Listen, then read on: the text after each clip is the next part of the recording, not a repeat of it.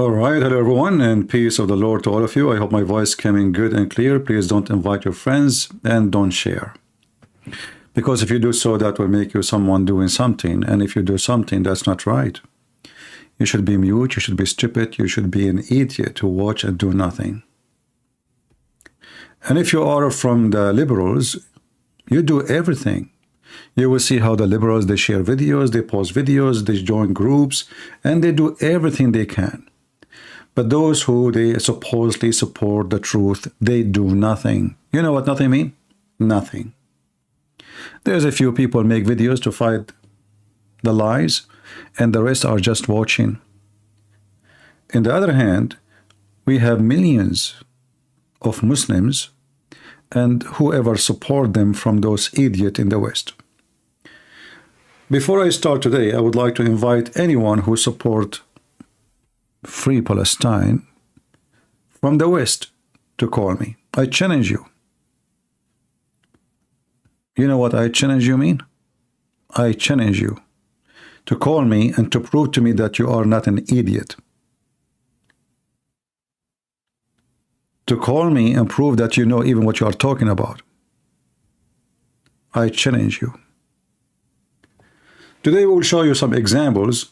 As you see, the title really does not present much, like Ramazan Kadyrov goes shopping. But this is not really about Kadyrov. This is about Islam. Islam is doing, Muslims are doing shopping in the West. They are shopping for stupid ones to support them. You know, a long time ago, not long time ago, but long time ago, at the same time, not long time ago, the stupid American who they are in charge of the government, they used Muslims, terrorists, to fight the Soviet Union.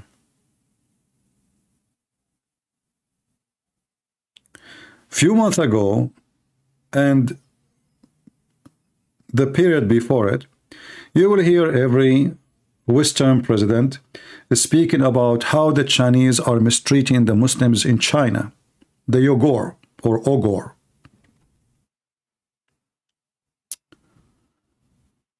Nobody is talking about that no more. So when Osama bin Laden, he went to do jihad against the Soviet Union, Washington Post made an article about him as a hero. When Osama bin Laden attacked 9/11, he is a terrorist. But Osama bin Laden, in the time of the article made about him as a hero, he was a terrorist. And Osama bin Laden, when he attacked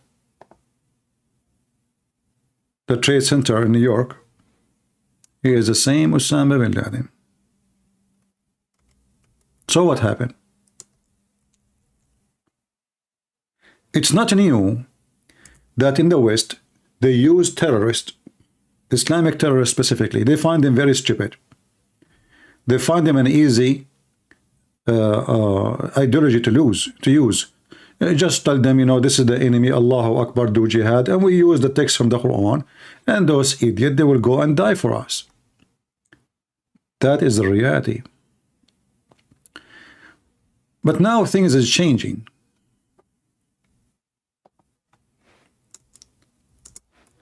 Now the terrorists get smarter.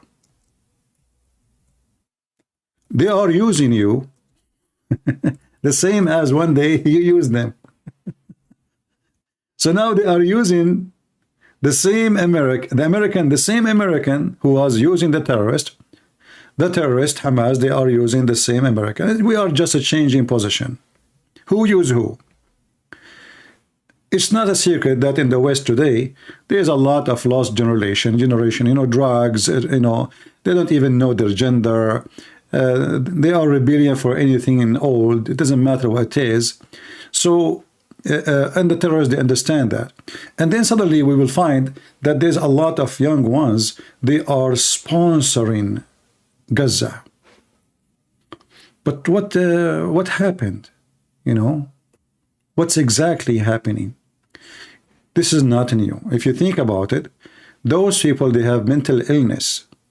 I'm not insulting, and I will prove it to you.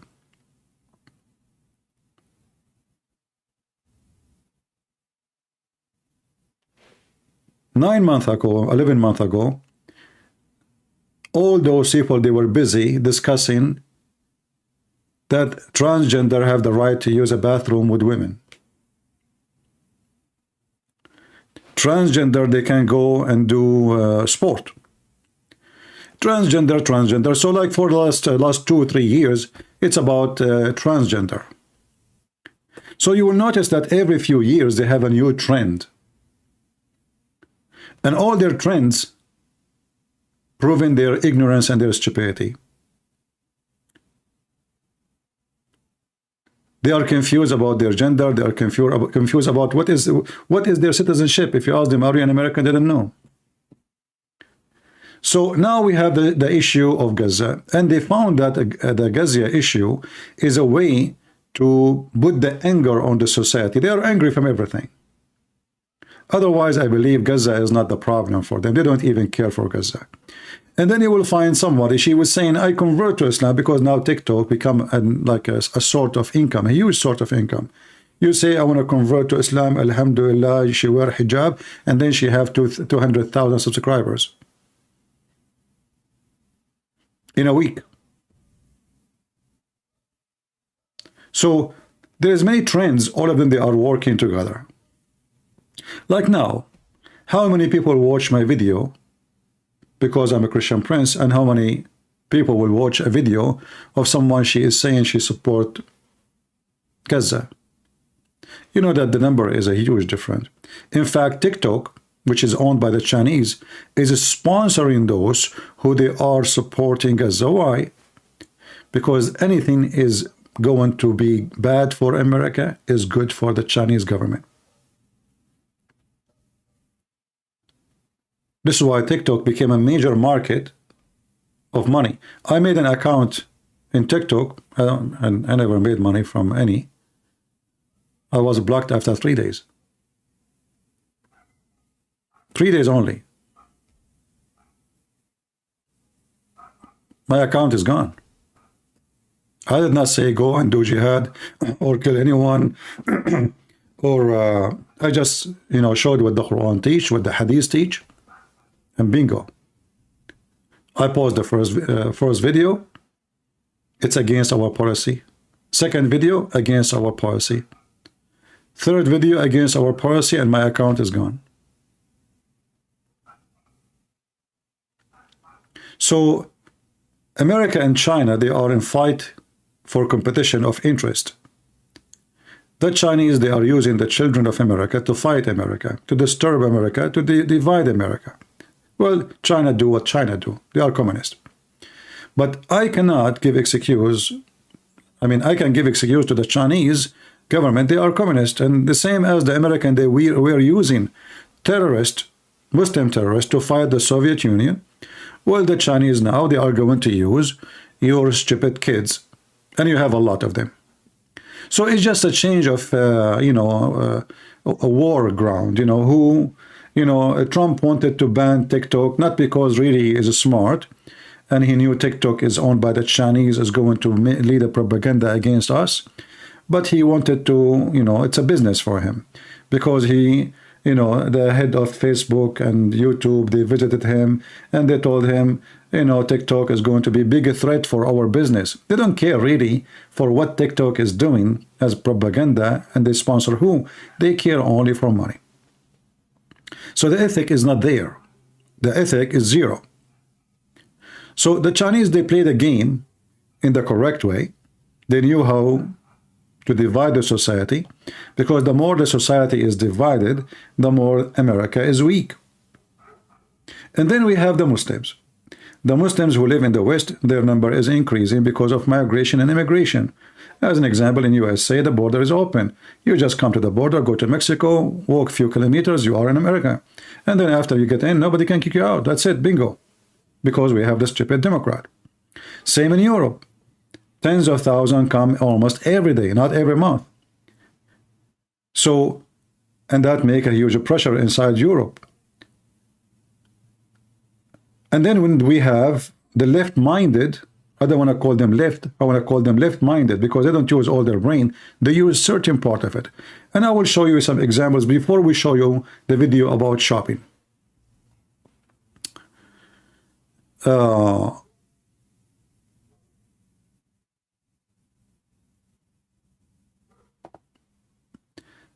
is an example of the mental. You know what mental is? The mental illness in America. So this is a channel called Democracy Now! She have 1.8 million subscribers.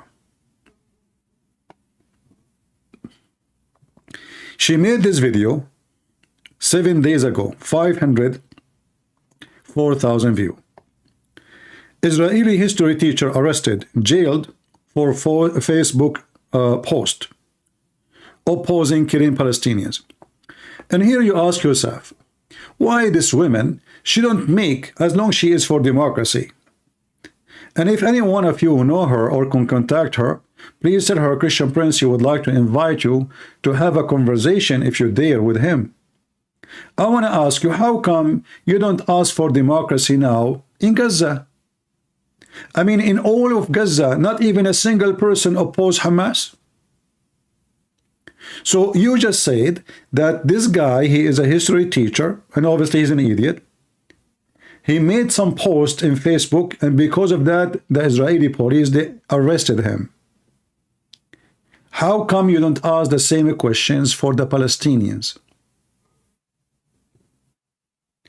Who can question what the Palestinian Authority is doing or teaching for hating the Jews and killing the Jews? This history teacher, he's an idiot, obviously, because he's making posts in the time of war, which is apparently supporting Hamas. And this is why you invited him. Listen to what she will say. Viewers like you, please support our work at democracynow.org. This is exactly, you know, she have 1.8 million support our work. You know, when you have more than 1 million and almost 2 million supporters, why they insist each time they go in any program, the first thing they say, give us money. The first even word, give us. And here you ask yourself, a program like this cost what? She have a computer camera, she have the internet. Let us say she don't go to work. Let us say she want to make $5,000 a month for surviving. Let us say 10. Do you think she is making 10? The first word, democracy now, is give us now.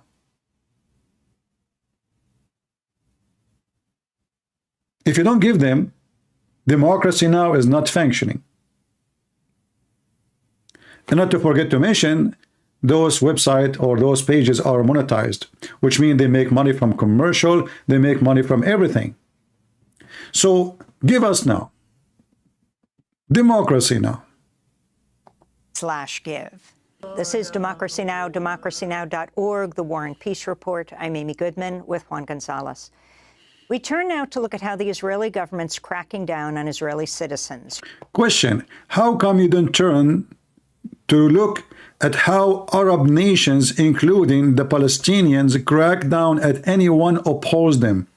How come you did not make videos of those who they are killed just a few days ago in the West Bank, who they are Palestinian, killed by the Palestinians?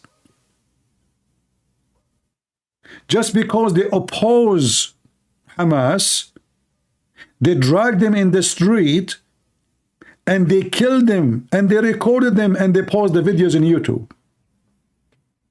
So you are questioning the Israeli government because the police, they ask a teacher to come for a questioning over a post accusing him of a treason, but you don't question. And the guy now, guys, is free. I mean, they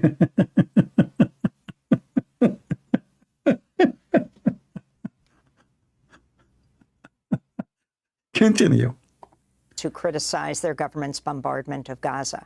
We're joined now by Meir Baruchen, a history and civics teacher from Jerusalem. Well, your friend is an idiot. You know, people who just came, and you know, we saw how the civilians enter into the houses of the Jews and they stole their food, they stole. Actually, you know what? I want to take you shopping. Who want to go shopping with me? Those are the people of Gaza going shopping in Israel. And actually, this is how Muhammad used to go and do shopping from a Jewish store. Shall we watch together? Let us see how the followers of Muhammad, the good people of Gaza, do shopping.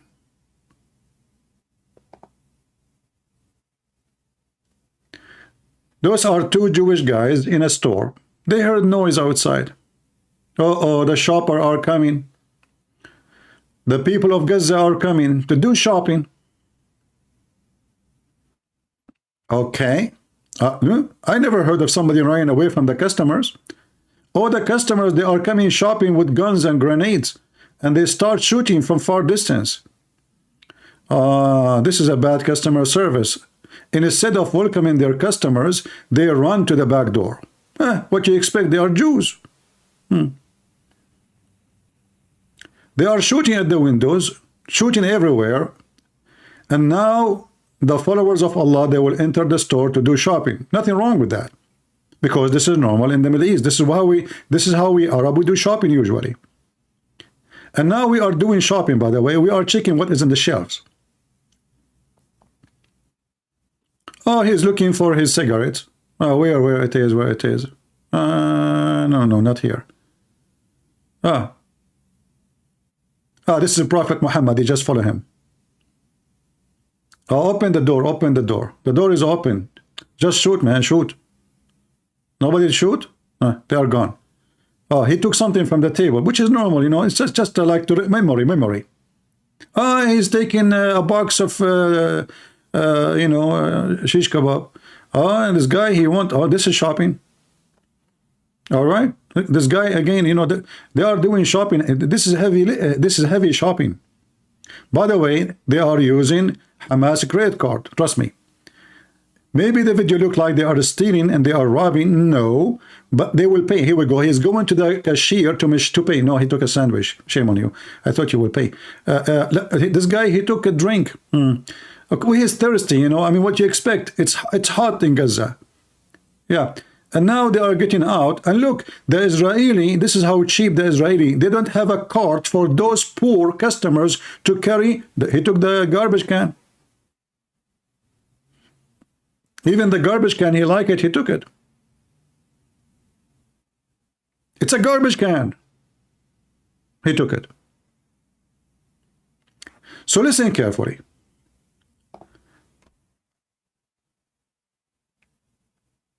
Those people in the West, democracy now, they don't see what's going on. They call for democracy. So people of Gaza, they are very democratic people. And they believe in the freedom of shopping. So they decide to go shopping for free. And you know, like, if you think about it, they are stressed. They are jailed. You know, the Israeli, they jailed them. And now suddenly the door is open, so we do shopping. You know, you keep saying to them that they have borders with, you know, they keep saying in the TV, they say that Gaza need 1,000 trucks of supply a day, which used to come from Egypt. And they keep saying to you that Gaza was locked and jailed. They have borders, they have passport, they have their police. I mean, how 2 millions they can have their supply non-stop? And not only that, the stupid Israeli, I have to say the word stupid, they give them water, electricity, internet, and phone. And yet they say to you they are jailed. Now we go back to this woman. Democracy now. So this teacher, after he saw what he saw, he decided to defend the people of Gaza. But people of Gaza, we did not see any of them during the time of October 7 and the weeks after. Is not happy with what happened. People of Gaza now, they might be sorry for what happened because of what happened. But before, they were celebrating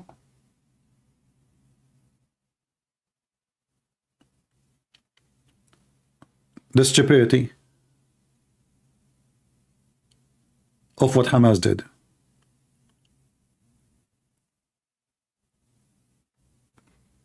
Actually, I just wanted to look for a video about how civilian of Hamas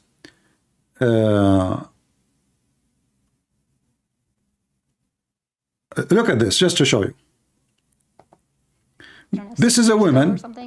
She want to tell you how she found that Islam is the truth. How she found that, I don't know. How she found Islam is the truth. I want to hear just a few words. 6-7 years ago, but my channel is just the same as my name is here. Anyway, but I did want to touch on one point that people ask is like, how are you so sure about Islam, or why would you choose Islam over the other religions? And there's a lot of reasons why. Why? You can go into the linguistic miracles of the Qur'an, the scientific miracles of the Qur'an. Linguistic miracle of the Quran, which she cannot read. Scientific miracle of the Quran, where the hail comes from mountains in heaven, and the sperm of the man is coming from his backbone, and the woman, she have a sperm coming from her ribs. So this is what we are dealing with in the West, a bunch of stupid people. In Israel too, they have the same, left people who they are mentally ill. It's a clear sign of mental illness. Islam not only does not have scientific, hold on, as long you believe in science, so you convert for a book teach science, which is false, well, then you have to convert to any book of science. You are mentally ill. People are really stupid.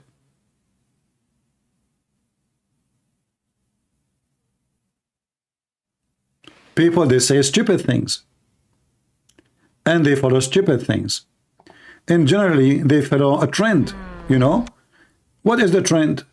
What will make us money? What will make more subscribers?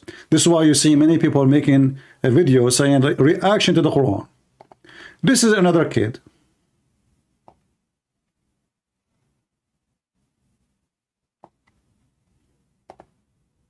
Hi, Muhammad Barakatuh. Voice of a man. my name is Erica White, a Filipina Jordanian. And here's my... Filipina Jordanian? So you're already Muslim. Your father is a Muslim, your mother is a Filipina, and now you convert to Islam? Okay, what happened? What happened? revert story.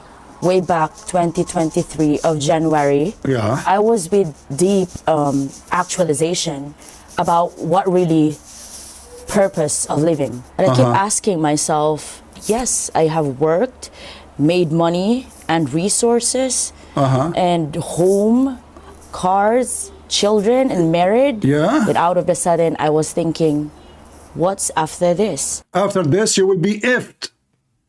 Because according to Islam, you will be an effing toys for the Muslim.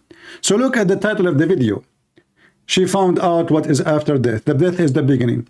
So after you die, according to Islam, Allah will send you to heaven and your legs will be open and you don't even choose the husband. And he will have many, many, many women like you. You are just a stupid idiot like the rest.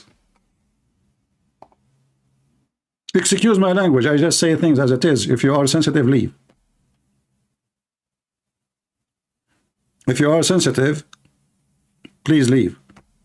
I'm not here to sugarcoat things. You will be effed.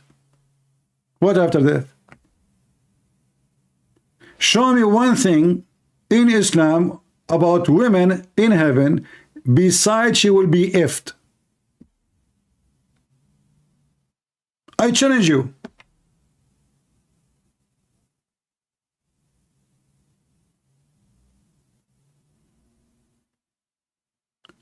When I say stupid, people are stupid. You know what you can say? I mean, stupidity. Now she found that, well, many religions teach there is afterlife and etc. People are stupid, you know. The other women, she found scientific miracle in the Quran. Like what? Like what exactly? The moon split? Huh? Like what?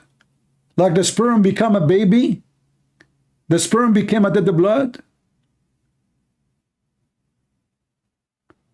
Maybe the scientific miracle that the sun set in a muddy, hot, boiling water.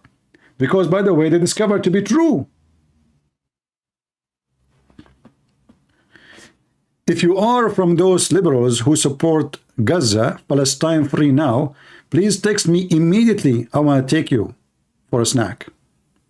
I accuse you all to be a bunch of idiots. I'm not insulting. This is how I see you. So democracy now shouldn't invite people who they are discriminated in Gaza. You know what? There is in Gaza, there is a Christians. When the last time we heard that a Christian who live in Gaza, he decided to do terrorist attack against Israeli. Well, both are them, you know, if the Israeli are treating the people of Gaza unfairly, well, the Christians who live in Gaza live in Gaza like everybody. In fact, the Christian in Gaza, they are treated unfairly by everybody, starting from their neighbors, the Muslims.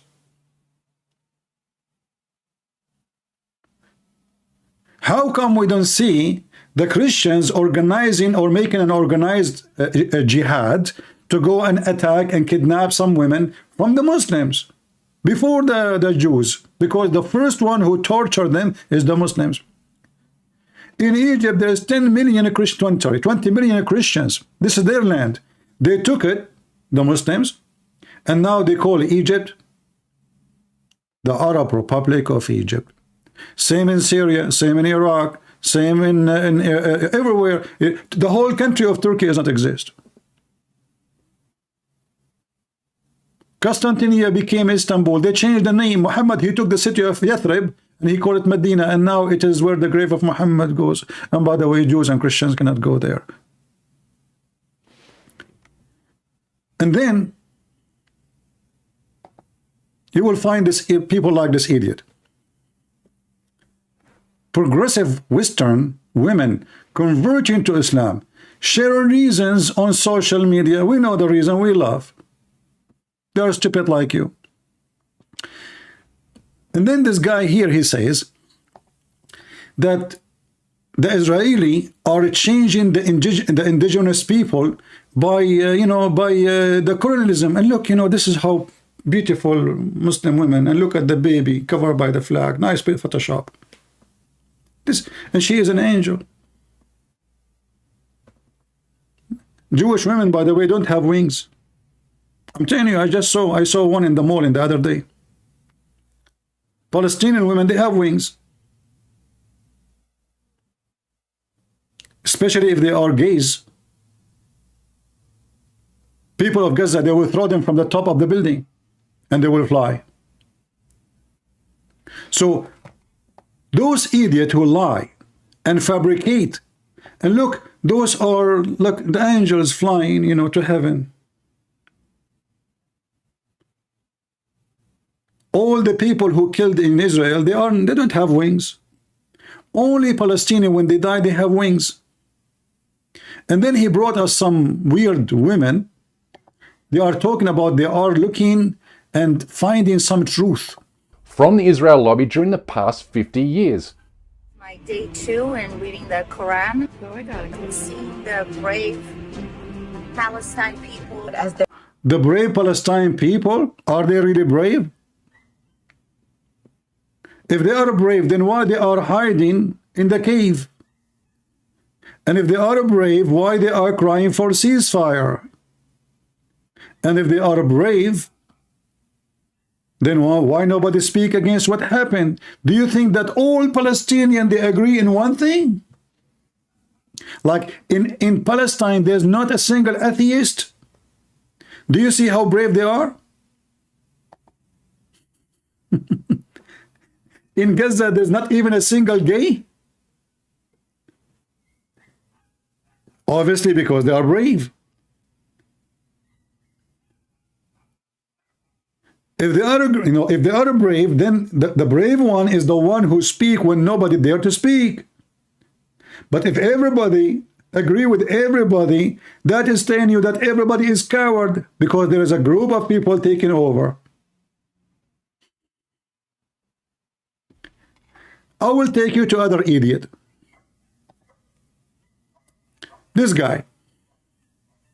Tactics of one group. We condemn this. Do you condemn that? Very well. That is a fair question to ask. But we have to ask in return, why is it that we have never once heard in over 80 plus years? Why is it that this deafening silence that we notice? Why is it that what is blatantly absent from every press release, from every interviewer, is the condemnation of war crimes against innocent Palestinian civilians? Where is the condemnation of... Here you see the hypocrisy.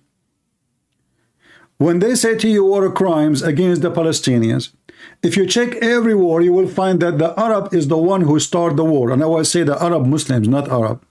The Arab Muslims, they are the one who started the war. And the purpose of the war is to do genocide and cleanse the land from the Jews.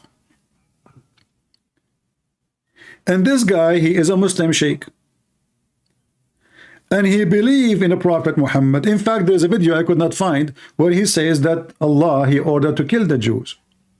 So as long you're against genocide and crimes and war crimes, do you condemn your Prophet raping the Jews, killing the Jews? At that time, there was no state of Israel as we know now.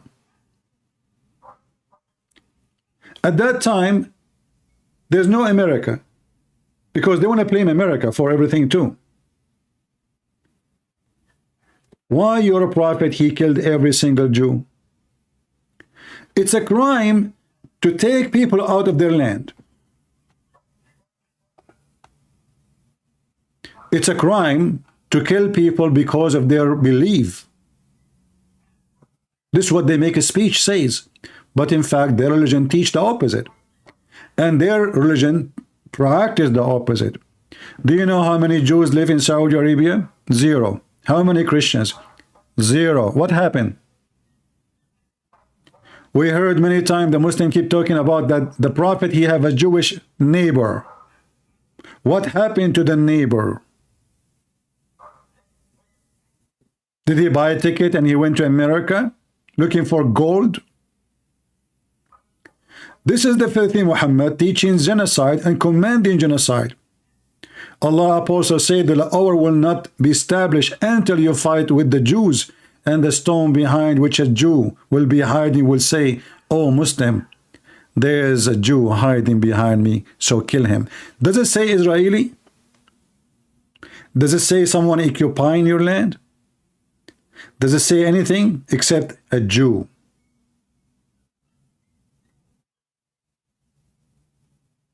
Except what? A Jew. And just to show you how the Muslims, when we face them with clear evidence, what they say to us in the comment. Just to show you the propaganda of deception. Qur'an is the key of shit, he said. I added the word shit from my dictionary. This is the first word I learned when I came to America.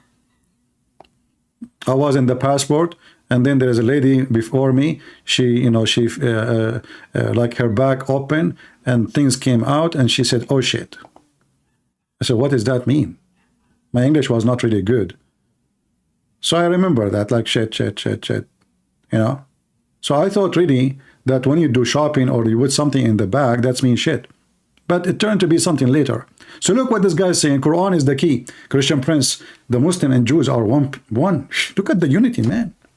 Look at the unity. They are one. I mean, who you want to believe? You want to believe what Christian Prince showing you, the Prophet said, and the Quran saying the enemy is the Jews and the Christians, or Quran is the key of shit? I mean, the Quran is the key. For sure, the Quran is the key. Deception is a war. The same they say to you, Islam teach peace. Islam is about love. Islam is fair justice. Islam is science. Ethnic cleansing.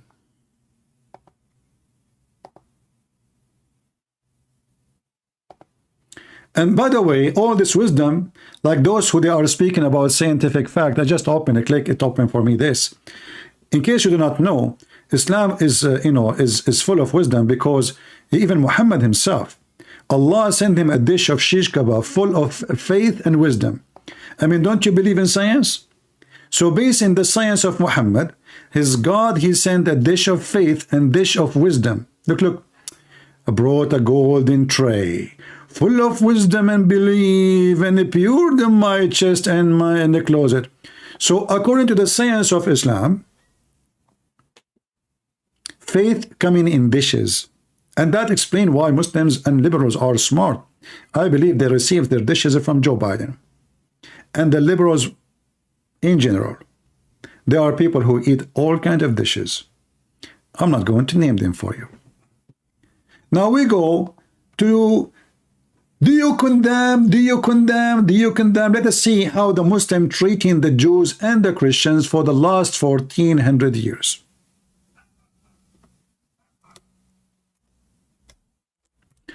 I will type only the word Yahud. I will not type anything really. You know, like I want to search, I want to see my luck. So I will type the word Yahud in Arabic.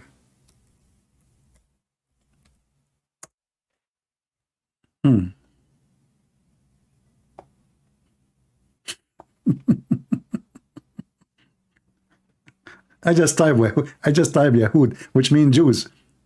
What is that? Story of stoning two Jews? Just stoning two Jews. Two Jews stoned. Stone them, you know. It's a human right, a human right. Here, the judgment day will not come until we kill a Jew. If a Jew, he hide behind a tree or a stone, the tree and the stone will say, hey, hey, hey, hey, come and kill him. There is a Jew behind me. Muhammad, the reason he hated the Jews, because he could not make 10 Jews believe in him. Read with me. And by the way, between two brackets always is a lie. The Prophet said, had only 10 Jews. The one between two brackets is not exist in the hadith. In Arabic it says, لو آمن بي عشرة من اليهود لا آمن باليهود. So Muhammad, he failed to make 10 Jews believe in him. So he wanna kill them all. So I just typed the word Jews and I see nothing but hate. Even Muhammad, he commanded the Muslims to color their hair just to oppose the Christians and the Jews, because the Christians and the Jews don't color their hair. So he said, oppose them, act differently. Act what? Differently.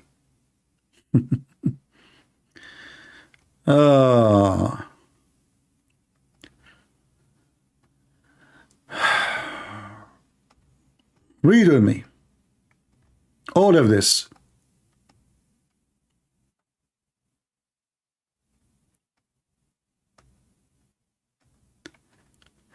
Here it's about how to mistreat Christians and Jews, what they inherit and what they don't inherit. And you will see that Christians and Jews never been treated equally to the Muslims. In fact, if a Muslim he killed, as you see in front of you,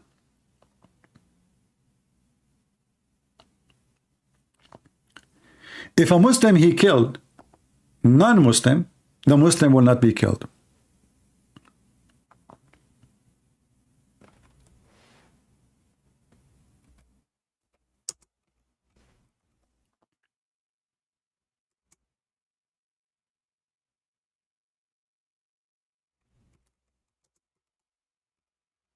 Let me find you better reference so you can see it clear.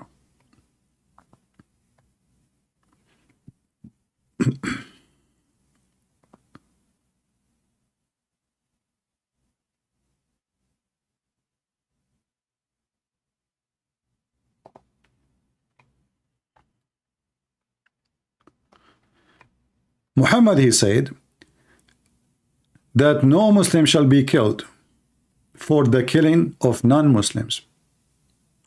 You see, we saw Yasser Qadi talking about equally. And the Muslim, they keep saying that Islam teaching people to be treated equally. I'm just looking for the actual hadith so we can show the reference. All right.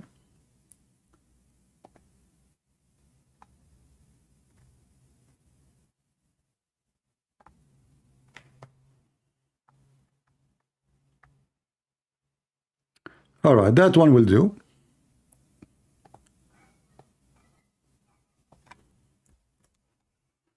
Read with me. The equality which the Muslim they preach, and they keep saying, and you will see this woman, he convert to Islam because Islam teach equality. You know, her husband beat her, her husband can marry another woman without marrying her. Just search for the video, it's called Secret Wife in Islam. A Muslim should not be killed in retaliation for the murder of a disbeliever. It's a murder. Listen carefully. If a Muslim did a murder, not just kill, because, you know, you might kill somebody, but you don't want to kill him, like a car accident. This is not the case. If a Muslim did a murder against non-Muslim, a Muslim will not be killed for killing that person, for he is not equal a human being.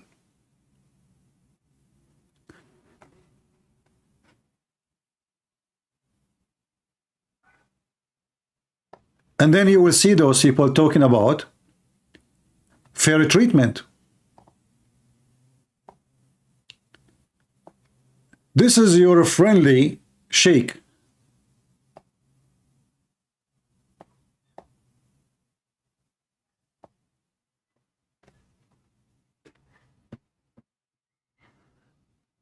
Teaching us what is the purpose of Islam and how they would treat non-Muslims. And how you can stay non-Muslim. You want to stay non-Muslim? No problem. You can. When Muslims go and conquer the adjacent country, what do? We kill them all? No.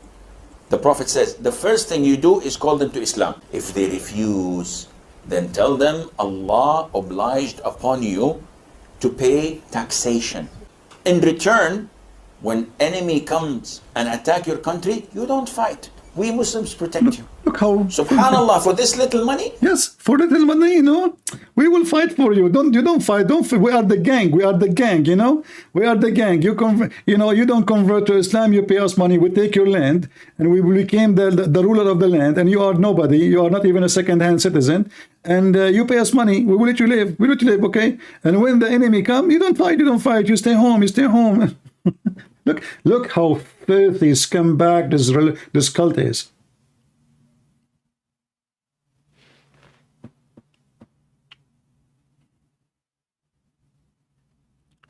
The Muslims, they are doing charity for you. They take your land, they will become your government, and then they will force you to pay them, and they call it tax. It's false. In the Quran, it says jizya as a jaza, which means penalty, and you have to pay it with humility, which means Muslims, they spit at you each month you paid.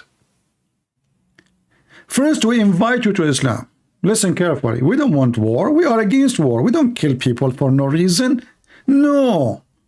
You invite you to Islam. You see, he did not say you occupy our land, you are attacking our religion, you are a Jew or a Christian or a Hindu attacking Islam. No. We send you a letter says convert to Islam or else. If you don't want to convert to Islam, then you have to pay us and we have to come and occupy you. If you accept these terms and conditions that we occupy you and you pay us to live in your own home, to live in your land. And listen, you don't go to war if somebody attack us. You idiot. You are the occupier. Imagine now we are, let us say, they are saying now Gaza is under the occupation of Israel, which is absolutely false. Because in order to be under occupation, then the Israelis have to be in the ground, occupying the land. This is number one. Number two, they are the police, which is not true. Hamas is the police, and they are the government, which is not true. Hamas is the government. So they come to your land, they take your land, they take your government, and they force you to pay jizya, and they humiliate you, and they treat you like shit, literally. And if you don't accept our conditions, what we will do? Yes. And you enjoy sitting in your home. You enjoy living like a dog in your home. Homes and in your country and live your... In your country. It's your country now, you see? They took the country from you, this is your country. Like what happened in Egypt, like what happened in Iraq, like what happened in Morocco, like what happened in Syria. It's your country.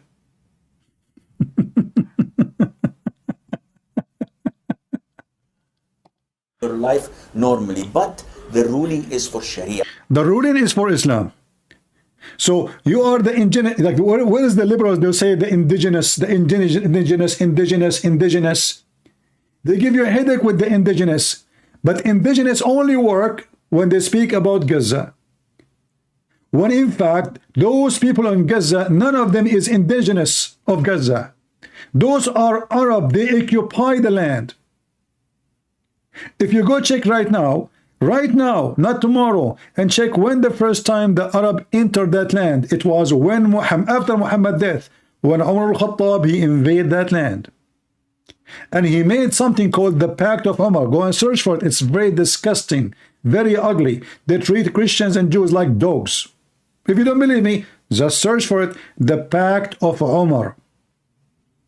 This would happen. Umar al-Khattab, he came. He surrendered Jerusalem. No food, no water, nothing. Convert to Islam or pay jizya, and we enter the city and we occupy it. And those Christians, they give up.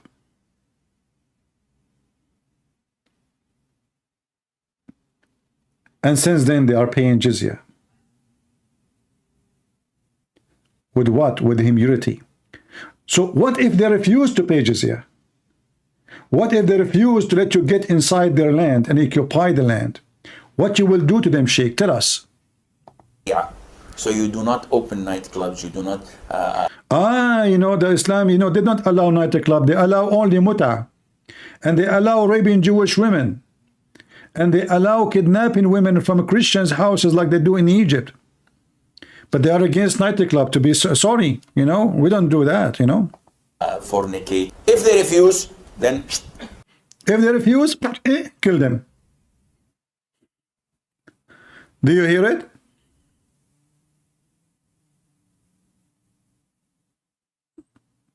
Did you hear it? This is according to Islam. This is according to the faithy Muhammad, aka Allah. And then they give you speeches and they bring you those stupid liberals to talk about equality. The Jews are not treating the people of Gaza like a human. You go and look at Gaza and you will find every building is 20 floors. When they talk about Gaza, you think they are talking about the poor people in Africa. Nobody cry for the poor people of Africa. Do you know how poor they are? Do you know in Africa how many child they die every day?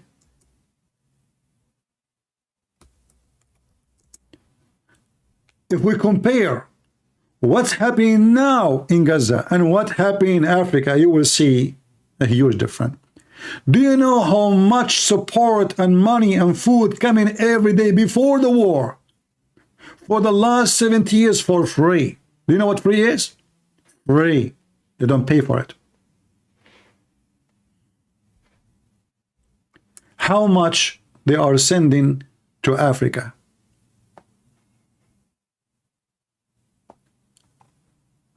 When there was a war between two tribes, the Tutsi and the other one,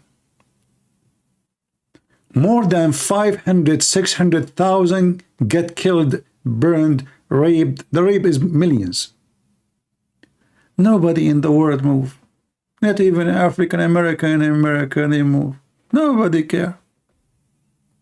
Nobody. So what?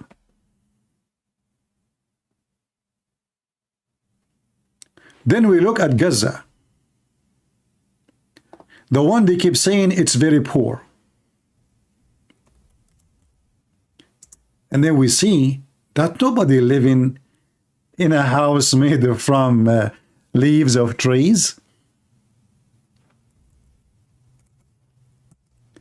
Nobody live in a slum.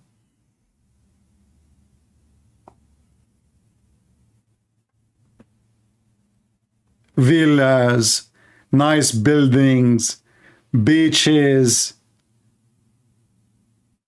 Where is the poor?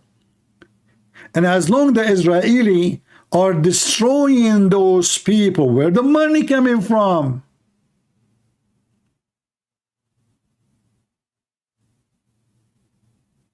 And by the way, this is Google playing for you Gaza before and Gaza after. So Gaza before Hamas attack, like this. Israel did not do anything to them. Israel allowed them to come and work in Israel. They cross the border, they work in Israel, they make money, they send it home. Everybody is happy.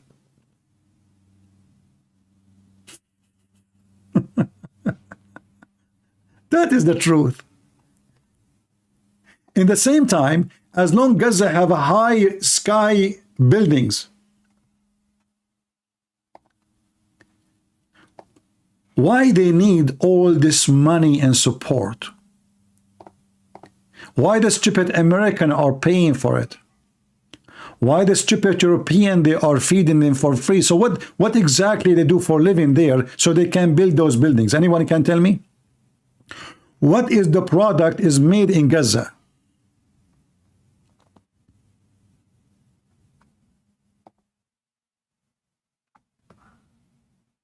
If there is anyone can tell me. And why nobody see what's happening in Africa? How come we don't see those leftists striking for the hunger of the children's in Africa? How come we don't see those people striking for the whole Christian village destroyed and killed and burned in Nigeria? And they killed everybody there. Is that because they are black African poor? Nobody care for them?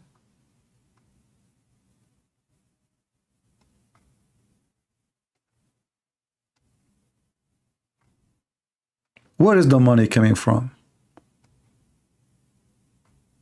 As long as they are poor.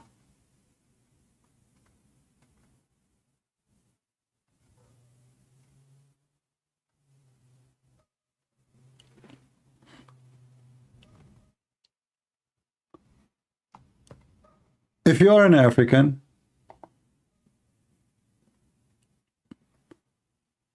and you are living in USA, I have a bad news for you. There's a new trend for the liberals. You know, few years ago, just for the sake of the election, a guy, his name is George Floyd, died. The trend, it was a trend. Everybody is crying for George Floyd. Everybody. The White House, you know, everybody is talking about what happened. And by the way, the police department in that city, the chief is a black. The vice president of the chief of the police is a black. The district attorney is a black. The mayor of the city is a black. And yet they are talking about discrimination. However, because of the election, they use the death of this man to make themselves, those liberals, that they are the one who defend the African American. It's just for the sake of election purpose. There's millions until now of African American. They are poor. Why George Floyd? And why they made for him a coffin made of gold. Literally. I'm not joking. In his funeral, presidents, they came. Actors. Everybody coming to cry at the poor man who nobody cared for when he was alive.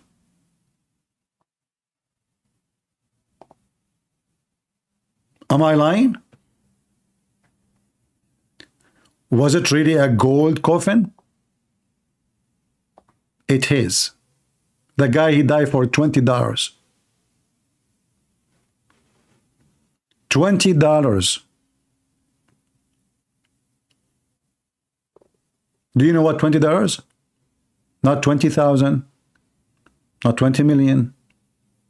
$20. So when a black African, he died for the sake of the election, they use his death.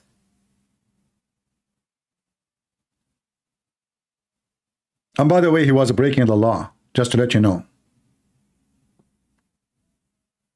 Which means he was committing a crime. But there's many people, they died, they did not commit a crime, black or white, nobody cared for them. Only for the purpose of election. If they find in you the target they are looking for, they will make you an idol.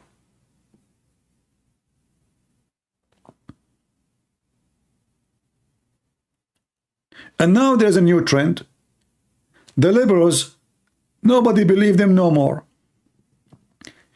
The idea of supporting black African, it became old, you know. They need a new fashion thing.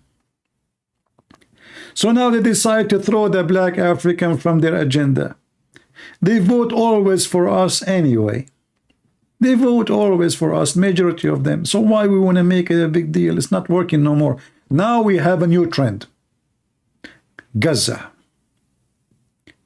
The liberals always, they present themselves that they are the one who support human rights. When in fact, those liberals is the one who fought to keep slavery. And, you know, I'm not defending, by the way, one party against the other one. I believe both of them, they have a lot of corruption. But reality is that Republican is the one who fought to against slavery, and the liberals, the Democrat, is the one who fought to keep the black people under slavery, which means to be slaves.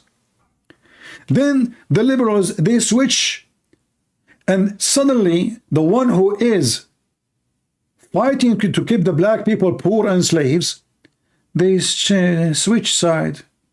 They notice that this is not a trend no more. So what we do, the liberal parties is the same as a lizard changing the color, depend on the, like, you know, what they call it, this animal, it's like a lizard. So when it walk in a rock, it change its color and it look exactly like that rock. Those are the liberals. And for sure, there's a money machine behind this machine. Nothing works like this by itself.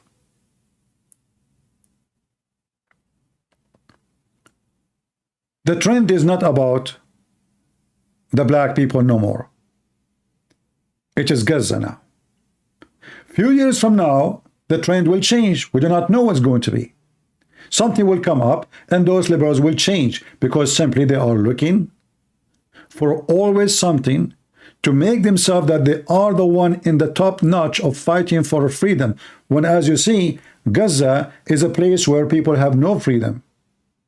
When the last time the people of Gaza, they have celebration for gay festival? Never. Okay, what about in Syria? Never. Egypt? Never. Dubai? Never. What about even Turkey? Erdogan is arresting them. So democracy now, they call themselves in their channel, but they don't talk about those things. Not, you know, they don't count. You see, they say that the Israeli don't count the Arab as a human. In fact, you are the one who don't count them as a human. How we know? Because you never speak about democracy in those countries. You will notice only Democrats, they speak against a country only if the country is not supporting terrorists. And I will give you an example. When the Assad regime was not in the laptop of Iran, they want to replace the Assad. But this guy, women, they can wear short, they can jump in the beach, they can work in the police, they can join the army. Women, they can be teachers, they can be doctors. So why you want to replace him? Well, he don't support terrorists. So the stupid American, the stupid Western, and for sure Qatar is the head of the snake, pumped the money in Syria. And Syria was destroyed.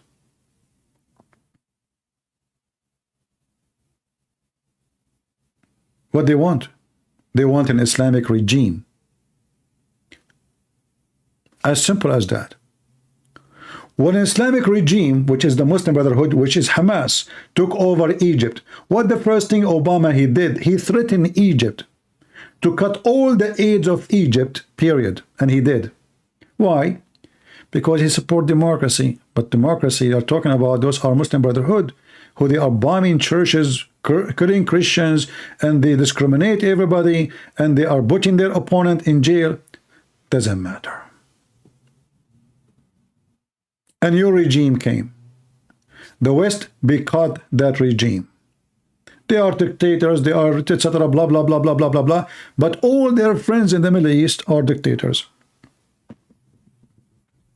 So when you see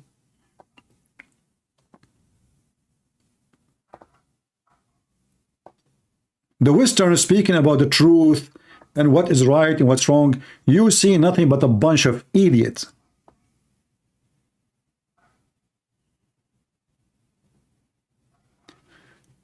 In Islam, we don't have LGBT problem.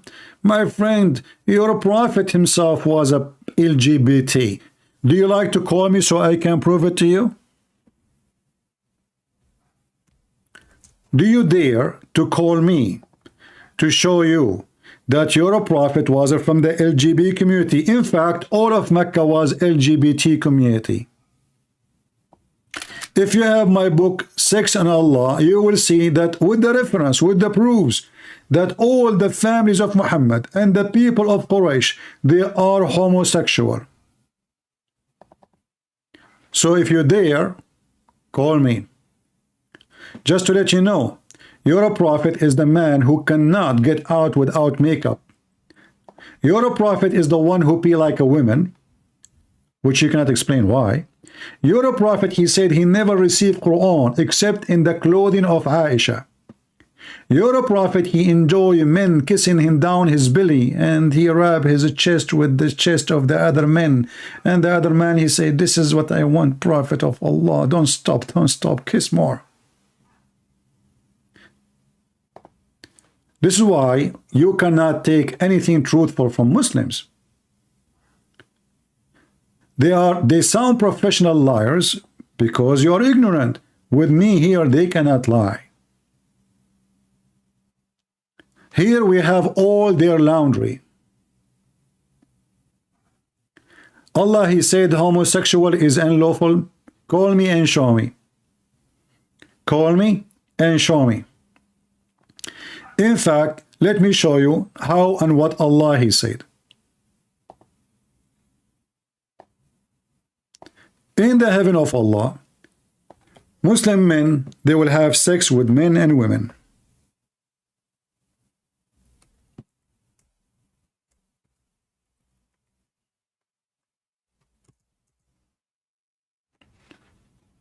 Do you see it? Abdul, I told you, you are talking to Christian Prince. The Messenger of Allah said, in paradise there is a market, which is nothing bought or sold except images of men and women. So the images are images of what? Guys, why we have 1,200? What's wrong? Where is everybody? Why you are not inviting? Shall I cut and leave?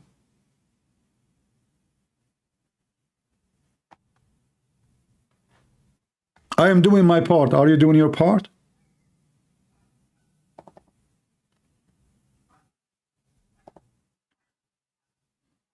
The view mean nothing for me except sharing much of the truth. As you see, we don't have commercial, we don't have advertising, we don't have super chat.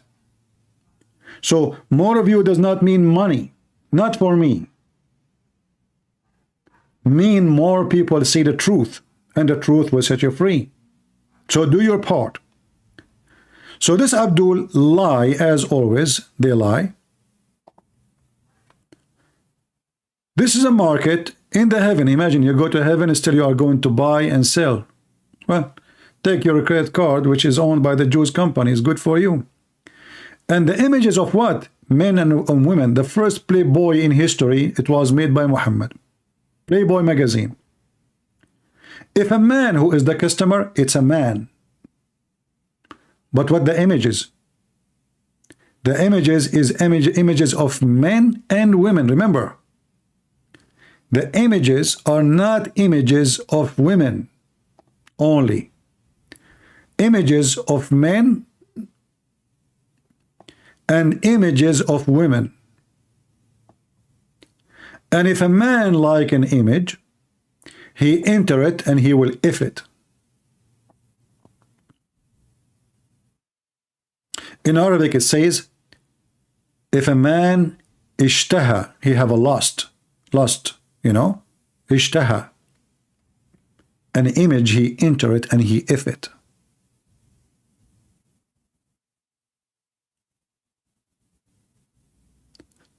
Is that a promise for gays from a gay or not? Are you going to say to me, this is not your prophet promise? Qur'an 4:16 prove homosexuality is wrong. Well, Qur'an 4:16, my friend, expose your God and your prophet more. Because in 4:16 it says, if somebody is a homosexual, hurt him, but never punish him. There is no punishment in the Quran for homosexuality. So how that be, you know, if you eat in Ramadan in Islam, you will be punished. If you are a homosexual in the Quran, you will not. And then the Muslim, they will bring you something from the Hadith, which is not from the Quran. So in the Quran, they have zero penalty for homosexual, a man having sex with a man. And I challenge you to tell me what is the punishment in the Quran. No punishment. Same time, if we go right now and check what is the punishment, you remember he just said homosexuality is wrong, but his prophet promised him in heaven homosexuality. So it's wrong in earth, and it is halal in heaven. Yes, exactly. This is a stupid Islam. As an example, wine is haram in earth, but wine is lawful in heaven, to the point you will have a river of it. In fact, in heaven you can have sex with your mom, even in earth. So if you go in the Quran, you will see the one he is mentioning about homosexuality, that the penalty of those do such an act, you just hurt them, hurt their feeling, and beat them with sandals. Do you see it? That is the penalty of homosexuality in Islam. Am I making things up?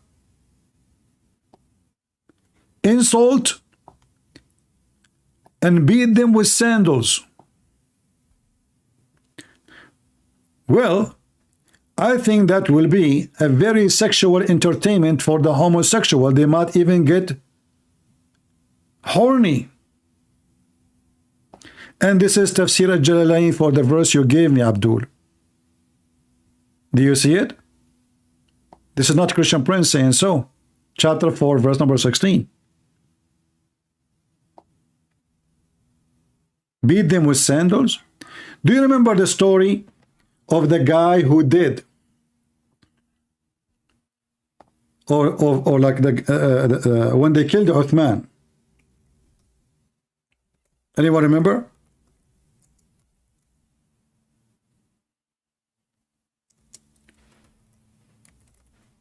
When the caliphate, the first caliphate of Islam, was killed because he's a criminal, and the Muslims killed him because they are criminals too. One decent Muslim, he was shouting, saying,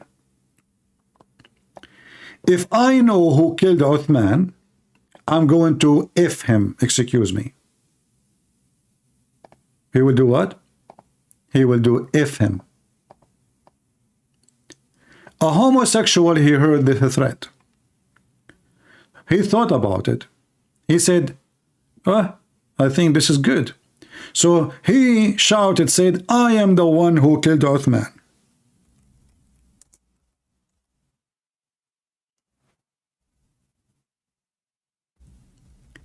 The Mujahid, the Muslim, the good Muslim,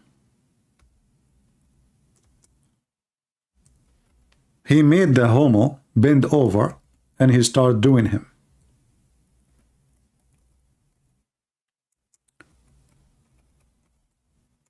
The homosexual underneath the Muslim man, he was screaming, saying, not from pain, no, but from joy, saying, if I know that the king of Uthman will give me this, I would love to kill Uthman every day.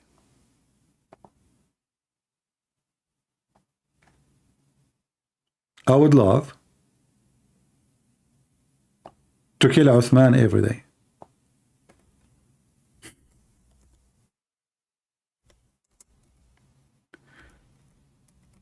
Until now, we have zero supporter of Gaza trying to contact us.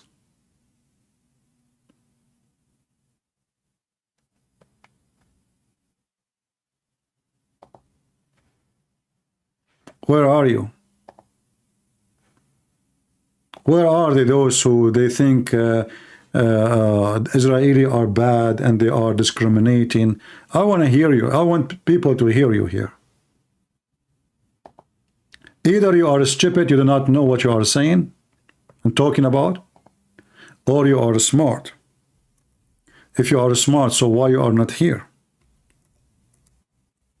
Give me the reason.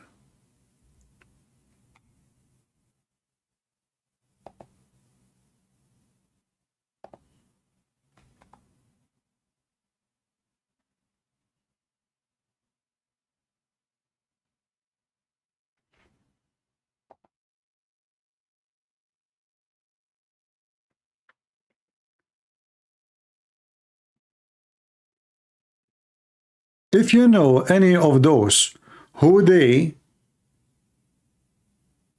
claim that Israel is bad, please invite them. This is the guy who is complaining about his wife being taken by a Muslim sheikh. See, everybody is crying for Gaza. This guy is crying for his wife. She was taken by Abdul Sheikh. Okay, forget about this guy.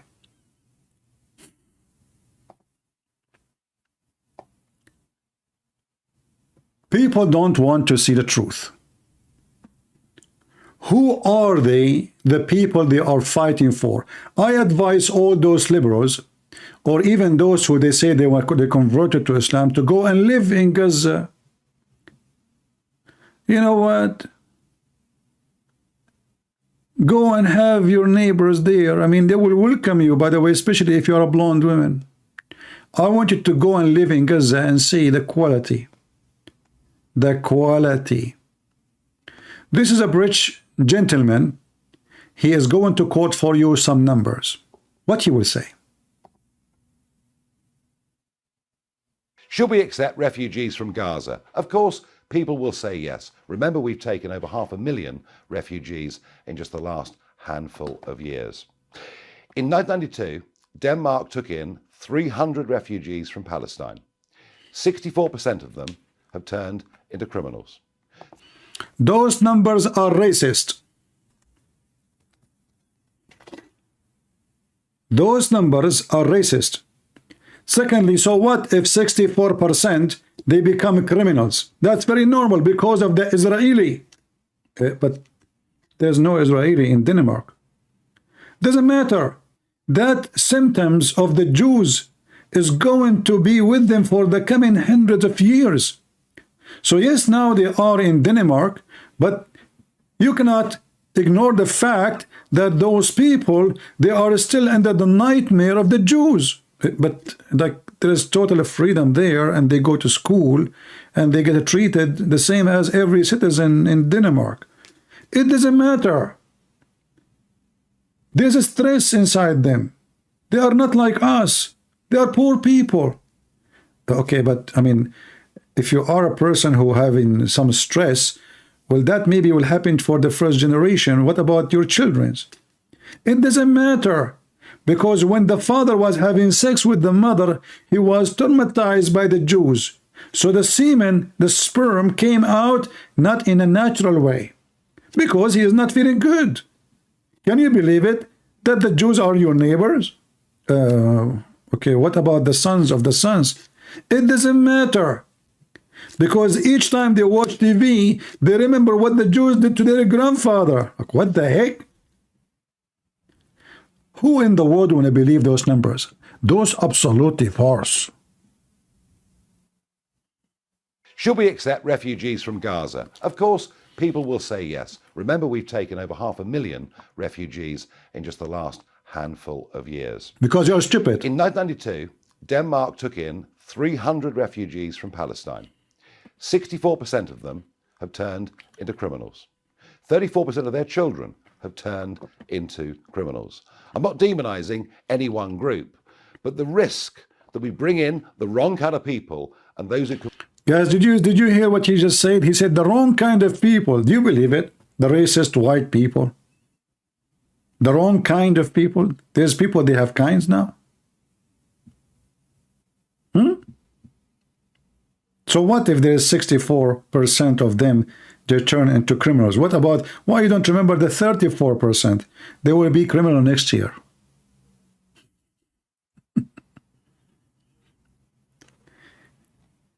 There's a video of Shamsi talking about how a Muslim brother, he robbed other Muslim.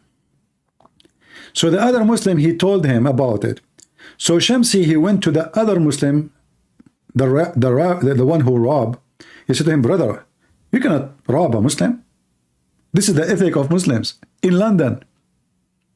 Brother, you cannot rob a Muslim, brother. Please, brother, give him his watch and his wallet and his phone. You can rob non-Muslims. This is the ethic of Islam.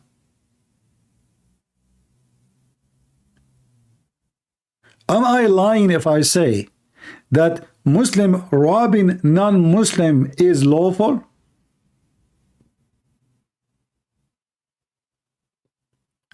Somebody is smart saying, CP, why do you hate Arab?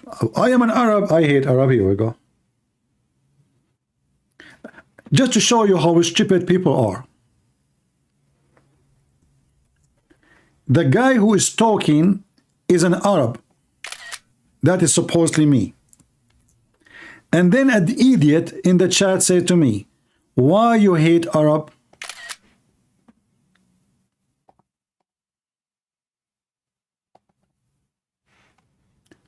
That remind me of the guy, he said, he was making an interview with Joe Biden. He said to him, if you don't vote for me, you are not black. I mean, the guy is black. His father is black. His mom is black. His dad is black. His neighbors are black. The whole building is black. The city is black. He is coming from Africa, which is black. And he wear black shoes. Still, for Biden, just because you don't vote for him, he is not black. So, if you say the truth, why you hate Arab, huh? Huh? What's wrong with you? How come you don't ask the same question for those who go and protest against the Israel and they say, not in my name, supposedly they are Jews? Why don't say why they hate Jews?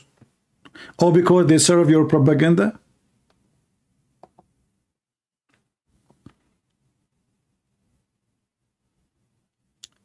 They could not refute you. They try to frame you.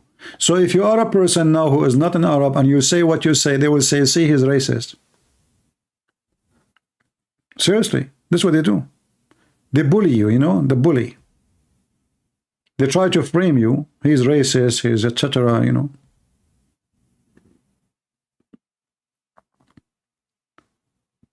Anything you say. That's why there's many people that they avoid speaking about things which they should speak about, because the second you speak about it, they frame you. Like, we speak against Islam, they give us a name, Islamophobic. What the purpose of Islamophobic is to make you be, you know, to make people believe that you have a mental illness, you have a phobia. This is what phobia means. Phobia is somebody is afraid of something is not true. So they, you know, they did 9/11, they kidnap, they rape. You know, this is every country, every Islamic country, they have the same problem. And then they say to you, Islamophobic. Why we take our shoes when we go in the airport? Because of Islam. Why we have to go in the check and take all our etc. and there's no liquid and there's no toothpaste and no cream, no medicine, no food, nothing, because of Islam. Why they are afraid even they scan your body? Because of Islam. This still they say to you Islamophobia. I mean, every airport in the world, they have a strict policy in entering the airport because of one religion, and this is the truth. I remember before 9/11, nobody opened my bag. I never took off my shoes. The line is so simple. You go right away to the airplane. Anyone, ask anyone. After 9/11, we have to take our shoes, and if it's necessary, you have to strip because of Islam. But nobody want to say the truth. All the garbage we have in the airport because of Islam, one religion, not because of the Buddhists, not because of the Hindus, not because of the Christians, because of Islam. But nobody want to say the truth. Because we are living in the time of everything is awkward.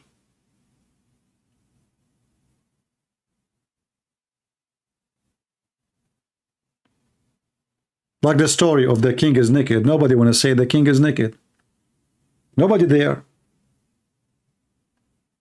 In fact, after 9/11, this, being an Arab, it was a very nice thing for me. Like always, I wish they will give me a window seat. After 9/11, they put me always in the window so I can be cornered. Right away, the airline, oh, this guy is a Middle Eastern, put him in the corner. Bingo, I got the window seat. Always, I got a window seat. I don't even pay for it.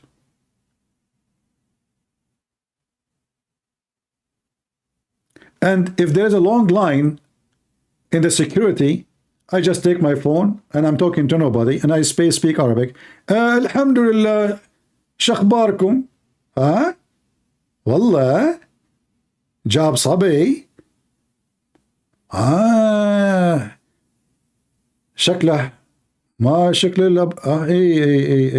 Right away, the security guy will come to you and he will put a red circle around your ticket. Says, sir, can you go there?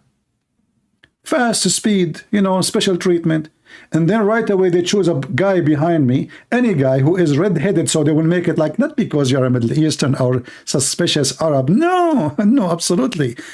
And right away, instead of waiting for 10 hours on this line, like if you go in Atlanta airport in Georgia, I mean, the line is like 2 kilometers. Right away, okay, go, get in. Nice treatment. Lately, I'm not really feeling the same. I'm so upset. They are not giving me the window. They relax. They are not afraid of the Arab no more. I don't know what happened. They are afraid of the Jews. It's the Jews who did kidnap airplanes, brother.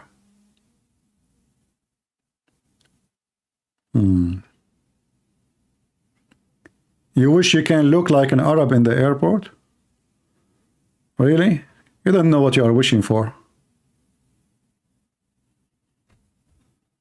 You have no idea. Anyway, so all those idiots who give us speeches about what is right and what is wrong, but they are the last one who can tell you what is right. Until now, I have 0 person contacted me in Skype.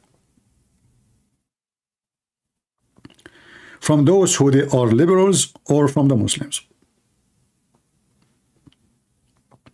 Where are you, Gaza supporters?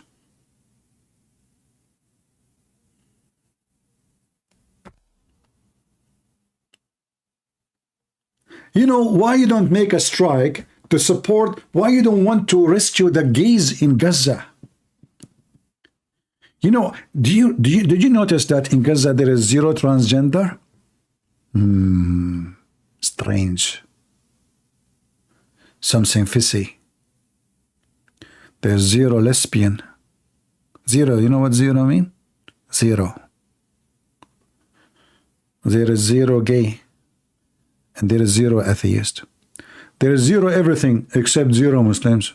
Everybody believe in the same religion, everybody fought for the same government, and everybody read the same book, and everybody agree about it, because this is a democracy, and those people are very friendly. I mean, they don't force people to believe in something. No, they convince them. So suddenly Israel is an oppressor, and they are bad, and they are disgusting, and people of Gaza, they are poor. Did you see what the Jews is doing for them? You know, how come you don't strike for the women and the babies being killed and kidnapped? Actually, there's a video. Let me see if I can find it. Maybe later, you know, maybe next time. Today we don't have too many people here. Just 1,300. Maybe we are in the wrong time, wrong day. There is like some kind of a Mexican drama in TV and people watching, because this is what happens in the Middle East usually. If there's a Mexican drama or Turkish drama, you know, they like more Turkish drama, to be honest with you, because people are more naked. You know, in the Middle East, we are very conservative. Very, very conservative people, you know. I'm telling you. This is why Turkish drama is the best drama. Nobody wearing clothes. And, you know, like, I have a cousin, one of my cousins in the Middle East. Once I came to his house, and I found something strange. He have 3 TVs on the top of each other.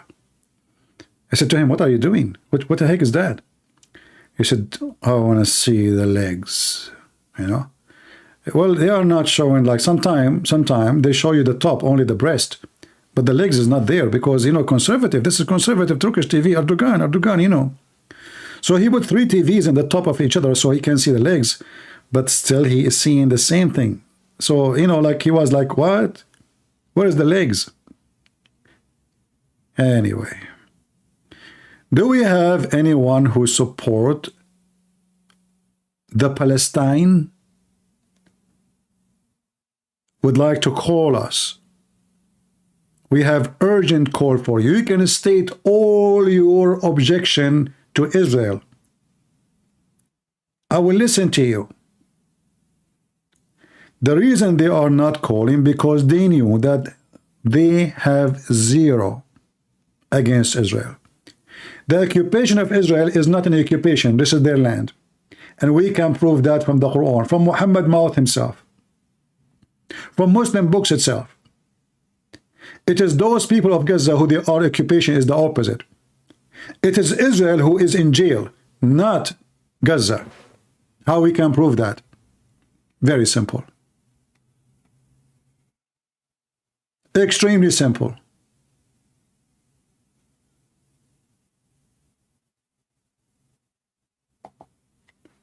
Israel is surrounded by enemy. They boycott Israel. They don't buy from Israel. They don't deal with Israel. They don't talk to Israel. They don't allow Israeli airplane to fly, and nobody can enter the borders into Israel. Who is in jail?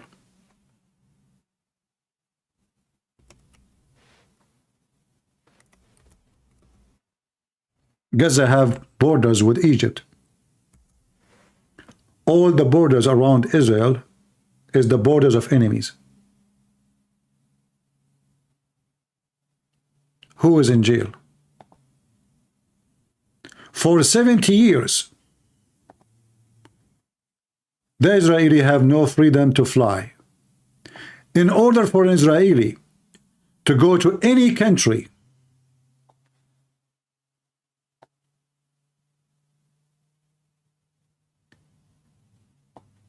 they cannot leave their land unless it's through the sea to Europe. Imagine you are an Israeli citizen. Just I want to show you the hypocrisy of those people.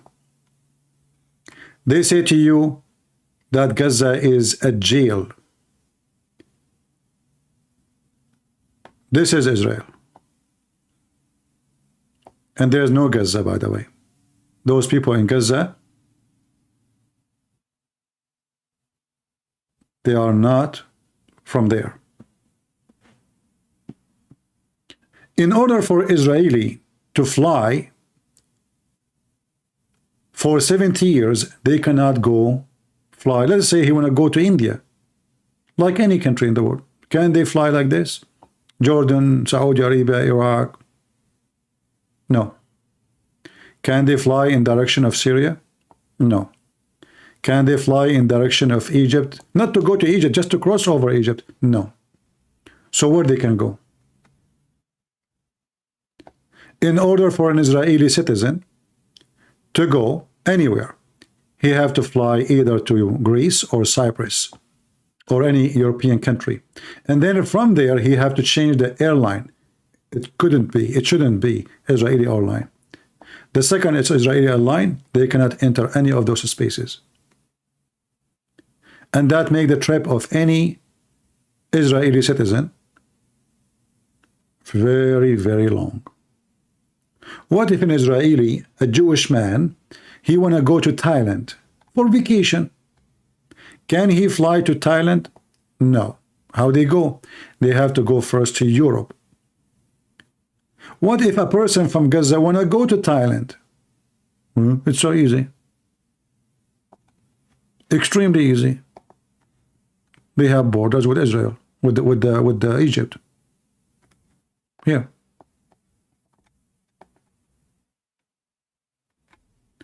They cross the border to Egypt, and they go anywhere they want. Anywhere they want. But nobody wants them. If you go check how many countries, Muslim countries, I'm not talking about Christian countries or European countries, how many countries accept Palestinians to come to their land? Nobody. How easy it is for a Palestinian, so-called Palestinian, to go to Syria, to Jordan. What about Emirates? Okay, what about Saudi Arabia? What about Egypt? They don't want them. You know, they keep saying about closing the border. The one who closed the border is the Egyptian.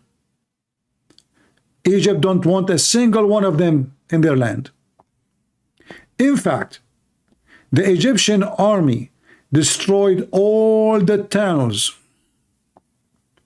here, going from Gaza to this area. In fact, the Egyptian army destroyed the whole town here because it became a center of terrorism. In fact, in 2014, 2015, the Egyptian army asked the Israeli to allow them to let airplanes and tanks to enter into Sinai, because according to the peace agreement, Egypt cannot bring any heavy-duty weapon to that territory. Why they want to enter tanks into that territory? The answer is very simple. Because Hamas terrorists are invading Egypt. And they even attack many prisons, and they free terrorists. And the Egyptian army start bombing all the towns in Sinai.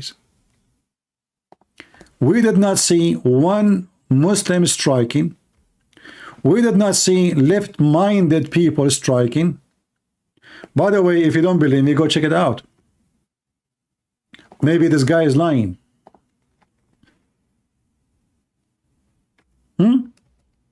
Maybe this guy is not sharing the truth.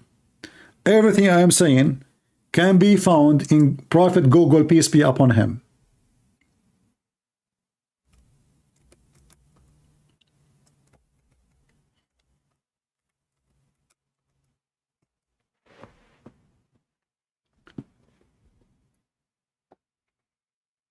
This is Al Jazeera TV, the TV of terrorism. Ansaru Baytul Maqdis. Let me, you know what? Let me use Google Translation so you can read with me the titles.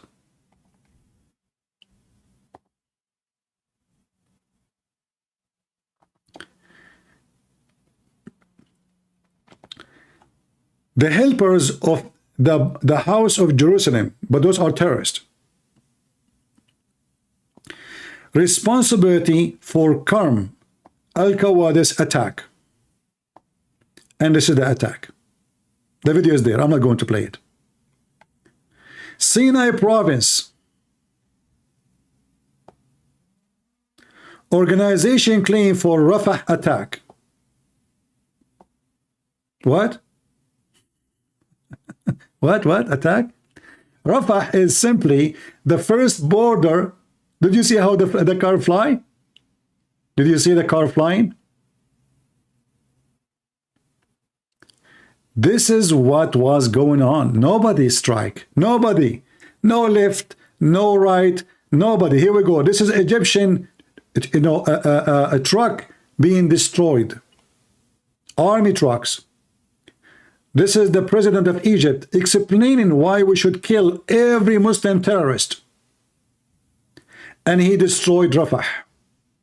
Those are the Egyptian army. They've been slaughtered and they are beheaded. Air Force avenged of murders of Egypt in Libya. So they go all the way to Libya. Nobody upset. Intense attack military sites, North Sinai. Who is attacking who? The Egyptian army attacking the peaceful Muslims in Sinai. What is the weapon they are using? Tens of thousands of soldiers with heavy tanks and artillery and airplanes. This is Al Jazeera TV. All those news you see. Here they are bombing with airplanes. The bodies, this is Al Jazeera TV, the one who defend terrorists all the time. The body of those killed in Sinai attack are held in rare public appearance by jihadis. So they slaughter the Egyptian soldiers and they put them in public for showtime.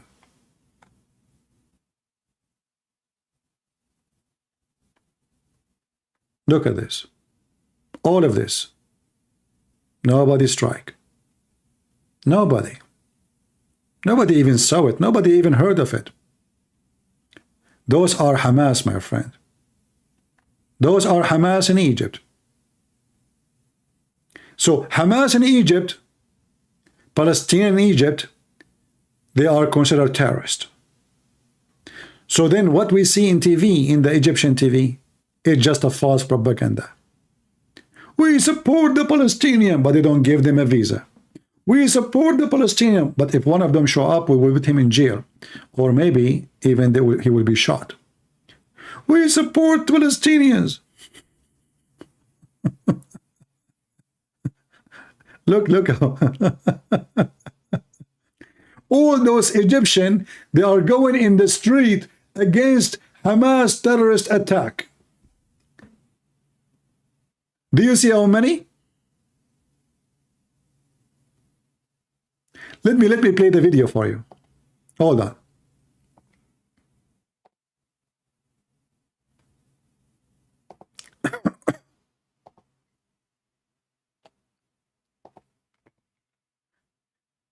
When a Muslim, he kill a Muslim, nobody care. And so what? It's a Muslim killing a Muslim. But, and not only that, they will, they will justify it and they will give you a good reason for it. So, look at the funeral. Look how many people striking in the street against the Hamas, the Mujahideen.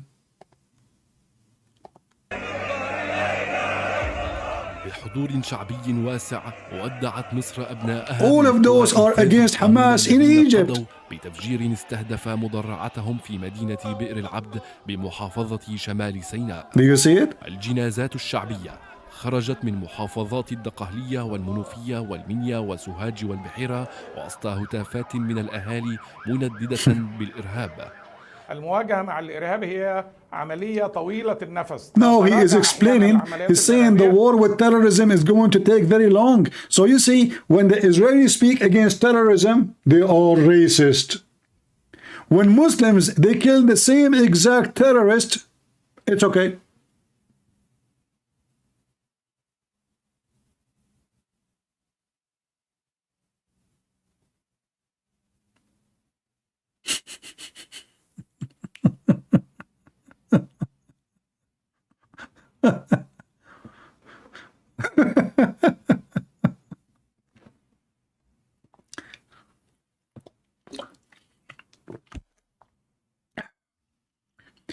There is a Muslim, he is saying to you in the text, I don't know, maybe he's joking. His name is Joe Biden. Biden. The Coptic have a Greek and Roman blood, and the real ancient Egyptian are Egyptian Muslims. I mean, this is how silly, stupid they are. So, their prophet says that the Coptic are the people of Egypt. Suddenly, the Coptic are Roman. That explains why they have dark skin. Because they are Roman, brother. They have Roman blood. Yes, brother. They have Roman, Greek. Yeah, exactly. And even they knew how to kill, you know, how to cook calamera.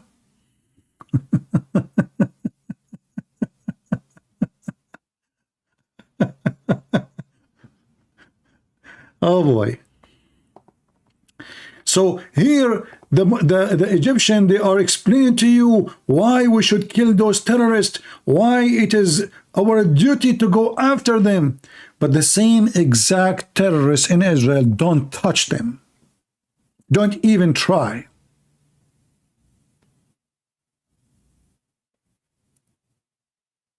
Don't even think about it.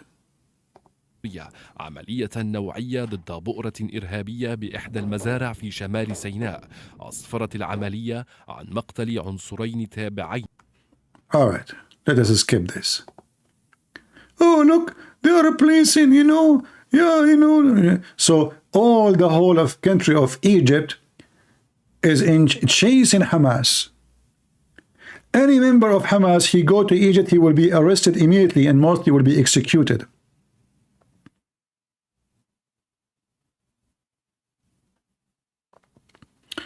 You know, somebody talking about Cleopatra. Cleopatra was a Greek. Yeah, we know that. But that doesn't mean she is in... but she is not an Egyptian anyway. You mentioned Cleopatra. Do you know that when an American movie or a movie made by the American, I guess,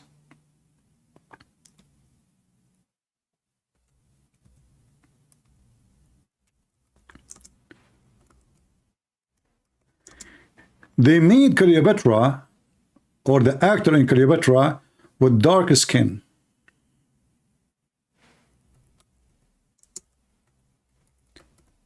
The Egyptian Muslims, who they are false Egyptian, they got so angry. Very angry. Why? Because they are changing our history. She was a Greek and white and beautiful.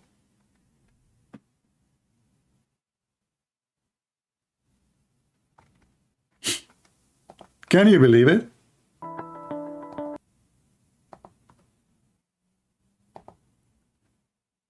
They felt offended because Cleopatra is black. Am I lying?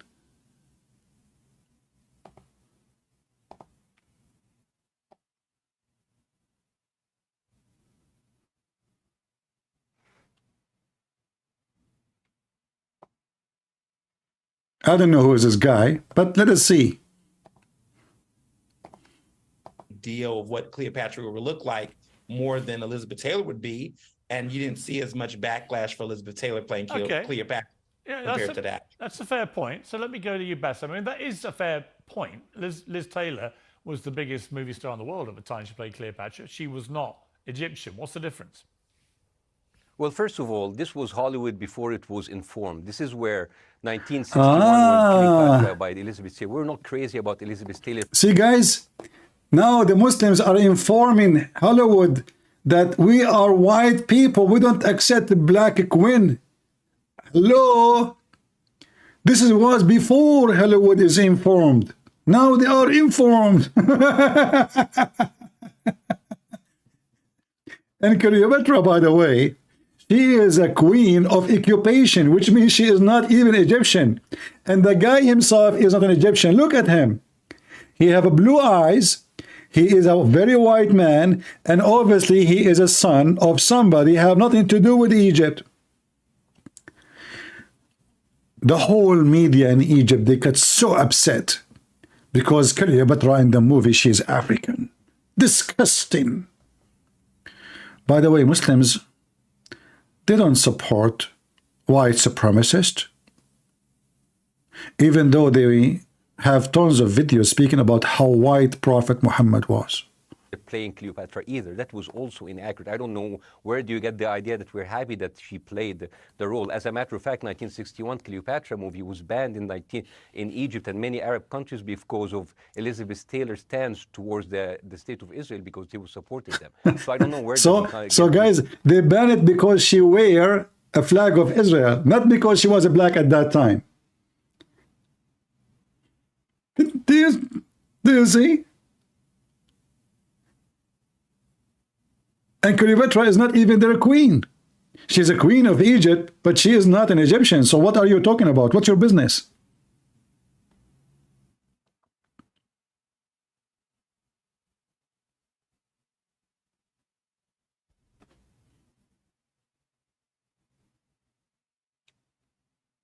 They got so upset. They got so mad. I did not make a video about it in that time, because I found the topic is very silly. But now we are just, putting all the garbage there.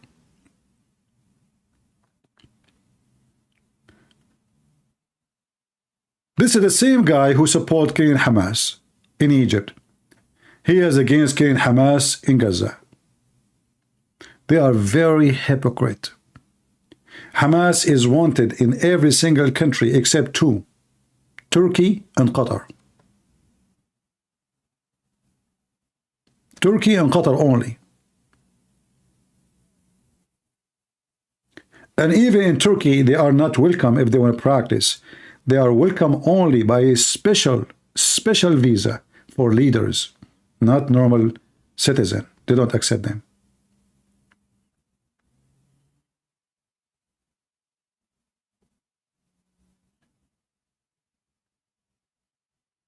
Do we have any Muslim? Look here. Muslim, don't you want to get versions? I saw an ad here next to my video here, next to this video here. Maybe that will encourage you to call me. If you like to get versions, look at this. Do you want to get? Brother? Do you know if you call me and you defend Islam? This is advertising from YouTube. It is not too much far from the advertising of Muhammad. Hey, by the way, Muslims, why your prophet, he promised you women their ass is 1 mile. I don't think this woman, her mass is 1 mile. I think maybe it is, 14 inches. I don't know, 14 is maybe, maybe 14 inches. Who is a Muslim when I call me and get a woman? She is way more like that. This is nothing. This is nothing.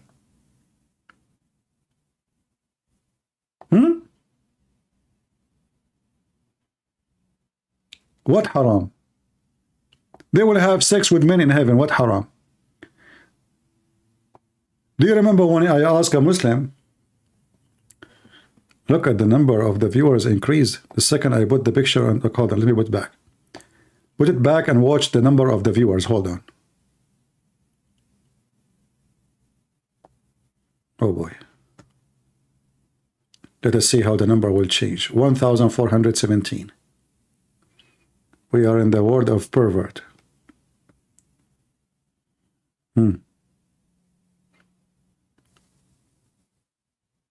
Let us see how the number will increase. If I buy a camera, you know, I will have only me watching the video. If I open my camera, the number is like, we have less number. It was 1,417. Now it's for 1,401. What happened? Oh boy. Look like we have too many Muslim gays here. They don't like to. Okay, the gays, they left. All right, that's good. Okay, no problem. Sorry, Muslims. All right. I mean, I wasn't expecting you to be here alone, you know. I will put a picture of a guy. Okay, sorry. We are back to the guy. Come back, come back. Come back, please. All right. All right. Man, what a mistake. Is that a Korean girl? I don't know. It says love whatever online. Obviously that girl herself is not in the website. But anyway, this is how they fool people. So going back to our topic.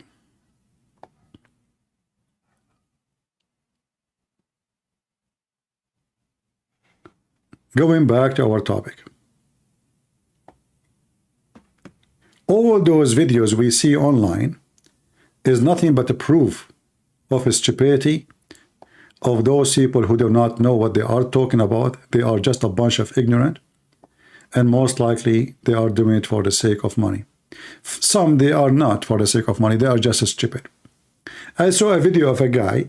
He was saying, now we are American, we are aware of what's going on. Always we used to blame those terrorists.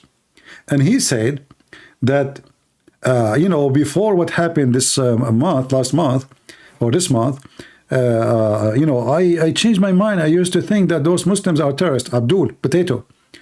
They are terrorists. Since 1400 years ago. It's not America. America just used them. America used terrorists. The same as China used terrorists. The same as Russia used terrorists. Who is now fighting for Putin? Muslim terrorist. Kadyrov, drug dealer.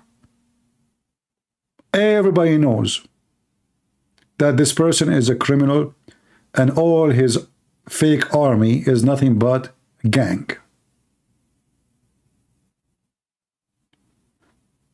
So all playing the same game. America used Muslim terrorists to fight Soviet Union. Putin used Muslim terrorists to fight the enemy of Putin, not the enemies of Russia. Always it is the same. When the British intelligence, they went all the way to India, they needed fighters. Muslims, they refused to join. So the the British intelligence, they created a new sect, new Muslim sect. They brought a guy, he was working in the post office for Her Majesty the Queen of England, Ahmad Mirza Ghulam. He claimed that he is the Messiah, they are waiting for him. He created a sect. The first thing he did, he commanded his followers to join the British army. Problem solved. Instead of occupying India by rich people, which they cannot have, India is massive big. So now we have Indian occupying Indian for the sake of the British. Always empires, they use evil ones to be working for them. Erdogan, he don't want ISIS to practice ISISm in Turkey. But Erdogan, he protected ISIS and Al-Qaeda in Syria. Why? Because that will be a very good use for him. Slowly, slowly, they can take over Syria and he will become the ruler of Syria. Evil ones always, they are attracted to each other. See, we as a Christians, because we don't do terrorism, nobody care for us. If we Christians, we bomb cars, schools, buses, people in America, they will support us. Biden will negotiate with us. For sure, we don't want to be that. We don't want to be terrorists. But this is reality. If the Christians, they have their own version of Hamas, and they are rapists, and they are baby killers, and they steal, and they bomb, and they kidnap, then everybody will fear those Christians. Did you remember when this pimp Andrew Tate, he says, the only who dare to insult Prophet Muhammad? So the Muslim, you will notice, not a single movie in Hollywood say the F word to Muhammad. What is that telling you? So they keep cursing Jesus for no reason. I mean, the movie have nothing to do with Jesus. Suddenly they say the bad word to Jesus. Suddenly, for no reason. A guy, he have a flat tire, he say the bad word to Jesus. A woman having sex, she say the bad word to Jesus. Why? Because we Christian, we don't kill them. So those scumbag, they respect terrorists. They support terrorism. The one who is nice and peaceful, nobody care for him. His voice is not important.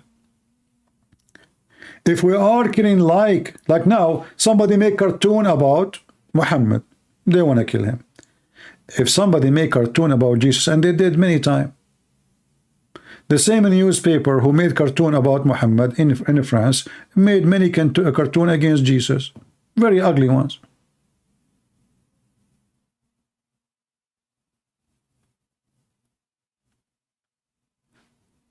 Those who they are in charge of the world, they are evil.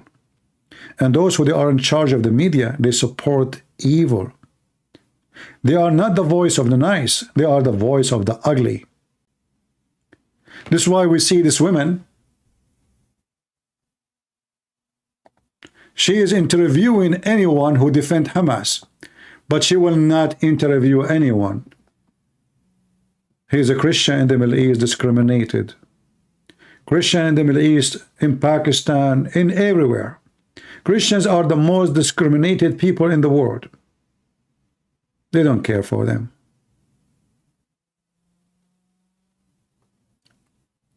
They are evil.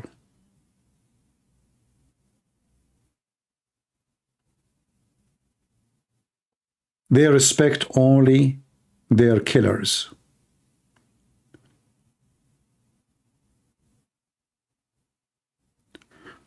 Who is of those who support so-called the Free Palestine dare to call me? Mayday, mayday. Somebody saying who busted you. I know, look like everybody busted me, including you. Look, you just busted me in the chat. Who busted me? So I keep asking who dared to call me and saying who busted you?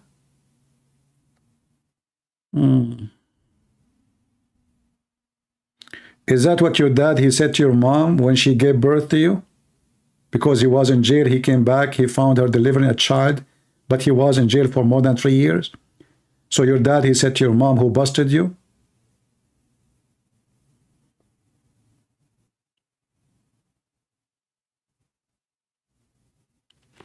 The description is not correct? What description is not correct? Let me see, hold on. I don't think so. The last 2 letters in the description should be E6.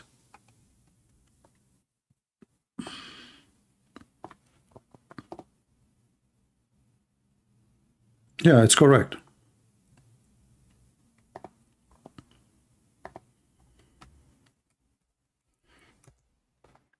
Don't play with me and don't try to insult me. You are no match. I will whip the floor with you. Please, I mean, don't even try me. I'm the last one you can intimidate. I'm the last one you can bully. I'm the last one you can make fun of. I have all the will and the means to wipe the floor with you. Don't try. For your safety.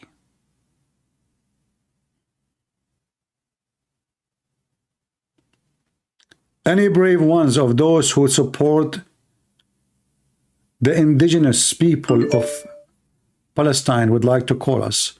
There's somebody trying to call me. Hold on.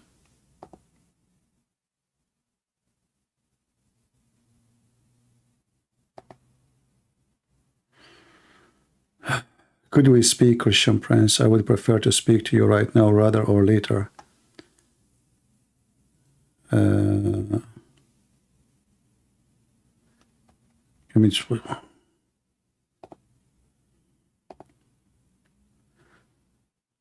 This Palestinian went to full state right now.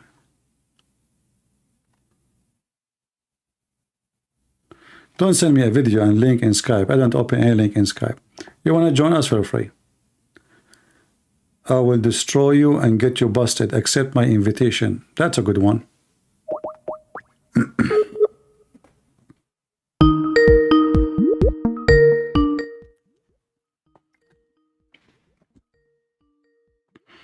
This guy will destroy me. I'm calling him.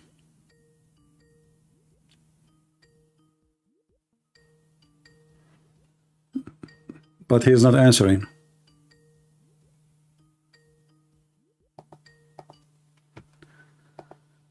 Oh boy. Let us try again.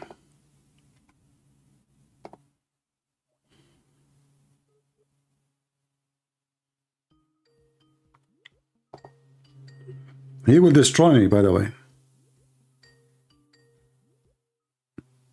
Hello?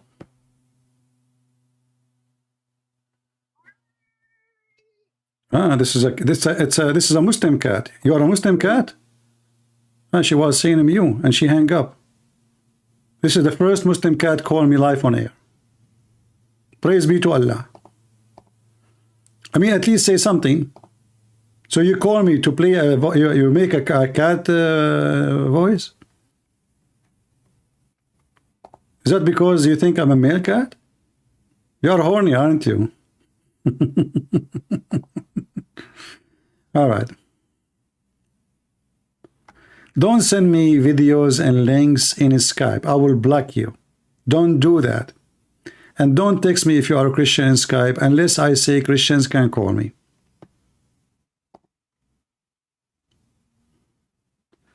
Let us see. What's wrong with people? I say who is the one supporting Hamas, call me. Supporting Palestine, whatever, call me. The one who is trying to call me is the Christians. Ah, look at this. Let me call this guy, see.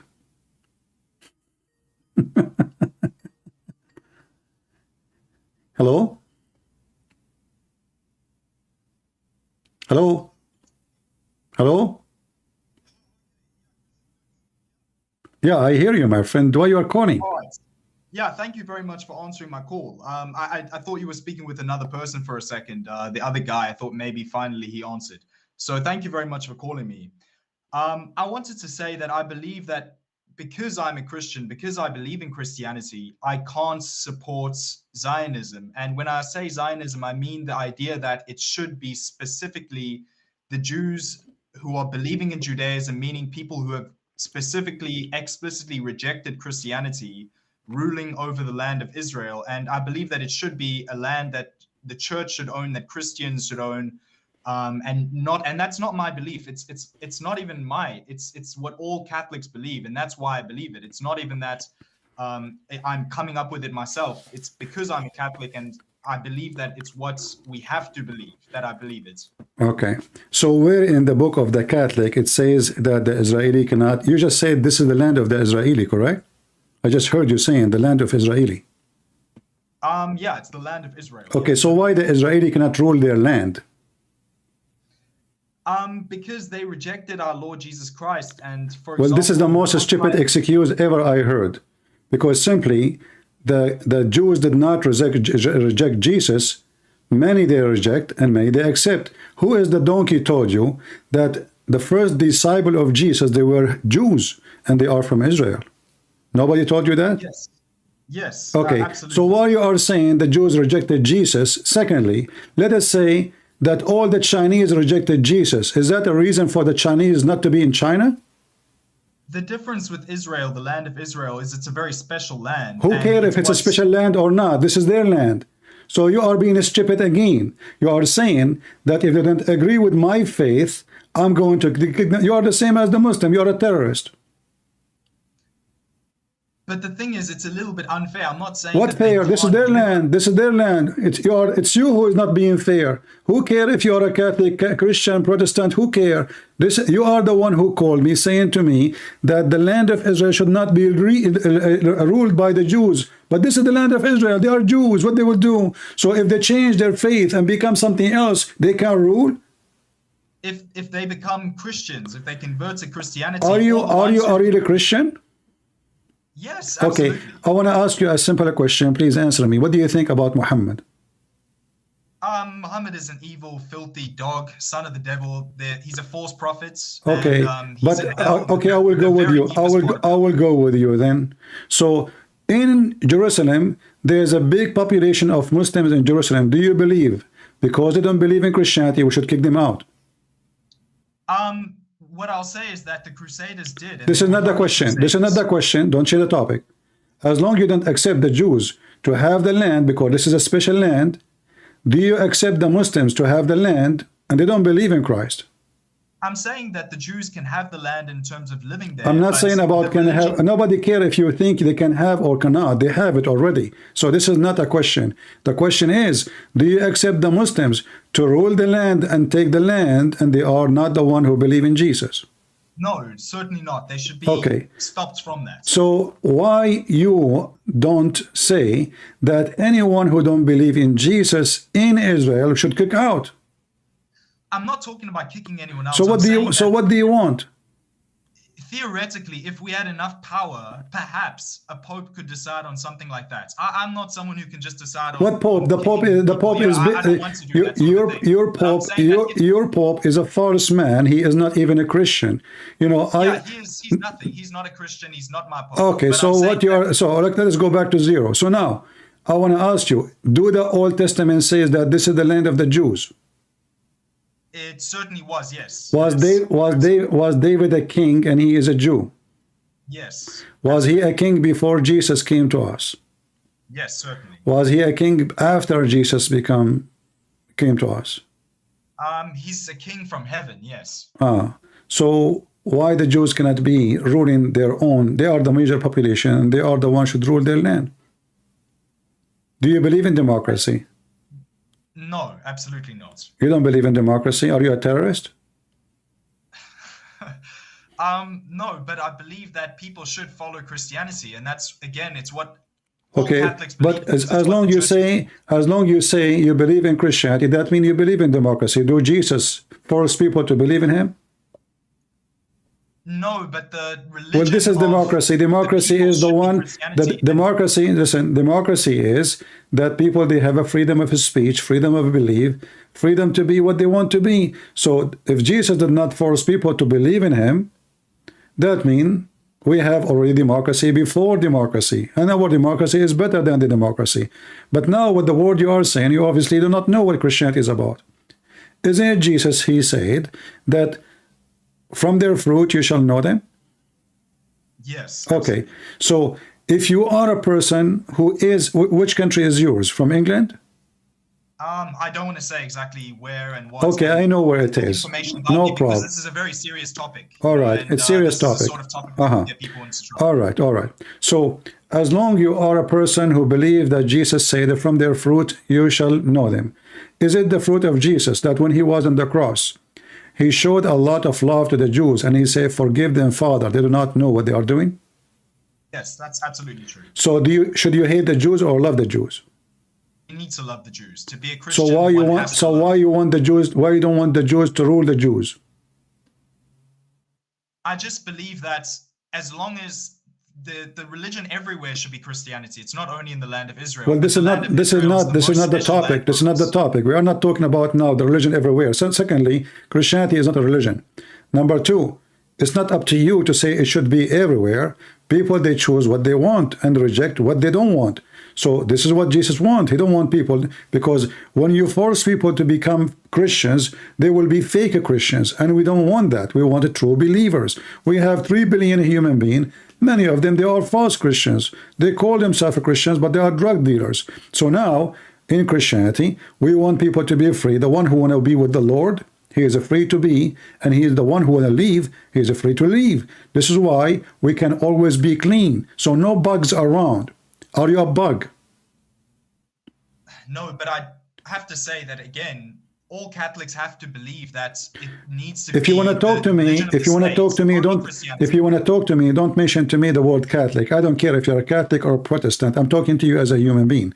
Secondly, as long as you are a person who keeps saying the word Catholic, is that what Jesus taught you to say? If I was a Catholic, or to say if I am a follower of Christ? To say I'm a follower of Christ. So why you keep saying I'm a Catholic? So do you worship the Pope, or you worship Jesus?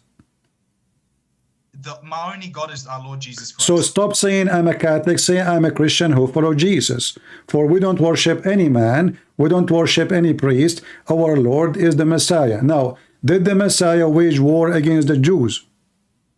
No, absolutely not. Did the Messiah wage war even against Muslims? No.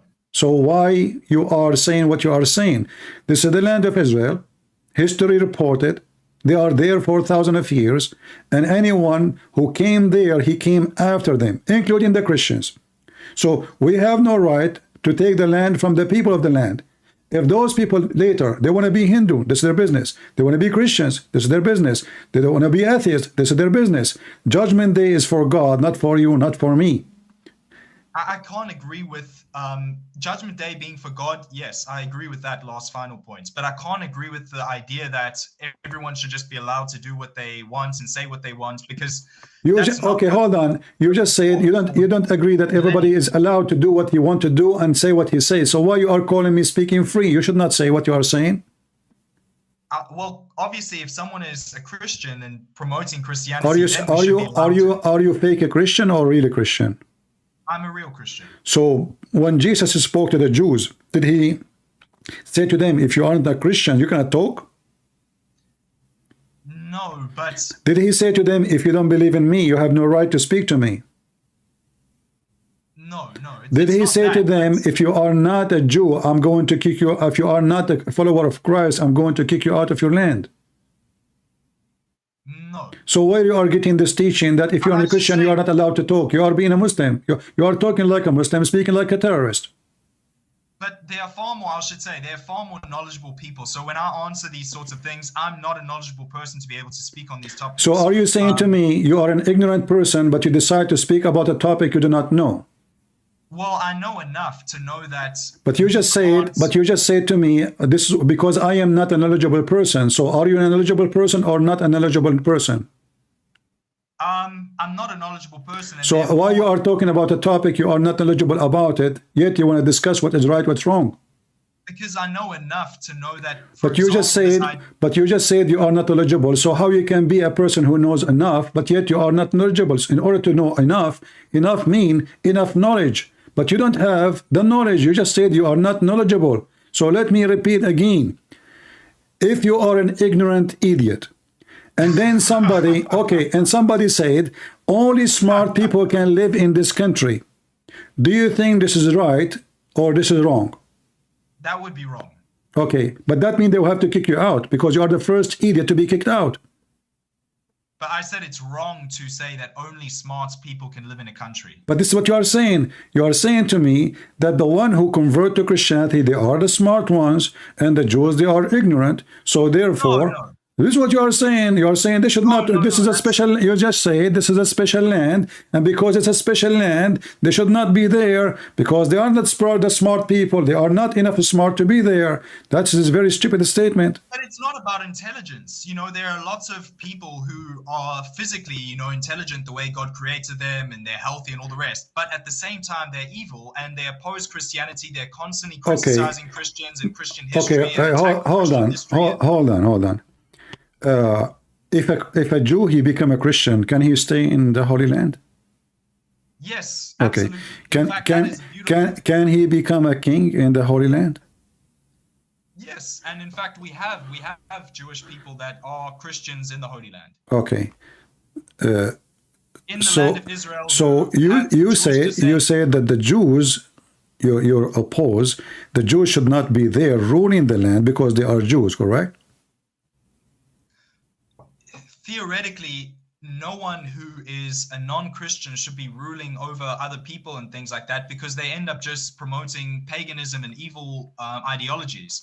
But with the land of Israel, it's a very special land, and I think it's to a certain degree even more important that it should be Christian than other lands. Okay, I will go with you. It doesn't matter to us. I will go with you. I will go with you.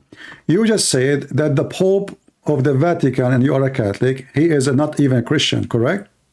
He's not a pope or anything. He's okay, so now you are saying to me that your duty as a Catholic to kick the Pope out of the Vatican because he's a Christian. He's ruling the Vatican, yet this is the land of the Catholic. So why you don't do something about it? Why you are sitting in your home?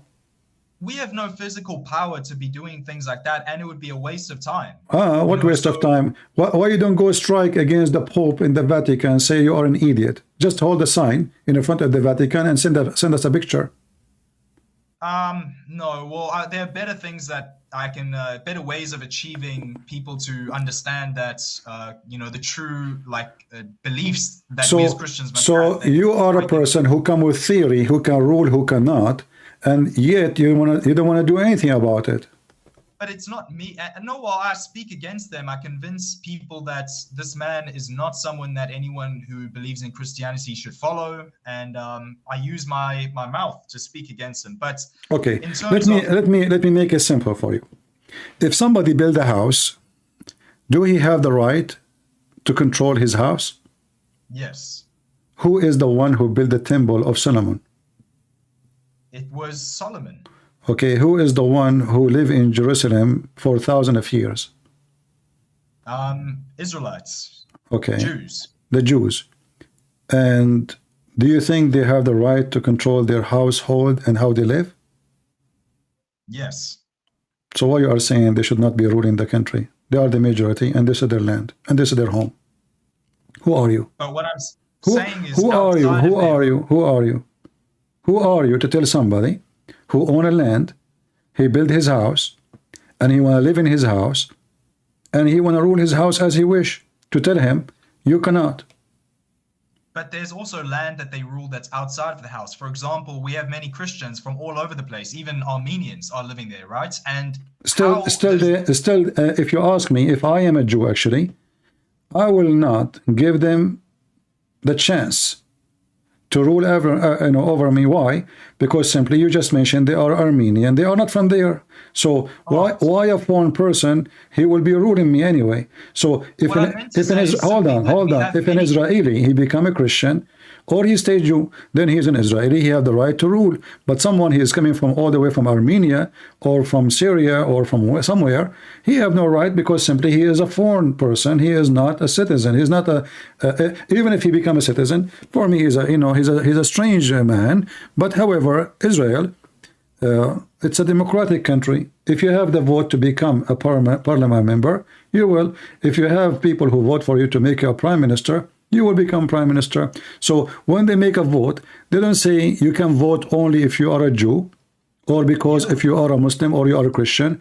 Anyone who carry an ID as an Israeli citizen, and there's a lot of Arab, and they are Muslims, and a lot of Christians, and a lot of Jews, and a lot of gays and homo and atheists, etc. But they don't say in the papers that if you are not a believer in Judaism, you cannot go for election, or you cannot be elected. So everything you mentioned to me is false, because simply they are not ruling in the name of Judaism as much they are ruling in the name of democracy. Like now, the government who won the election, they call them the right, the right wings, right? Yeah. Okay, but that means the majority of the population voted for them, correct? If it was all like proper, yes. Papa, what Papa? Proper, like it was all working well. There was no rigging of the votes. He wasn't just selected, or the government wasn't just selected. I would say yes. Oh, okay. Yeah, okay. So the government before it, it was a government to support gays and lesbian. This is telling you that this, you know, Israeli, they are a very free democracy, and they are not a Jewish state, because here we go, a homosexual, he is not discriminated, and a Christian, he is a Christian, a Jew, he is a Jew, a Muslim, he has his mosque. Even the Muslim, right, until now, even though the Temple of Solomon is their temple, until now the Muslim, they can go inside, because supposedly they claim that they have a right in it, and the Jews did not take it. If you ask me, I should take the temple back. But anyway, so what we see from this, that the Israeli, and I believe this is very bad of them, they are treating everybody nicely, and I believe this is stupid. So if I'm a Christian and I live in Israel, and then I speak against Israel, I will strip this Christian from his citizenship, and I will kick him out of the country. The same for a Muslim. The same for anyone, atheist, Jew, it doesn't matter. Anyone who betray his country, betray his land, do not deserve to be part of the land, period. Either you are with your country against the enemies, or you are with the enemies, then go and live with them. Anything else? That's certainly not democratic, like you mentioned before. But no, this is this is democracy. Again, this is democracy, because all democracy in the world agree that the one who is doing treason, even in some democratic country, even USA, the punishment is execution. So this is very democracy. Anyone who do treason, anyone do treason in every country in the world, anyone do treason, the punishment is severe. So the first thing, they will lose their citizenship. The first thing, they will lose their social right, vote, any kind of rights. The first thing will happen to them, they will be in jail for at least lifetime. And if they are lucky, they will get executed. So if somebody want to live in Israel, he should love the country, it's called Israel. And then, whatever his faith, then still he have the right to practice it. And Israel is giving the right for everybody. So the Christian go to his church, the Muslim go to his mosque, and the Jew, he go to his synagogue. In case you do not know, in Israel there's Arab parliament, there's Arab in the Congress, and there is not only that, in the Supreme Court of Israel, there is an Arab man. The Supreme Court, I think it have 4 or 5. One of them is an Arab. Nobody give the Jews the right to be in the Supreme Court in any Islamic country. Not even a Christian. Yeah, absolutely. So if we say, do the Israeli rule a good rule, I will say no. Why? Because they are giving too much democracy and too much right for the one who don't deserve it. And that's exactly and that include the Christians and the Muslims.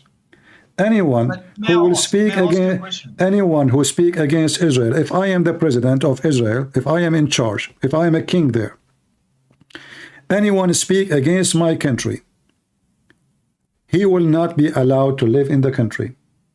Period. And that will be fair. Thank you for calling. May I ask you a question though? Go ahead. Regarding Christians, do you think that Christians that are living there, none of them have any ancestry from that region? None of them have any ancestry from Doesn't matter if you have ancestry or not. You join the enemies, you are not from the country no more. It's not about how long you are there. It's about loyalty. I am in the state. I am not born in this country. I joined the American army to defend the country because I love this country. So loyalty have nothing to do with where you are born. If you get married, are you born inside your wife? No. Are you going to be, should you as a Christian be loyal to your wife? Yes. But you are not born in her. Yeah, of course. So loyalty is not about where you are born. Loyalty is an obligation you should do. So a person who is enjoying the freedom and the respect in a country he live in, then he have no right to betray his country.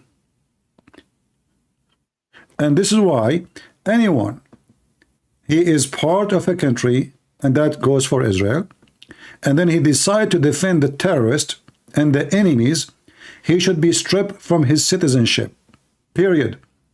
And he should be sent to live with the enemies, not with us. As simple as that.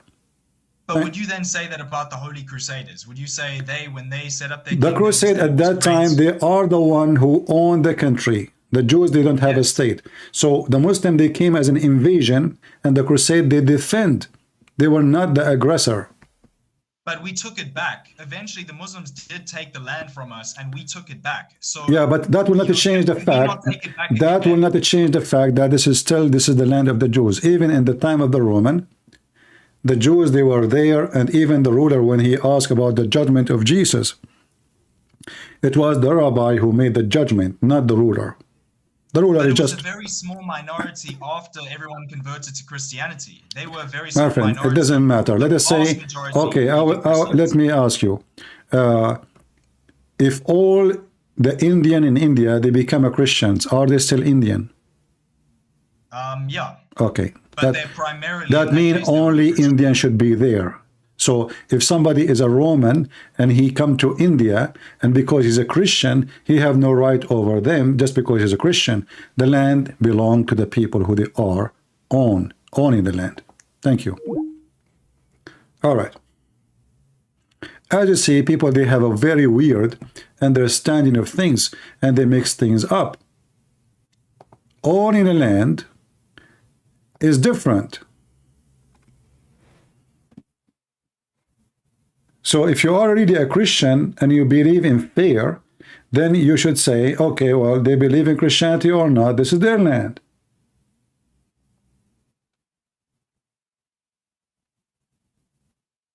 If we are people who will say only the person who wear a cross, he can live here, well, that can be acceptable if only people who wear a cross live here. And there's nobody. Let's say we came to a land and there's nobody was there. And then we set a rule. We say only Christians. This is going to be a Christian state. That will be accepted. But we are not going to kick people out of their land because they don't accept our faith. That is not right, and this is not justice. The Lord, he says, go and teach and preach. He did not say go and kill them if they don't believe in me. That's what Muhammad said. And the Lord, he made it clear that the one who disrespect the faith, then he clean your sandals from the dust, their dust, which means leave their land. Leave them. You come to a house, the people, they mistreat you, they made fun of you for your belief, then clean the dust of your sandals and go. Jesus did not say take their house.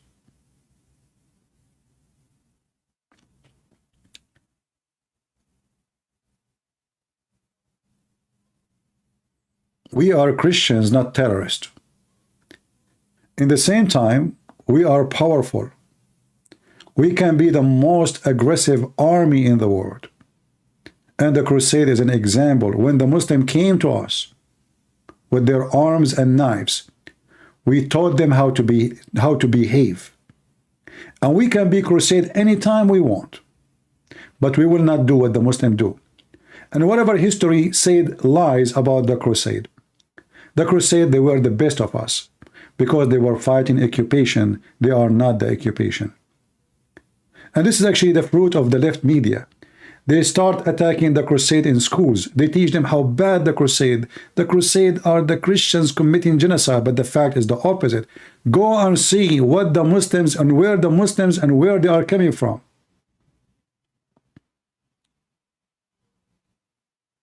When the crusade happened, 1,200 years after Jesus. So for 1,200 years, not a single Christian go to war for the sake of religion. How come? The crusade happened when the Muslims invade Jerusalem. And they humiliate the Christians and they raped Christian nuns. And they took over our churches.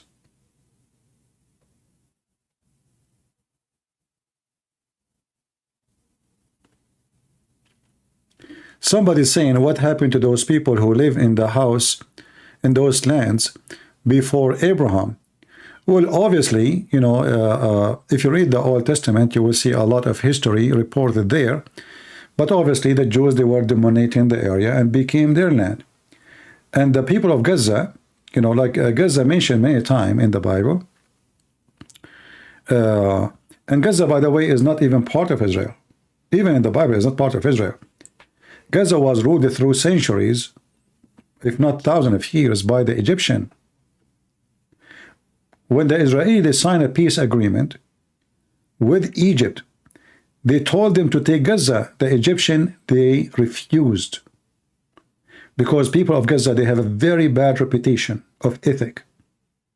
Extremely bad. So they refused totally to accept Gaza to be part of the deal. If you think about it, why in the world the Egyptian government, they will refuse such an offer?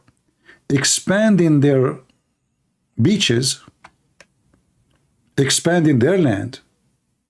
Why they want to refuse? They refuse with no question, because Gaza is not the place where you want to be. They knew how much trouble will be from Gaza. So they did not accept the offer.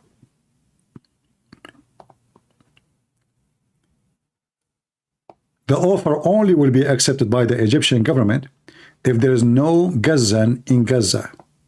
And those people are not the original people of Gaza. The original people of Gaza don't speak Arabic.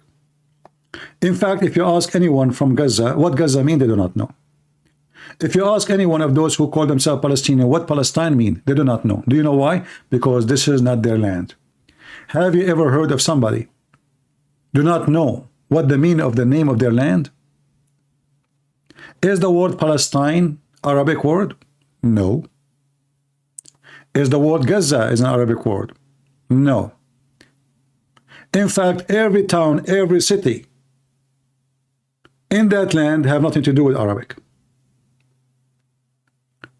And then we will know that the one who gave the names is the one who owned the land.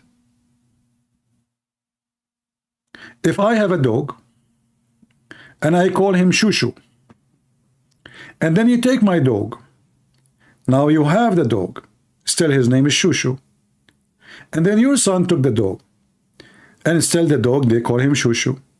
And then the son of your son, the son, let us say this dog can live hundreds of years. It's a fiction story, just let it go. Still, this is my dog, and whoever after me took it, I the one who gave it the name. So the one who gave the name obviously is not those people, because they are Arab. If you ask any one of those who live in Gaza, are you an Arab? They will say yes. But the Arab, the first time they came to enter this land is 1,200 years after Jesus. Before that, nobody speak Arabic there. Not a single person. But if we check about the Jews, we will find that those Israeli people, they are living there for thousands of years. Thousands and thousands of years. So this land belongs to whom? When they lie in the media and they say that those Israeli, they are doing colonialism, that's absolutely big fat lie. It is the opposite. It's the Muslims who do that. They come to the land, they change the language of the land, they change the religion of the land, they change the nature of the land. Jerusalem became Al-Quds. They changed even names of cities just to cover up. The Muslim Turkish, they took Constantinople, they changed it, they created Islam pool. Muhammad, he took the city of the Jews in Yathrib, which is Saudi Arabia now, and he changed the name to Medina. They are the one who do colonialism. They took over the land. They forced their language. They forced their religion. They forced their clothing. They forced their food. They forced everything on you. And then we accuse what? We accuse the Jews that they are the one doing that, which is absolutely the opposite.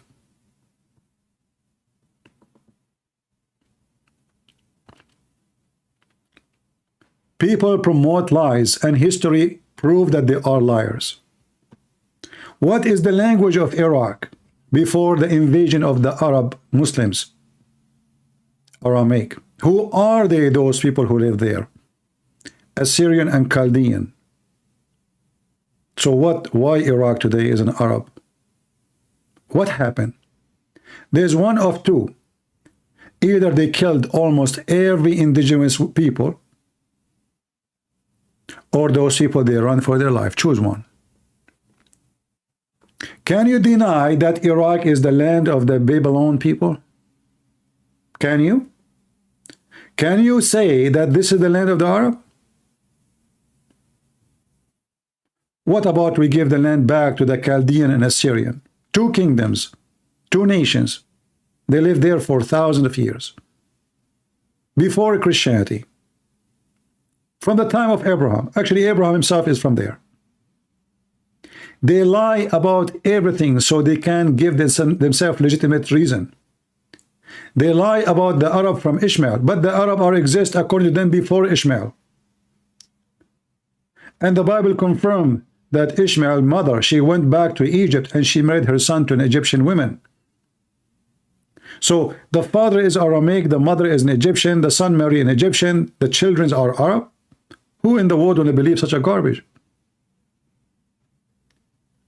What about Egypt? Zero Arab is from Egypt. You know what zero is? Zero.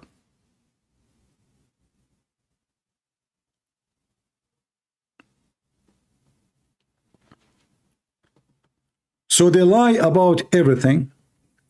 They colonize the land. They change the people.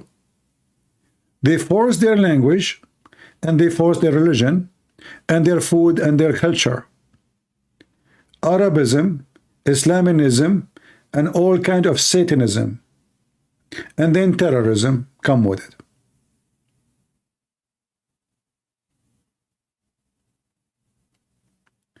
And then they go after this small nation, it's called Israel, and they accuse them of the opposite of what's happening.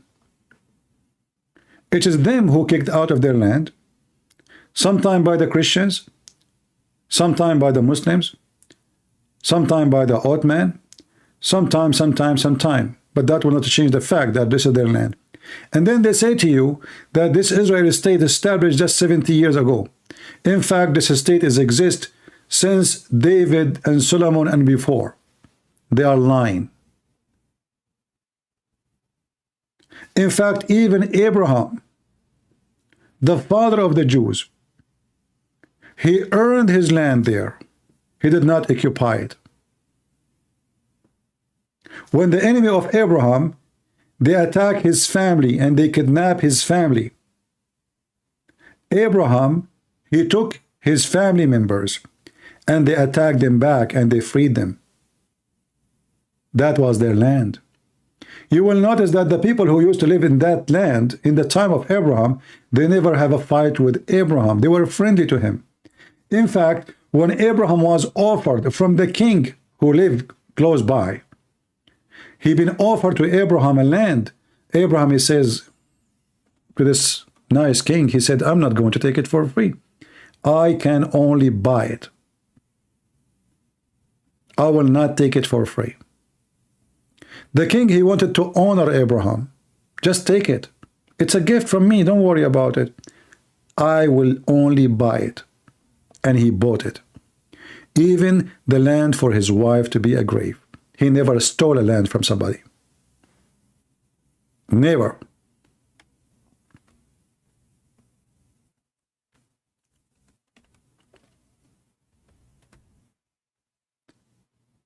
Everything you hear is upside down.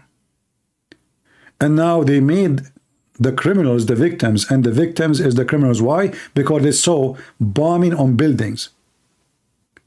But look like they don't see the 7,000 rocket Hamas they shot at Israel in the first 5 hours of the attack. 7,000 rocket in less than 5 hours. They did not see it. They did not see the rape. They did not see the babies. They did not see the killing. They only see people of Gaza crying.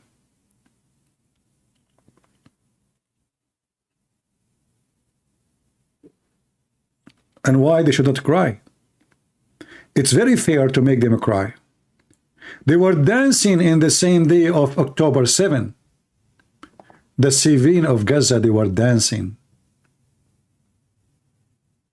If I go right now in YouTube and search, you will find tons of Muslim videos made by Muslims celebrating October 7.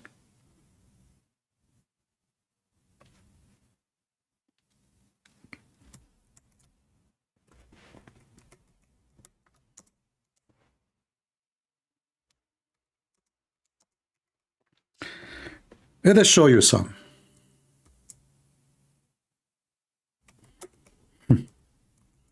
And they keep saying to you, the civilians.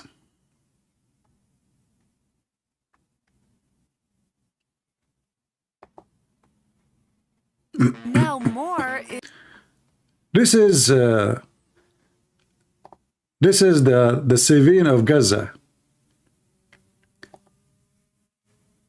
And let me show you what Al Jazeera TV call this celebration. Give me a second. I use Google Translation to translate the title.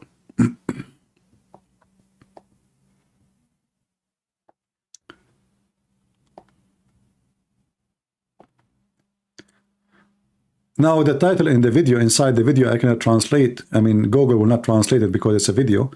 But the title underneath, you can see it. It says, the joy, the like natural happiness of the Palestinian rejoined over operation of Al-Aqsa flood. Do you see it? A month ago. This is right away in October 7.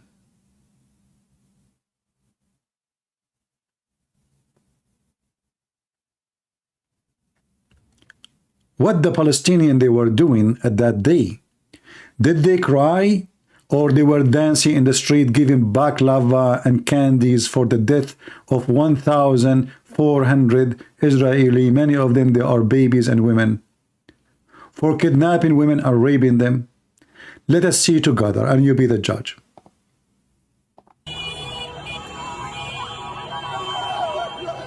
He's crying from happiness. See, those are civilians.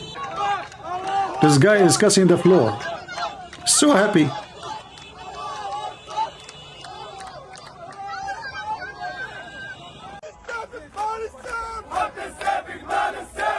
Those are civilians.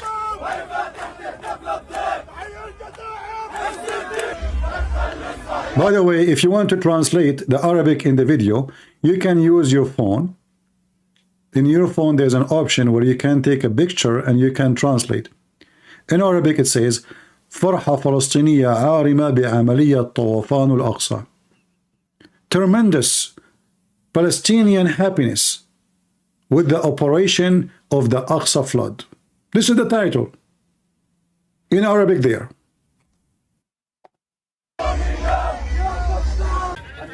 Baklava. Do you see the baklava? For free. Those are civilian too. Look, look, look. This boy is a civilian too. Do you see the boy holding a gun? Those are civilian, by the way. Those are not Hamas.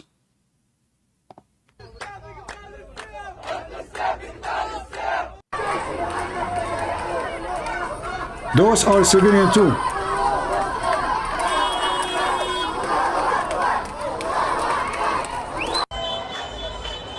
Do you see a civilian? And this is the Jazeera, the TV of terrorists. So when they say to you, you know, this is not right, killing civilians, well, those civilians are part of it. Because the one who danced for my death is part of my death. Is that fair?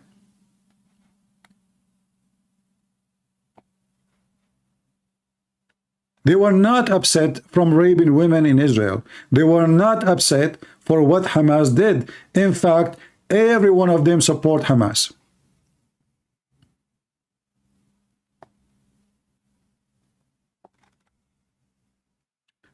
It is the truth. And the truth is ugly.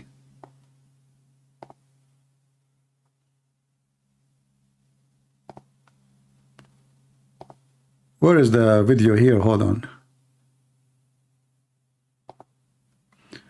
Looks like I lost it. Yeah, there's a video I wanted to show you. It was an interview, a guy doing an interview.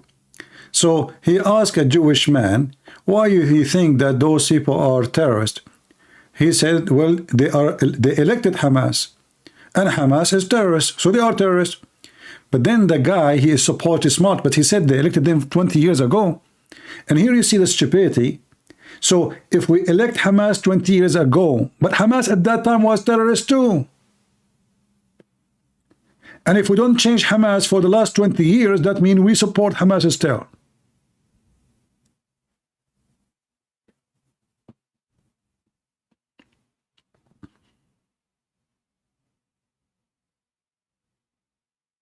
And then you see those scumbag in the West, those liberals.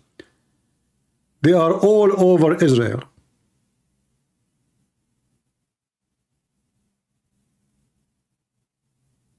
And by the way, they hate me more because I'm an Arab saying what I'm saying. By the way, do you see anyone in the media interested to interview me, an Arab speaking supporting Israel? Nobody. But if I am bashing Israel, they will be all welcoming me.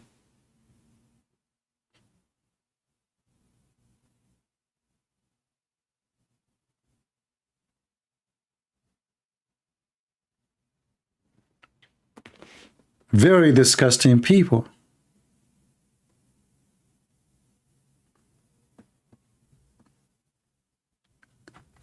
The liberals, the way I see them, they are people who look for opportunity. And the opportunity is to present themselves that they are the one who defend the humanity. So every few months, every few years, they have a new trend. So in the last 2 years, they were busy with the bathroom. Who can use the bathroom? Who can use a female bathroom? So they were busy for the last 2 years with a transgender. Now transgender died. That's it. There's no transgender no more. The trend changed. It's Gaza. As soon the war is over, etc., they will look for a new trend.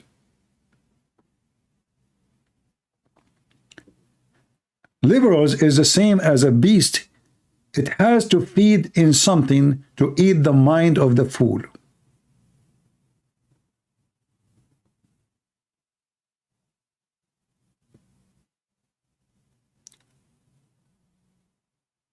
Two years, 3 years about abortion. Abortion, the Supreme Court, they ban abortion, they get so upset, and then they are the one who defend life in Gaza. But they kill babies, they kill their own babies. They want women to go around, open their legs, have sex, have baby, deport the baby in the bathroom. So they are #1 baby killers in the world, and then they cry for the babies of Gaza.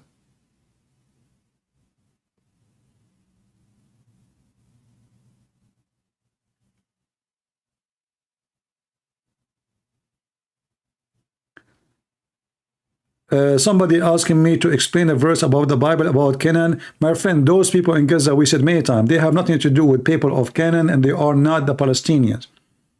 There's no Palestinian in this land, no more. So stop being foolishness. How many times we need to repeat? Those are Arab. Ask any one of them. Are you an Arab? They will say yes. An Arab cannot be a Palestinian, period. So stop your ignorance. An Arab is an Arab. Arab means somebody coming from the desert of Arabia, not somebody coming from Palestine. This is what Arab means. Arab, actually, the word Arab is a word mean desert. Desert is not even a name of an ethnic.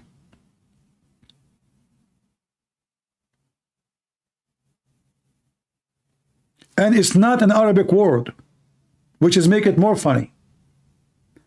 The word Arab itself is not an Arabic word. It's an Aramaic word. So the people, the Aramaic, they call those savage who live in the desert because they don't take a shower, they don't have houses, they keep attacking their neighbors. That's what they call, the same as you call the word barbarian. So they use the word Arab to describe the people of the desert because those are desert people. Otherwise, they are not even one nation. However, all of them, they share one thing. They are Arab, which means they are from the desert. Arabic is not even a language. There's nothing called Arabic language. Arabic language is born out of collection of many languages. You will find Indian words, Aramaic words, Hebrew words, Ethiopian words, Roman words, Greek words. You will find all kinds of words in so-called Arabic language.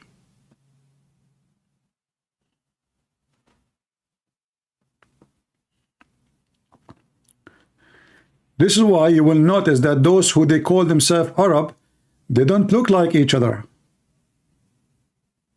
They don't. They have totally different look. If you look at somebody coming from Syria and somebody coming from Saudi Arabia, tell me if they look like the same. No, they don't. Because simply the people of Syria, the original people of Syria, they are white. Most of them, they were blonde.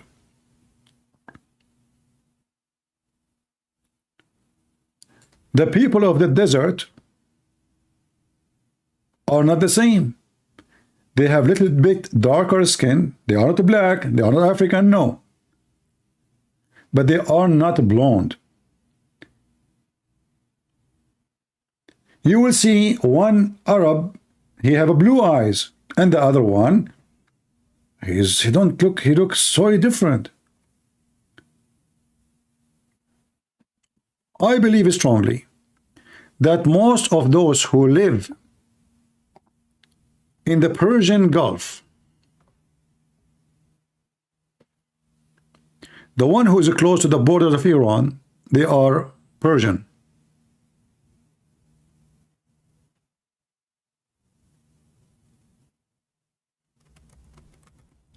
If we open the map,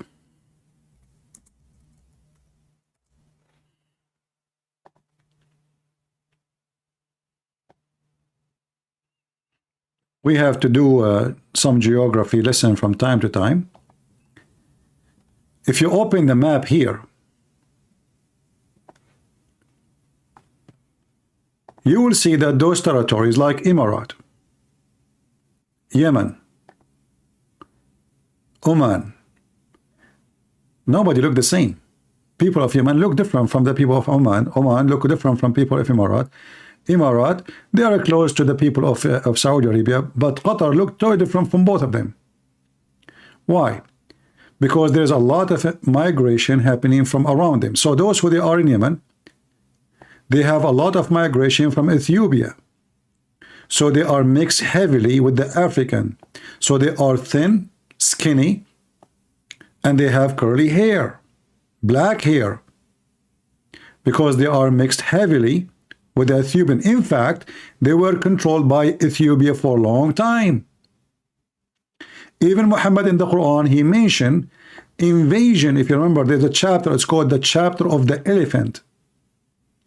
What is the chapter of the elephant? It's about an Ethiopian army coming from Yemen, going all the way to Mecca. So where was the Ethiopian was? They were in Yemen. So what was Yemen? Was Ethiopian. They are not Arab.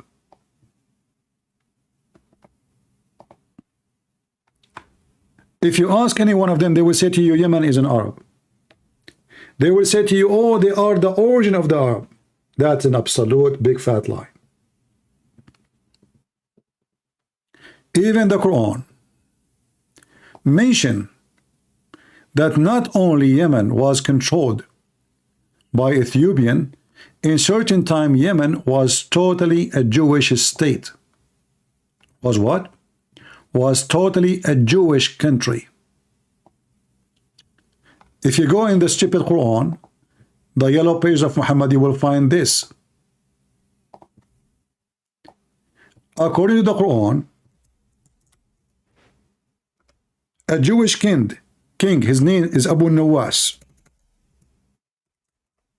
And by the way, I don't take any source from the Quran to be serious, but I'm just showing you. In chapter 85, verse number 4, you can open and read the interpretation about it from any book you wish. Terrorist books. Cursed were the people of the ditch. The story of the boy and the king. What is this story? This story is that when the Jewish came to the land and they took over, they told the Christians, either you leave Christianity or we will burn you alive.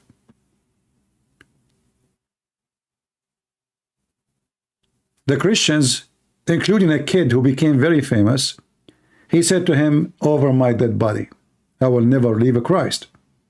So the Jewish king, he dig a whole tunnel in the ground and he put a lot of fuel. And then they start dumping the Christians in the fuel.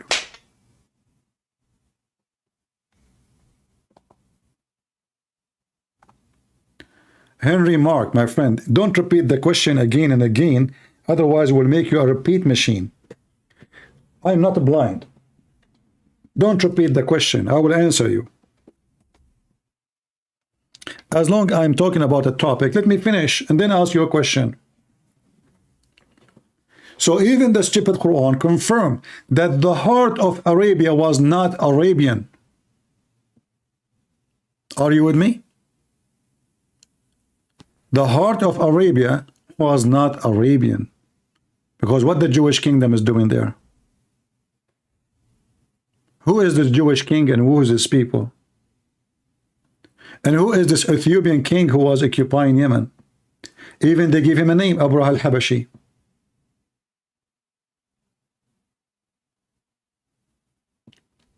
So even the Quran is against their stupidity.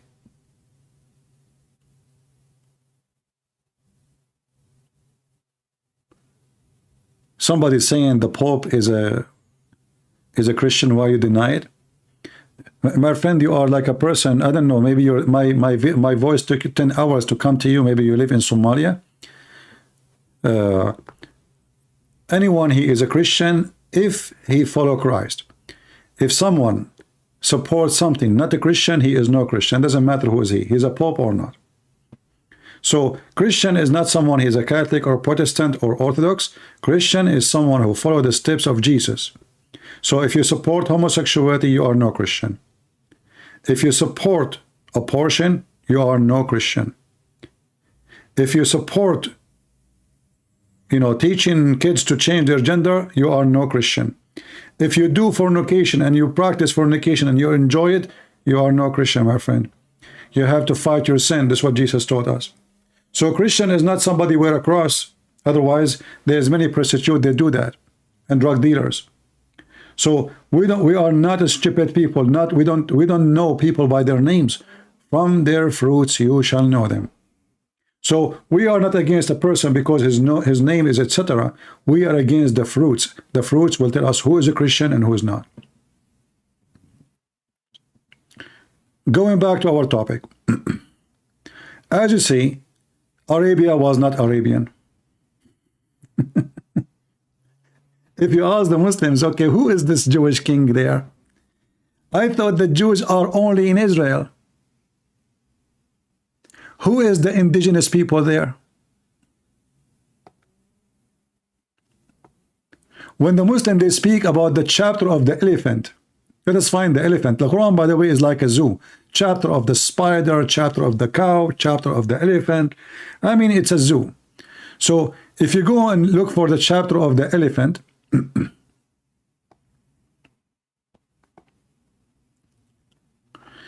you will find the chapter of the fil. Fil means elephant. And by the way, even fil is not an Arabic word, as usual. So in the name of Allah, by the way, this is an additional verse, it's not there. So here is speaking about an army of elephants coming to attack the Kaaba. Okay, hold on. Where are they coming from? They say to you, those are Ethiopian. All right. Let us go to the map. if they are Ethiopian, that means the army of the elephant was able to swim and cross the sea. I saw elephant crossing the lake. I saw alligator crossing the lake, but I never saw an animal crossing the sea. And then after the animal or the elephant, they wear their bikini and they crossed the sea. They went all the way to Yemen. Okay, wonderful. Now in Yemen, it's a little bit green, not like Saudi Arabia. But then the elephant, each one of them needs 600 gallons of water to drink a day. Only 600 liters of 600 gallons. And not only that, need 3-4 times more to wet his skin, because elephants don't sweat. That's why in the heat time they have to jump in the water, otherwise they will die. Literally, they will die. So imagine the stupid story in the Quran that an army of elephants with the Ethiopian, they come all the way from Ethiopia, from Yemen. They went all the way to Mecca. And then when they arrive almost to Mecca, Allah sent an army of birds. I'm telling you, a story is very nice. An army of birds. And this army of birds was flying in the top of the army of elephants, and they were holding rocks. And then they dumped the rocks in the top of the army of elephant. The army of elephant, they start saying, ouch, ouch, ouch, ouch, ouch. And then the army of the elephant defeated. And this is a true story from the Quran. Now we wonder why in the world Allah don't send an army of birds to protect the Kaaba, since the Saudi keep buying Patriot and asking the American to protect their land from Al-Houthi. Look like those birds, they are in vacation. Or maybe global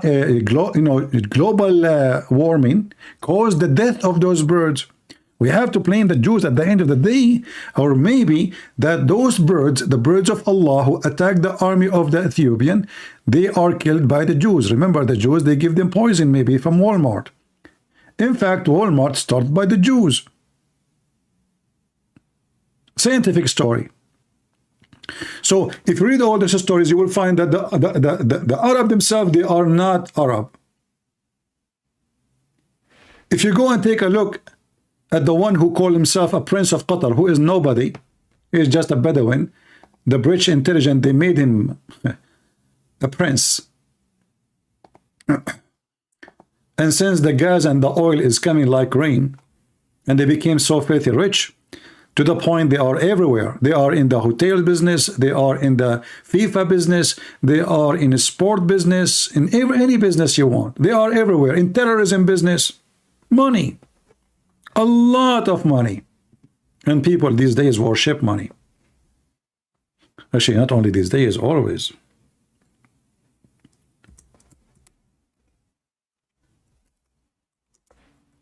If you look at so-called royal family of Qatar, you will find that all of them, they don't look like anybody. They look Pakistani. What those have to do? This is the father. Let us show you.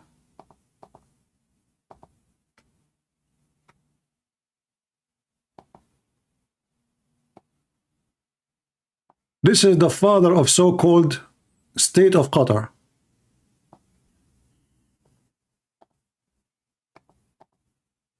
This guy is an Arab? How come he don't look like the Saudi? This guy is from Pakistan. I assure you that maybe 90% of the population of Qatar are originally from Pakistan.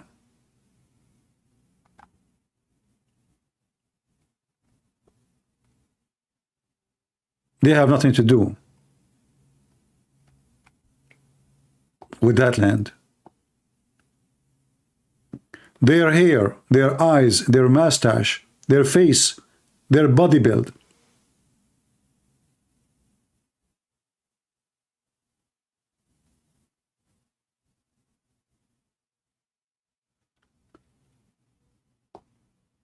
You know, when a Muslim sheikh, he spoke about Saddam Hussein.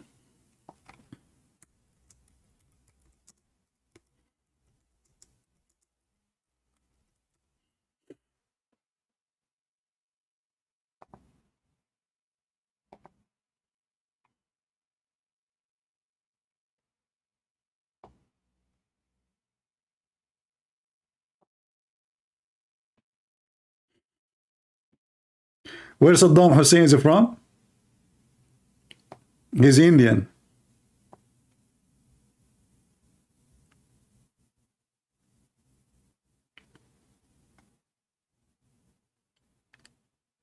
Am I lying? So where is the Arab?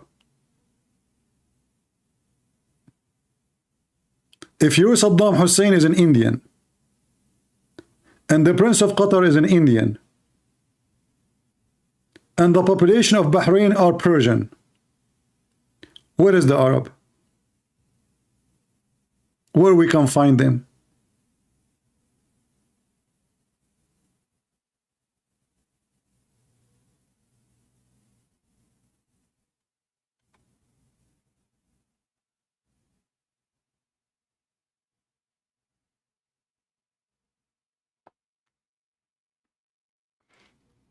Everything we say here, we don't say it like, you know, there's many people, they say things, whatever things.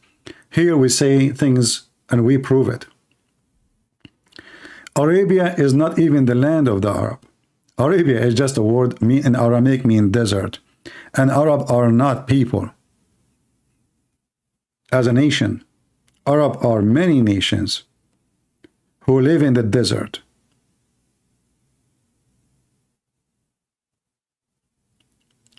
But since Islam came, and then Islam became a united frame for whoever live in that area, then everybody start wiping his face with the ass of so-called Arab. So you will see someone coming from Pakistan, suddenly he claim he is an Arab. Because why? Because Muhammad from there. Many Indonesian, they claim that originally they are Arab. Imagine. Al-Qaddafi, in the heart of Africa, he claimed he's an Arab. The king of Morocco, he claimed he is descended from Muhammad family. Saddam Hussein, he claimed that he is descended from Muhammad family. I mean, everybody descend from Muhammad family. And Muslims, actually, they are obsessed with Muhammad family to the point they say that the Queen of England, she is descended from Muhammad family.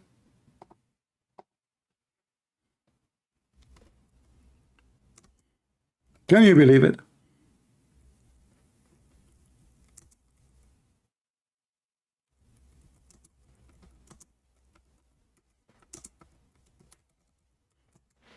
Anyone he is a leader, anyone he is big, anyone is famous, they will make him descend from Muhammad.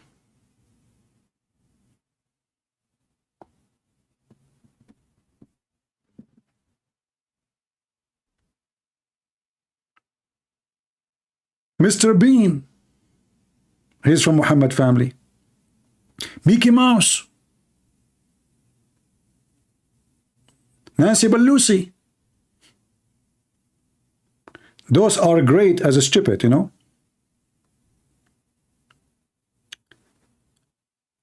And this is what Muhammad, he did in his time, by the way. Anyone, he see him as a great, he make him attached to him. So he heard of Jesus, suddenly Jesus, he came to speak about Muhammad. And Muhammad, he is going to have Mary in his bed, the mother of Jesus. Imagine how filthy. And not only that, he told them that Allah promised me Mary and the wife of the Pharaoh. What the heck? The wife of the Pharaoh? Yes, wife of the Pharaoh. Muhammad is not an easy person. He don't like any women. The wife of the Pharaoh and the mother of Jesus. The most famous people. Muhammad, he claimed that Alexander the Great was a Muslim.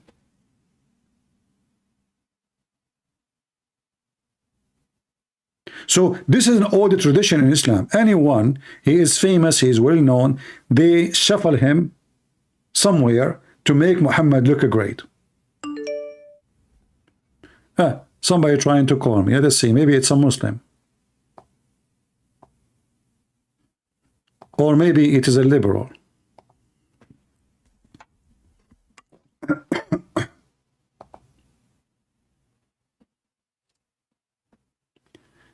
Can you speak? What can you speak?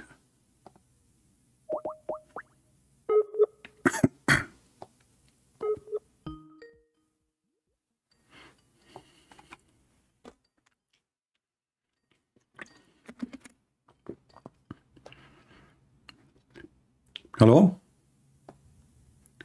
Hello? Yes, I hear you. You are live on air. How I can help you? Hi, Mr. Christian Prince. I'm very proud to speak to you. I'm calling from Israel. Well, I'm not a Muslim. Oh, you are not? Okay, thank you very much. So you are from Israel? Yeah. Let me just say we love you very much here. And everything you say is the truth. And we're very proud of you for saying the truth. And I would like to ask you two things about what's going on here. All right. First thing is, how come when you take the Muslim religion, which is now, I think, the second biggest religion, how come so many people go after this religion, which is obviously, I don't want to say bad words, but why you didn't say it? Say it. Why didn't say it? Here, you're talking to Christian Prince. Here we wipe the floor with Muhammad. Say whatever you want. It's ridiculous. I mean, when you bring those proofs, and I look at it and I say to myself, I mean, people are what's going on with people? I mean, it's like they're converting and well, you cannot. I mean, the earth is full of all kinds of people. You know, like do you see people taking drugs? They do, right? But everybody knows that drugs. Everybody knows that drugs is bad, right? But still, there's millions of people that take drugs. So this is the same. I mean, there's people they don't really, they are stupid. You know, if somebody want to kill himself, take drugs. Why they will not even convert to Islam? Islam is the same. So I want to ask you about Israel. As long you live in Israel, and you can go back to your topic. What is the situation right now in Israel? I don't know if you saw my video, and I told them that Hamas is playing a game with the Israeli, and now they want to keep extending the ceasefire in order to make the Israeli lose the reasoning to attack Hamas. So the more they we have 4 days, and then we say 2 more days, and then the 2 days is over. We ask for more. Oh, he lost his internet. Look like the internet. No, I didn't. Oh, okay, because I lost a connection with you. All right. So no, I'm listening. Yeah. So Hamas keep asking for extending the ceasefire. For me, I see that the reason for that, the reason Hamas is desperate for this, there is something very serious they are trying to accomplish. Number one, they are refueling themselves with weapon, and there's tunnels connected maybe to Egypt. Number two, because ceasefire will not make any difference for them, except there is something very important will be accomplished from ceasefire. And now they keep asking for extension, and the Israeli, because they are desperate to get their children back, and I understand that, but that will help nobody except Hamas. So what do you think about the future? Well, I can tell you because I'm very, well informed in what's going on. Okay. And the situation is exactly as you described it. They're just pulling for time to regroup themselves and, to inflict as much casualties as they can on the Israeli army. And this is a big mistake for us. But, we're in a difficult situation when, we're obligated to our people, and we have to bring them back in a way. And we don't know in which tunnel they are. So it's a big problem. And I don't care which tunnel they are. Just bury the tunnel, and that's it. And I from the first day in the war, I made a video. I don't know if you saw it, and I said, why we don't switch all the sewage of Gaza to the tunnels of Hamas? This way, we use the shit of the people of Gaza to kill Hamas, because as soon Like we give them water too. We give the people of Gaza more water. We open the water so they can piss more. And the more they piss, the more they shit, the more the shit will go into the tunnels of Hamas. And then we kill them without even using bombs. Just flood the tunnel, connect the tunnels to the sewage. Look, this is what Assisi has done on the Rafah border, because he saw that there was too much, something's going on there with weapons and shit, and he didn't want that. So he flooded the tunnel with sewage. Oh, he learned from me. Okay. Ah, you told me. Yes. I listen to you all the time. Yeah, you told me. Yeah. No, I'm saying Sisi, he must be learning from me, because I said that many years ago, more than 20 years ago. Because always those terrorists, they use the same tactic in war. They build tunnels under the ground, so it's very easy to fight them. Actually, like you have the Sea of Gaza next to you. All what you need, just put a couple of bombs and just pump water from the sea, or connect do little engineering and connect the sewage to the tunnel, and then let them, they will die either from the smell or from the shit. So they choose one, because methanol is a very dangerous gas. Like shit they will die. They will die. They will die literally. It's not a choice. There's no oxygen. There's nothing. And if they smoke too, and that will make explosion too. But when you think the ceasefire will stop? Well, I don't know. I was in the engineering corps when I was in the army. Okay. I know the system. We can kill them in many ways. In many ways, even without using something unconventional. We can use it with nitrogen gas, or we have our systems if we wanted to. But the problem is there might be some, families inside. And we don't want to kill them. You understand this? Yeah, but you see some, like in wartime. What you can do. You have to find your enemy, and if your enemy is hiding behind the children's, My friend, value life. It's a problem. The Israeli people, we value life more than anything.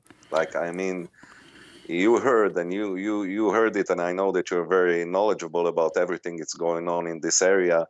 You probably heard that for one soldier we gave 1,027. Yeah, the stupid Netanyahu, he did that long time ago. Yeah.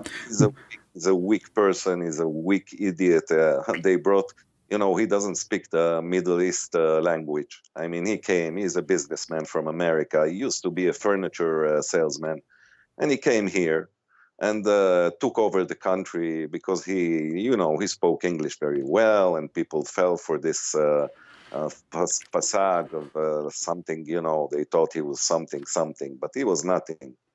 And he came here and weakened the country. By the way, he gave, I don't know if you know, but he gave a lot of suitcase with money from Qatar. Exactly. He opened the money for all the money. Hamas is building the concrete tunnels, and all the flourish, this weapon is the money of Qatar, and he handed by himself. He thought by doing that they will leave him alone, but this is absolutely false, stupid. He's stupid. He's stupid. People think that he's smart, but that's I'm saying all the time. He was like, there was if you know the Old Testament, even when people, they saw God and everything, and saw all the miracles that he done, and they still build an ox or a cow, I don't know, gold. And you ask yourself, how did they do it? Even if they saw all the miracles and they saw even God, they saw everything. They saw the divine spirit, everything, and still they did it. And you see, for 15 years he's already in power, and still they elect him. Well, I hope he will go. I hope he will go soon, and the Israeli will find a better replacement for this idiot.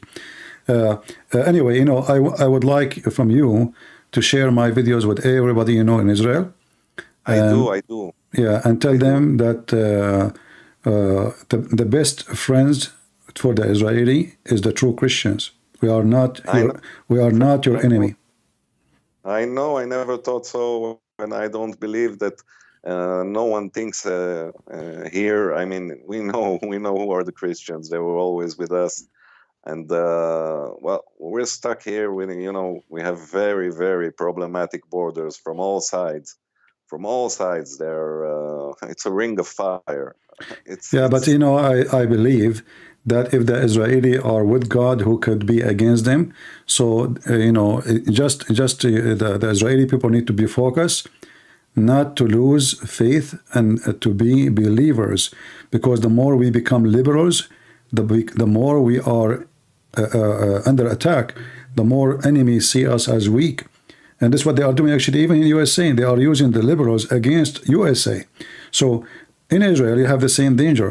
The liberals can be used against you as an Israeli citizen. My second question, I wanted to ask you, how come, because I don't have any explanation except for anti-Semitism or all this shit.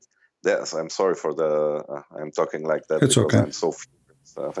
But how come all the universities and all the people and all that they say free Palestine, free Palestine? What's going on in the world? Tell me, they lost their mind. What's going on? Do they really, the LGBTQ, they think that if they will go to Gaza, they will be their friends? My friend, you need to ask first the question, why even the Jews in America, they always support liberals when the liberals are #1 enemies to the Jews? So tell me, I don't know. I will tell you, the problem is that they are not Jews, they are liberals. They are just by name, they have Jewish names. But they are people who have no faith in Judaism no more. They are just businessmen like Netanyahu. And for them, everything is a business. So you will notice that Democratic Party and Joe Biden and Obama, they were sponsored by Jewish in the state. And then in the same time, the schools is full of people who teach hate against Israel. And if you check, you will find many of them are Jews too. I don't know if you saw this, the protest went to the Congress, and they have it's an organization called Not in My Name, or the Voice of Peace. Those are Jews. So you will find that the terrorists, they were able to smuggle themselves to the mind even of the Jews and make the Jews hate the Jews. So you as an Israeli, you have a big work to do. So you can explain yourself, you explain that they are lying and you are being lied to. I find that the Israeli media is very weak.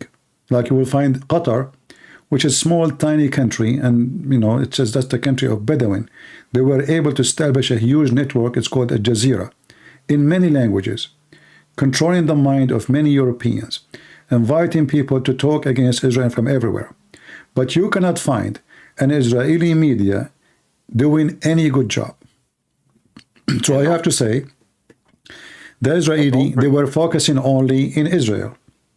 They are not focusing, they forgot the word, but you need the word support. We are only 6 million Jews fighting 2 billion Arabs. So they are not Arab, my friend. I just told you, they are not Arab. There's nothing called Arab. Same time, it's not about how many. A TV station does not need a lot of population. TV station need budget, smart plan, and Qatar more budget. And no, Israeli, they have more money than Qatar. Trust me, Qatar is nothing. Even they have a lot of money, still they are nothing compared to Israel.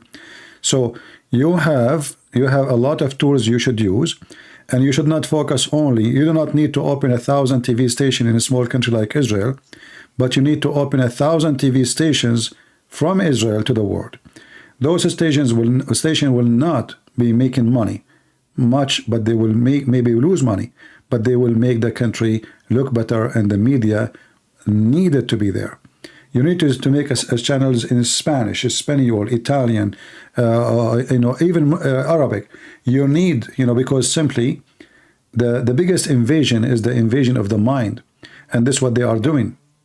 Yes, you're right. Yeah, you're right. And if you occupy the mind of many people, you can move them even to fight for you, even to kill for you, because everything happens in the mind. Even those Hamas, they convince those kids that if they die, they go to heaven. But you will find that not even one of their leaders, they go like the leaders of Hamas, they did not go to Israel to do October 7. They were sitting in their offices. They will send the young ones, the poor, because those they die, who care? But all the leaders, they have their villas, they have big money in the bank. They will not die for anything. You know, they are the rich.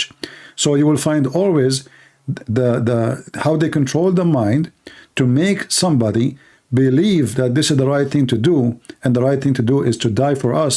But in fact, you know, like they say to them, you are dying for Allah, for Muhammad, but in reality, you are dying for the leader. Like Osama bin Laden, he never go to war. He sat in his cave. He sent his men to do jihad. He have hundreds of millions of dollars in his pocket, but he did not go and attack. And when the American came, he was the first one to hide. So all those so-called leaders in Islamic terrorism groups, they share one thing. They are always rich. They don't go to war. And they hide like Nasrallah, you know. Nasrallah is for the last 20 years and under the ground. Nobody knows where he is. And this is how brave he is. He claimed he have 100,000 fighters to defend him, but yet he cannot walk in the top of the ground, afraid of the Israeli. So you have the army, you have the power, you have the technology, you are superior by many things. You are superior because when you are with God, God is with you. You are superior because you have an army. You are superior because this is your land. So don't say they are 2 billions. They are not. They are not even 1 billion. They are not even 1 million. Because all of them, they hate each other too. And they are enemy to each other. In case you do not know, the Saudi, they hate Qatar. The Qatar, they hate Jordan. Jordan hate Palestinian. The Palestinian, they hate the Syrian. The Syrian, they hate the Iraqi. The Iraqi, they hate the Turkish. The Kurdish, they hate the Turkish. Everybody hate everybody. So don't think they are 1 billion around you. They are not united, and they hate each other, and they kill each other non-stop. War in Yemen, war in Libya, war in Syria, war in Iraq, war every day. Why? Not a single Jew is there. They are fighting who then? They are fighting each other. This is the Muslims. So all what you need to do is just to change your plan and change your prime minister and get a new David. Yeah. You should pray for us for this to happen. Well, I pray and I work for it, because prayer without work, my friend, is useless. You have to pray and work, right? If we pray, if we pray for the crops for the fruits to come without planting a tree, then we are fooled, right? So we have to plant the tree, put the seed, water it, and we pray that the fruit will come, and the Lord will be with us. Work, and I will be with you. That's what the Bible teaches us. Thank you, my friend. I want to say just two more things. One of them, I want you to know that on the attack, I don't know, not all the world knows about it, but there were 3 waves of attack. First, there was this force they called the Nukhba. Yeah, I know. They're supposed to be like their commandos, a bunch of cowards. The second wave was the Al-Qassam Brigade, and the third waves were citizens that came, and they did the rapes, they did the beheading, they did the most damage. That's the first thing I wanted you to know. So when they say, but there is a video. There's a video. I will make a broadcast about it, about a group of Al-Qassam, I think, or a Nukhba. They have a GoPro and they rape a Jewish woman. Like they exchange, like all of them, they were in one room, 6 or 7 guys, and then they cut her breast. And then one of the guys, he shot her and he killed her and he raped her even after she died. Did you know that they opened the belly of one woman? They took the fetus out, and it was still connected with the umbilical cord. They stabbed the baby in the head in front of his mother, and after she saw it, then they shot her. Do you understand what we're talking about? Yeah. Can you comprehend something like that? Is human being even capable of doing something like that? Yeah. Well, people like this, you need someone like me to take over Israel for 2 weeks. Just give me Israel for 2 weeks, not 2 years. I wish. Yeah. And the second thing I wanted, because I know that you're a very smart person, I want you to think, when a catastrophe happens, I want you to think, who is gaining from that? From this attack, who do you think gained? I believe at the end of the day, you know, Islam is a political movement and it's about money. So the war in Gaza will make a lot of money for Hamas. I think Hamas, they were expecting Israel to attack back for sure, but they were not expecting them to do a ground invasion. Destruction of Gaza will bring billions of dollars as donation to Hamas. And I believe this is number one reason. Yeah. Mr. Putin, he knew about the attack. The Iranian, you know, they come friends with him. We call it the axis of evil. You know, he has many tentacles. When you take, there is an animal, I forgot its name, that has tentacles. Never mind. Hezbollah is one of them, and Hamas is one of them. Jihadic Islam is one of them. The Houthis, of course, one of them. And they're friends with Russia. When you look who gained from that the most is Putin, because Putin wanted to divert all the arms and the political, you know, the attention from what he's doing in Ukraine. So if you think about it, he was the one who's gaining the most from that. I mean, the Hamas now, they're in a bad situation. They're not gaining anything now. Yeah, but I think Putin, he gained, you're right, but it was not his plan anyway. But he, you know, it's like, let's say, a bad thing happened for them, it's good for me. Putin, he is enjoying that any problem will cause a problem to the American and whoever his enemy. I'll tell you, my friend, Iran was behind it. I have no doubt that everything coming from Iran, but I think Putin is a person who is just enjoying, let us say, that he is not now the target no more. There's a bigger, but this will not be for long. What? This was a present from Iran to Putin for his birthday. I want you to check when he was born and think about it. I don't think this is about what you are saying, because if you remember, the war 1973, it was in October 6th, correct? Oh no, yeah, we thought about it. If it was October 6th, it was October 6th. It would happen in the same day. No, will not, because simply it was not Sabbath, because this is what the attack is about. October 6th, when it happened, it was Sabbath. So when those Muslim countries, they join forces against Israel, Israel was enjoying Sabbath, the same exact holiday.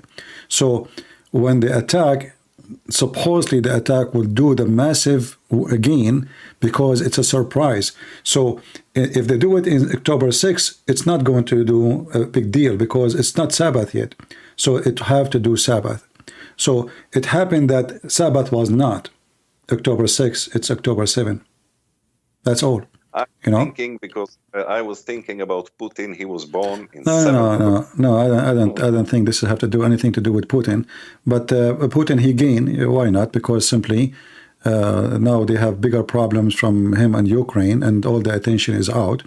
But that will not be for long, because what's happening now in Gaza will be for maybe another month too, and then things will cool down. So things will go back to Israel, to Russia. But I say to you that Hamas, their plan is that Israel will hit back, but they never thought they would do ground invasion, and they will destroy maybe a big, massive number of buildings in Gaza, and then billions of dollars will come back to Gaza as donation, and then those donations will be controlled by Hamas for sure. All those buildings, everything you see is destroyed. Hamas will rebuild by Hamas contractors, and hundreds of millions of dollars will be in the pocket of each. So it's a big business, and this is what they do last time and the time before it. So it's a big business. War is a big business. War is a big business for war companies, for companies who make an emission, but for Hamas, for them, now they will gain. Like now, if you go open any YouTube, you will find donate to Gaza. Any YouTube page, the first thing you will see, donate to Gaza. So all the money will go to where? To Gaza. But who is in control of Gaza? Hamas. So this is number one reason for Hamas to do the attack. Otherwise, they knew that at the end of the day, they will not be able to, to do anything. I mean, they will attack for half day and they will come back. They will kill some. They will kidnap some, and then the Israeli they will respond. But accomplishment, nothing accomplished except the money. But now, because Israeli they did invade Gaza, so if the Israeli want to do a smart thing, they should not go out of Gaza ever again until they guarantee that no Hamas there. And they make a condition with the international community that you can come, you can rule, we don't want to be there, but you have to guarantee not a single terrorist organization, Gaza or Hamas or other, because they can change the name. Not a single terrorist organization can survive there. You are in charge of security, otherwise I'm not leaving the land. And what you can do about it? Nothing. So just keep the land until everybody agree with your conditions. And the conditions have to be firm, and let Muslim countries grant the condition. Force the Egyptian, force even Qatar to come. Hey, send your police. Don't allow them to have a heavy weapon, just enough for security. Let all those Muslims who complain, okay, come and rule Gaza, but no terrorists. If you do, launch one rocket again, we will deal with you as we should.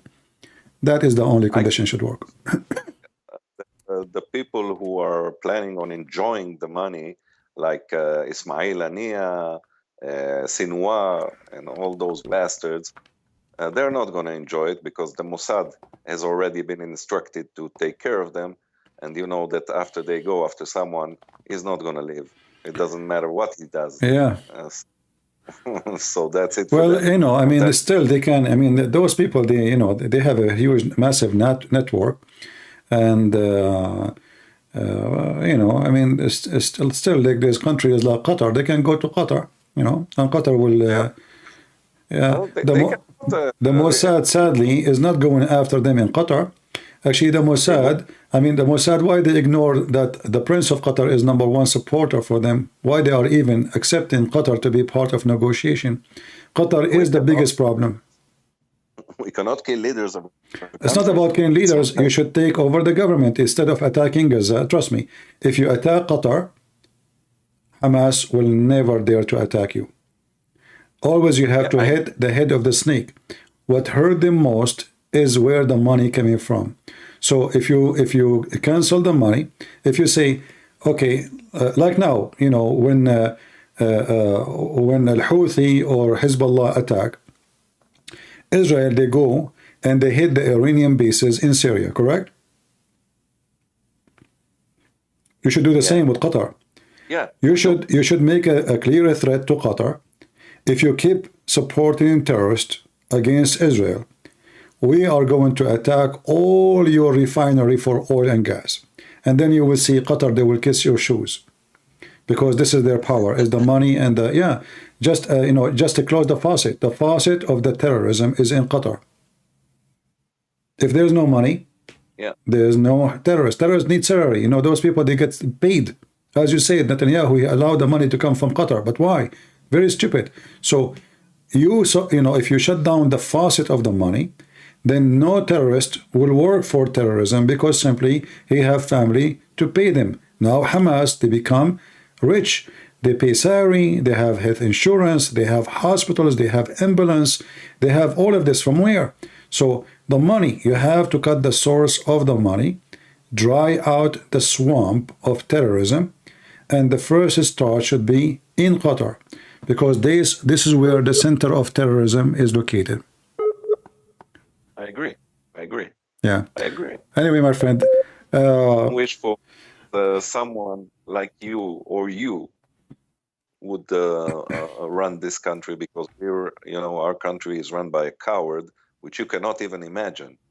And that's our luck. I don't know what to say. Well, things can change fast, but at the end of the day, still, even though he is not the one we want, he did a good accomplishment as an attack until now, until the ceasefire. But I hope he will not stop, and the ceasefire will stop very soon, so he can accomplish the mission and finish all the dogs of Hamas with no mercy. No mercy with rapists, no mercy with the criminals, no mercy with people who rape children and women, And even they kidnap dogs. Even dogs, they kidnap them. This is how faithful they are. Well, thank you, my friend, for calling. And send our greeting to the people of Israel. Shalom. I want to say thank you for talking to me, and it's a great pleasure. I listen to all your everything you say. I have a question. Do you think if one day I go to Israel, I will be allowed to enter Israel? Of course. I'm an Arab. Of course. I think 50% of the people here are Arabs. What I know, but still, I mean, they might be worried. I look like a terrorist, especially like I look like Hamas. If you have a problem, you tell me. I was very. I can fix everything for you. Just come here. No, actually, I received a text from somebody. I think he's a high rank officer in the Israeli army, but I did not answer. You know, I don't care really for someone is a high rank or small. You know, I prefer to talk to normal people. I don't care. Anyway, I'm just joking. Come to Jerusalem. I will take you. I will show you everything. You will see. You will have a good time, a spiritual time. You will enjoy. I promise you. Thank you, my friend. You have my number. Whatever you need, accommodation, everything, whatever you need, you just tell me. You're a friend to Israel. That's it. You're our friend. Thank you. Thank you, my friend. God bless you. Thank you. Take care. God bless you. God bless you, my friend. Thank you very much. Bye-bye. Bye-bye. All right.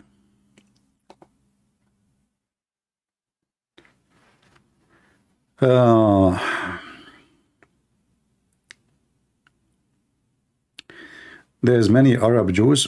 They are not Arab. Those Jews are not Arab. You know, they live like in those countries, but you cannot call them Arab.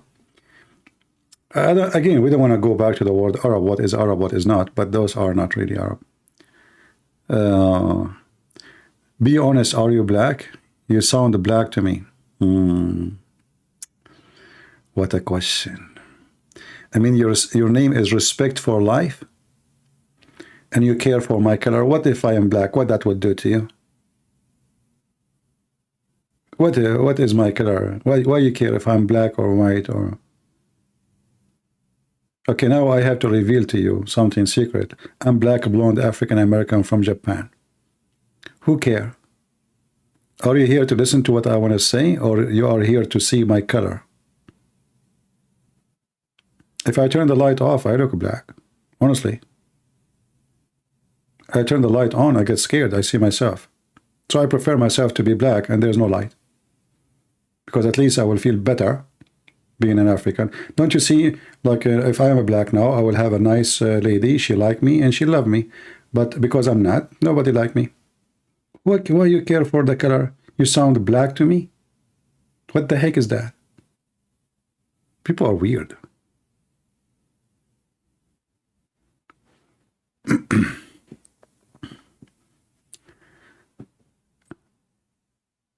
You focus on somebody intelligence, knowledge, what the benefit of you being here, what are you learning? Not the color. People who ask about color, they are racist. Do I care if you are black or Asian or white? If you are smart, you are smart. If you are stupid, you are stupid. Color cannot help you. Color cannot help you. Doesn't make you smarter if you are white or if you are black or if you are... No. Color mean nothing. You know, I like dogs, by the way. Do you know why? Because dogs, they have a color blind. They are less racist than us. When a dog, he see a dog, he don't see red dog, bright dog, black dog. All dogs are the same color for the dog. They are colorblind. Human, they are racist. The first thing they describe, he is white, he's black. He's a, you know.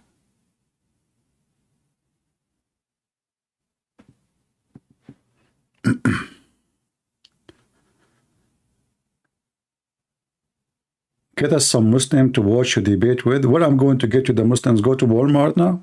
Do you think I'm doing shopping for Muslims? I don't know. I open my Skype. Whoever want to call me can call me. I don't choose who call me, who call not. How I know? You get me the Muslims. What about you go and invite those liberals who they support Hamas? Why don't go to their channels and say, hey, who want to call this guy? This is his Skype. Right?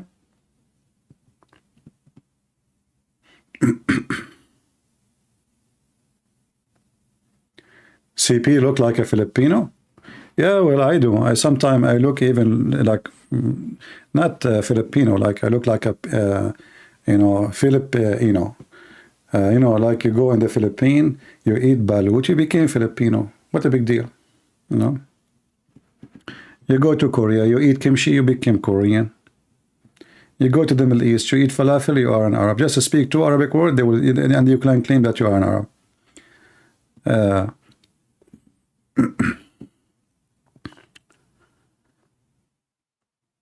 Who started racism? It was God in the Tower of Babel. That's not true. Racism have nothing to do with God, because you know what Jesus said, for God he loved the world, he sent his only begotten son. The word is everybody. The first disciple of Jesus, they were sent and they went to countries have a dark color skin, like Ethiopia, India, Egypt, etc. Like the Egyptian church is older than other churches, Ethiopian church, even the Indian church. So God and racism are not in the same place. You know, isn't it God who created Adam and Eve? Same time, if you speak about tongues, you are mixing things up between tongues and racism. People speaking in languages does not make them racist. That's not racism. Racism is a different story. There is many people right now who speak Arabic, but they are not Arab. So tongues have nothing to do. Like I speak English. The person who called me, he's from Israel. He speaks English too. So language is nothing to do with racism. Racism have nothing to do with language. But anyway, people, they see things with their limited thinking, and sometimes we don't see farther than our finger, you know. So we think that language is about, like now, the Arabic language exists before Islam. So Islam hijacked the Arabic language and make it the language of terrorism, but in fact, Arabic have nothing to do with Islam. In fact, the seventh greatest poetry in the history of Arabia, they are Arab Christians. They are not Muslims. 7, the most majestic poetry ever written is by the Christians.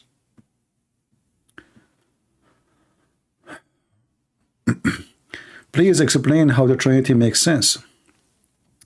If the Father is not the Son and the Holy Spirit, but they are all the same God at the same time, that they break the law of identity.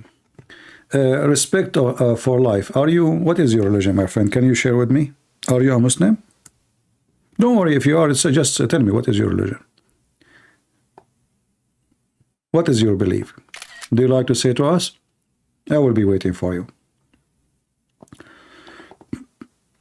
You know, when somebody speak about what makes sense and what does not make sense. I'm not insulting you, by the way. Respect for life. Your name is beautiful, by the way. But don't you think this is stupid? Don't you think the question is stupid? Anyone now know why I'm saying the question is stupid? So the question is about who? The question is about God, right? All right. So when we say God, what that word present? Does it present like an elephant? Maybe in the Hindu faith, not in ours. When we speak about God, it's about someone who break all the law of identity and all the law of logic and all the law of nature. So how you are questioning the law of identity when you are speaking about God? Can you even identify him? If we ask you, what is God for you?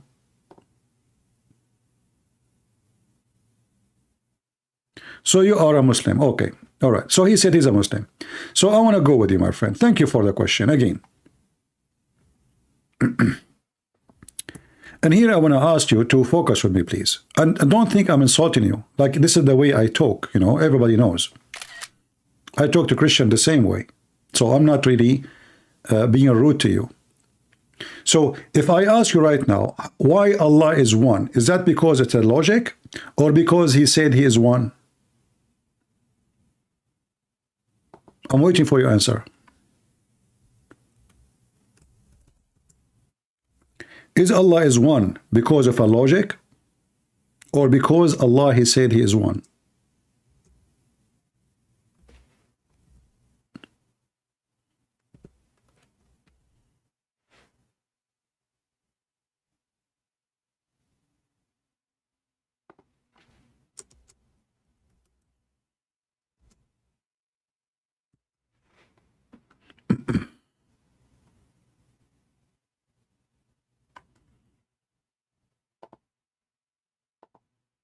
Did he answer, guys? And I did not see his text. Did he answer? I'm waiting for your answer. Is Allah is one because it's logical or because Allah said so? One is what? I mean, I'm asking a question. Is he one because it's logical or because Allah says so? It's rational. Okay. So is it rational for Allah? Is it possible for Allah to take a son? Okay, so no problem. I'm just copying your answers and I will put them one in after one in the screen because that will help me to show people that Muslims do not know really what they are worshiping and what they don't know what they are talking about. So this is the second answer he said to me. Let us show it. Give me a second.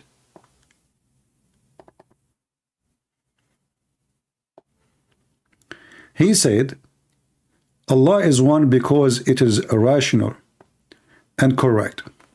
Okay.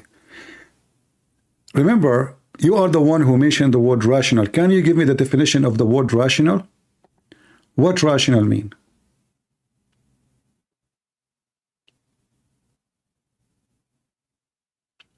What rational mean?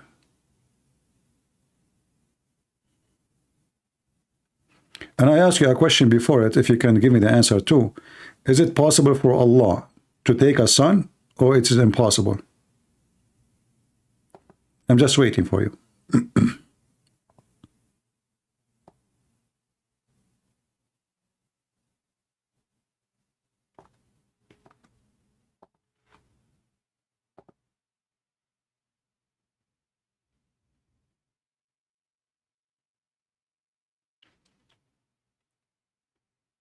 Think carefully before you give me the answer, because whatever you give me is going to be used against you. You know that.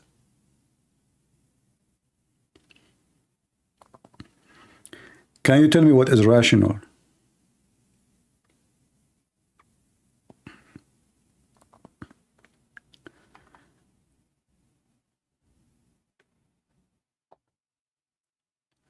Okay, let us give him some time to look for what rational is. Rational mean it is based on reason and logic. Okay, you know what? I find that your answer, I told you to think carefully of what you say. So now if I say, is it possible and rational for Allah to choose a son or it is not rational?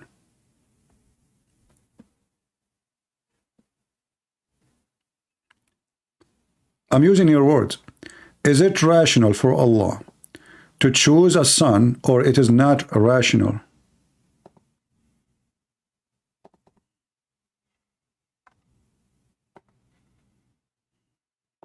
And again, I'm asking you to think carefully before you give me the answer. Why you don't call me? So we can have a better conversation. Is it rational for Allah to have a son or it's not rational?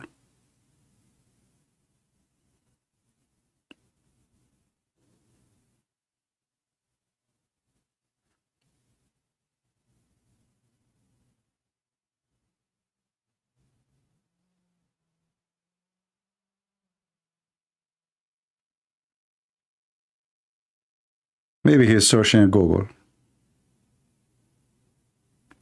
It's not rational because he have no need for a son. It is only diminish his significance. Okay. So why the Quran says then, if Allah wanted to have a son, he will. Remember, you just said it is not irrational for Allah to do so. It's not me who said that.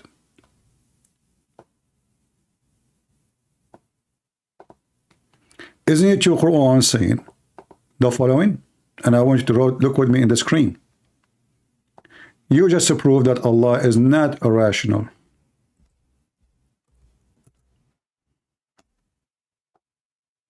Chapter 39, verse number 4. It says, and this is your translation, had Allah willed to take a son, he could have chosen whom he pleased out of whom he created. But the glory to Allah, he is the one nobody can defeat. What does this have to do with defeat anyway? So if Allah wanted to have a son, it's rational for him. If he wants, he will. That's what your Quran is saying. But you said the opposite. You said it is irrational for Allah to have a son. When Allah in the Quran is saying it is rational and it's possible, if you want to do so, he would do so. And this is the verse in front of you. Not only that, your God Allah, he claimed that he will have a wife if he wished to have so. If you go in the Quran, we will find the following different verse. Is Allah is one? You said yes. You said it's rational for Allah to be one and coherent to his nature. But look what Allah, he said in the Quran. Said, had he wanted to have a son or a wife, he will take it from us. But remember, it is irrational for Allah to be many because he's one. I don't care about the if. You see, the if is even making it more ifing, because if Allah is saying if he wanted, that will not change the fact that it's possible. And look what it says here. Do you see the word us? Allah will take a son and a wife from who? From us. If Allah is one, so who is us, who Allah is going to marry to? Remember, we say us if there is many of my kind. We don't say us if I am not one of many from the same kind. People, do you see the word us? So the Muslim, they try to fool themselves. They say, it says if, but never the case. Okay, hold on, who cares? So if or not, still it is the case, because simply it is possible that Allah, he will, because he said, if I want. If he want what? He will take a son. If he want, he will take a wife. But the son and the wife is from who? Is from us. I thought Allah is one. Okay, hold on. Guys, a Muslim trying to fix it, and he is repeating what he saw in Google, but that will not work for this verse, my friend. You are ignorant again. Because here we are talking about Allah marrying us. So if you are saying to me us mean plural, that is for respect and majestic, that would be stupid. Why? Because Allah is speaking now about marrying himself. Allah will take from himself as a wife. Is that what you are saying? Are you saying that Allah is going to have sex with Allah? So when you say us is a plural, is used for importance, not literally, that is even more stupid statement. Because here Allah is talking about taking a wife, other person. Are you saying to me that Allah is a wife and Allah is a male in the same time? And Allah the man, he decided to marry Allah the female so they can have Allah the baby? Because the verse here speak about what? Allah taking a wife from us. Do you see the word from? Do you know what from mean? Do you know what the word from mean?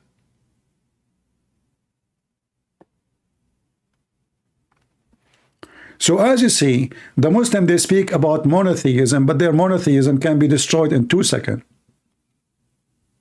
It's false monotheism. Because if Allah is one God, he should not say such a statement. Usually the Muslim, they say, oh, Allah, he say we, because the kings, they say we. And this is more stupid. You are saying to me that Allah, he prefer to be we for more respect, but he don't like to be I, for this is less respect. So it is more rational, according to Allah, to be called we, not I, for it is, does not befit his majestic. And here you see the stupidity. Why? Because Allah, the God of Islam, he liked to use the word we to make himself a great, which means he is not really great unless he used the word we. Where for us, we do not need fake we. So the Trinity is a 3 person and 1 God. So if a 3 is a greater than 1, according to your prophet and your God, well, we have the 3. And we have the 1 in the same time. But your God, you claim that he is 1, but yet he decided to use the word we because he felt that we does not respect, I does not respect him. So he said, call me we, because this is more respect. So it is more respect for God, more rational for God to be called we, not to be called I. And this again proved that the Trinity in Islam is more favorable for Allah. Allah don't like to be we, I. Why he don't say, had I intend to take a pastime? And look how many times he used the word we. Look, this is the God of Mr. We. Sometimes I feel like Allah is an ambulance. We, because everywhere he is we. And then to make it more horrible, he replaced the word we and suddenly it became us. So now Allah became many Allah and Allah will marry from other Allah. Now, if we ask you, Allah want to take a wife from us, who is the wife? Can you identify who is qualified to be the wife of Allah from us? I'm waiting for any Muslim to answer.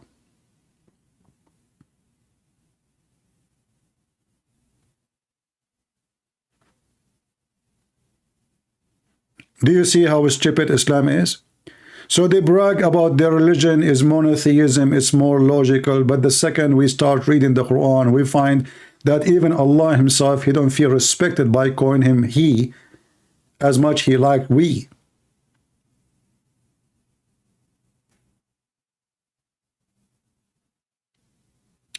There is a word in English, what, shofranitz, yeah? Sorry, I don't know how to say the word. You teach me guys. What the word? Is your God, Allah had multi-personality, but yet he is one person? If he is not many person, but he like to be called we, and he think he is going to marry a wife from us, but he is he, there's no us. So don't you think that this verse is made by a mentally ill person who is really confused about who is his God?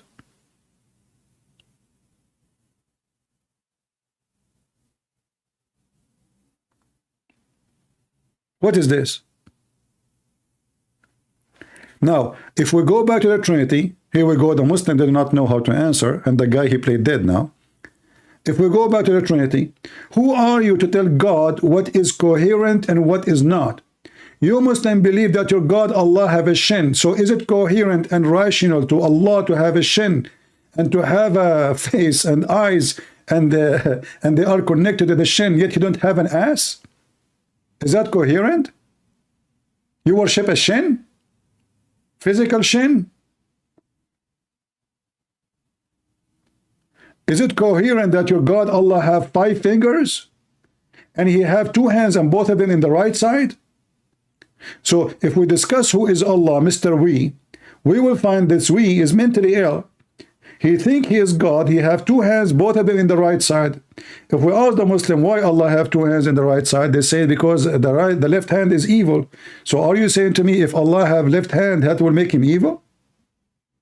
So he decided to change the location of his hand? And why he have hands anyway?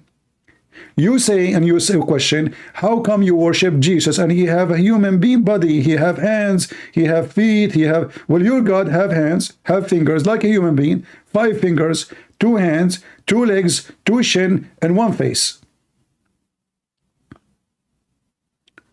So if we discuss the quality of Allah, we will find that Allah is stupid. Stupid in geography, stupid in science, stupid in mathematics, stupid in Arabic, stupid in everything. If we discuss who is the Messiah, we will find that he is the most smart, the most wise, the most amazing, the most loving, the most giving, the most miraculous, and everything is about him is miraculous. If we question Allah, we will find he could not do one miracle for Muhammad. The only miracle the Muslim they say is the Quran. But the second we read the Quran, we find how stupid it is. In fact, even the Quran says that the Arab, they laugh at the Arab Quran. You know, how many times we heard the Muslims speaking about how amazing the Quran. If the Quran is amazing, so why the Arab, they were making fun of it? If the Quran is amazing, why the Arab, they were making fun of the Quran? And this is written in the Quran.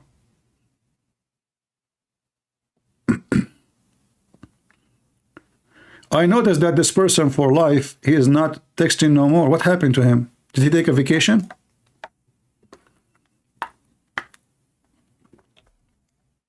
Did you leave Islam, my friend? Go watch the last two days ago. 2 Muslims, they called me. One of them left Islam. The other one, he could not deny that the Quran is full of contradiction. He did his best. Did you leave Islam? Same time, you know, when the Muslims, they speak about the oneness of God, it's logical. That's very stupid because there's nothing logical about God. Is it logical that God exists by himself? That's against logic, because you Muslim, you keep saying everything is created. Okay, that if you say everything is created, that means God himself is created. You will see a Muslim, he tried to convince an atheist like Lili Dawa. He says, oh, look at Google. In Google, you will find that there is somebody created Google. And the one who created Google is an engineer. And the engineer, he learned the created mathematics. And the one who created mathematics is the one he himself is created. Therefore, everything is created. Now, they supposedly debunk the atheist, but the same theory proving you false. Why? Because if you say everything is created, this is the logic.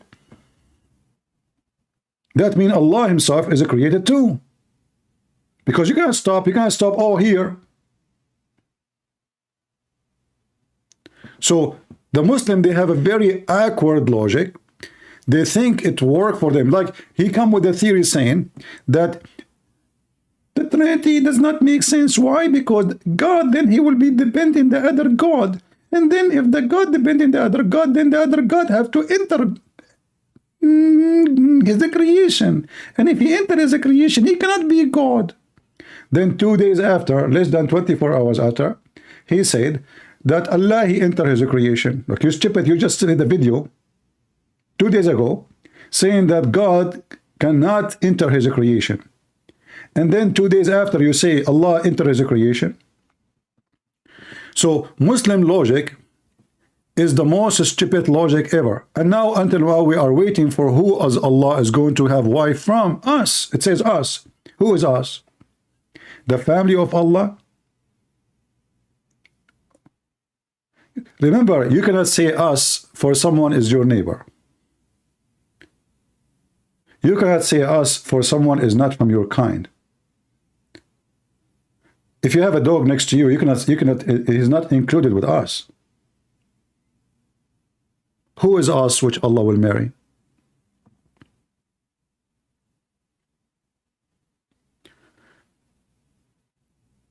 He left. He will not text no more. He's gone with the wind.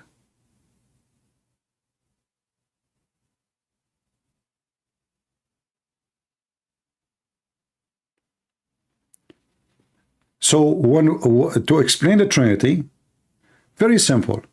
God is amazing, and he is above all law. So if God cannot be three and one in the same time, so what God can be then? He can be one, I can be one. That's not a miracle thing. But it's impossible for me, because I'm just normally a human being, to be 3 and 1 or 4 and 1 and 7 and 1. But it is not impossible for God. So if it is impossible for your God to be 3 and 1, because your God is a foo-foo, is a cartoon. But my God, the real one, he can be as he wish, for he is God. And who can tell God what to be, what not to be? You Muslims can, because your God is just your own creation. So you design your God. You redesign your God again. You fabricate your God. Every one of you explain God as he wish. But none of you knows his God. You don't even know what the word Allah means, because this is a foreign language for foreign God, and you adopt it. The same as when you kiss the black stone. You say you are a monotheist, you are not pagan, then you kiss the black stone. We say to you, why you kiss the black stone? Do you remember, guys, the chat I posted online for my chat with the Muslims? I asked them, I don't know if you can find the video. I said to him, I think the website was called Convert to Islam. So I said, I have a question, please. Why the Prophet, he kissed the black stone? Took him 5 minutes to answer. And he said, because it's holy. I said, why it's holy? Took him another 5 minutes to say to me, because the Prophet kissed it. You don't know why. Why the Prophet, he kissed the black stone if you Muslims are monotheist? Then the smart Muslim, he tried to give you different answer. They said to you, respect. Respect what? It's a stone. Then a smarter Muslim, he will say to you, oh, this is a stone from heaven. Well, there's donkeys came from heaven. Are you going to kiss them? So what if it's a stone from heaven? Stone is a stone. Is the location will change what the stone is?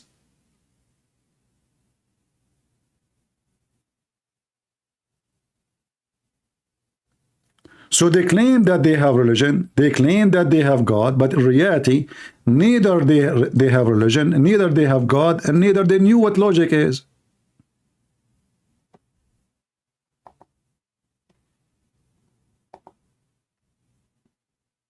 And now the second we start hitting hard, the guy, he disappeared. He was here enjoying, you know, and he kept repeating, can you tell me what the Trinity, what he can explain the Trinity? And by the way, you will notice that the Muslims, they always keep back to the Trinity. They think they have a point there where Christianity, they think it's weak. But in fact, it's you who is weak. It's you who is being stupid, ignorant, and you are ignoring that the second you speak about God, it's not you who decide to God what he can be, what he cannot. If the Hindus have 35 million gods, I don't believe in them, not because they are 35 million. I don't believe in them because they are fake gods. But if they are true God, well, they are true God. Then can I decide how many gods there is? Is it up a human to decide how many God? Or God, he is the one in control. If he is one, he is one. If he is two, if there's 10 of them, what we can do about it? Can we fire one, we keep one?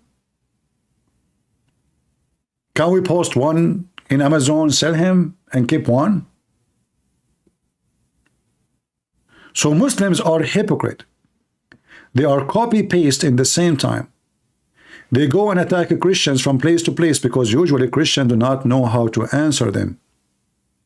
So a Christian usually, he will spend his day trying to explain God the Father, God the Son. So God, he said, don't do that. Why you want to do that? This is Abdul. He don't even understand why Allah have a shin. You want him to understand the Trinity, that simple? The Trinity is very simple. You can make it complicated. You can take it as a very simple thing. God is wonderful. God is a miracle. The Trinity is a miracle. Can God be in heaven and God can be in earth at the same time? If you say no, he cannot, then he is not God. For God is almighty. Do you know what the word almighty means? It means there's no power can stop him. And nothing is impossible for him. The Bible says what is impossible for man is not impossible for God.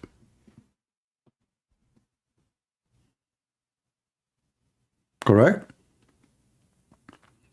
So those hypocrite Muslims, when they want God is all powerful, when they want God is potato. Look what the Quran, stupid Quran says. And by the way, I respect the Quran by saying stupid, because the word stupid is not even describing it the way it deserved.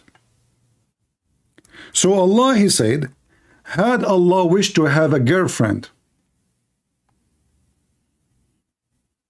What the heck is this? Chapter 6, verse number 101.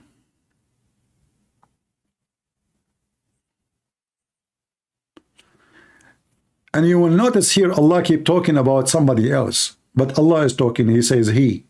By the way, sometimes I like to talk about myself like that. I like it. So he, who? Christian Prince. He like to go where? Who? Christian Prince. He is the originator of the heaven and the earth. Well, he is the originator of the heaven and the earth, yet he don't remember which one he created first. The mountains, the trees, or the stars.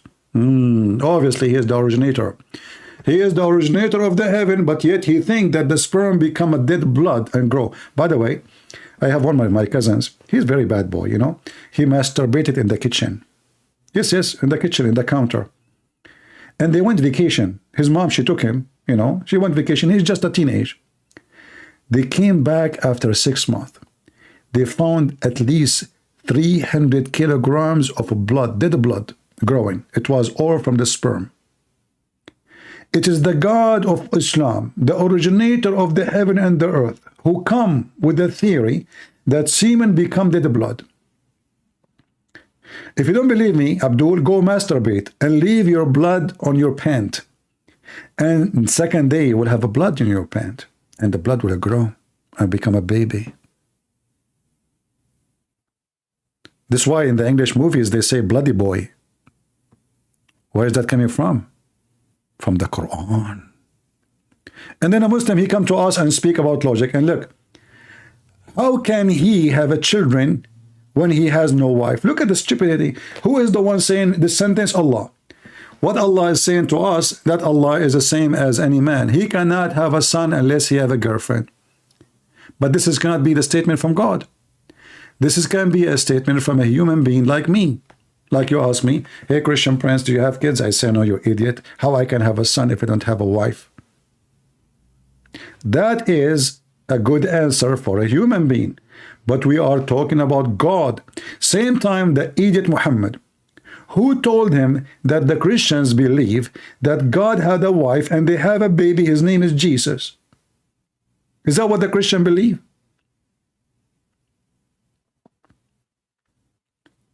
So we have to say that Muhammad is a certified idiot. He is idiot about history, idiot about mythology, idiot about biology, idiot about geography. I mean, he's idiot in every field. He is the best idiot in the world.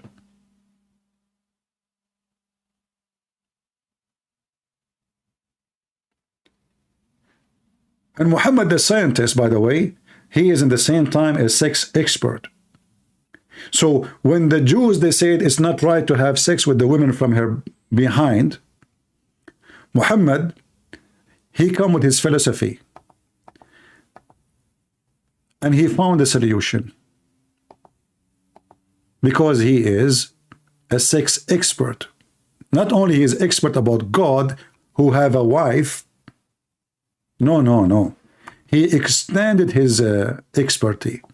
So what was the response of Muhammad when the Jews, they said we should not have sex with the women from the wrong location? Muhammad, he said the following. Chapter 2, verse number 2 to 3. Your wives as are teeth for you. So dig in your teeth, how and you will.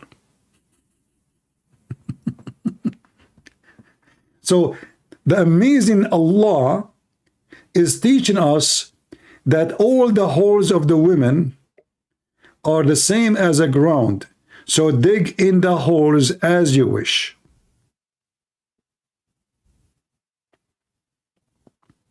What about we ask women if they like it or not?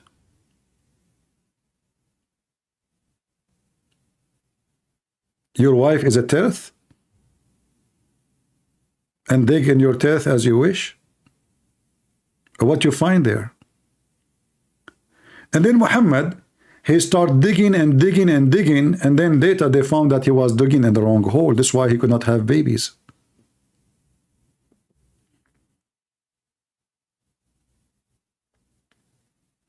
Most likely he was shooting blank too.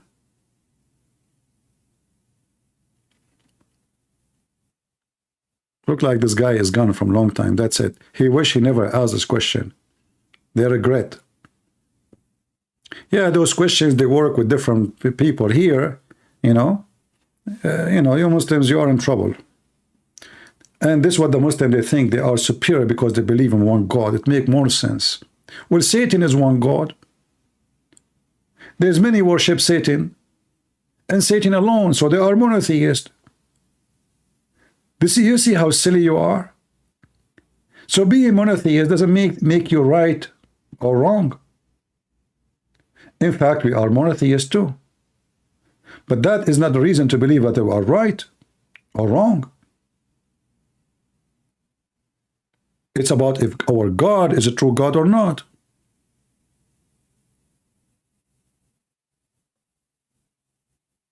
Who cares if your God is 1 or 2 or 7? This is not the reason. Your Muslim reason is so stupid and so silly.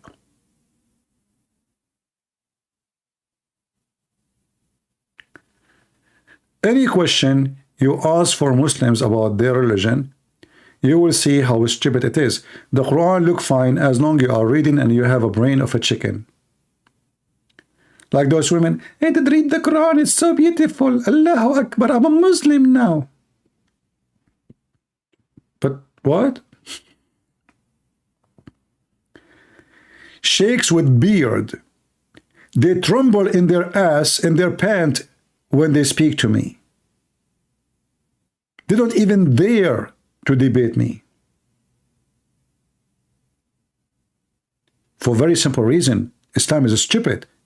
Trust me, those Muslims, if Islam is strong, they will be happy to debate anybody.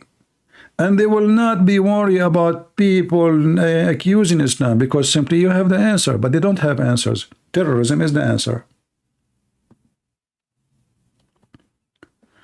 One of the reasons of terrorism that because they don't have answer. They don't have answer why they are poor when they have oil. They don't have answer why they are corrupt when they have the book of Allah. They don't have answer why Muhammad is a fraud when he's a messenger. They don't have answer why a prophet of God, he go to the house of a Muslim and then he want to F his wife. They don't have answer for anything. They are just copy, paste, repeat machine. Take a beer, Allahu Akbar, Alhamdulillah. The second you ask a question, they have no idea what are you talking about.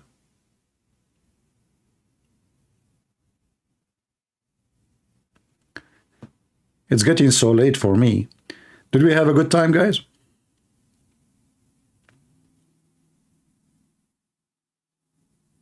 Yeah, like when they bring you this Zakir Naik and there's 10,000 people listening. I mean, this Zakir Naik, I can destroy him in 2 seconds. Before he even touch his nose. But how in the world this person look amazing for those people? Because simply they are the ignorant. He is not amazing to the educated. He look fool, stupid, idiot.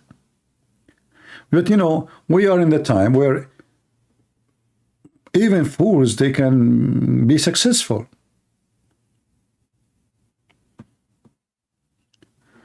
You open a page in TikTok and you talk about your lipstick and you will have thousands of subscribers and you make money. Or a woman, she want to change her jeans in front of the camera. Very deep philosophy occupying the mind of the world today. Which video is going to have more view? My video or a girl, she is like, if you type right now in YouTube, off a grid, you know, like I like to watch off a grid, like somebody building like a cabin or etc. Always I like nature. But what you will find if you type this word, which have nothing to do with sex,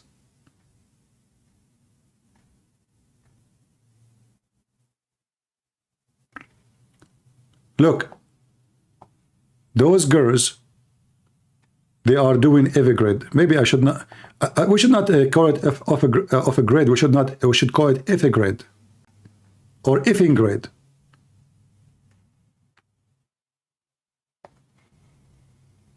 This is how if a grade of a grid now. I just type. Look, I type in the top of a grid. What come to me? Well, she is off a grid. She cannot take a shower normally. What are you talking about? She have to turn the camera and show everybody, and that will bring a lot of views. 12 days ago, 211K. Am I going to have 200,011 for my off a grid? Speaking about Muhammad, no. If I support Muhammad, then that will happen because the gang will support me.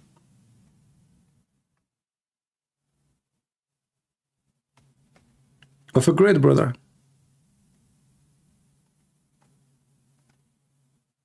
Yeah.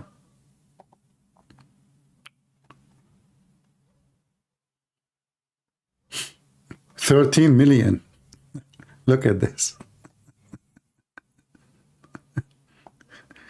I mean, if you carry a branch like this and your boobs is coming out, that explains why you have 13 million view. 13 million. Not 1 million, not 2 million. This is another off a grid.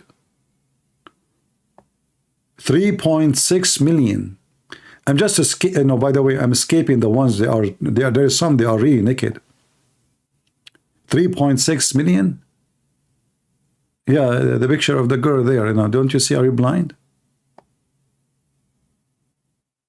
3 months of a grid, everything built, homesteading, time lapse.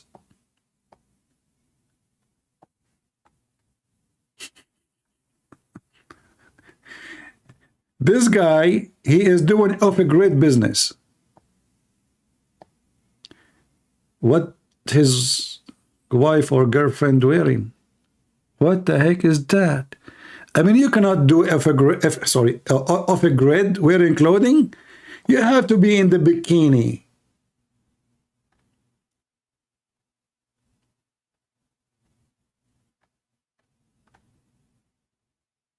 Isn't it obvious? And Islam is nothing but same as those off a grid today. It is sex, nakedness, pervert, and the marketing for the pervert these days is doing great. If we go to my videos, let us see what is the view for my videos. The one I posted in the last, look at this.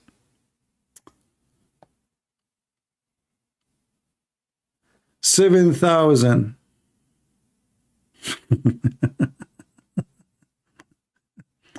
$19,000. $14,000. $15,000.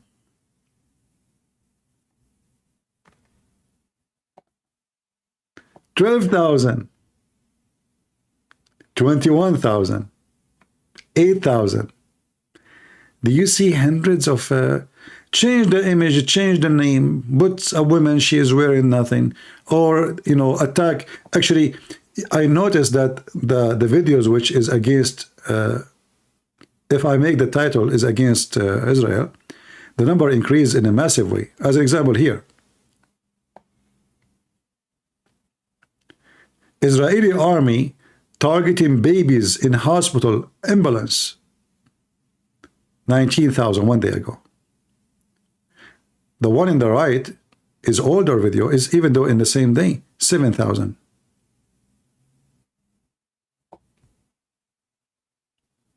$14,000. So if you change the title against Israel, that will give you more support.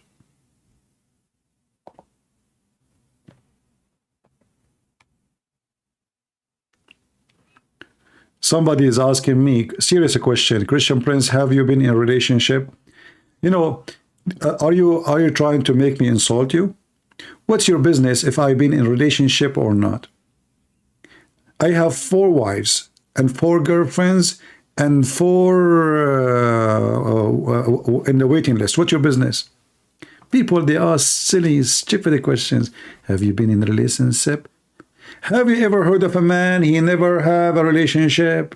Have you ever heard of a man, never spoke to a woman? Have you?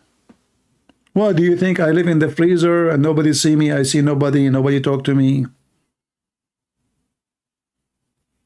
What's wrong with people? What's your business?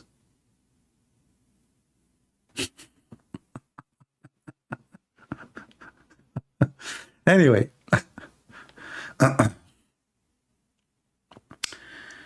People, they ask really questions. Actually, you know what? Once, like, there is somebody was supposedly, you know, jealousy and stupid people.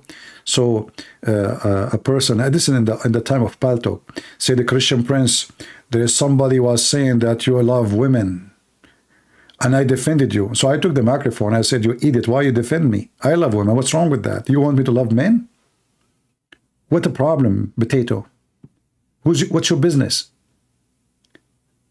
People are silly and stupid, you know, very, very, I mean, I don't know.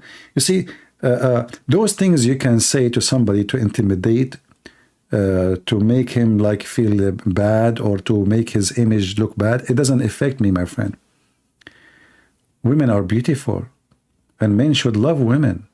But at the end of the day, you should choose one, not loving all women. You can love only one woman. But all women are gift of God to men, and men should be gift of God to women too. So the normal thing, the healthy thing, the right thing, that a man, he love women. But when we speak about love, not lust, one woman, one man. When God, he created Adam and Eve.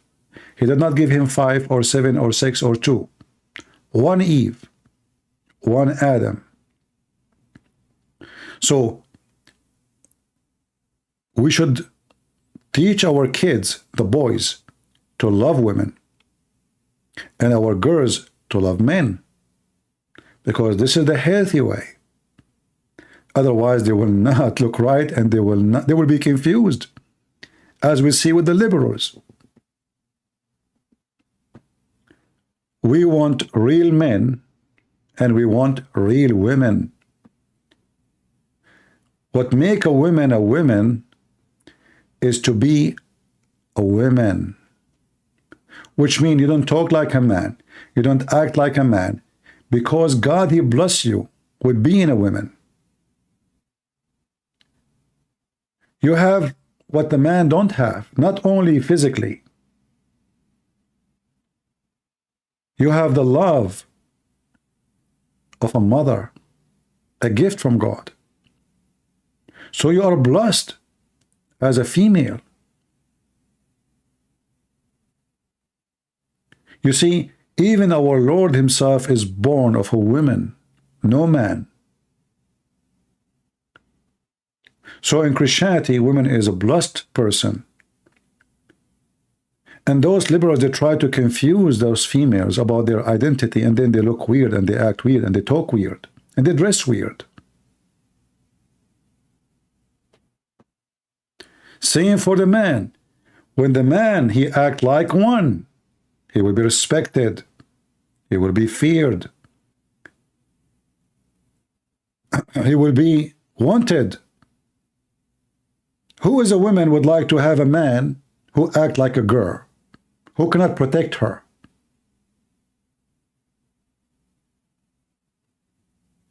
She is a girl already. She do not need another girl.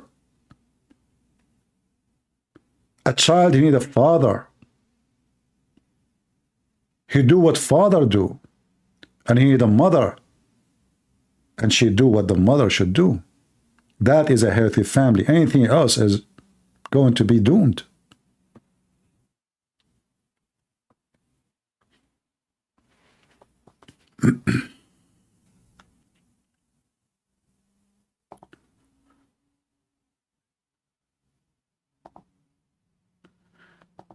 You know, once I did, by mistake, shave my mustache. I did not shave it, but I was, you know, I was shaving, and, you know, as usual in the Middle East, like we have a Christmas every day. The light keep coming on, off, on, off, on, off. So I was shaving, and we lost electricity, as usual. So, you know, like I use those knives for shaving, not, you know, those like the boys use. The knife one, the sharp. I don't know what they call it in English.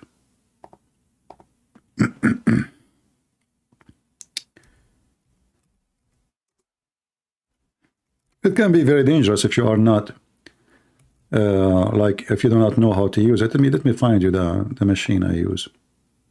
But I cannot use this one when I travel because you're not allowed to carry those stuff with you in the airplanes.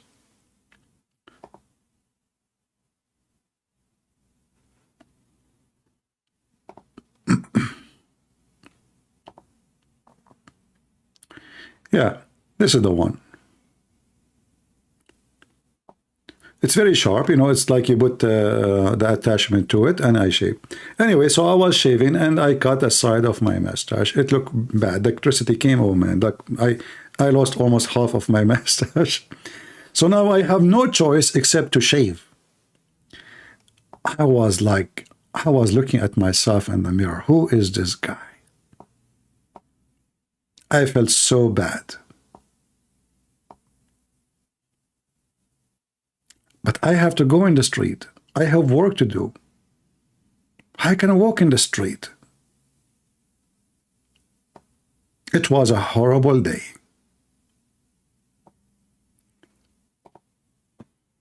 Now I know some men, they like to shave, but for me, I believe that a man, it's his God gift, whatever he have, don't change it.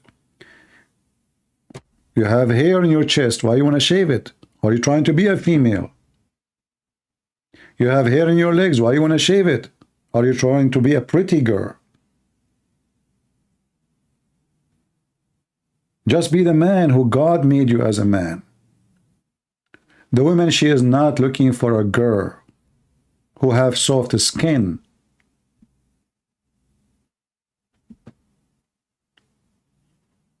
And this is my opinion, you know. For sure, it's up to you.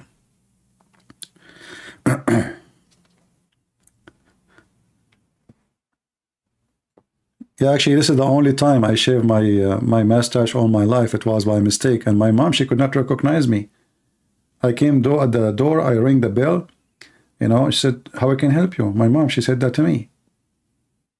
I said, well, it's me. I said, what? Because she did not see me without beard since I was a teenage. She did not recognize me at all because I shaved everything. You cannot even shave the mustache only and keep the beard. It will look even more funny. So even my mom, she could not recognize me. Yes, how I can help you? I said, Mom, it's me. So anyway, you see, we are in the world today where everybody is encouraged to act soft. Softness is not about shaving your hair. Softness is about being a man, protective to the women, to your family, being loving to them. That is softness. But this is a softness of a man. Softness is not about shaving your beard, mustache, and hair in your chest and your legs. That will not make you look like a man, trust me.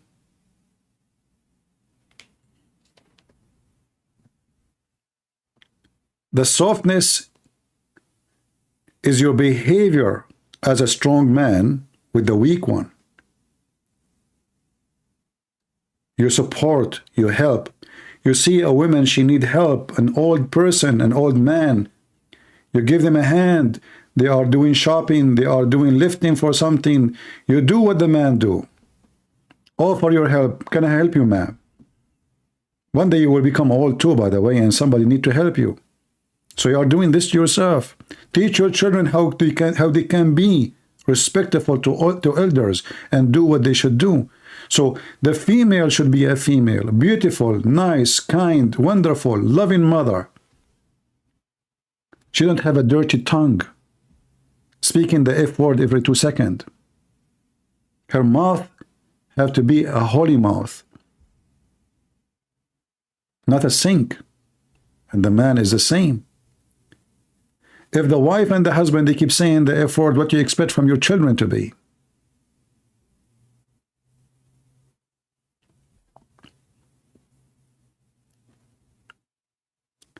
Because they corrupt everything in our schools. So you see kids don't respect their parents. You see kids saying the F word to their parents. You see kids calling the police to their parents. Because now they taught the kids that those parents are not important in your life. They are nobody. So they became like just, somebody in my life. They work, they go to work, they give me a bed, and, and one day I will leave. And I'm desperate to go to be at the age of 18. We should teach our kids that we are family, that we love each other.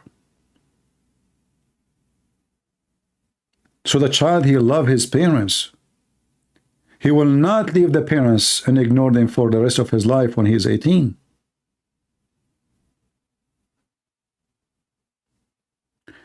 They destroy, the liberals, everything in our life. Everything is beautiful. They destroy family. They destroy schools. They want to even close the churches. They don't want the word of God. That's why their children are full of drugs. If I'm wrong, tell me.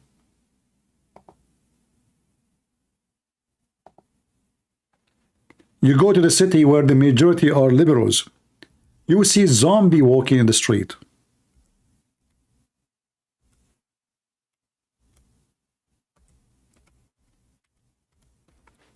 They are worried about Gaza, but their kids are dying by millions. You know what millions mean? Where is Obama? Where is Biden? Where is Nancy Pelosi? They don't talk about it. Those are dead people are alive in the street. Do you know why they are bending like this? Because of drugs. They stay like this for hours, are not moving. And they are worried about Gaza. Hypocrite. Liars. Their kids sleep in every corner in the street, under bridge. Addict to sex and drugs. Look at this. Streets full of young people.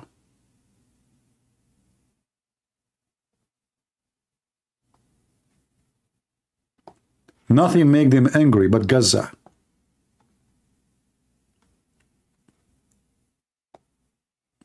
Their kids is dying in every corner. Schools became a shooting place. And they talk about Gaza. Gaza is their concern. I mean, if you see this, you will think this is a movie. Fake movie.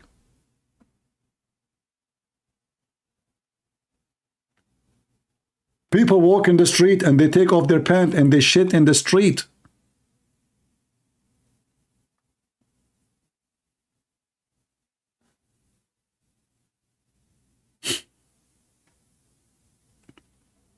When you see this, you will think that this is really cannot be true.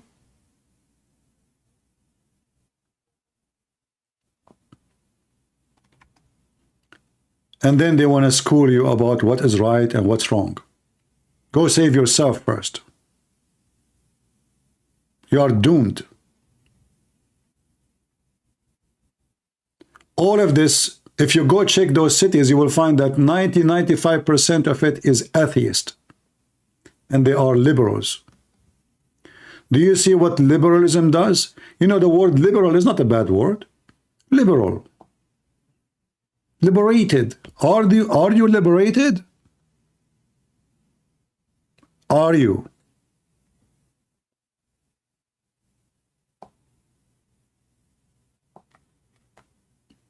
And you will see that all are young, very young kids.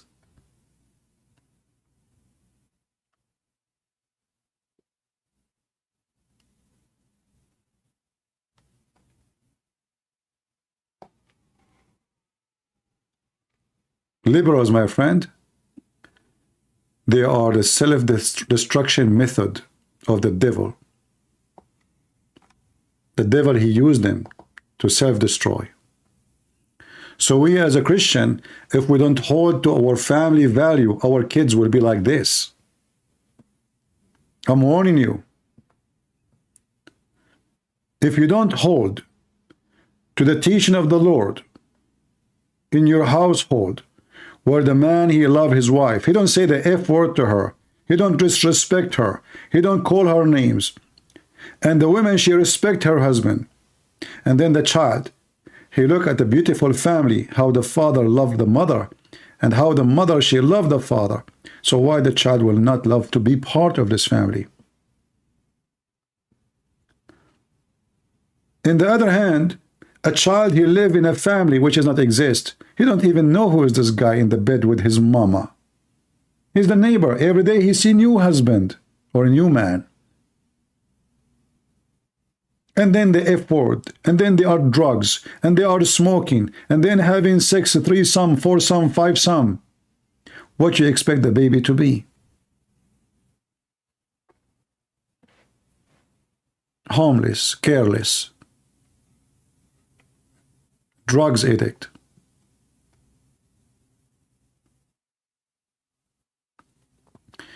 Abdul saying, Western countries need our Sharia law.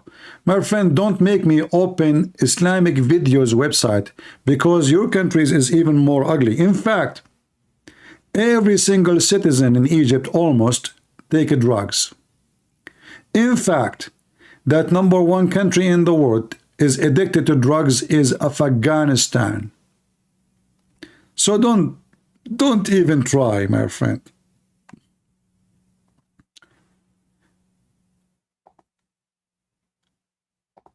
Shall I remind you? Go to Egypt. If I go right now and search in Egypt, what I will find? Or Afghanistan, they take drugs and they watch boys wearing women clothing. We need Sharia law. You have Sharia law. This is the law of drug dealers.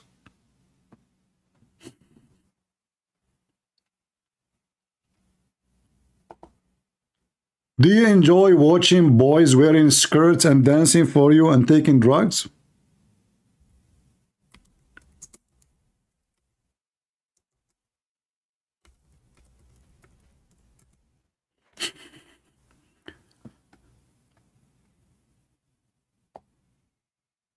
Go and search for Bachabazi. It is top business in Pakistan and Afghanistan and Bangladesh. Those are little boys. Those are boys, not girls. They dance for the Muslim terrorist. And they have sex with them after that. Go watch Sharia law, huh? This is the land of Sharia law. Bachabazi. Sick people.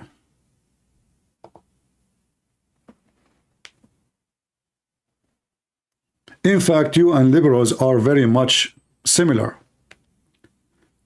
The liberals, they convince a boy to dress like a girl. The Muslim in Pakistan, Bangladesh, Afghanistan, they convince the boy to be a girl, and then after that they have sex with the boy as if it's a girl. Group sex.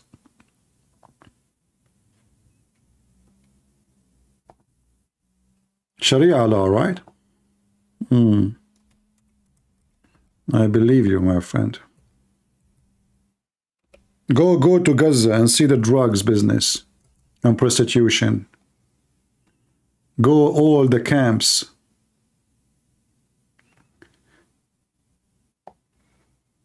This is the Sharia law country.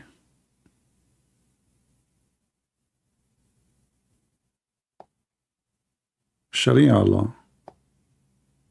Look how the woman she is. I mean, this is a lot of Sharia law.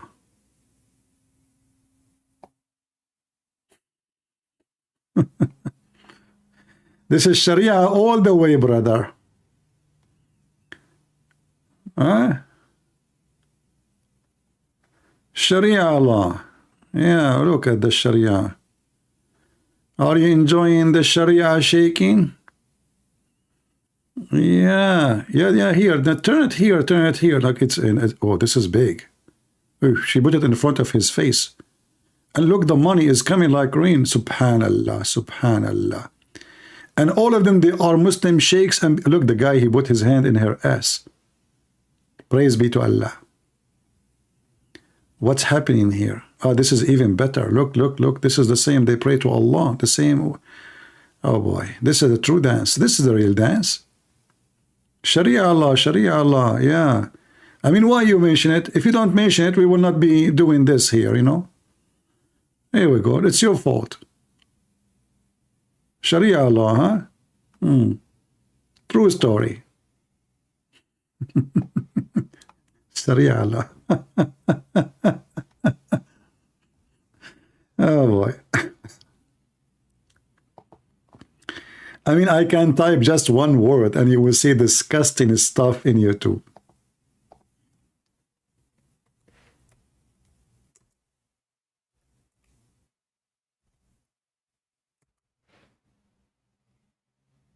Guys, I cannot even show you. I mean, you see YouTube, they take your video down, supposedly because it's against guideline. I just typed this word in Arabic.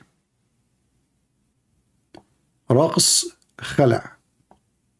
I cannot show you, seriously, I cannot show you what I have in my page. Literally, it's a porn. All the things you see in the left of the video is a porn. Literally is a porn.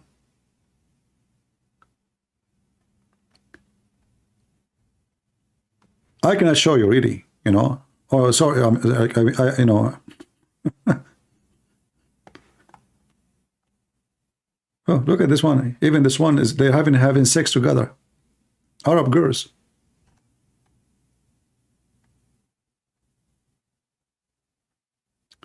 And this is halal in YouTube.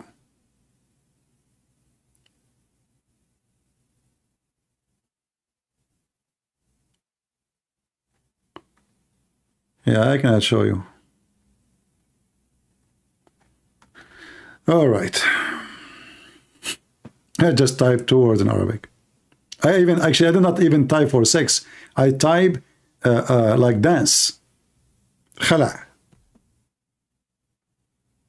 Let me show you what I typed. Let me see if I use Google Translation. If Google Translation will translate my my search word.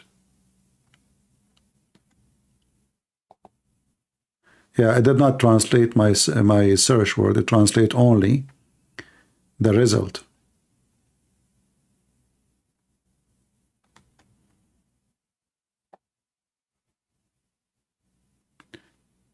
Hot dancing and dressed.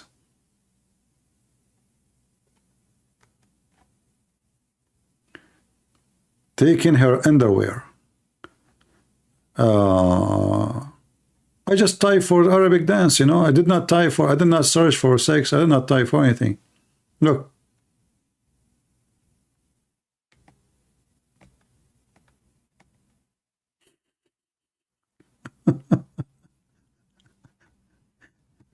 This is what you get when you search Sharia law, huh? Obviously, your girls are practicing Sharia law very much. And you know, the Middle East is messed up to the point they go in front of the camera, record themselves going naked. And this Abdul talking about Sharia law.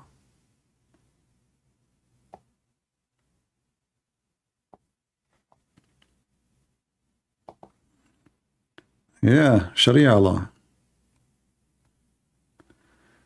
This guy is saying, I see nothing. I'm not going to show you. If I show you, people will hate me here.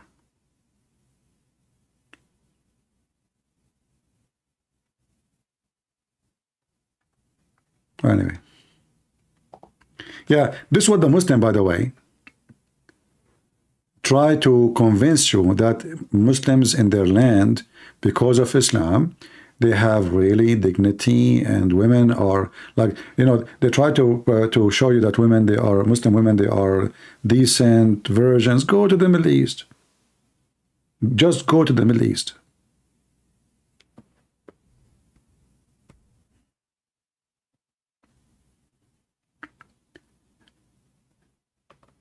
Just go. Go to Emirat, sex land, Bahrain, Saudi Arabia. Once a Saudi guy, he says, do you have something for headache?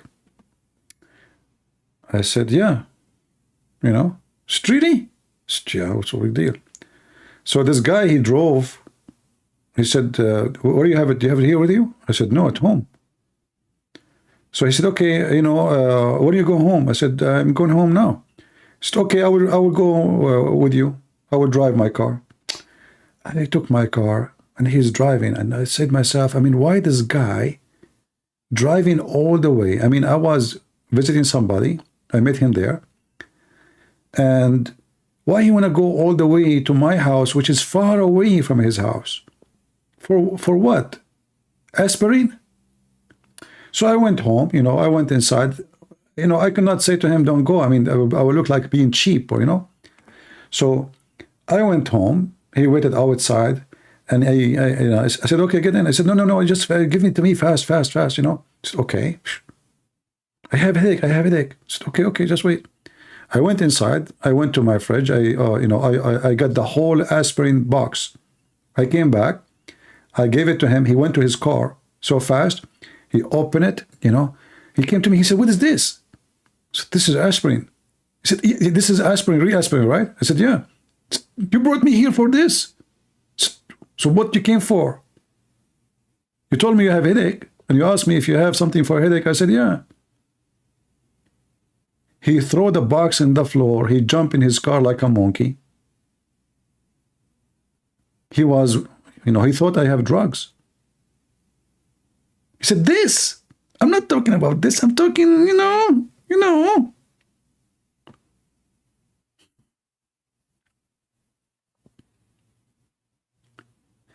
And who is the one who smuggled drugs to the Gulf, to Saudi Arabia, to Emirat, Bahrain? Hezbollah, Taliban, Pakistan, all are friendly Muslims countries.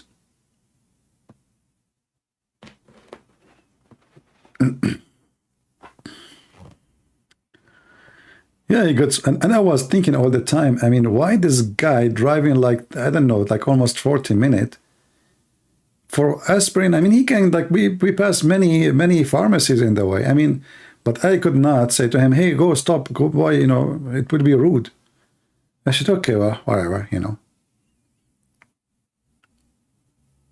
He got so upset because he thought I think the guy who was, you know, I was visiting, it was for business, nothing to do with anything. So he thought maybe because I know him, I think maybe that guy, he take drugs too. So he thought, oh, like we speak the same language, you know, like, do you have something for a headache? You know?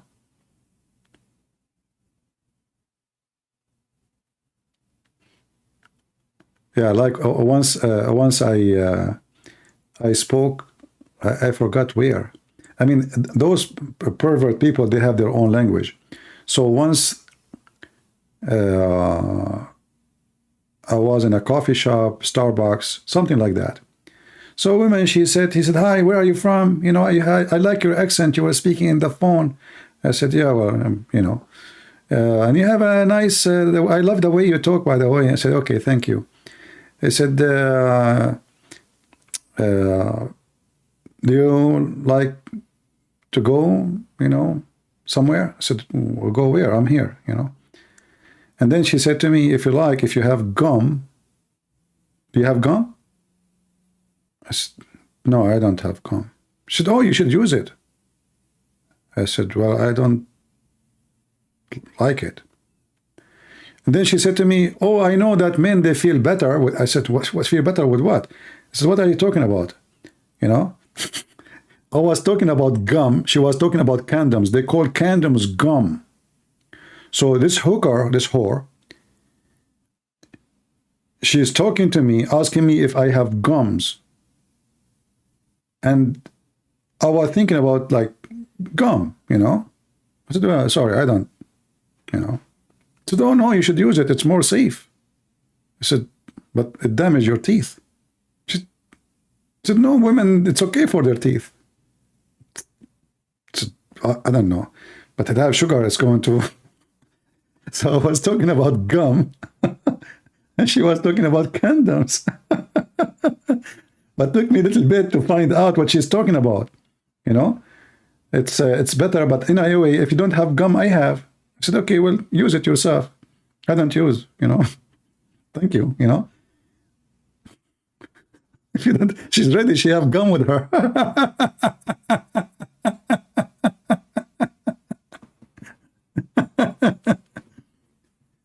And I was speaking in the phone, and looked like she was waiting for me to finish.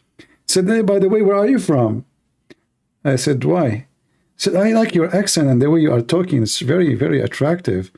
I say, okay, thank you. Yeah, you know, and this is how the conversation starts. She's sitting like at a table next to me. And then she have her own language. She have do you have a gum? I never heard of such a thing. So all those, you know, those kind of people, they have their own language. And if you are not part of it, you will not understand what they are talking about.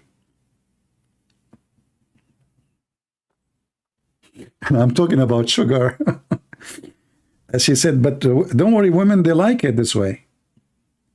I said, what way? It's not good for teeth. She said, oh, you know, for my teeth, it's fine.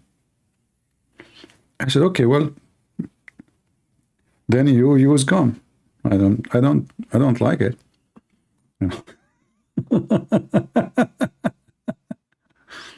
Oh boy.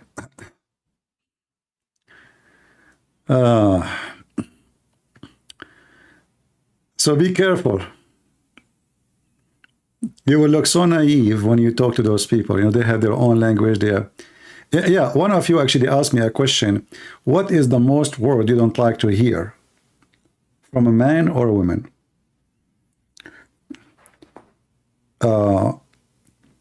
There's a word, and I notice that this word is abused. Babe. You notice that there's women, they just met a guy. After 5 minutes, they call him babe. And the guy, he called her babe. And then you ask yourself, how many babes they have in their life? Babe. Babe. Hey, babe. Babe. You know?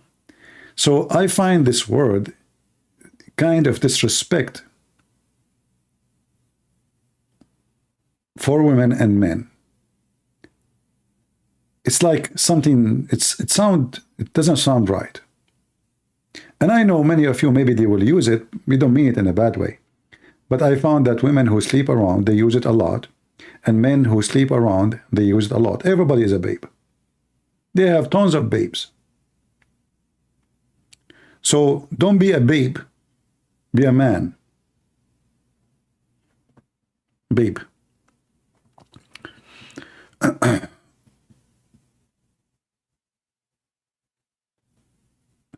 You don't want to hear the word fine from a woman? Why? When the woman she say fine, she mean the opposite? I don't know.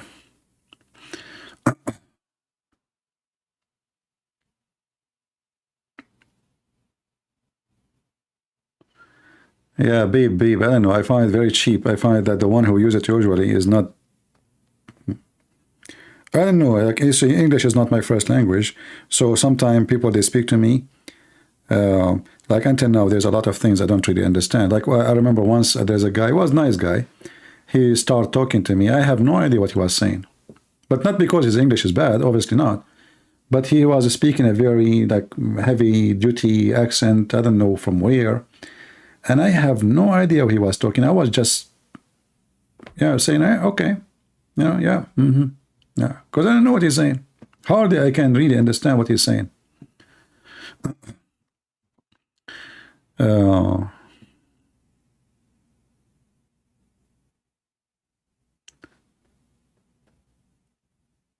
Babe, yeah.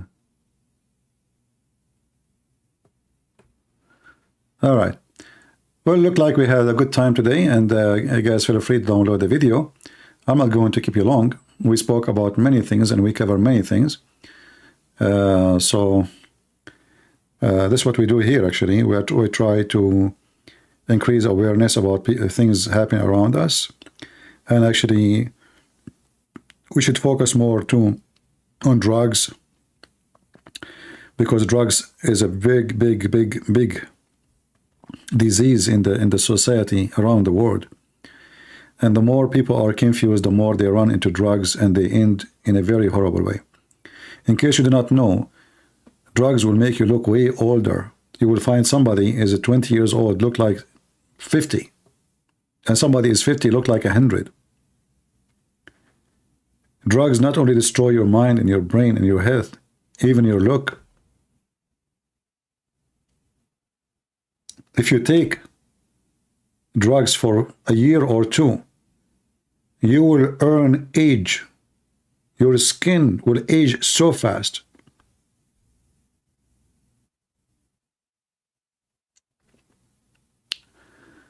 So be aware of what you are doing.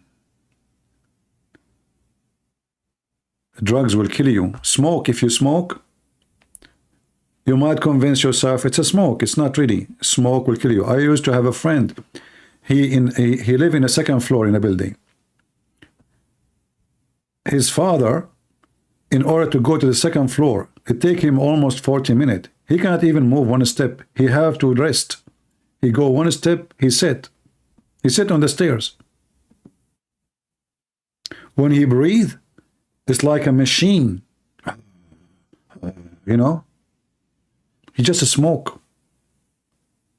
But he spent all his life since a teenager smoking.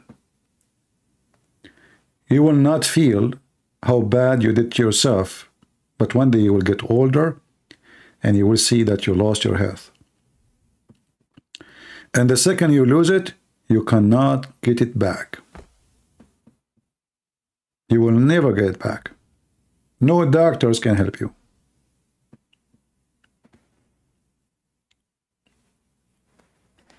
Smoke, drugs, drinking. Some people are addicted to alcohol.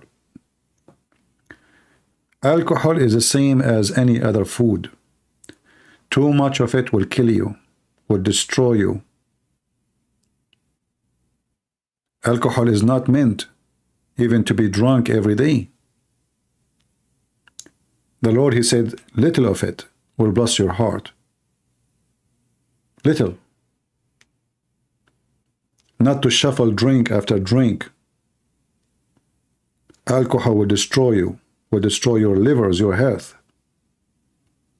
It can be healthy if you take it in the right way. It can be destructive, the same as anything. Too much sugar will kill you. Too much salt will kill you. Anything without balance is destructive.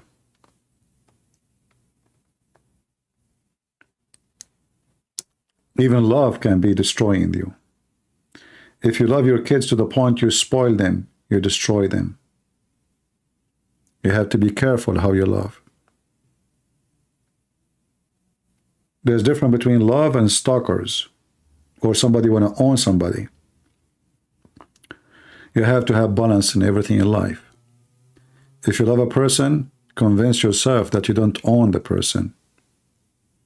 There's a huge difference between loving the person and trying to own the person. To the point, if this person tried to talk to anyone, do anything, you're so jealous and so angry and so upset. And even you might commit a crime. Balance is very important. And I want to say one more thing. What do you think about marijuana? All of this is bad.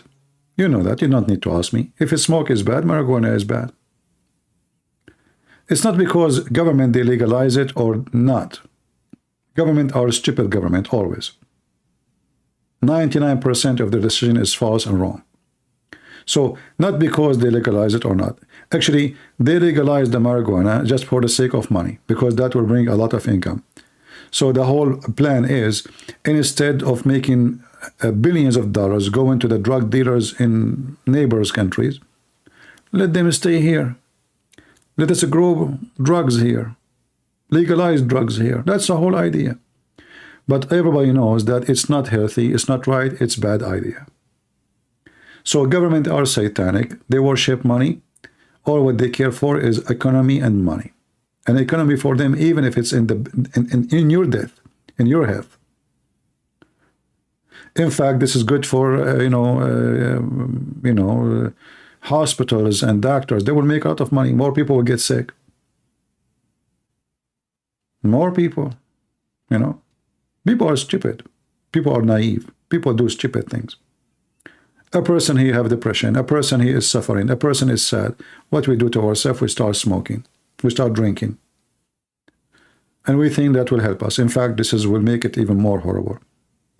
You will grow older in age. Your skin will not be the same. Your heart will not be the same. Your kidney will not be the same. And your mind will not be the same. So you have pain, now you have double pain. You were worried before about something, now you are worried about many things. And not only that, the money you will spend and you are burning. They fool you. They give you smoke. You smoke. Once I was going with a friend and he have his wife with him. We have fire. So he took with him, he have a box of cigarette. So I took it, I throw it in the fire. He got so upset. Why you do that? Do you know that this is the only box I have with me until tomorrow? Well, I'm going to buy one now. I said, well, aren't you going to burn it? I just burn it for you.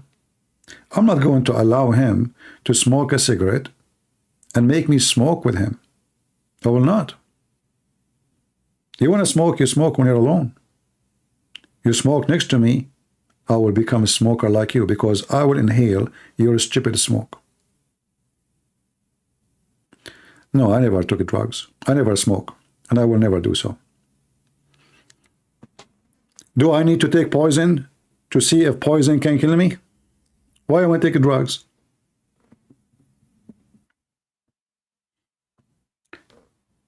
People do things based on their intelligence level. So, if you are smart, you should not get close to it. If you did once, that means you've been stupid once. If you did twice, that means you've been stupid twice. So the more you do it, the more stupid you are. And I'm not being offensive, I'm just telling you what people do. Why you want to take something bad? Why you want to take something you do not need to prove to yourself that it is disgusting, it is harmful, it will destroy your health and will rip your money.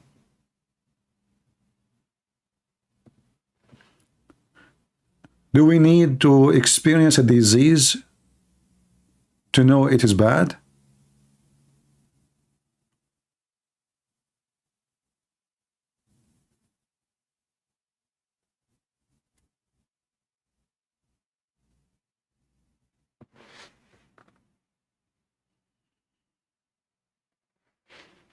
Only people would do that. But anyway, it doesn't matter how you say it to people, still there's many they will do it because they think this is a joy. But for me, I believe this is very stupid. There's no joy in it.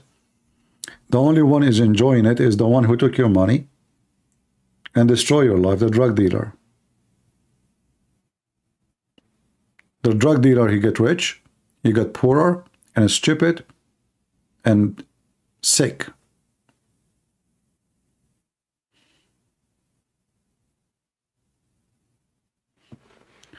Marijuana can help autism and mood disorder.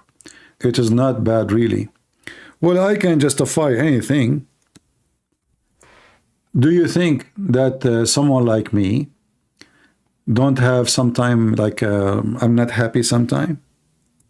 In fact, a person like me, he get upset from many things in life because I'm watching everything happen around me.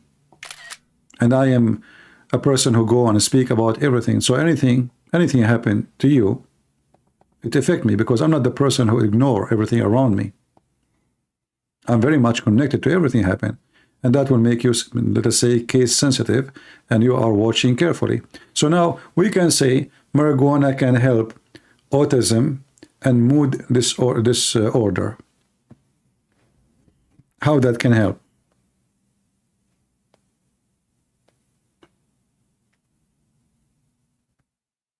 Or what those drugs do, they will make you high.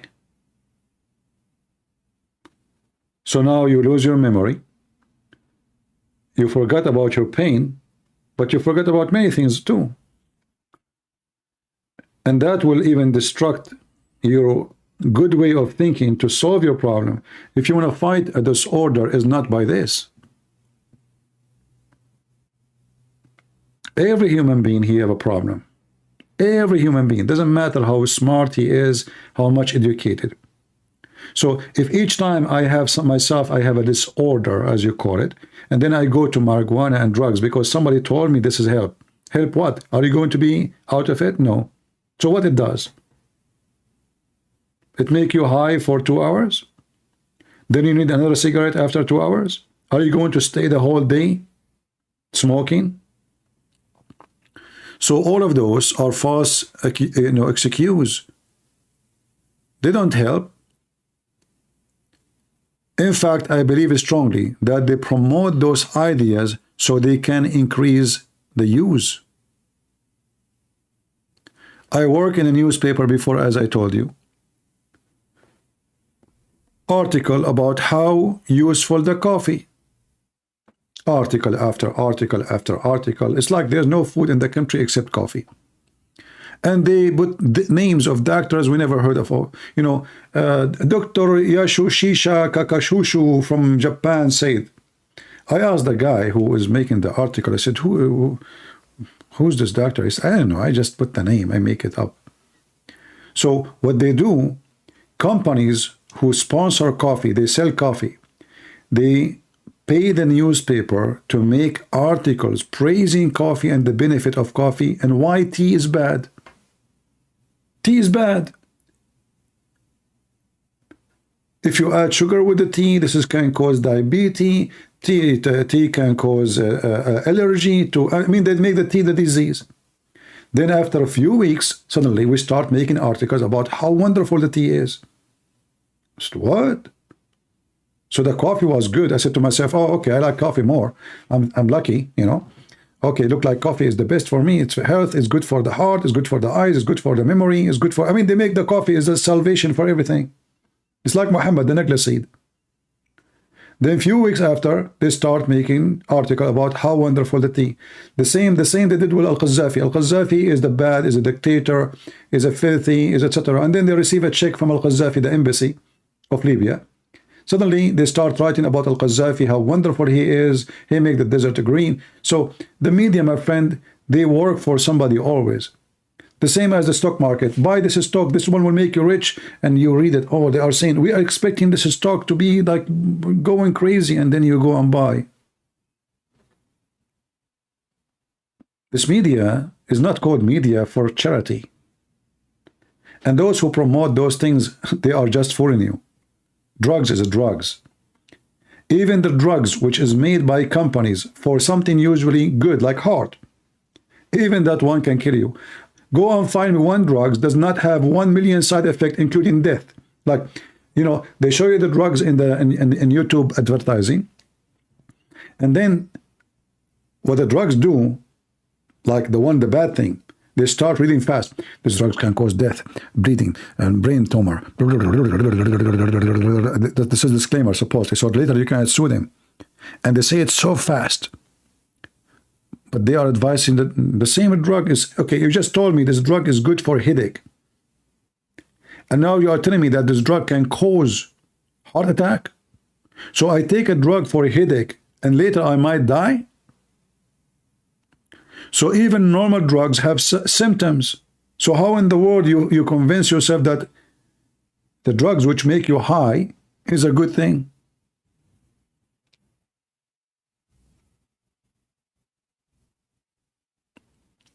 No problem. You see, I am not a doctor, and I cannot really, I cannot say much about what you are saying.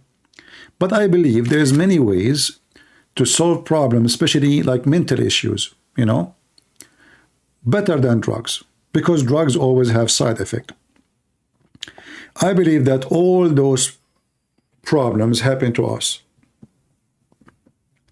because family failure, love failure, religious failure, all of those things are connected.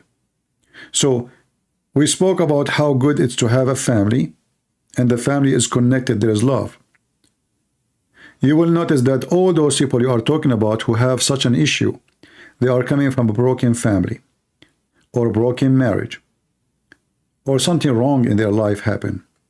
So they are depressed, distressed. You fight this not by marijuana. You fight this by fighting the reason. Not by creating other depression reason.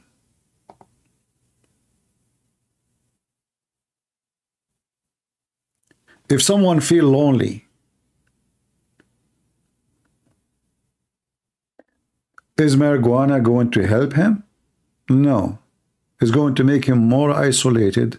He will feel more a stranger. He will seek to be in his room alone. You did not help him. A person feels lonely because society failed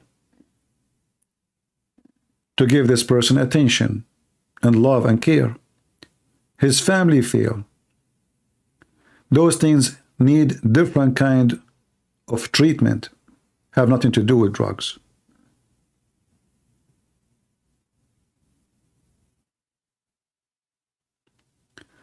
What do you think about countries pushing multiculturalism, culturism? You know, you can push it as much as you want. You will find yourself doing what many countries did to themselves, a civil war.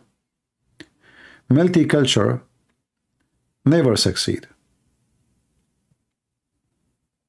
You just call it multicultural. It's not a culture. And in order for any society to be successful, they should share the same culture. Otherwise, that cause opposition and division. So if I have, let us say in America, if I have a Mexican culture, and I want to talk about culture like, you know, they are isolated, Arab culture, Nigerian culture, Russian culture, how you can make this nation a nation? In order for a family to be a family, they have to have one Lord. They have to speak one language. They should read one book. And when I say one book, it's mean I'm talking about the culture. If we have many cultures, and then your culture is against my culture, then we will go into civil war. So anything is called multicultural is multi-stupid.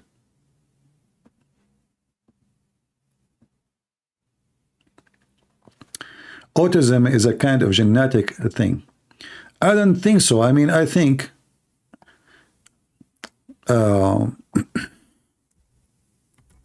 you see, if it is something genetic, how drugs can fix it? You cannot. You cannot fix something genetic by drugs.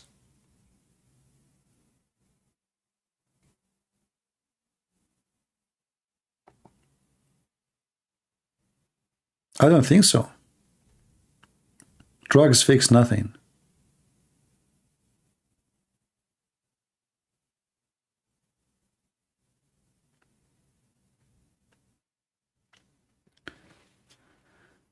You know, I think everything starts in an early age. And if we don't take care of our children in early age, I don't think it's something physical. I think it's mostly, even though like doctors, they will say it is physical, as you are saying. But for me, I don't think this is really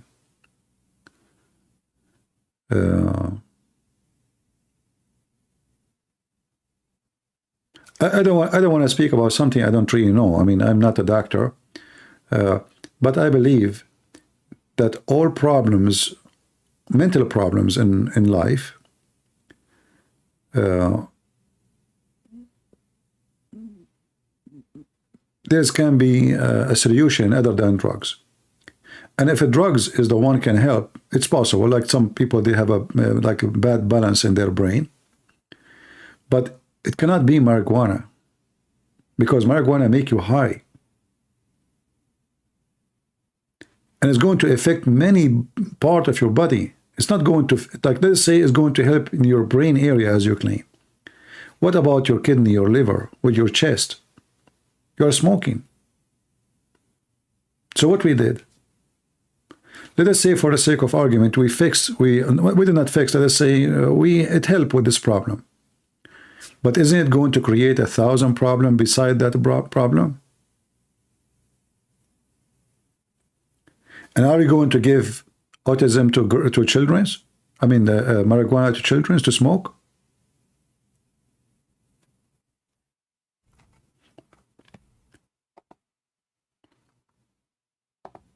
I believe that most of those drugs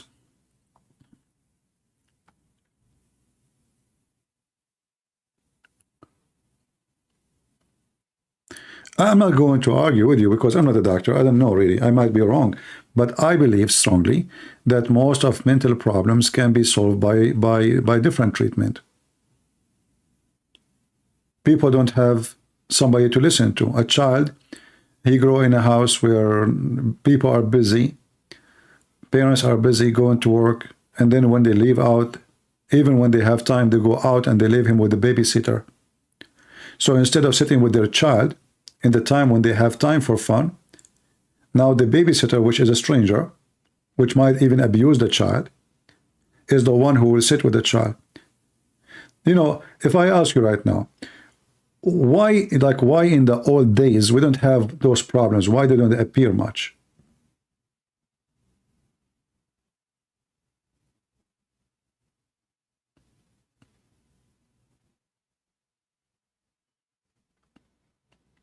Why now we have more people suffering from mental issues, more depression? People live for centuries before all this, revolution of technology and computers, and they were way better, more happy. Now you will see everybody getting divorced, everybody is depressed, everybody is lonely, everybody.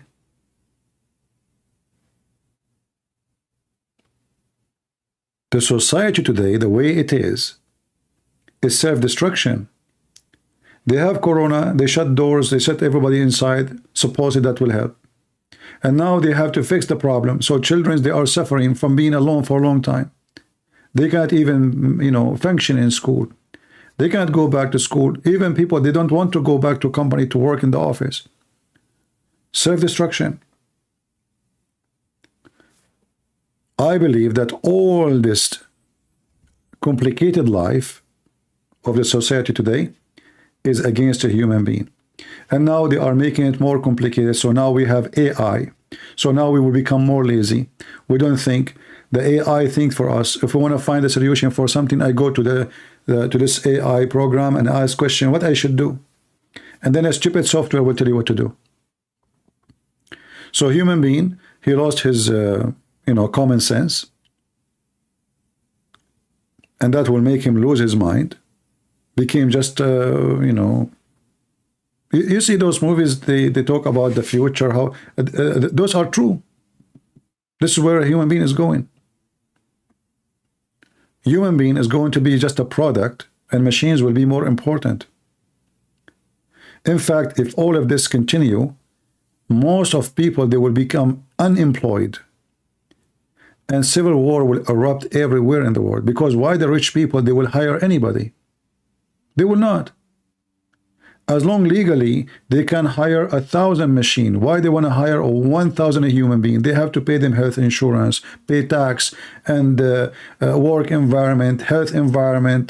This guy who sued them, this guy he got injured. Machine. The world is hitting to the point of no return. It is the machine world. Even USA Army, maybe in 20 years from now, maximum, they will not recruit army no more. They will recruit only machine operators. Because the soldier will be a machine. The airplane already is the machine. There's nobody in the airplane. Nobody.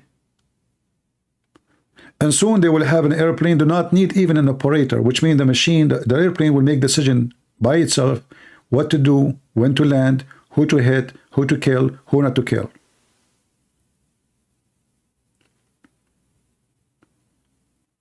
If I am like this guy Elon Musk, and I have billions and billions of dollars, and now, you know, like you saw, like a Ford company, the employees, they strike, right, against the company. They shut down the company. So now any businessman, he will say to himself, what the heck is this? I mean, look, I lost the whole company. They strike. They don't want to go to work unless I bow down to them. What they will do? So now they will start slowly, and you will see, they will start slowly replacing their employees with machines. So this strike will never happen again. So I assure you that Ford and Tesla and all those big companies, in 15, 20 years from now, they will have a very little numbers of employees. The rest will be machines. Let the Abdul park. You know, this is what they can do. We are in Jerusalem, we are in Gaza, and let them cry.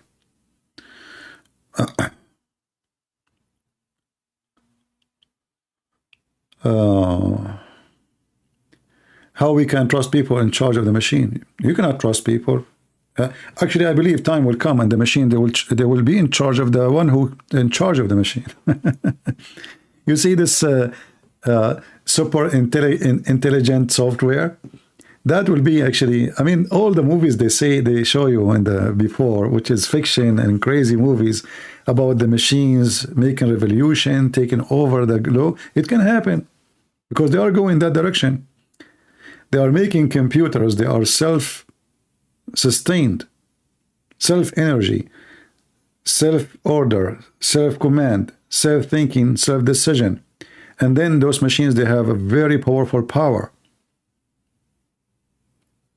So what do you expect?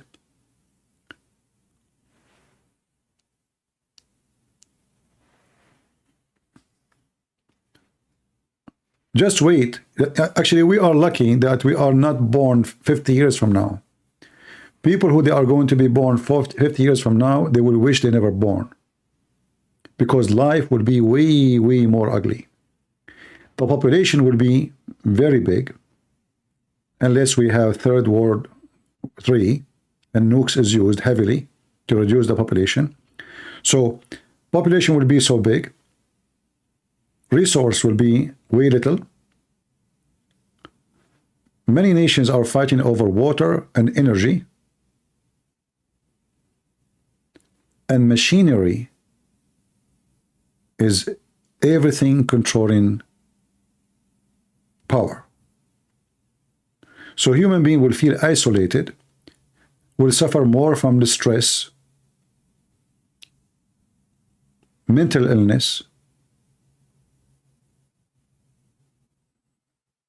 many more people will commit suicide, violence will increase because people, they have stress. And usually when people, they are stressed, anything will make them like a bomb, like, you know, like you say to somebody, where you been? he right away he go to the point he want to fight and take a knife and kill you. The more a human being is stressed, the more he's aggressive, and the more he will go into violence. And a human being walking in the direction of more stress. This is why you see those people in New York, those liberals, they go and they burn cars and they go crazy and etc. Why? Because they have too much stress in their life. They are very unhappy. They found Gaza is a way to breathe their anger. They are angry. You know, there's many people they do deliver anger, but not because of the purpose or the reason it look like. Like a woman, she is angry from her husband, but she fight with somebody in the grocery store. He's not the husband. But she is looking for anyone. She cannot maybe empty her anger with husband. She have to empty, you know, like the very heavy anger inside her with somebody. She have to shout. She have to scream. She need it.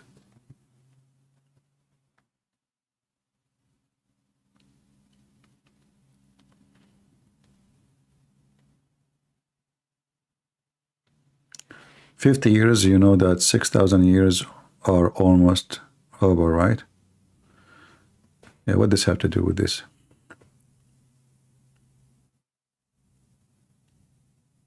Actually, most of people who seek violence, they seek violence because they have to solve like an inner problem inside them. They have to empty their anger on somebody. So you will see that those people in Gaza, instead of looking at themselves and what they are doing to themselves, they found that the easiest way is not to blame themselves for what's going on. And this is the same on all the Middle East.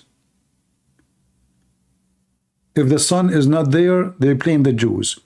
If we don't have electricity, they blame the Jews. If it's dry, they blame the Jews.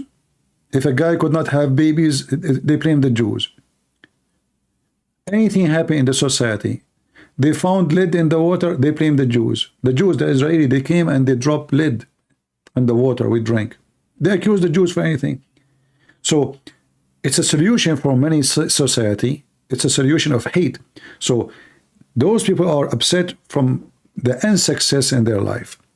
And we have to empty our anger against our unsuccess. And we need a target to shoot. Like somebody, he got his gun, he starts shooting a target. Why? Because he want to shoot somebody. I mean, he is so angry, he is so upset. Like the same as those sick people who go in Walmart or university or school or and they start shooting everybody. This is why you will see more and more those crimes in the society around us. You see, why people before, they don't go and take a sword and start chopping the head of everybody in their town? What happened? What happened? People would not know. People would not fight with. I take a rifle and I go inside a school or university or a mall and I start shooting everybody. All the mental illness you see in the society today is because there is no society. What we have today is a housing society, which means people live as individual, grow as individual, and die as individual. There's no society. And this individual, he goes through a lot of things in his individual housing. Anger. He felt he is being left alone. He felt like he is nobody. He felt he is not successful. So if there is somebody is rich, he have a villa and I have nothing, I get angry. This society is not fair for me. And because actually I saw a commercial for a video for children's from Disneyland. I don't know if any of you saw it. It's a cartoon. And the cartoon, the boy, he said in the cartoon, I have a plan. The kids, they look at him in the cartoon. He said, what? He said, we are going to rob the headquarters of Santa Claus. Hey! I mean, this is what Disneyland is teaching your kids. Little innocent kids they are learning the word let us go or rob. Do you see how those satanic, they are destroying your society? So now kids who they are 5 years old, they will watch this. Let us rob Santa Claus, the headquarters of Santa Claus.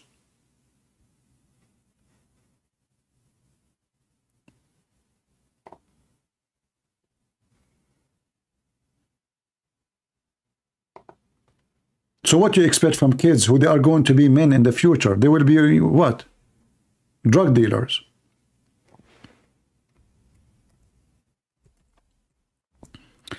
I don't know what the name of the movie. Let me see.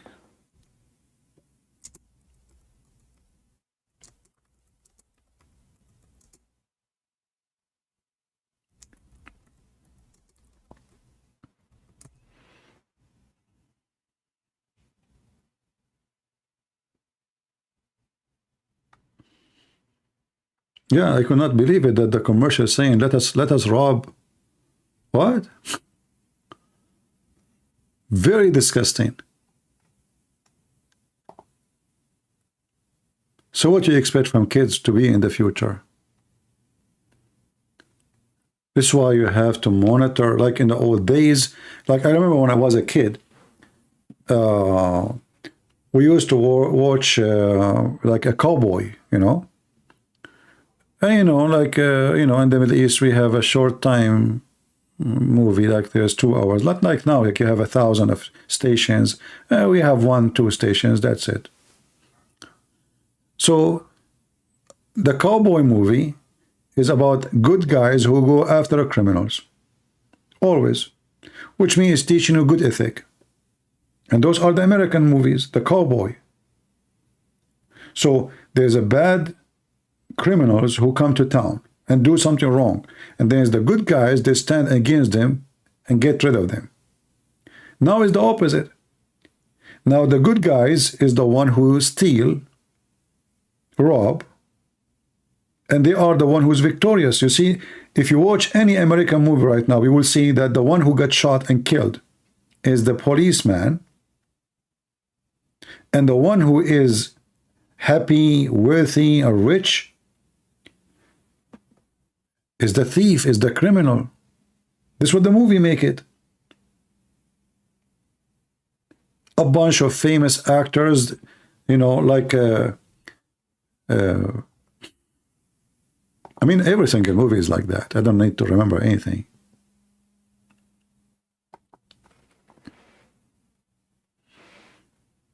Let us rob the casino, and then how smart in robbing the casino, and how to steal from the casino, and you know, and this is how America today.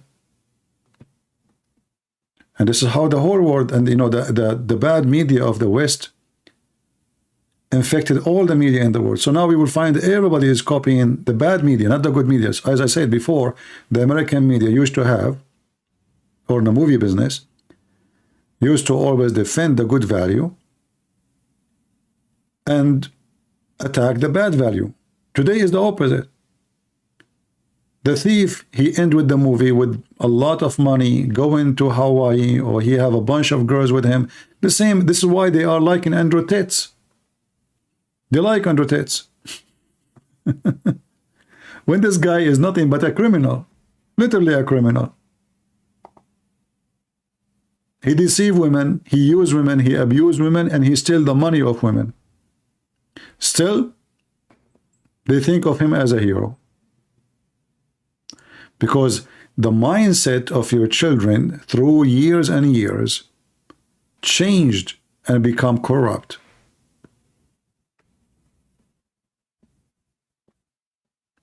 So what was not accepted before, today is encouraged.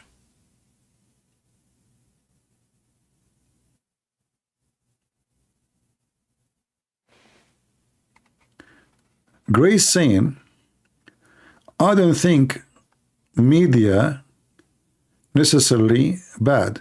Studies show that people are become smarter actually. I don't know, I don't agree with you. I think people are way more dumb than before. And you know, and the funny is that you believe in a study. Don't you know that most of those studies are false studies? Who is the one who is making the study? The one who themselves are a bunch of losers. Where are the smart ones? So are we smart to the point we do not know our gender? Or we are smart because we teach a boy to think he is a girl? Or are we smart because now we are fighting over a bathroom? Or are we smart because we take more drugs? What's smarter? They are more satanic now. They are more lost. They are more confused. Go and check how many people they commit suicide a year. What's smarter?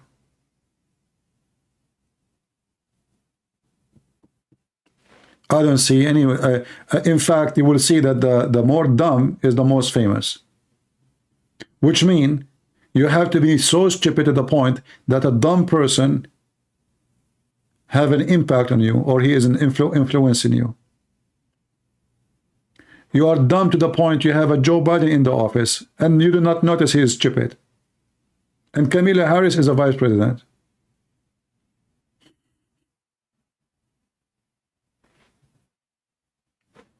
What's smarter? If you check all the president you have in this country for the last 50 years, can you tell me what the qualification of any of them? Where is the smart people? Actor, drug dealer, businessmen, rich people. Today I was watching I saw a video of the funeral of the wife of Jimmy Carter. So they go on TV, they spit at each other. You are corrupt, you are Hunter Biden, etc. And then they sit in the front seat next to each other, friends, shake hands. So in front of us, in the TV, they spit at each other. Behind the camera, they are friends. Hillary Clinton next to Ivanka Trump, next to etc., next to what is that? I thought those are enemies. They are not. It's a movie, and they fool the dummy ones. They call each other names on the screen, and then they play golf together, and they sign deals together. Americans are the last one to be called smart. You can be smart. Actually, even the one we talk about technology, the one who is making technology is either a Jew or an Asian or an immigrant from somewhere. What the American they do these days? Where is the smart ones? Mathematics is not even required for high school no more because they are afraid to offend the multicultural.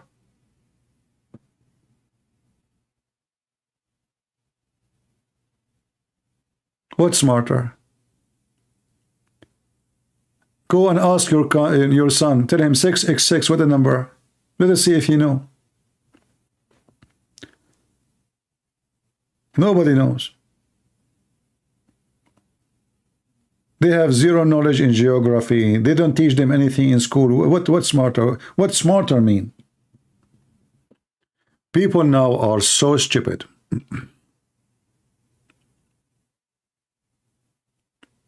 What IQ, lady? What are you talking about? People are dumb, so stupid. Don't you see people going in the street, tens of thousands supporting terrorists, and you are telling me now we have better IQ? Is that how you prove the IQ is better? Do we have IQ better today by legalizing man marrying man, which is going to destroy society? Who is going to pay for your retirement as long as we are getting smarter? If everybody become a gay, lesbian, that means we will not have kids. That means in 50, 60 years from now, America is dead. Are we smarter? Who is going to be police? Who is going to be soldier? Who is going to protect the nation? Who is going to make money? Who is going to pay for your social security retirement? A baby is born today. He is going to pay for my retirement when I am old. But all of us, we turn gays and lesbian. That means there's no more babies. Where is the IQ talking about? People are losing their IQ. They don't have any. What IQ? And the funny, they say to you, facts, study. Do you know what who's the one who made the study? Organization who have their propaganda and agenda. If I speak right now against global warming, who is going to invite me? Nobody. If I speak supporting global warming, who is going to invite me? Everybody. Okay, hold on. Is that because we have a higher IQ to the point we eliminate the one who oppose our IQ, or because we are stupid?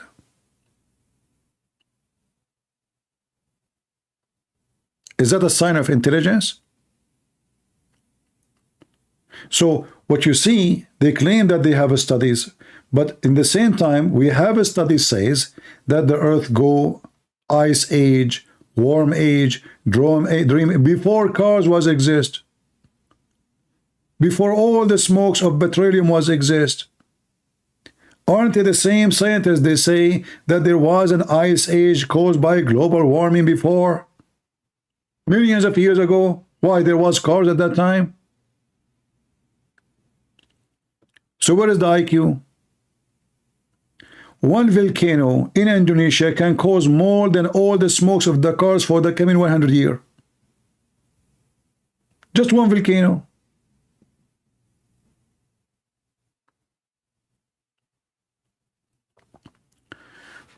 We are in the time that they claim that they have an IQ, but if you don't agree with them, they cancel you. They want to listen to themselves only. They convince themselves that they are the smart and everybody else is stupid.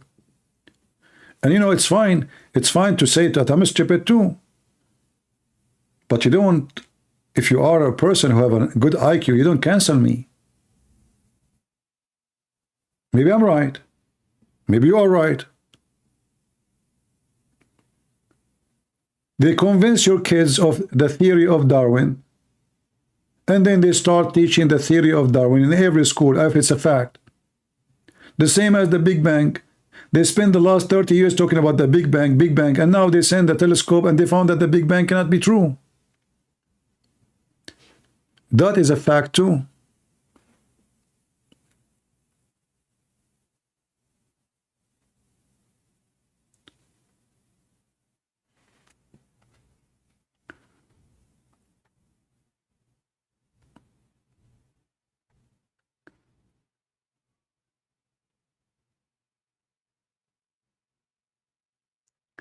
Look, guys, look what the Grace she said.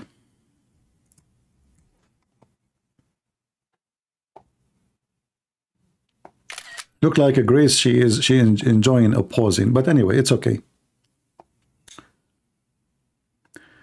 Well, things that you mentioned do not really prove intelligence. They are more like opinion. But isn't it opinion based on intelligence? So if somebody have a wrong opinion, is that because, or a bad opinion, or stupid opinion, is that because he's a smart, or because he is a stupid? What opinion? So look what you do. Because your IQ is so high, you try to change the title of the problem. So now it's not a stupidity, it's opinion. But all of us, we knew that a stupid opinion is your belief, and your belief is your IQ. So now we switch, we change the title, and we make our thinking opinion. Our intelligence have nothing to do with it. But you know, I believe you are a growing person, that every intelligence is connected to your opinion. Are you telling me that you say opinion without intelligence? And if you are saying it's my opinion, that will be even more stupid. Why? Because it's proven that those who they are following, liberalism, they are doomed. We just showed you the city of Philadelphia and many liberal society, how they are doomed with the drugs. Everything they do is against logic and against intelligence and against IQ. What is the benefit of teaching a girl that she is a boy? Go ahead, tell me. Why we are doing that? What is the IQ reason to teach a boy that he is a girl?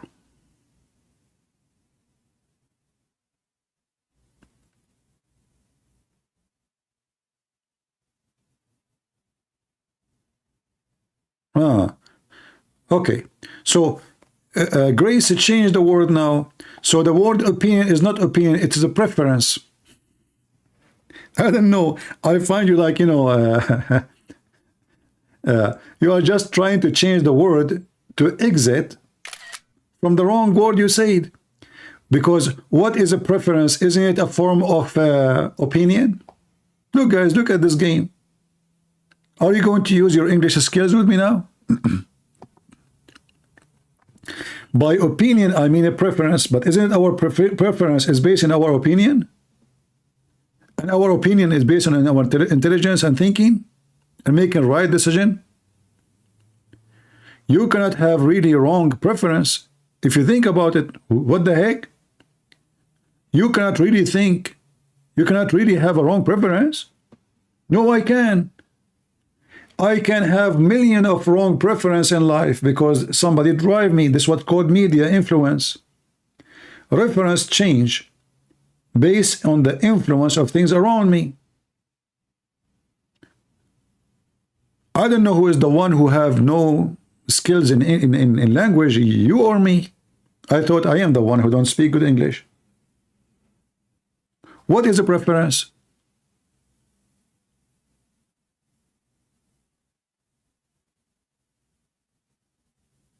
Is it that word coming from prepare?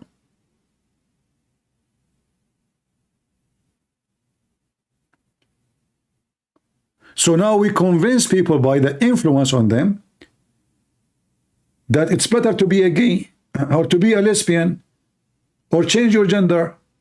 And then that became my preference. Why? Because I am under the influence. If you take the same child to grow in different place, different location, different city, he will never think about it. Is that correct?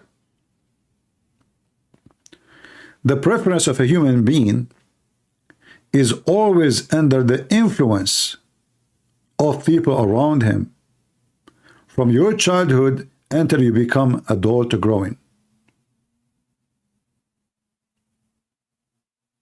So don't change the words and say, oh, opinion and I meant preference. It's the same. It's the same garbage. You're just fooling yourself.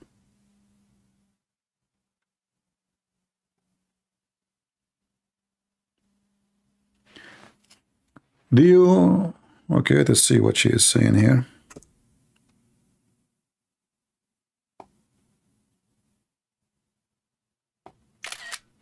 All right. What a nice evening. And it's cold, by the way. Do you agree that you can like something that goes against your own interest or well-being? Why? Okay, I don't know. Listen, Grace. I don't know. What are you talking about? Why in the world I want to like something against my interest? Okay, I will make it simple for you. So let us say I am interested on the Bible. And I love the Bible. And then I will like something is not in my interest. So how I am interested in something is not my interest? I mean, who is the weird here? Do you know what the word interesting and interest mean?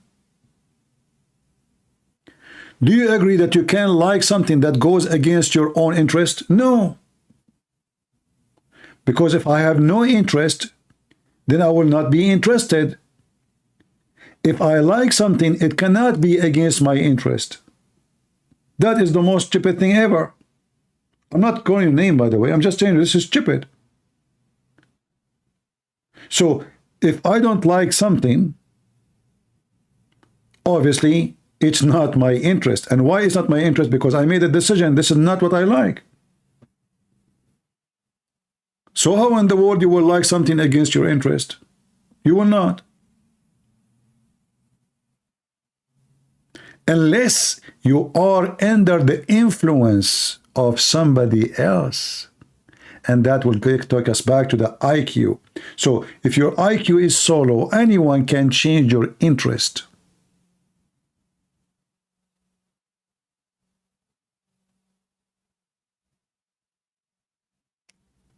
Do you understand? Your own interest means your own benefit. It's the same, my friend. Why you want to change that? Why you want to change the title? Interest is your benefit. So what?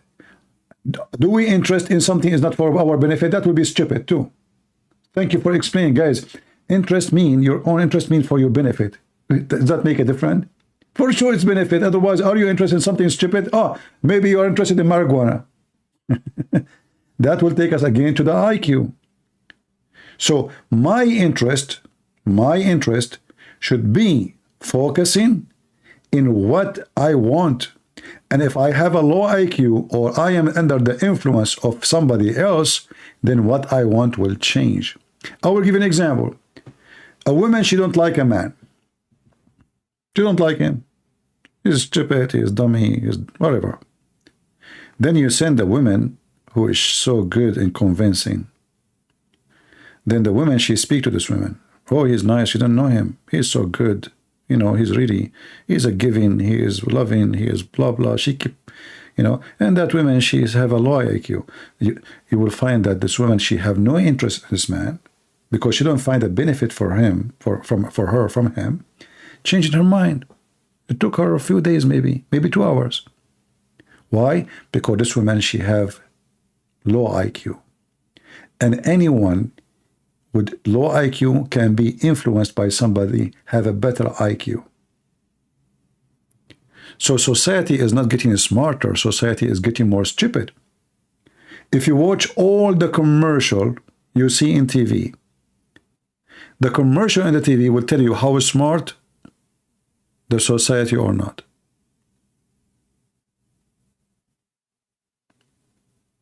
All the commercial in TV you see, none of them is intelligent. Silly, stupid, dummy. Why? Because the society is silly, dummy. And the more silly you are, the more attractive you are. You cannot find one commercial saying something smart. So if the commercial is the one who drives the mood and the IQ of people to buy, it is stupid. So how stupid is the customer? The same as election.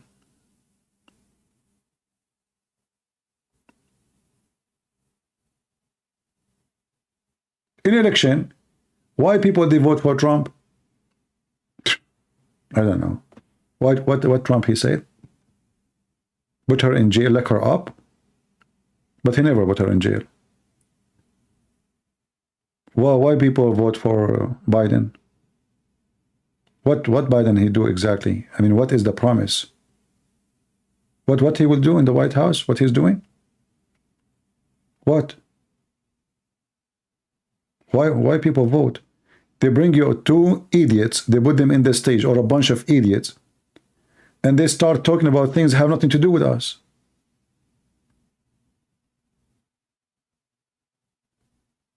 Each one of them, he is the one who will change the nation.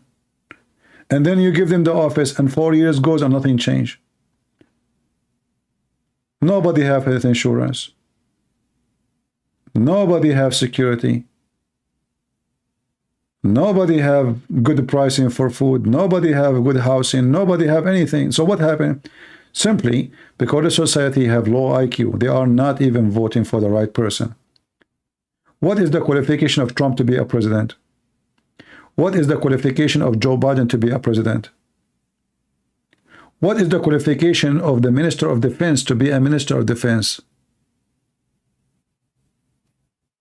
What is the qualification of the one who is in charge of the Minister of Transportation? That he drive a nice car, a fancy car? What any one of those who work in call them minister in the government, What is their qualification? Zero.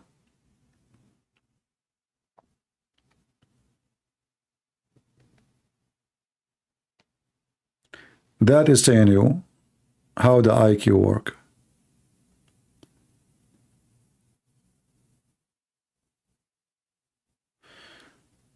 Usman Mustafa. Okay, Usman Mustafa, my Skype is open. Why you don't call me, my friend? As long as nobody can debate you and you are a hero, and you know, my Skype is open in case you do not know. All right, Usman, just practice your heroism by calling me, not in chat.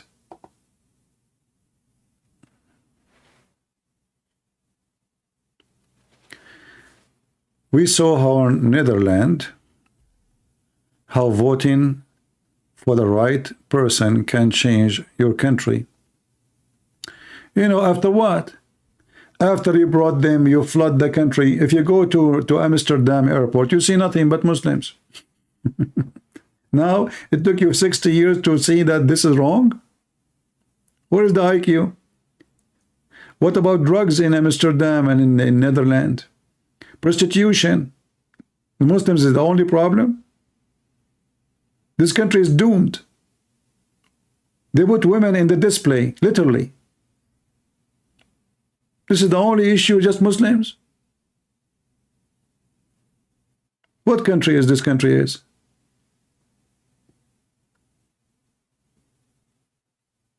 You think now you are a better country now?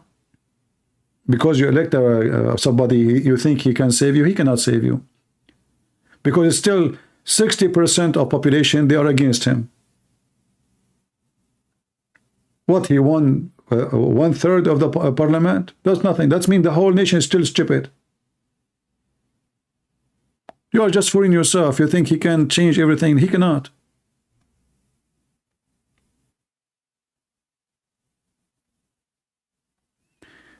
You can like ice cream even though it is bad for you. Okay. Yeah, I don't know. I think I'm just talking to myself.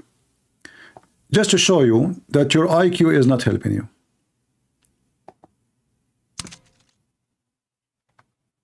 I am not being insulting, Grace. Just be patient with me.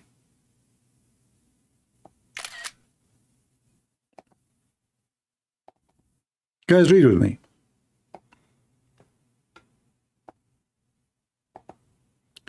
You can like ice cream even though it is bad for you.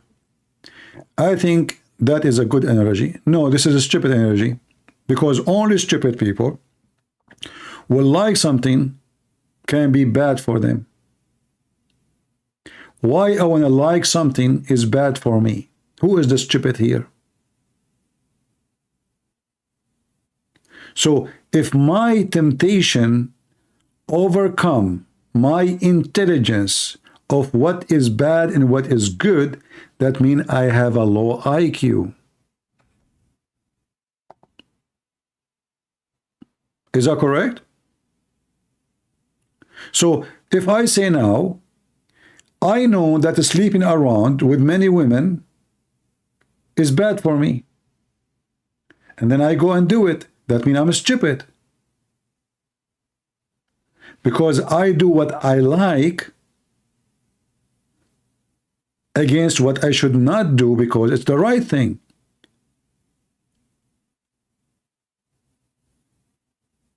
Are you with me? So why in the world you are going to do something, you like something which is against, it's bad, you just say it's bad for you. That's not smart behavior. That is a stupid behavior. That means you are a person driven by your saliva. Like an animal. So an animal, he sees something, the saliva starts coming right away like a dog, you know, even if the food have poison. The second you show him the meat, the saliva starts coming from his tongue immediately. Naturally. So if the dog is smart, he should check it out. Maybe it's drugs, maybe it is poison, maybe it is not right, maybe it is, you know, no, he's a dog, he just want to eat. His saliva run. So either you let your saliva run before you, or you control your saliva.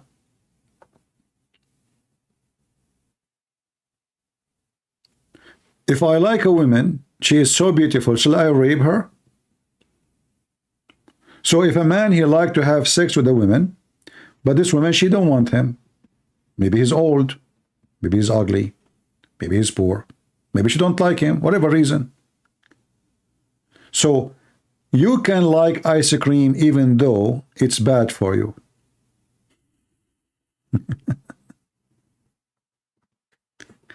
You know, people, they say silly stuff. So if I, a doctor or a scientist, like and to eat ice cream, is he stupid? Yes, he is. If he knew that ice cream is stupid and he eat it, that means he is stupid. This is what stupid is about, is making a stupid decision. So if I know that smoking is bad, and then I am a doctor, and I tell my clients, hey, smoking can kill you. Hey, smoking can destroy your heart. Hey, and then I go smoke. That means I'm stupid. So you are not helping yourself. You are making it more stupid. So if I, a doctor, a doctor or a scientist, like to eat ice cream, is he stupid? Well, yeah. If you mention that this ice cream is bad, this is not about ice cream. This is about if it's bad or good. So if the ice cream is good and you eat it, okay, good. But you just said in the previous text that if it's bad. So what kind of a smart human being, he will eat something he knew it's bad, unless he's stupid.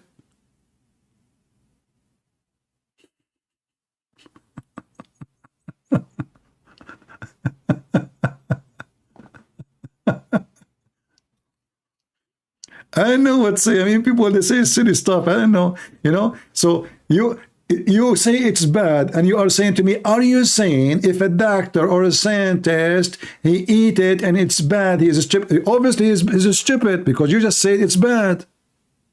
Is it bad or good? You said yourself it's bad. So why somebody is a doctor? You see, she used the word doctor to convince us that he is smart.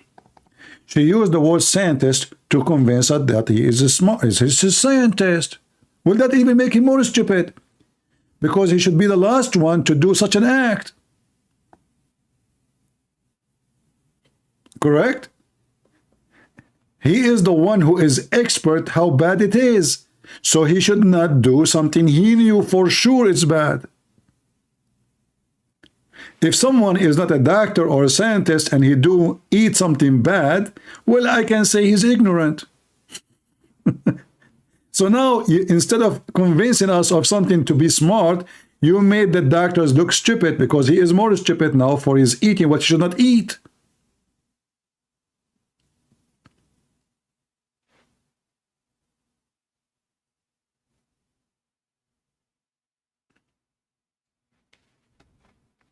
Anyway, you are thinking like my cousin. He have his own logic. He went to the logic school, and the philosophy teacher, he was talking about logic. So my cousin asked him, so what is logic, teacher? What is that? So the teacher, he said to him, well, logic is to know something through something else. My cousin, he is like an Arab guy, so he didn't understand what. So he said to him, okay, listen, do your mom have a chain?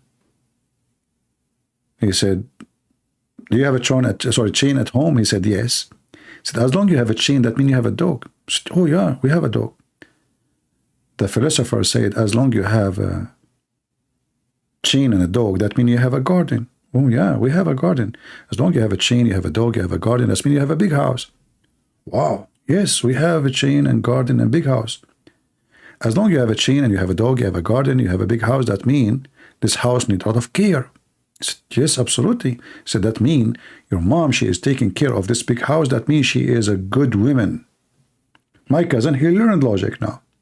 So he went to the street, and now he just learned from the teacher of logic that if you have a chain, your mother is good woman.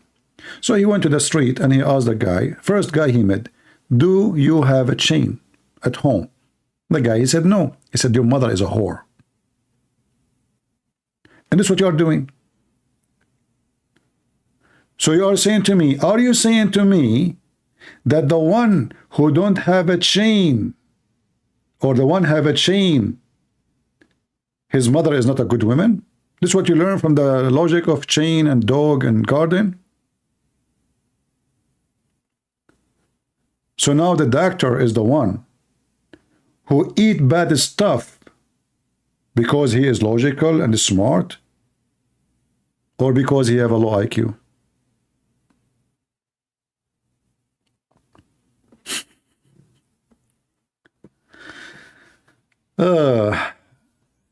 CP have 100 cousins. Actually, I have way more.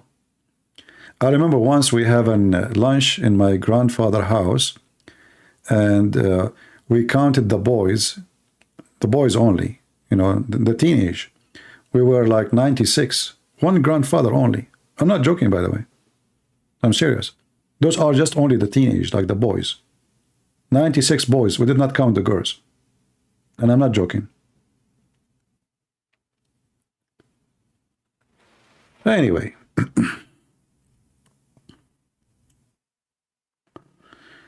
I think we might just differ on what we consider stupid. The doctor IQ is typically high since, you see, Grace, you have wrong understanding of what is IQ, obviously. Obviously, you do not even know what is IQ. Being a doctor does not mean that you have a high IQ. That is a very stupid idea.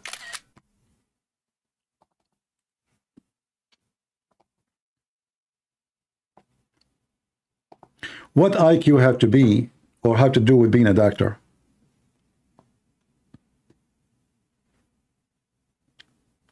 What's wrong with you? People do not know even what IQ is. Intelligence have nothing to do with degrees. In fact, most of the stupid people is the one who are more educated. Their personality is more complex, more depressed, more confused. This is why you see more confusion between people who go to school, not the one who do not go to school. Because in those schools, mostly, the teachers themselves are mental. So you are confusing yourself between what is IQ and the degree. I have a good memory. I will tell you, I took an exam in a book I never had. Honest to my God, I never have the book. I took 100 degree in the exam. 100 from 100. I never bought the book. I never even saw the book. And there's a guy who studied the book page to page. He got 100 degree too. But 2 weeks after, if you ask him about anything in the book, he does not know what to answer. He have no IQ. He memorize. He just memorize. You know. He have a copy of the question and the answer in his brain, and he put it there. He kept repeating, reading until he memorized. The same as the Muslim memorize the Quran. The second you ask them a question about what they are reading, they do not know what to say. So what IQ have to do with the degree?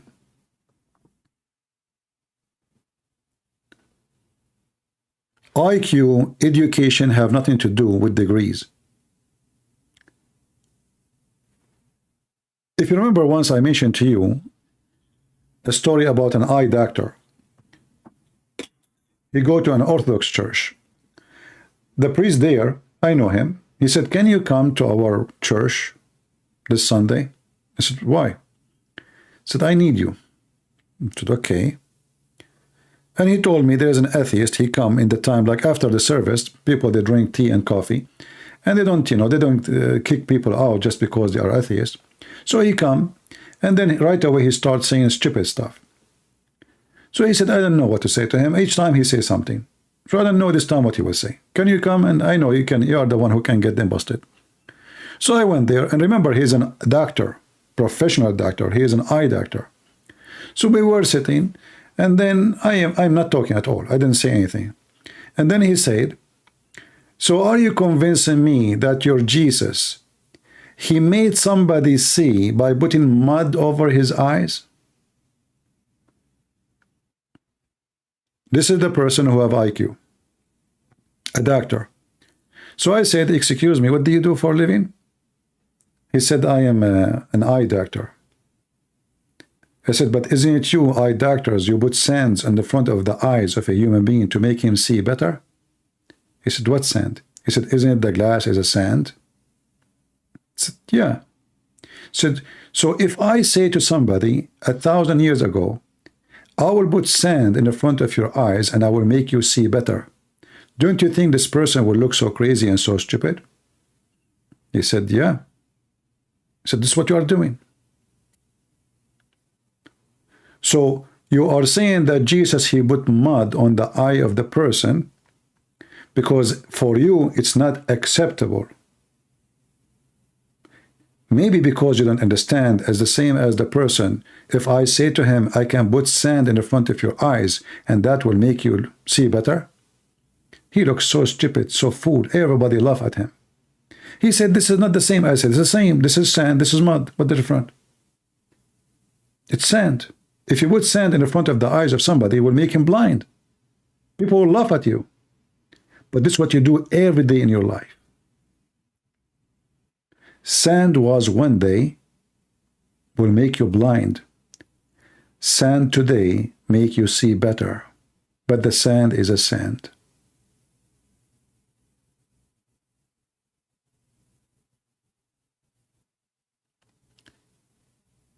Education have nothing to do with degrees. IQ have nothing to do with certificate you get. Those people, they learn a profession, they are not really educated. Education is something different.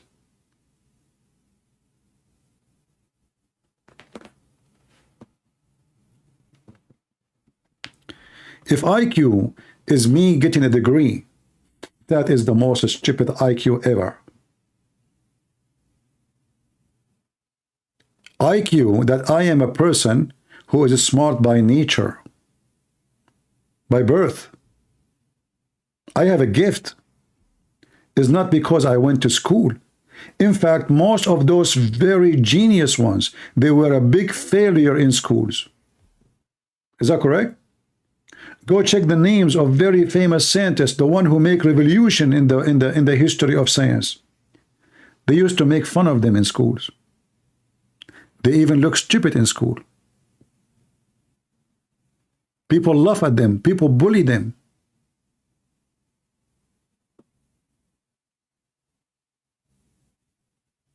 What IQ have to do with degree?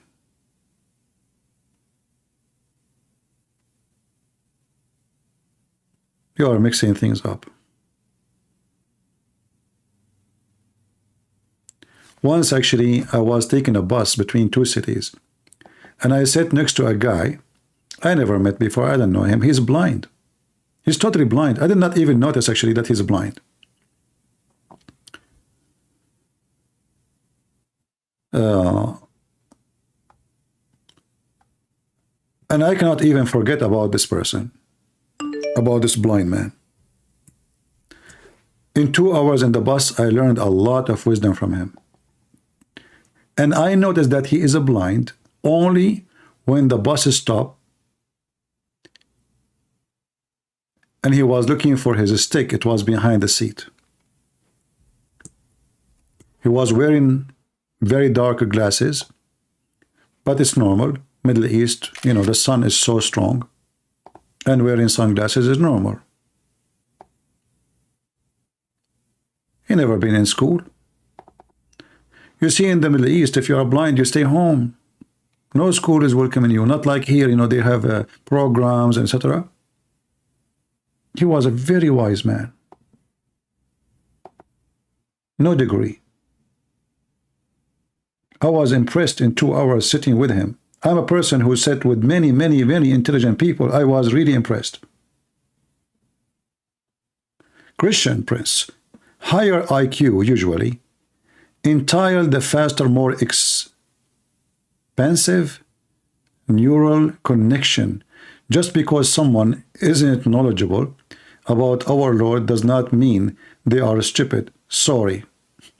You see, you're switching topic. I wasn't talking about the Bible. So, guys, did I say in the whole conversation that the one who did not accept Jesus is a stupid one? Is that how I was refuting her? Do you see how she changed the topic?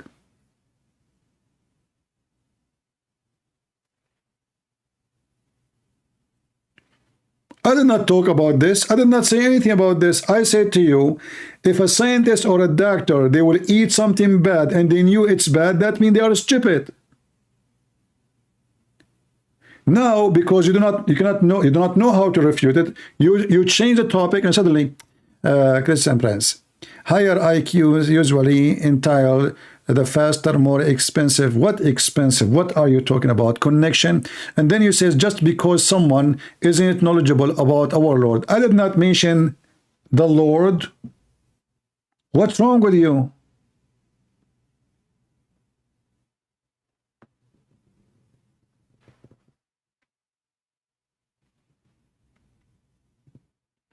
Did I say that the one who don't believe in Jesus is stupid? By the way, you are wrong.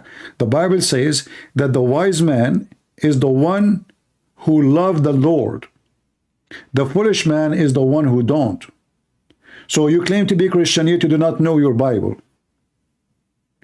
The wise man is the one who fear sin and follow the Lord. The wise man is not somebody he have degrees. So even there you are wrong.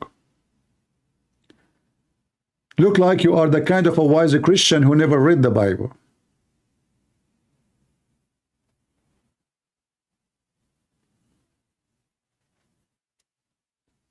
So even the example you gave me is not smart.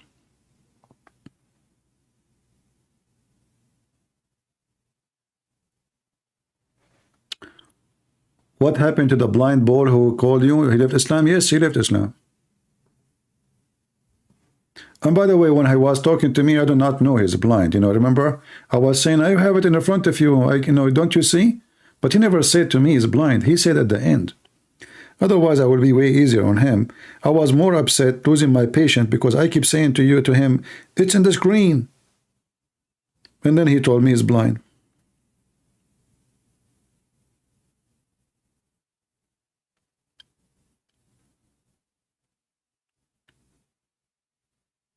In fact, the most important IQ for a human being is the one who saved himself from hell. What Jesus said, what benefit a man if he won the whole world and he lose himself? That is the wise man or the foolish man. So even here you are wrong. You try to fix it, you make it blind. And yet you claim to be a Christian. What the Bible teaches me, that everyone who don't follow Jesus is a foolish man. Everyone. Because what? You are going to go to hell. Is that, if there is more stupid than this? Yeah, you do not mean it. It's okay, it's okay. No problem. It's okay, sister, it's okay. Anyway, sister, your IQ is the best between us, and maybe we don't agree because you are smarter. That's all. What we can say. However, for me, I believe that somebody, he knew something is bad, yet he do it. He is nothing but stupid. It doesn't matter what you call him, doctor, engineer, lawyer, donkey, horse. You know, when the Chinese, they said, he left as a donkey, never come back as a horse. That's because Chinese have a good IQ usually.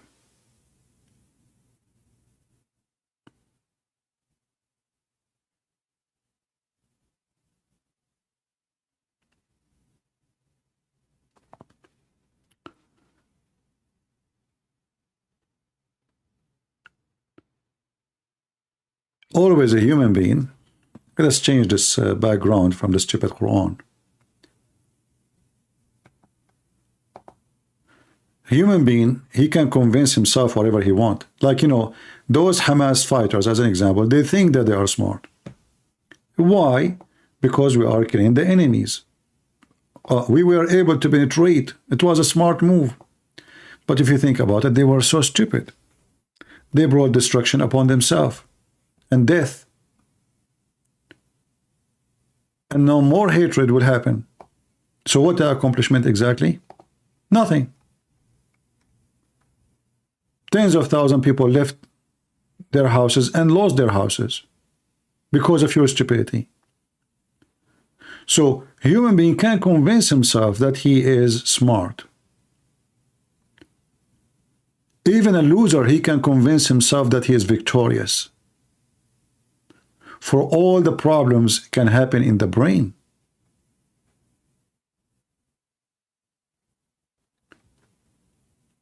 This is why I say successful society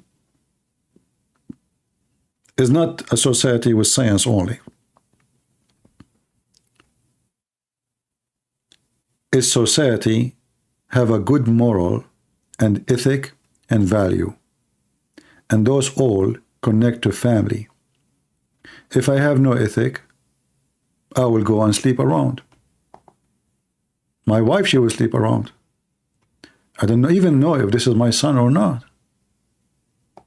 Everybody cheat everybody. Everybody kill everybody. Nobody think about anyone else. I think only about myself. Such a society, you might think that this is a high IQ society. I say this is the most dumb society ever. Because remember, human being is a social creature. So which means we survive inside society.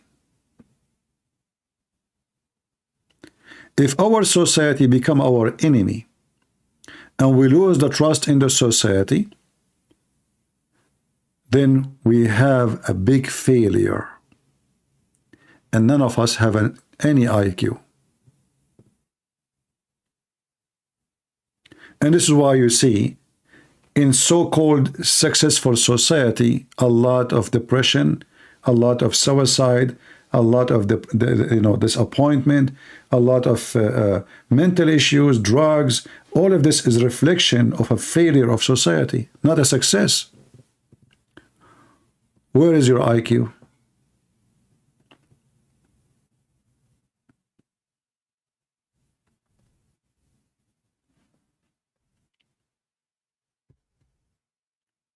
What happened to the IQ of the intelligent society? It's gone.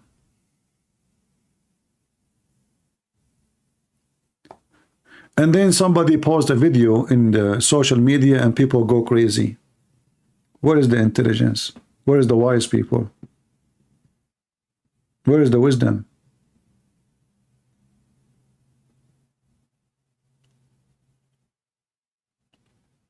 You fabricate a video. If you go in those apps you see online, all those videos you see, like a guy, he throw a ball from 1 mile away and it came in the basket. Who's in the world gonna believe this? But people are stupid, and they make a lot of money and millions of views.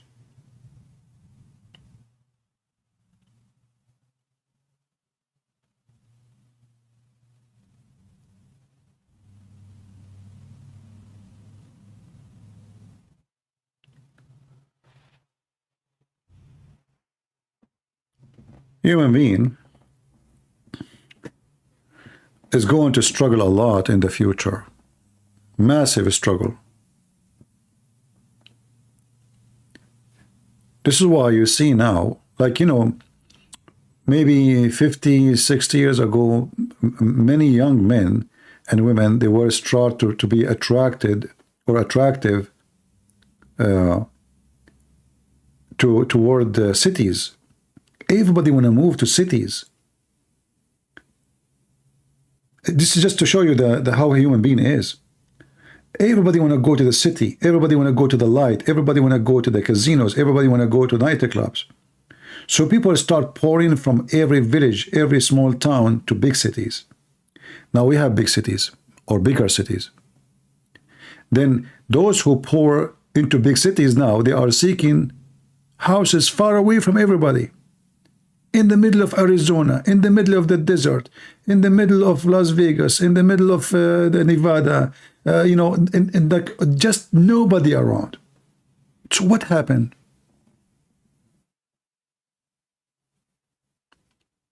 What happened? Because a human being is so stupid. They are the same as insect. It took them a long time to notice that cities is not a shiny star. It's where crimes is. It's where garbage is loaded. It's where drug dealers. It's where prostitutes. It's where people, they rob you. It's where life is so hard. It's where life is so expensive. It's where, you know, the air is polluted. It took them 50 years to understand that big city is not a good life.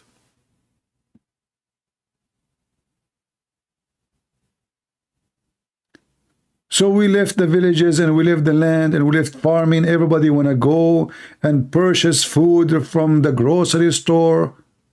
And now we have a price of food is roaring because nobody make his own food. Nobody is self-sustained. Nobody can feed himself. People work like machines just to pay rent. And the rich get richer and the poor get poorer. Took them all those years to notice that living far away from the city is way better than living inside the big, huge city full of drug dealers. In a small town, people walk, they know each other. They love each other. They support each other. Somebody have a leak in his roof, the whole neighbors, they come. Here, you don't even know your neighbor. You don't even know the name of the neighbor. And if he say to you, good morning, you say to him, what? Nobody trusts anybody. People, when they open the door, they have 10 locks on the doors. Do you see how your life is successful?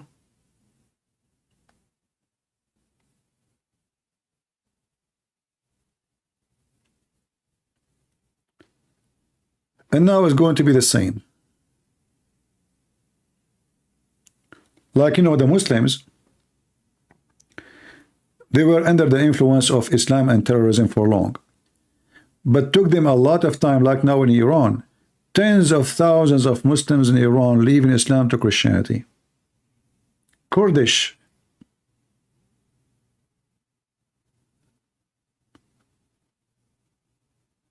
So, in the Middle East, people are leaving Islam. And then you will find that just a bunch of stupid blondies are converting to Islam. You ask yourself, how in the world that women who live in the Middle East are desperate to leave this garbage?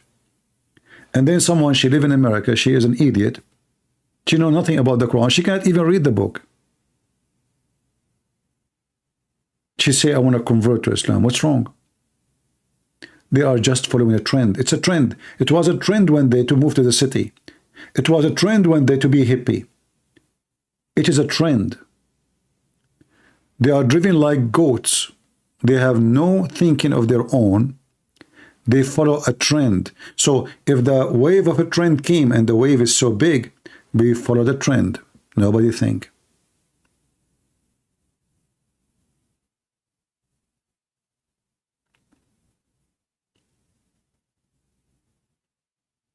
And you will see the trend will change so soon. 2 years before, they are busy about the bathroom and the transgender. Before it, George Floyd, black African. Before, I mean, every you know, they have to find something, and always you will see that those liberals,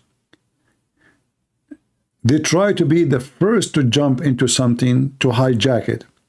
So now the Gaza issue came, and suddenly all of those liberals, they are the protectors of the people of Gaza. But nobody want to go and live there. Who are you?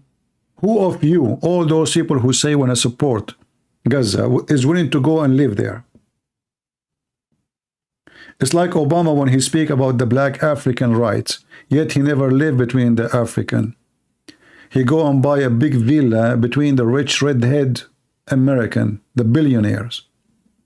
Have you ever seen any of those who speak about black African rights live between the Africans? They don't.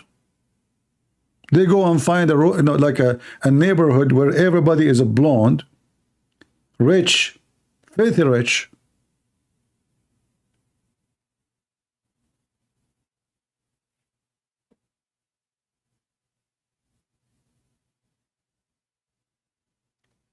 Still, they really claim that they are the one who can defend the right of anybody.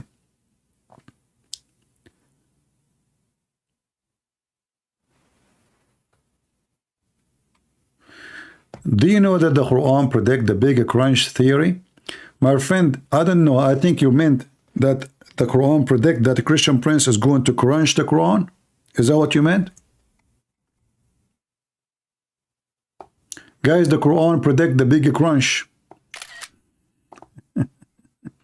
Why you don't call me and tell me about it? Look, I'm talking for more than 7 hours. Now I am tired. I think you will win. Do you like to call me and tell me about the big crunch so I can crunch you? Is that fair, guys? I challenge you to call me in Skype and tell me about the big crunch, and I will crunch you guaranteed. If I don't crunch you, I will apologize. If I don't crunch you and crunch your God and crunch your Quran, I will convert to Islam. Do you accept the challenge, Mr. Big Crunch?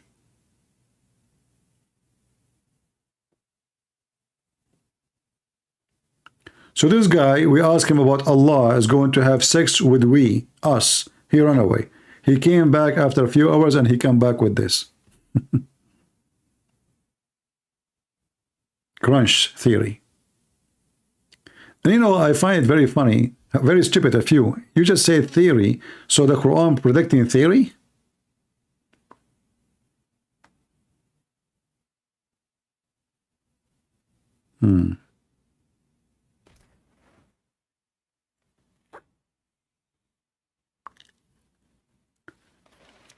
I can show you right now what the Quran did not predict. The Quran confirmed that the sun set in murky water, which is boiling. And your prophet confirmed that the sun goes every day from the east to the west, sleeping under the bed of Allah. That is confirmed, my friend. It's not a theory, according to your prophet. So do you agree with your prophet that the sun moves every day from the east to the west? Or you don't?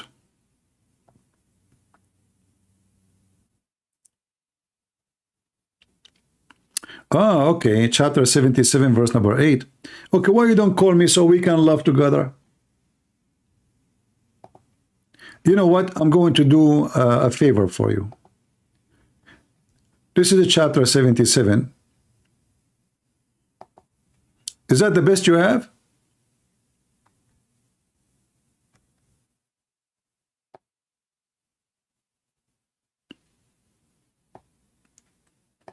Where is the crunch theory?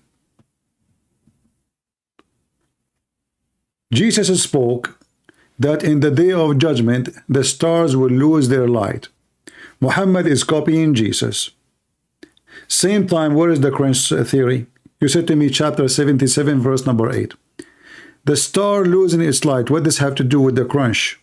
May Allah crunch you. Same time, if we go back, you see, you are the one who chose this verse, those verses. Those verses Muhammad is making just a rap, stupid song, have no meaning. What is this? By the wind of the angels, messenger of Allah sent forth. By the wind blow violent. By the wind scatter cloud and rain. What is this? What the wind have to do with the bigger crunch you are talking about? Are you saying to me the bigger crunch is a windy thing? And then, and by the verses of the Quran that separate the right from wrong. And by the angels that they bring the revelation to the messengers. What is this? The cut off all excuses of or warn, sorry. Surely that what you promise must come. When the stars lose its light. This is your translation, by the way. Okay. You know what? I'm going to go with you here. When the stars lose its light. I remember Zakir Naik when they asked him about the Quran. Let me search for Zakir Naik.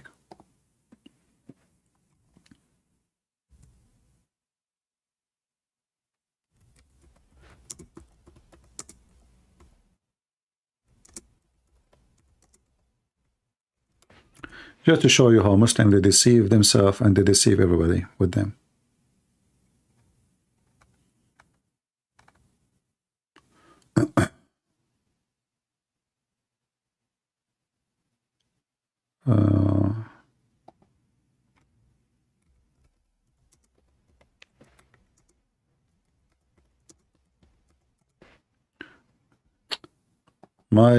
My keyboard keeps switching to Arabic.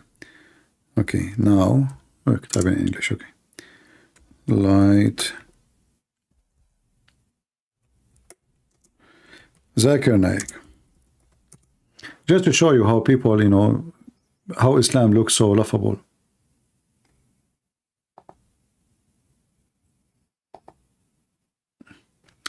This is your Qur'an and Yuka.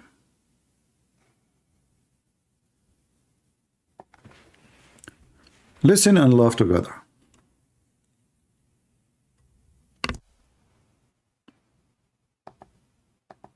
Previously, the scientists, they thought that the light of the moon was its own light. But Quran says in Surah Furqan, chapter number 25, verse number 61, blessed is he, that is Allah subhanahu wa ta'ala, who has made the constellations in the sky and placed therein sun, that is a lamp, having its own light, and moon, having borrowed light. The Arabic word used for the sun in the Quran, it is shams. And its light is always described as siraj, wahaj, or diya, which means a torch having a light of its own, or a blazing lamp, or a shining glory. Always the light of the sun is described as wahaj, siraj, or diya, meaning a light of its own. The Arabic word for moon is qamar, and its light is described as munir or nur, meaning borrowed light or a reflected light. There is not a single place in the Quran where the light of the moon is described as its own light. And the Arabic word for star is najam, and its light is described as saqib, meaning the light, by the time it reaches the earth, it loses its brightness, like a piercing brightness. The bright light. Okay, just to show you how they lie and how stupid they are. The word nur is not a reflected light. In fact, the light itself is the word nur. So this is stupid idiot. He says that the sun described as a siraj, but siraj give nur. And not only that, Allah himself in the Quran is a nur. So if nur is reflected light, that means Allah don't have his own light. Look how many times the word the Quran. You see, by the way, Zakir Naik don't speak Arabic. Not even a single word. Nur, nur, nur. But let us take this one. Remember, he said that the word nur mean borrowed light. Allah is the nur of the heaven and the earth. Allah is a borrowed light. This is how foolish and stupid they are. And the other gentleman here is speaking about that the suns will lose, the stars will lose its light.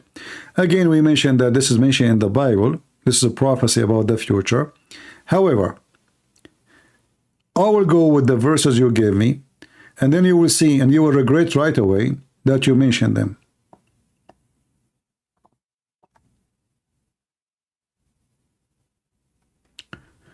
According to the Quran, the stars will lose its, no, actually, hold on. Zakir Naik, he said that the word najm And here they translate the word najm as a stars, as you see. Be my witness. What the translation here says? Stars. What Zakir Naik, he said, the word najm means stars. But look what happened. In different verse in the Quran, Muhammad, he described the foreign meteor as stars.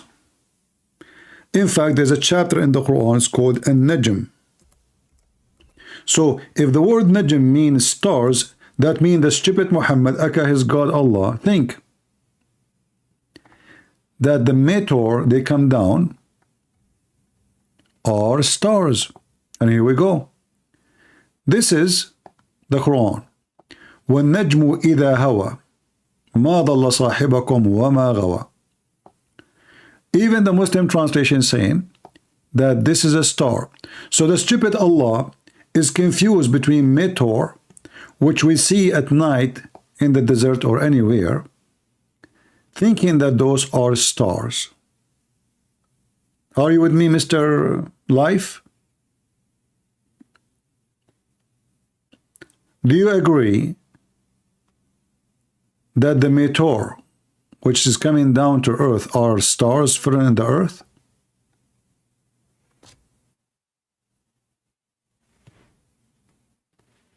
Are you with me?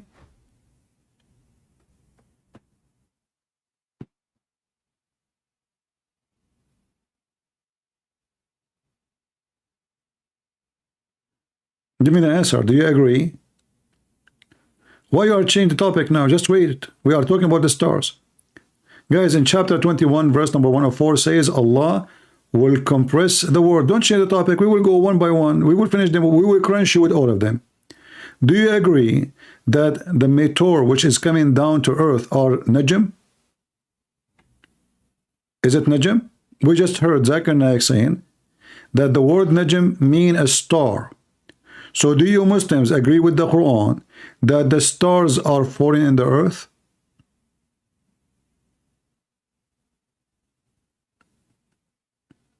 Are you there? Just say I agree or don't.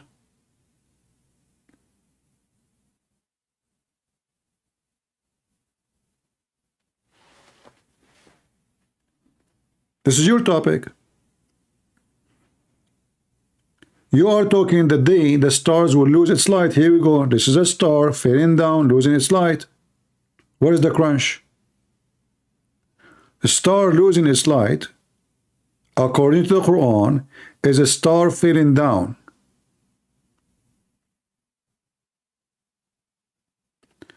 Okay, but the stars are made from same material. That's a genius. Guys, stars are made from same material.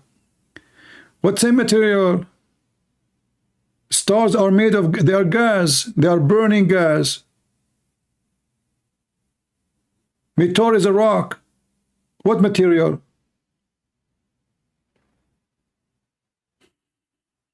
So he's trying to fix it now, you know. And then actually, if we read the same chapter we are reading, this is because the cousin of Muhammad refused to believe in Allah, the God of the stars. Why? Because Muhammad is a pagan. So then Muhammad, he said to his cousin, he said to him, aren't you afraid that the dog of Allah will eat you? According to Muslim, Allah have a dog. And Allah, he sent his dog to eat people who don't believe in him. Am I lying, Mr. Life? Or this is what it says in your books? And your prophet says that.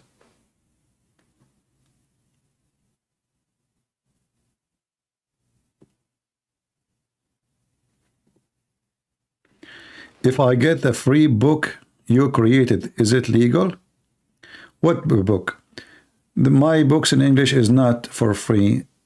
Or, you know, there is a list of books we give them for free only for poor countries. You know, to support them. But my books, if you are a person in German, French, etc., those people, they can, you know, they can support and buy a book.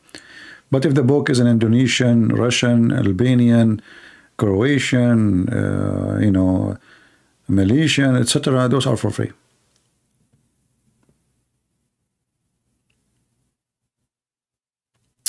Oh, okay. So are you, but do you agree with me now that the Quran is stupid?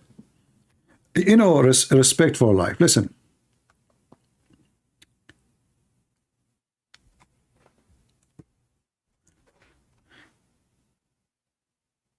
I am going to put the verse you just mentioned, chapter 21. But do you promise me? Do you promise me you will not change the topic? Is that fair, guys? Because I notice, and always I notice, that Muslims, they jump like monkeys from place to place. So do you promise me that if we open Quran 21, you will not jump even before I finish answering you to give me another verse? Can we have a deal? And do you accept the chapter 21 to be a book of God and not a book of stupidity? Do you promise me? Because I know I will start talking about this verse and then you post another verse. And each time I get you busted with one, you give me another one. So can we, do you promise me not to post anything until we finish this one? What do you think?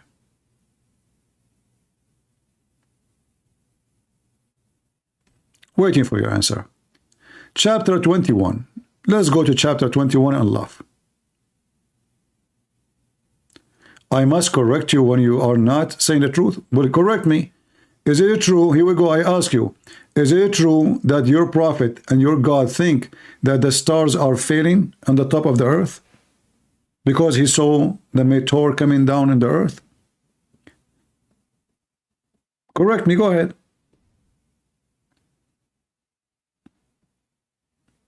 How come you are not correcting me?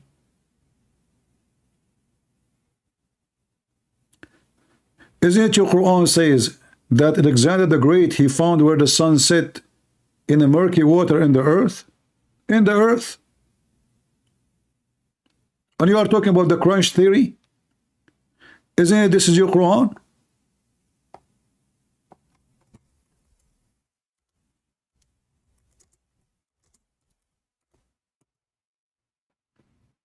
Is that your Quran or this is a different book? So your God, he knew about the crunch theory and the sun and the stars will lose their lights. And this is the crunch theory according to you. But the same God, he think that the sun set in a boiling, crazy, muddy water. Small details are not matter. Oh, they are not, guys, this is small details. The sun going inside the earth, going down to the earth, and then jumping in a swimming pool full of boiling water and mud is a small details.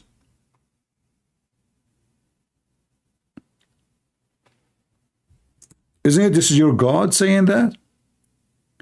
So do you agree your God is an idiot when he said that, or you think your God is a smart? I'm waiting for your answer.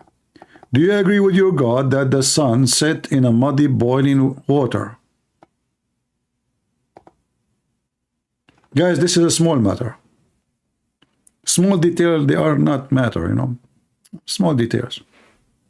When they make the whole story from one word in the Quran, they make a story, but now small details doesn't matter. Well, the sun is not small.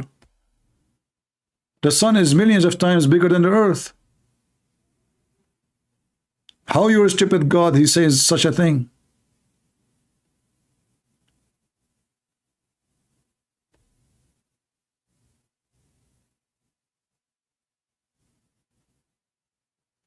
He don't want to talk about this one. He want to talk only about chapter 21. So guys, chapter 21 is where Allah was smart. Here he was a donkey. Chapter 21, Allah is God of astronomy. Here he is not. So skip this one. Okay, let's go to chapter 21. And then you will regret. You will say to me, okay, forget the chapter 21. We will talk about different verse. All right.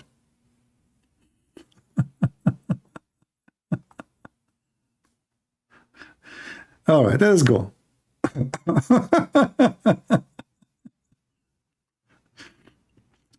Let us go to 104.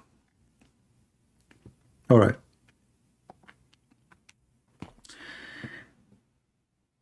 What you are showing me here in this verse, proving that Allah again is stupid. Why? Because your God Allah, he thinks that the sky is a flat, and the sky is a material, and the earth the same as the earth. The earth and the sky are both in the top of each other, and they have the same size, and both of them they are flat. This is why your prophet, he said that he went up to the seventh sky, up. All of them they are up. So the earth is a flat.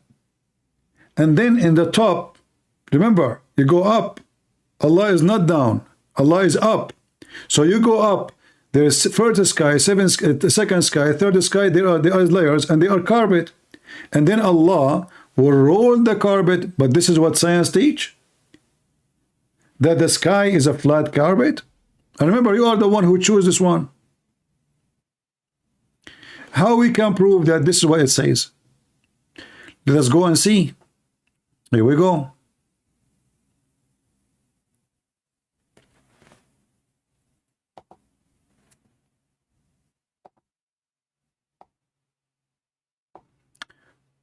Actually, let us go here. That will make it even better.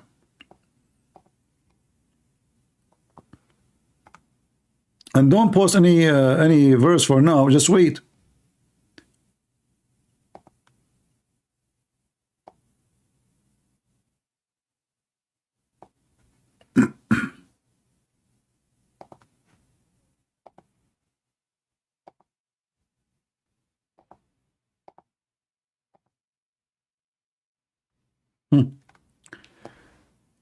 Chapter 50, chapter Qaf, verse number 1.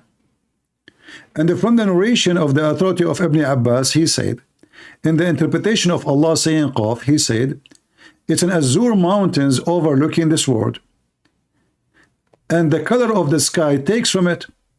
Allah swear by it. Okay. So the earth is a flat, and there's a mountain called Qaf. And this mountain is surrounding the earth and the sky in the top of it. Are we done? No. Read this.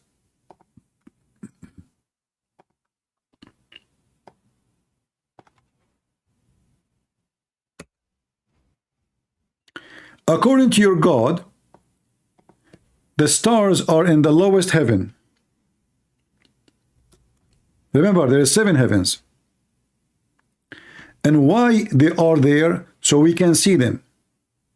Which means the only place where the stars are located is the one is visible for us.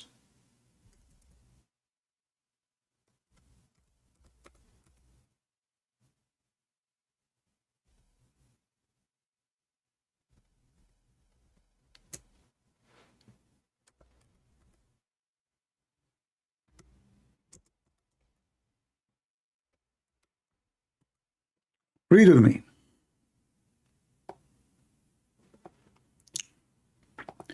Chapter 15, verse number 16. Allah created the stars as decoration to beautify for the eye of the beholder, which means all the stars can be seen by the eyes. Number 2.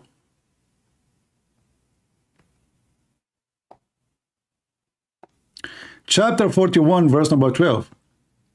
Allah created 7 heavens and he put the stars in the lowest heaven. And why and what he do with them? What those stars is going to be used as missiles against the devil. And that explains that the Quran do not understand what a stars is. The stupid Muhammad think that the meteor are stars. Otherwise, how you can show the devil who can sleep in your nose with a star like the sun?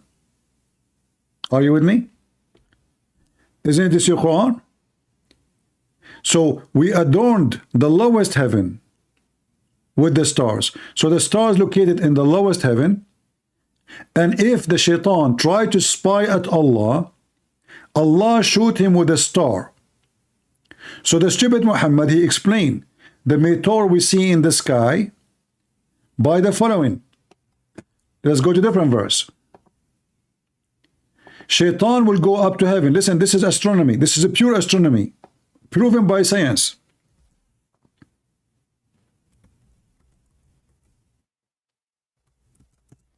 Proven by all kinds of scientists in the world, that the reason we see those meteor, which the Quran think they are stars, when Shaitan, he tried to come to the heaven, this is why the Quran says, and we guarded the heaven.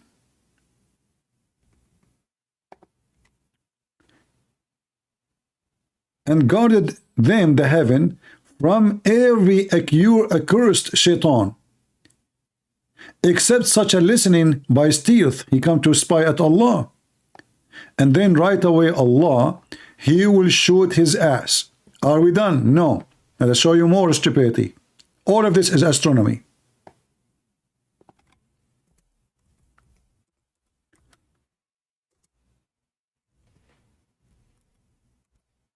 Crunch, huh?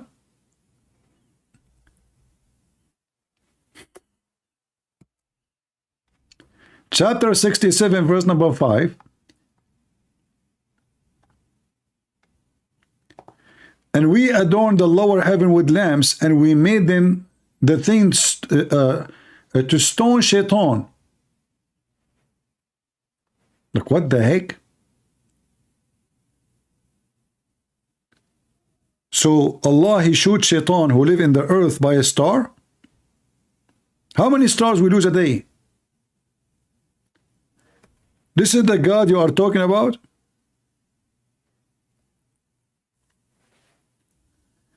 Do you want me to do dark magic on me?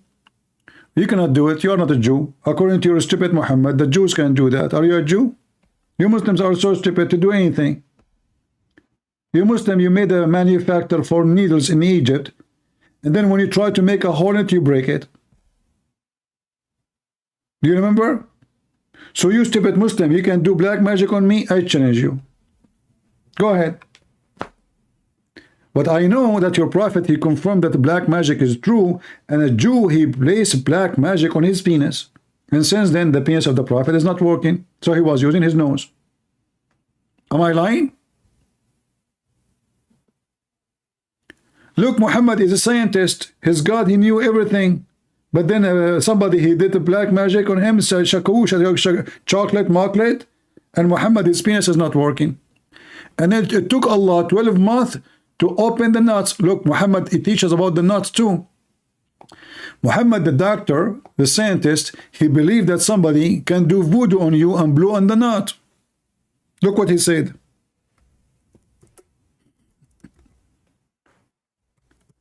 Allah himself is afraid from those people who blow on the nut. Chapter 113. And the evil of the women who blow on the nut. What women? There's no women in the verse. It says Nafathati fil uqad. You see that Muslim translation is really, they hate women. They love women, by the way. I mean, just for sex. So I seek refuge. Allah is talking seek refuge. Have you ever heard of a God like this? Oh, he said to Muhammad, I seek refuge. Okay. I seek refuge from the day break. Okay, what happened? Huh? And then if we check this verse here, actually, it says here from the evil of darkness when it's gathered. That's false. When the penis stand up, Muhammad penis is not working. Aisha, she put her hand in the hair of Muhammad. Muhammad, he said to her, did your shaitan come to you? So Muhammad, he claimed that somebody, he blow nuts on his penis, and since then his penis is not standing. This is why he's saying وَمِن شَرِّ غَاسِقٍ إِذَا وَقَبْ. If you go and read the interpretation of the Muslims, you will see from the evil of the penis when it stand up.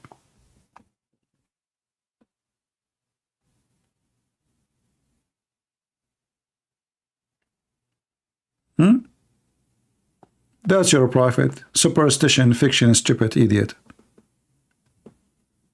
Mental.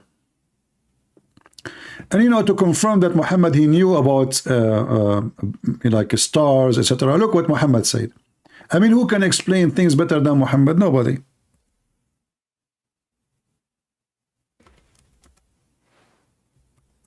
No scholar, no sheikh, nobody in YouTube can explain it better than Prophet Muhammad. Look what he said. Peace be upon him. Peace be upon him. I was sitting behind the Messenger of Allah because he cannot sit in front of Muhammad. Muhammad always penis is hard. Risky. Look, respect for life. Listen. I was sitting behind the Messenger of Allah who was riding a donkey while the sun was setting. Okay, sound good. He asked who? Muhammad. Do you know where this set? Which means the sun.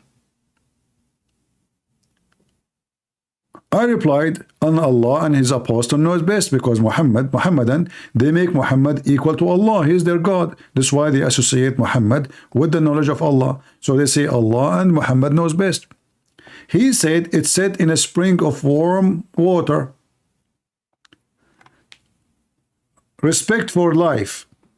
Do you agree with your prophet that he is scientifically accurate in what he said, or you are opposing him? This will prove all the claim you make. Obviously, Muhammad, he knew science. The stars will lose their light, and here we go. Okay, so Muhammad, he confirmed that in the Quran, and he explained the verses in the Quran that the sun would will go and take a shower in a muddy water. Do you agree with that or not?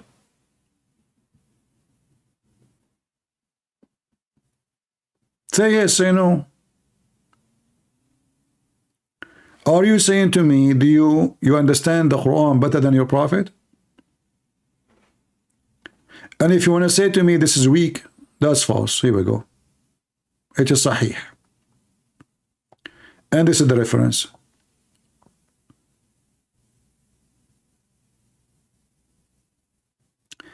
This is from a perspective.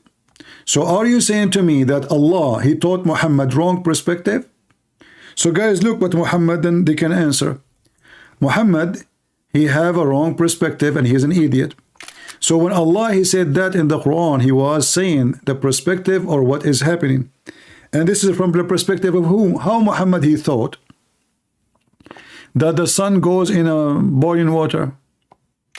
What perspective mean? How he thought about it?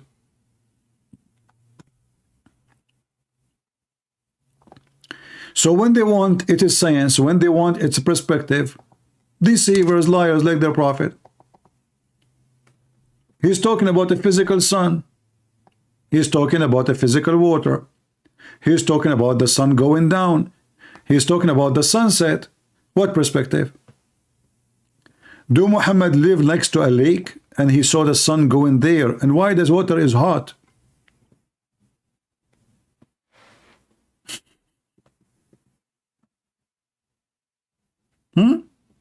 If you go to the Quran, actually, the Quran mentioned that he found where the setting place of the sun. What? Yes, the setting place of the sun. But do the sun have setting place? Yes, according to Muhammad.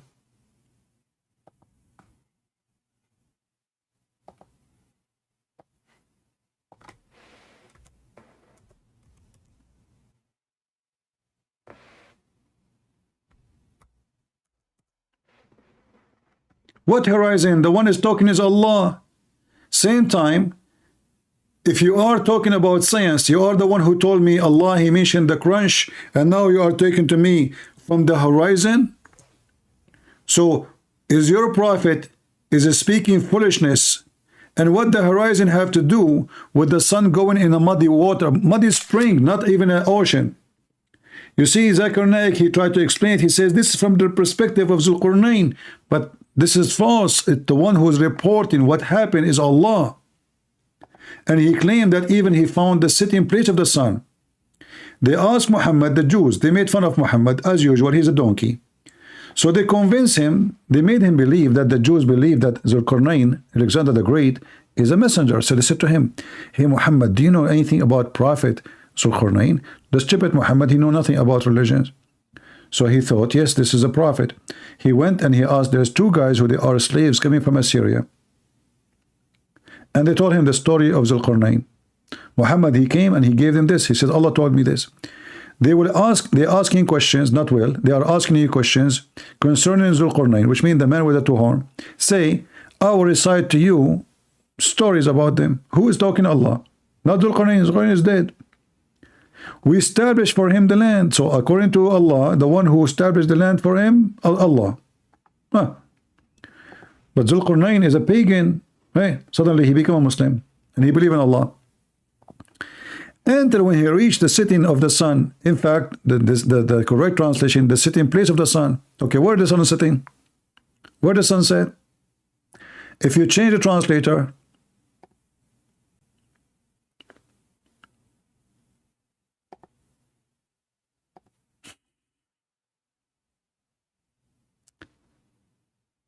Nadir Ahmed, he can explain more better than his study. I mean, at least mention somebody he is smart. Nadir Ahmed is the one who can explain. Are you stupid or what? This guy cannot even read the Quran. He's mentally ill. Nadir Ahmed, go watch my the last time he called me. He lost 50 kilos.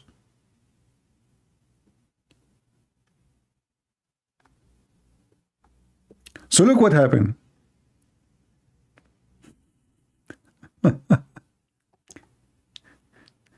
So he found until he reached, he keep going until he reached the sitting place of the sun. Where is that? Sitting place of the sun? The sun set everywhere. Even in Alaska. He found it sitting. Not perspective. Not he thought. You see the Muslim, they lie? He found it sitting. And this is what your prophet said. He admit and he agree that this is where it goes. Did your prophet, he say this because this is from his perspective, or he is a prophet who have his knowledge from Allah? So the Muhammadan, they try to cover the poo-poo Muhammad he make in the Quran, that the sun sitting in the murky water. Oh, so you are saying to me that the big crunch is in the Quran, but I don't see it. Or it's saying, you idiot, that the stars will lose its light, but this is mentioned in the Bible already. So are you saying to me that your prophet, Allah, he stole what Jesus said? And how come the Christian, they don't make a big deal about it? They don't say this is the bigger crunch. You're stupid. And if the stars lose their light, what does this have to do with the crunch?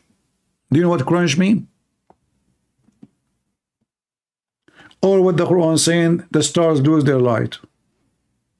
And if you are talking about the other one, it says Allah will fold it. This is not the crunch. Like a carpet. Because the God of the Quran think that the earth is a flat and the sky is a flat. Mental.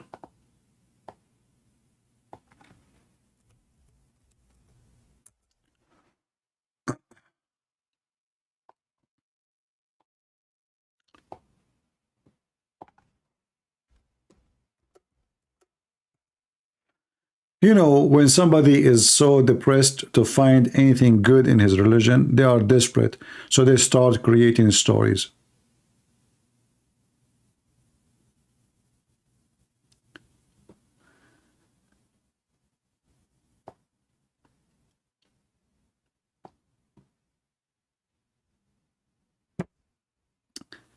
Any Muhammadan? Fold is the same as the crunch? No.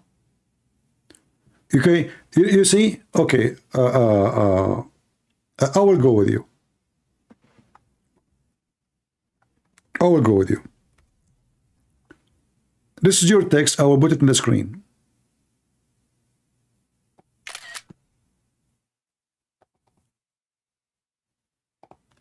Allah will fold the sky. Did Allah roll the sky when he created?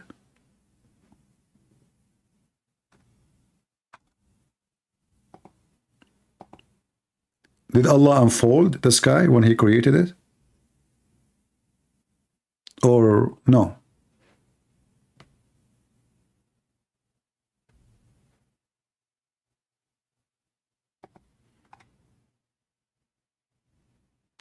I'm waiting for your answer. Why you don't call me?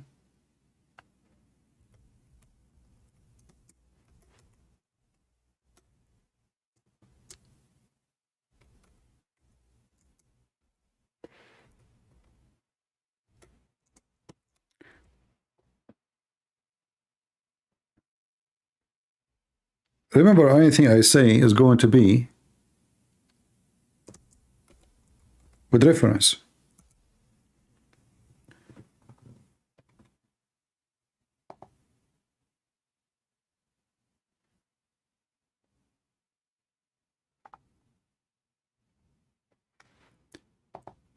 How Allah, He will fold the sky. And did He created the sky the same way? He folded?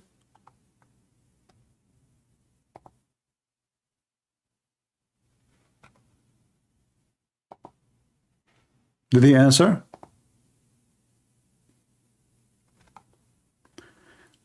Allah, He used simple language for the people of the past.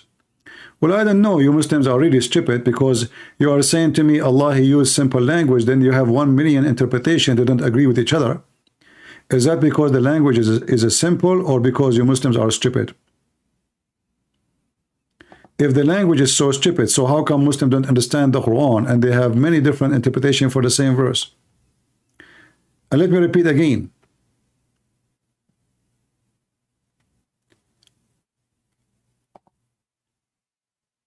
Allah will fold the sky. Can you explain to me how He will fold it?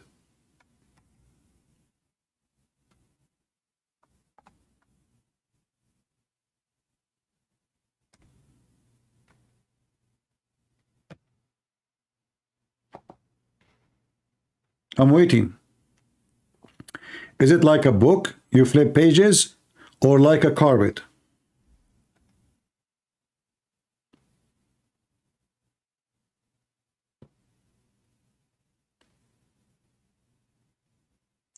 He called me 3 times. Let me see, hold on.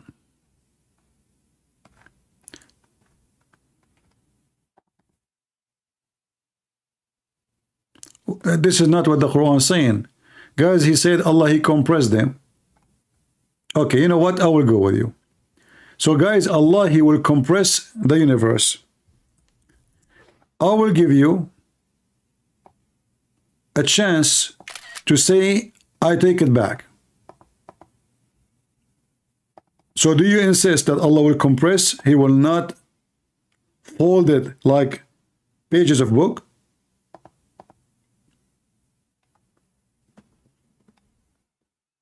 I'm giving you a chance to say, I'm sorry, I was a donkey. I take it back. So I'm asking you, do you confirm what you are saying, that He will compress? He is not going to flip like pages. This is what He meant, not we.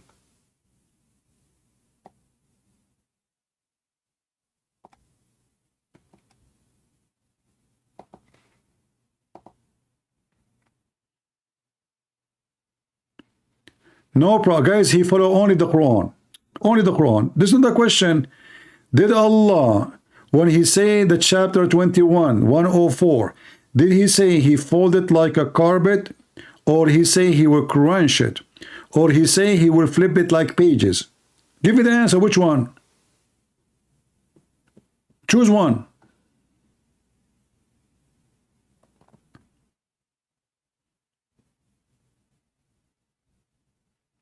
Is it like pages, Allah will flip, or like carpet, Allah will roll, or He will compress?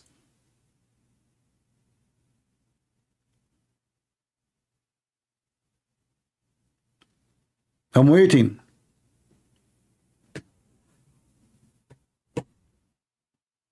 Are you searching Google now?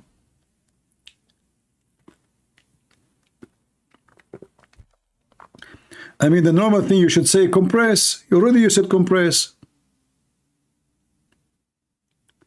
I don't care what language. Give me the answer, you idiot.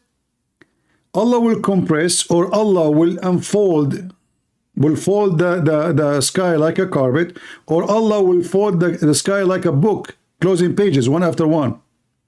Which one?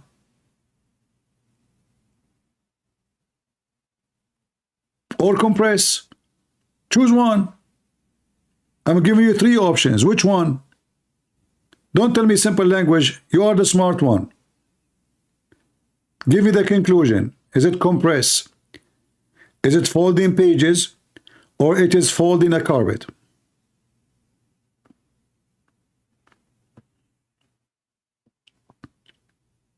All right.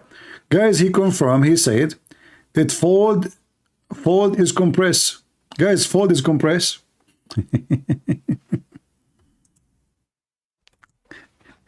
Folding is a compress. You mentioned that this is about the bigger crunch. Not folding.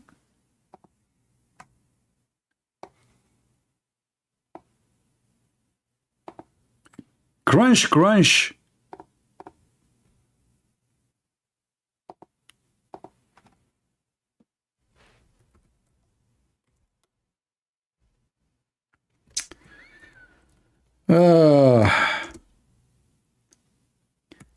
Okay, hold on. So is the crunch theory talking about that the sky will be folded like pages of a book?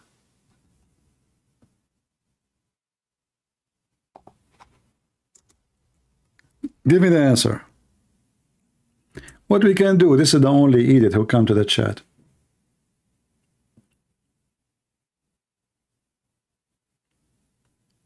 Is a crunch is destroying the thing totally or folding the thing?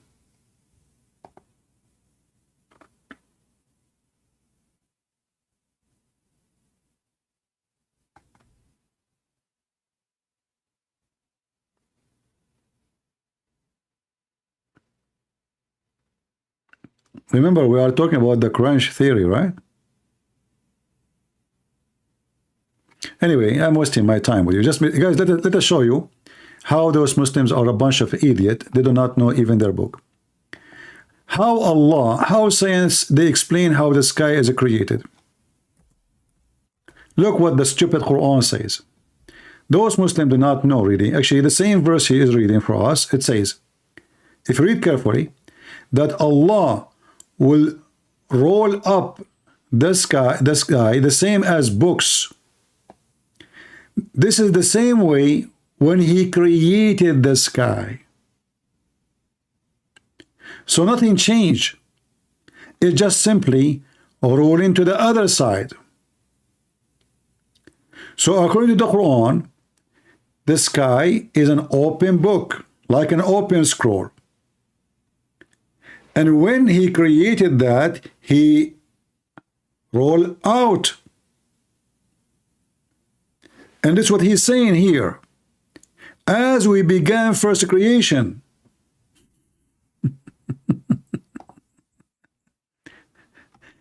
So, according to the stupid Quran, the sky is a flat, like a scroll.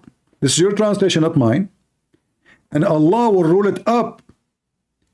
For this is the way he began his first creation. What he did, he rolled the scroll.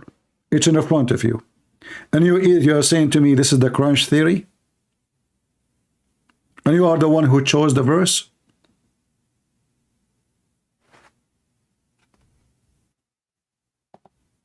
Is the sky one roll? And we can roll it up? Is even the sky something physical? Welcome to stupid Muhammad.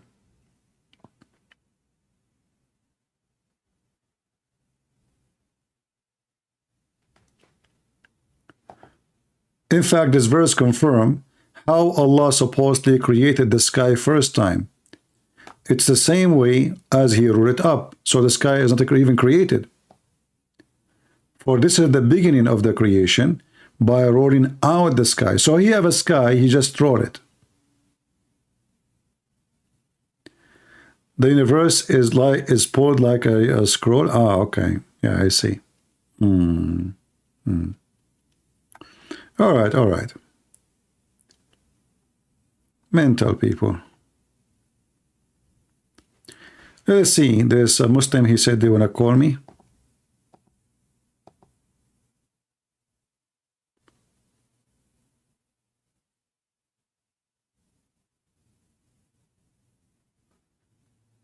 The chat wanted to talk about Trinity. Already we spoke about the Trinity. Where is the guy who wanna debate me?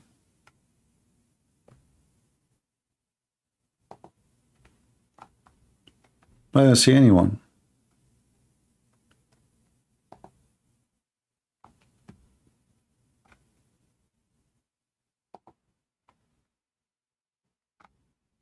Where is the Abdul who wanna call me?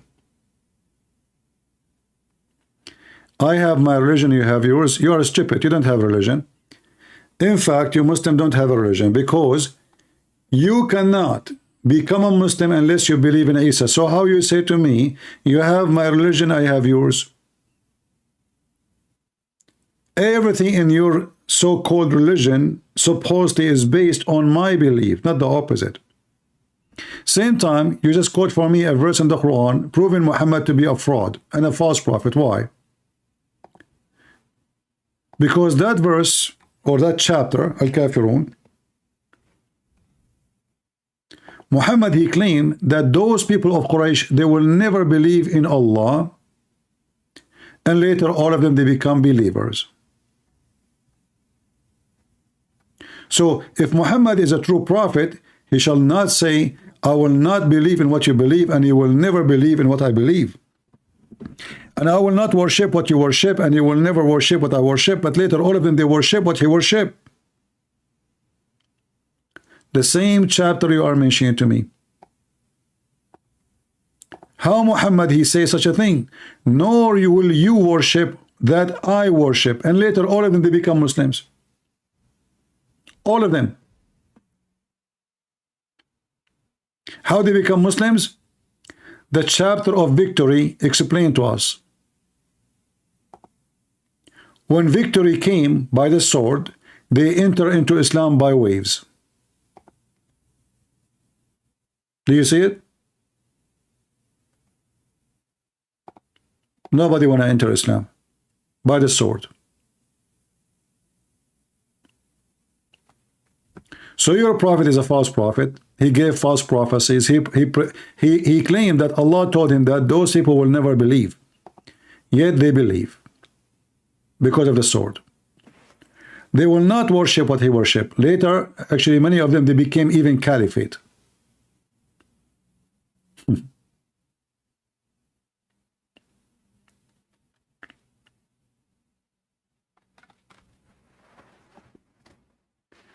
When a Muslim, he is in this ability to answer us, he jump and he say to us this verse, I have my belief, you have yours. So why you want to kill people who don't believe in your religion if everybody is okay with his religion? Muhammad, he said that sentence when he was weak.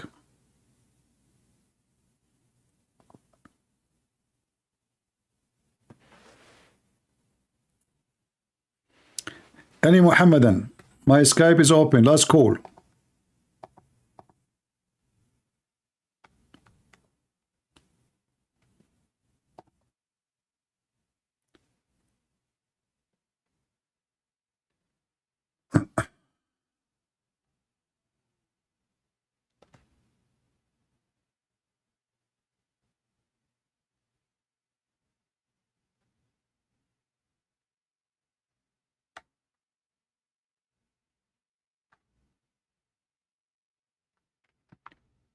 Anyone?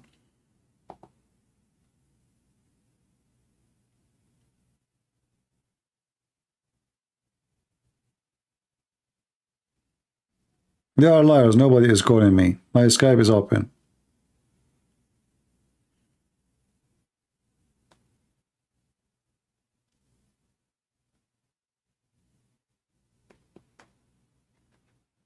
Glory Fabs is just a repeating machine. My Skype is open and nobody is texting me.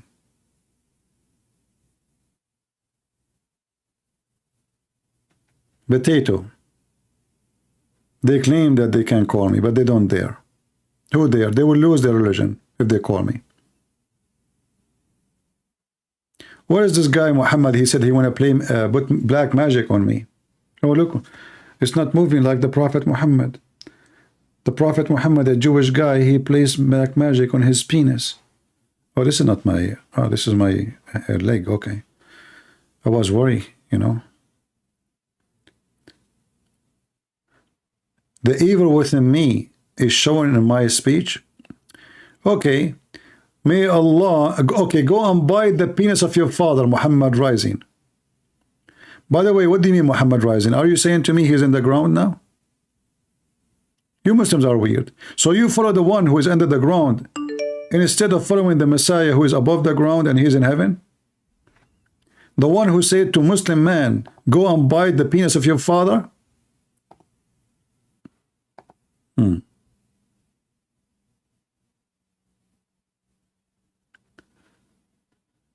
Greeting, brother. The chat wanted me to talk to you about the Trinity. Ah, okay. He's a Muslim, this guy?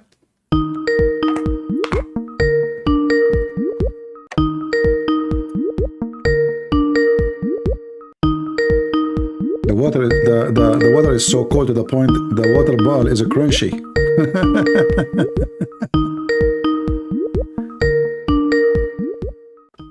Answer. Isn't answering.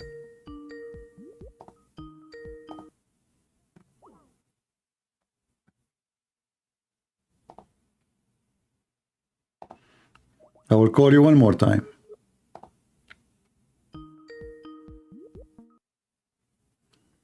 Hello? Yes, my friend, you are live on air. Are you a Muslim? Yes.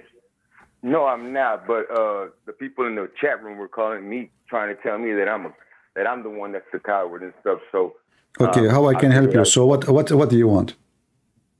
No, I mean, like I said, I was talking in the chat room about the Trinity. They were telling me something. So. No problem. Maybe they misunderstood you. So what about the Trinity? Go ahead. Well, I mean, I don't believe in it, brother. So that's why we. So what is your belief? I believe that Jesus Christ is one God. But who said to you that when we Christians believe in God the Father, the Son, the Holy Spirit, is it three gods? Like somebody told you that Trinity is three gods, or one God? Well, no. Well, what y'all say in the Trinity is that what is it? One God? I mean, three persons or whatever. Yeah, but still one God. Is it possible for God to be 10 and 1 in the same time, or it's impossible for him?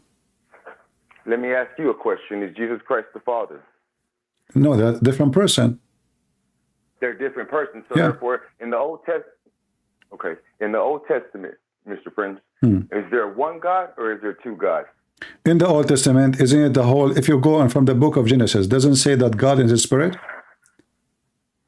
Yes, I can show you. Okay, hold on. Does it say God and his spirit when he created in Genesis? Does it say that God and his spirit? God is a spirit. God and his spirit. And his spirit.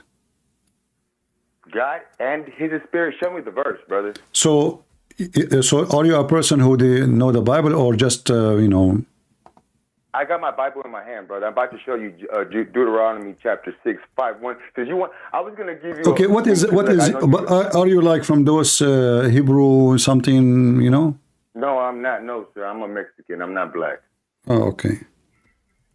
I was baptized. First of all, there's certain things, like, for example, I was baptized in the name of Jesus Christ. I was not baptized in the Father, Son, and the Holy Spirit. Oh, okay, hold on. All right. So if we go in Genesis chapter number 1. Okay, Genesis chapter number 1. Now, okay. I'm just gonna. Before we go. Okay. Can you read for me Genesis? Can you read for me Genesis 1? Start from verse number 1. I'm not that good of a reader, but I'm going to try. Right. In the beginning, God created the heavens and the earth was without form and the void, and darkness was upon the face of the deep. And the Spirit of God moved upon the face of the water. Okay, stop. And God said... The Spirit of God, is that the different person, or this is the Father? No. This is the one God, the Spirit of God. No, it says God. No, hold on. It says, okay, hold on. Okay, hold on. One by one. We cannot shout, my friend, one by one. Okay, so it says, and the Spirit of God. The Spirit of God. Okay, so now we have God, and we have God. Do you have a spirit? Okay, hold on. What? Do you have a spirit? What does have to? Okay, here we go. You just got yourself busted. So, is the Spirit of God? No. Okay, hold on. If the Spirit of God is the same person as God, then why is saying and the Spirit is the Spirit of God is separated from God? It's God's spirit. That's what it is. It's God's spirit. Exactly. Okay. Is now you are comparing to me. You said to me, "Do you have a spirit? Is my spirit separated from me, or I am united with my spirit?" Brother, Jesus. Answer the question, please. Is my spirit separated from me in different location, or it is inside me? You're trying to say that there's God and then there's a spirit that he has. I'm not saying that's what the Bible is saying. It says God, Hassan, hold on, is the spirit of God? Is the spirit of God is inside God the Father, or it is now above the earth? You can't separate them, brother. Okay, then explain the verse to me. Hold on. I'm not separating. It's you who asked me, saying to me, "Don't you have a spirit? But my spirit is inside me." Here in the Bible says, "And the earth was without form and void, and the darkness was upon the face of the deep, and the Spirit of God moved upon the face of the water." It doesn't say God moved upon the. It says the Spirit of God. So is the Spirit of God is the same person as God? Yes or no? Yes, it's the same person. So why the verse saying? Okay, so why the verse saying? You want me to answer? You just want me to answer you with yeses and nos, but you won't let me even speak. And I see that you do that to the Muslims, but we're Christians. No. I want you to explain. That's why I'm asking you to explain. So the Spirit of God now, why it says and the Spirit of, why it says and the Spirit of God? Just we say and God. Okay. So therefore. Okay, so you're saying, so basically right here you're saying that God's spirit, God, and then a spirit that was next to him was riding next to him. So you're saying there's two identities there, or there's two things. I am proving to you the Trinity. Why you are playing games? Does it say that God and his spirit? So Trinity is three. You're talking about the God of spirit. Okay, we are going step by step. We start. Okay, now hold on. Step by steps. Don't jump like a monkey. Listen. So now, God. I'm trying to prove to you. You are not proving. You're not answering. You are not answering. Why is that? Why it says God? Okay, hold on. It says the Spirit of God. It doesn't say God. It says the Spirit of God. Who is the Spirit? God is the spirit. You can't. God is the invisible spirit. You can't see him. Hold on. So guys, God is invisible spirit. Okay, that's mean God is just a spirit, nothing else. Correct? What do you think God is, brother? I'm asking you. Is God always just a spirit? Is God always just a spirit? There's nothing else. What is your point? You can't answer me unless I say the point.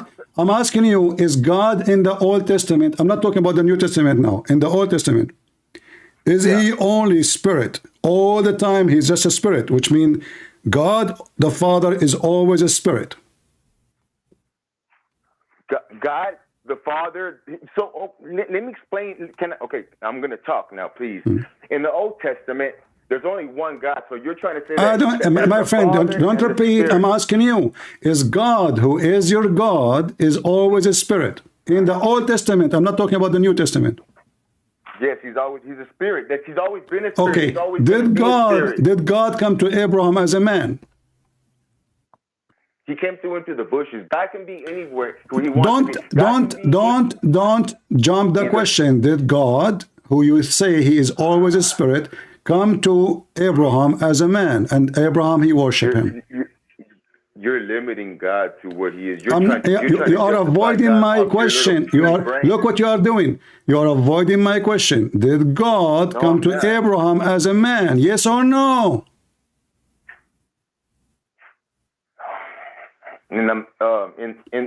Okay, as far as Old Testament, I'm not that sharp. So you are a person who want to debate me, and now you don't know that God came to Abraham as a man? In a mountain. As a man. What mountain? Man. As a man, as a human being. You're saying that Abraham spoke to God as a human being? God, Lord have mercy. Did God come to, I'm not saying spoke, I'm saying God came himself. Listen. Did God, listen carefully, did God himself came to Abraham as a man? Yeah. No, he didn't. What the heck? And you are saying to me you studied the Old Testament? Look, I'm not the specialist. Just like you're not a specialist, I'm not a specialist in what is specialist? Even this one need a specialist. Okay, but even then, okay. So in Deuteronomy 6:4, when it says, hold on, don't go. We go to Deuteronomy 6:4. Don't be an idiot. We will go there. Let us answer one by one. Let us solve the problem one by one.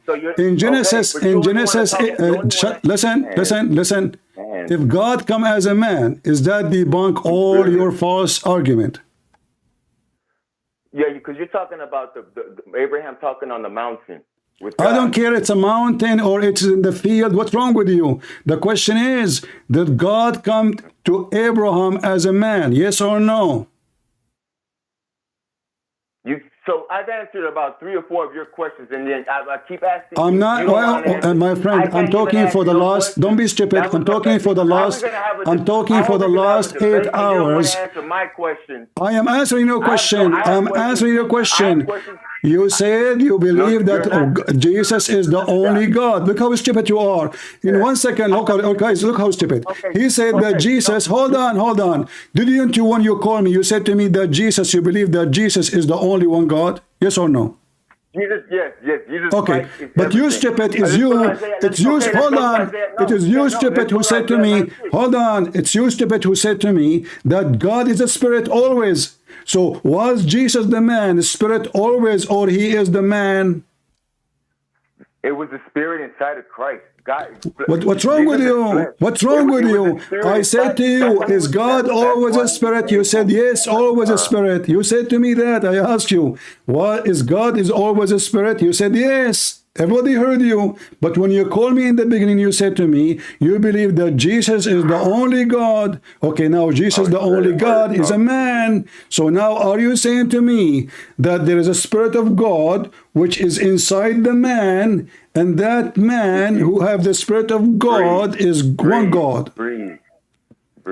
Listen, now let us go back to zero. Let us go back to zero. When God appeared to Abraham, 100 miles and just breathe, brother. Breathe. Listen, okay. when God came to Abraham in chapter 18 in the book of Genesis, he came to him. Okay. He came to him as Jesus, or was different person?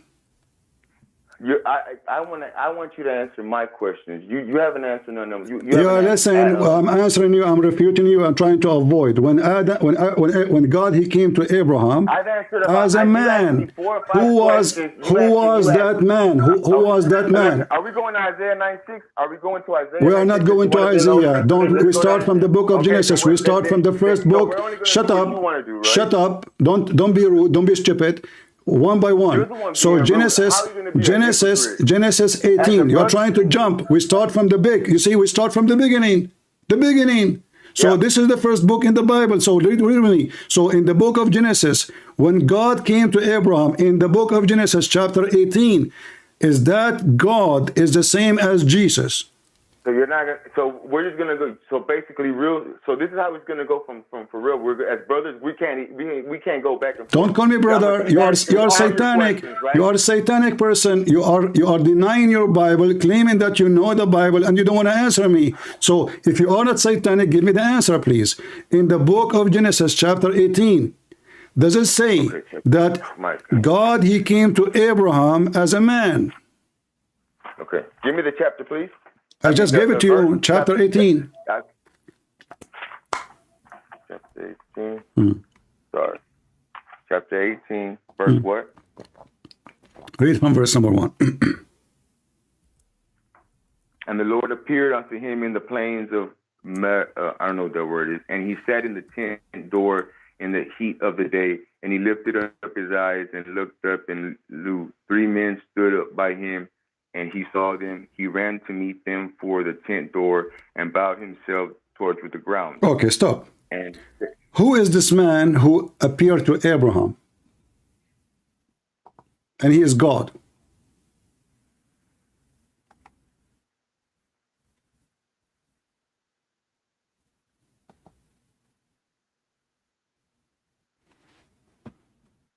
Are you there?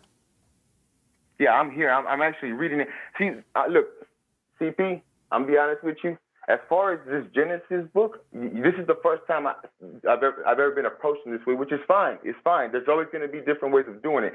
So therefore, in this case, I'm going to be honest with you. As far as 18 and Genesis and all this stuff, I'm not too familiar with the book of Genesis. So like how you go? Okay, my friend. How we jump? Because okay, did we read the book? Did we read the book from? Did you read the book from an internet page, or you start reading from the first page in the book until you finish? No, brother. I've been reading. I'm 34, brother. I've been reading. Okay, but you just said, you are unfamiliar. So how come you never saw this verse before? Okay, it has. Okay, okay. As far as when it comes to Moses, and the burning. Don't jump. One step by step. Why you are going to Moses when we are talking about Abraham? Is the word Elohim is a plural word or singular word? So Elohim is a plural word. God, he came, and you will notice here it says that three men. Do you think that God, he chose the number 3 for no reason? If we are talking about angels, then we have millions of angels, maybe. I don't know how many angels God have, but you will notice here that Yahweh, he came to Abraham as a man, and Abraham, he worshiped him. And it says clearly that this is Yahweh. It doesn't say that this is maybe somebody like who was walking by, and Abraham, he thought he is somebody. And he gave him the covenant. So you will see the number 3 men appearing. You will see Abraham worshiping him, calling him my Lord. And you will see that God coming as a man. So now the spirit, you said to me that God is always a spirit. But now we find that the spirit is something, and the physical body is something else, because the spirit is always a spirit. So why God the spirit don't come always as a spirit, and why he is coming now as a man? For simply God in the Bible mentioned in many places, not only in one. We can keep going until tomorrow, that God, he is more than one person. And when you mentioned to me, when you called me in the beginning, you said that Jesus is the only God. Well, here we go. So you said to me that Jesus. So basically, you've been talking a lot, bro. So therefore, I mean, dude, you can go on forever. I know that's one thing about you. You can ramble on forever, okay? And you can make people forget their thoughts, okay? So basically, what I'm trying to I'm trying to see your understanding. So you believe that in the Old Testament, so you believe that there's not one God. There's not one God, right? We believe in one God. No, we believe in one God, but we believe that this God, my friend, we believe in one God. Don't say things we did not say. We believe in one God, and this God is a 3-person. Listen. Okay, in Genesis chapter 1, the same chapter you are reading. If you don't want to read the whole of it, I will give you the time to read it. But in verse number 26, it says, "Let us make humankind in our image." Does it say, "Let us make humankind in our image"? Who is he talking to? Who is he talking to? Doesn't matter. God is talking. No, but who is he talking to? I don't care. Now answer me. Did God say just no. Let us make? He's talking to you. He's talking to you. This book is written for us, so we can understand how God he made things happen. So now I'm asking you: Did God say? Did God say? Or this is fabrication? Let us make humankind in our image. Yes, that's what he said. Who is he talking to? Okay, doesn't matter. Don't change the topic. Talking to me. He's talking to me. He's talking to me. He's talking to me. He's talking to. Okay, I answer you. He's talking. I answered you. It doesn't matter. He is. Let us make humankind in our image. What is the image of God? What? Listen. What is the image of God? You are changing the topic. Listen to the topic. I'm talking about the image now. He is saying, let us make a human being in our image. Which image God has? Angels are made in God's image, brother. This is not. Don't be stupid. Don't be stupid. Don't be stupid. Don't change the topic. This is not. He said the human. He said. Listen. It says humankind. Are you a donkey? He said made in our image. Yes, humankind. It says the humankind, human being. Did he say angels? Dude, he created us in his image, and he created angels in his image. It doesn't matter. So what is the image of God then? Dude, we're just go. Just go. Don't just go. I don't have time. Just you are just a stupid idiot. So God is always a spirit, but now God, he is saying, let us create a human being in our image. So what is the image of God?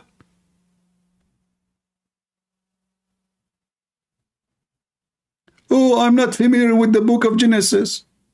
I never heard of it before. I go to Deuteronomy only. Like we jump the books right away, we go there. We jump Abraham, we go to Moses.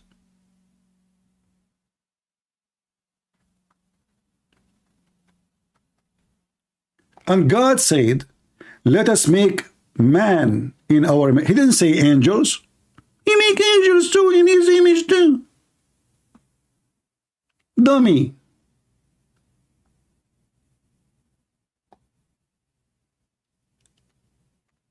So when God says, let us make the man in our image, that is telling us the image of God.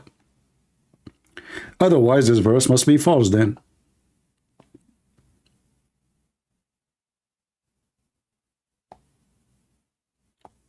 In the same time, he said that God is always a spirit, and then Jesus is a man.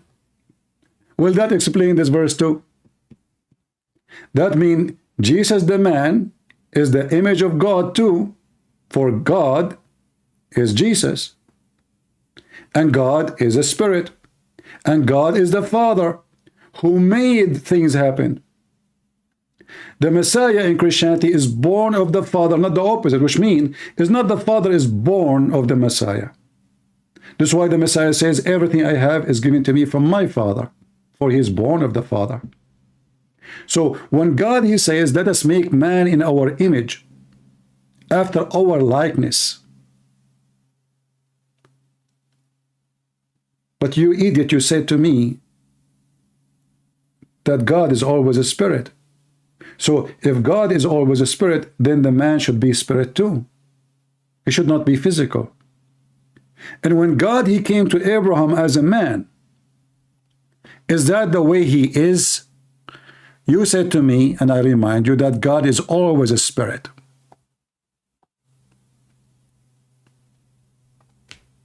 So those idiots, they copy two verses from the Bible and they just jump around them. We know and we believe that God is one. This is not our debate. We Christians believe in one God. Oh, Israel, your God is one. There's no question about it. There's one God.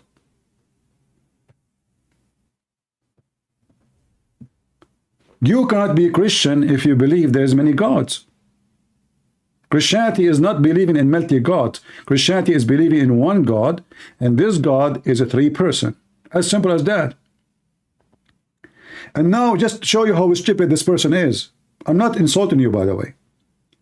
You said that Jesus is God. Okay. So who is the one who was there? And his spirit is above the water. So he was in one place and his spirit in a different place?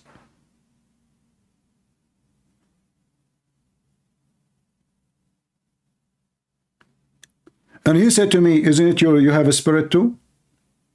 So he thinks that the spirit is inside the man. Okay, well, that's true. A human being, they have a spirit inside them. The second our spirit goes away from us, we are dead.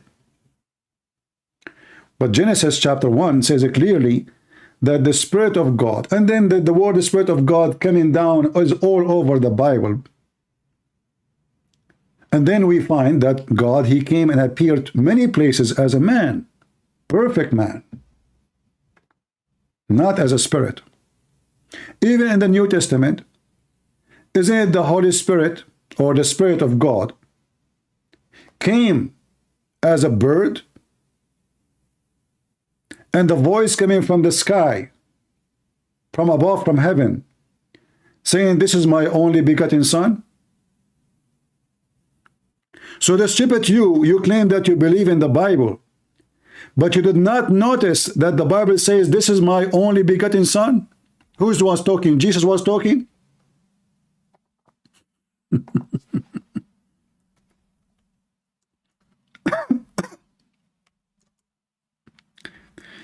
Guys, you understand what I'm saying? If Jesus is the only God as a person, so who is the one who was saying, this is my only begotten son?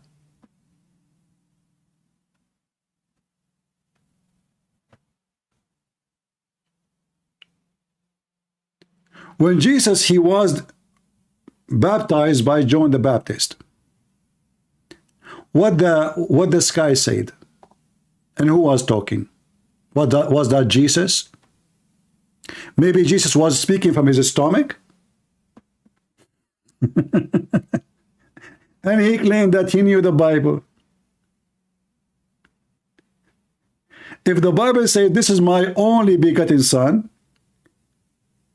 and the one is talking is not Jesus, then obviously there is a different person. You do not need to be genius.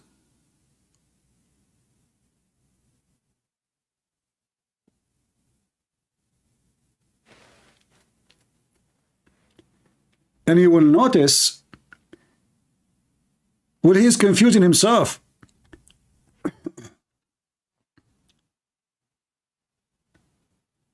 How many times Jesus says, my Father?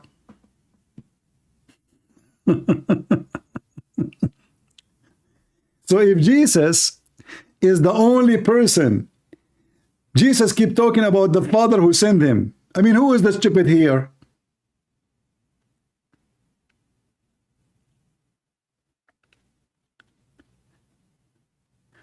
Are you saying that Jesus, he was suffering from mental illness and he think he is many? And he think he have a father but you don't have one?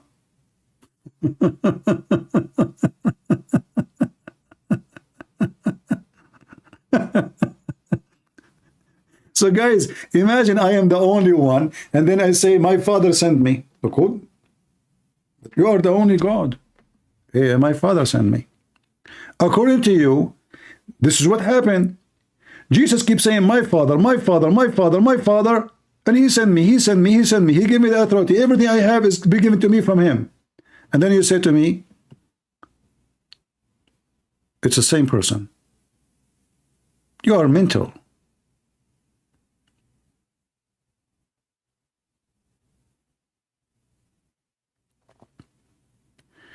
You know, in the book of Genesis, when God appeared to Abraham as a three-person,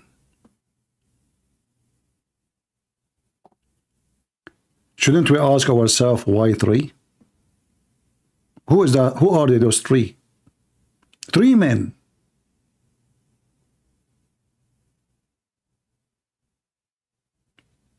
And Abraham, when he saw them, the Bible says,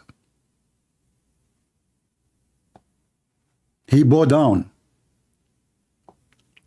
and said, he saw them, he ran to the doorway of the tent to meet them.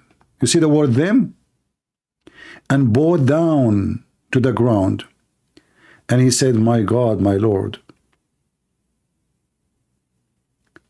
And you will notice right away that the Bible, no way to be confused about who is coming. It is our Lord coming. And you will notice our Lord here, he have a name, which is not really a name. I mean, in the Bible, like, you know, we use it as a name, but in fact, even this verse is like this word is a sentence.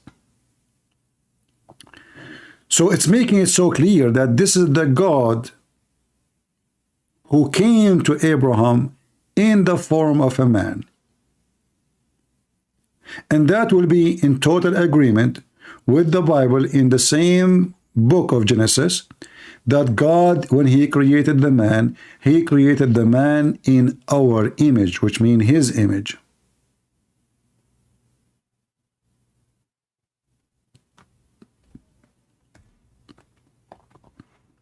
And Jesus in all over the Bible says, my Father sent me.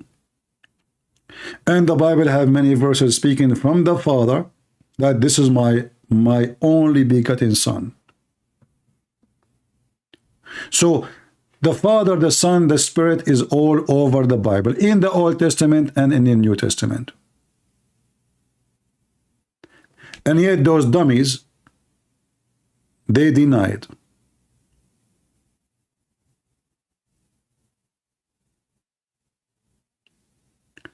The words of Jesus is so clear.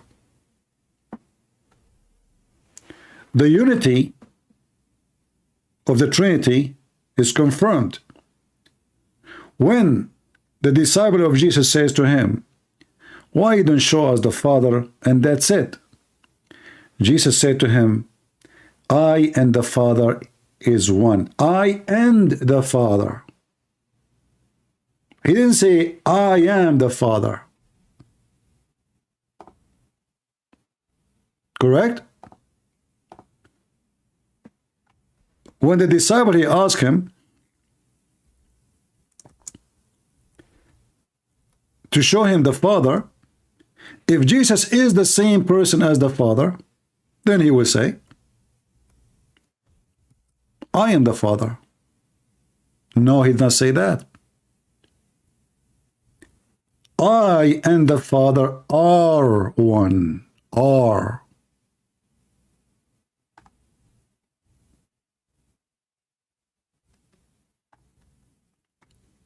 So if you don't want to see, you are blind and you are being stupid.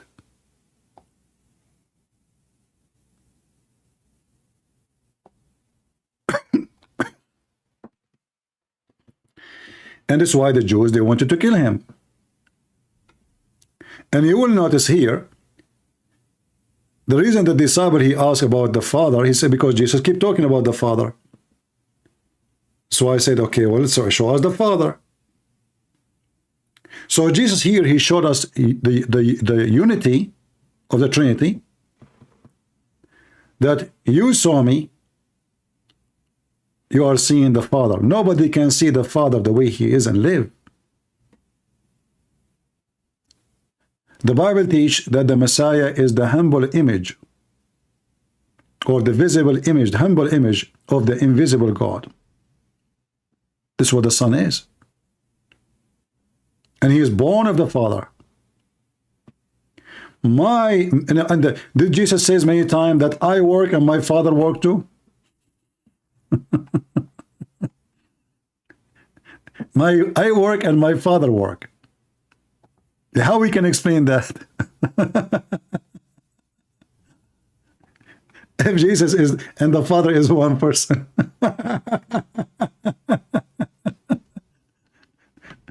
Oh, Lord. I mean, I don't know. Sometimes people are really funny and they are dummy. And you know, I lost my patience with him because you see, those who they don't want to listen. They don't want to focus in one thing at the time. They want to jump to a verse right away, jump there. But didn't you? He is the one who said to me, hey, show me. How we show? We show from the first page in the Bible, not at the end.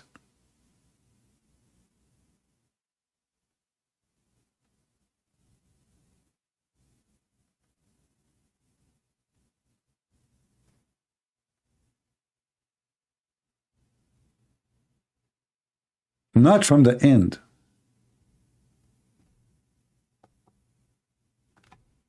And if we take the end, still he would accept. But I wanted to show him that from the Old Testament, all the Old Testament is speaking about the Trinity.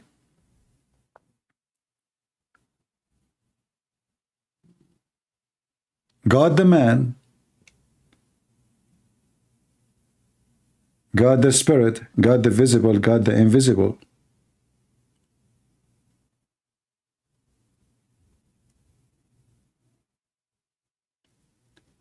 And why Jesus keeps saying my Father if he is the Father?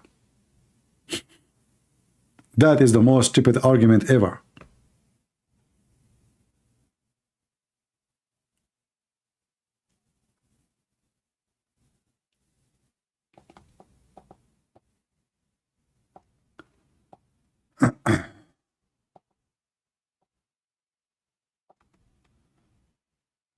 If we go right now, actually,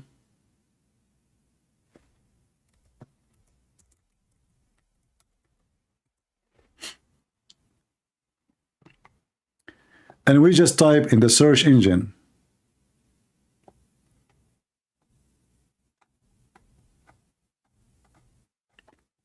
the word father, we will find endless numbers of verses.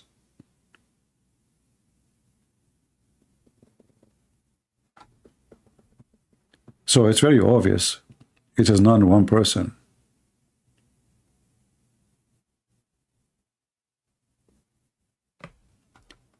But, you know, I mean, if you want to be an idiot, you can be.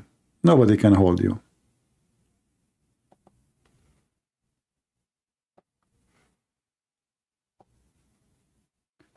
And, you know, he never saw this Genesis 18.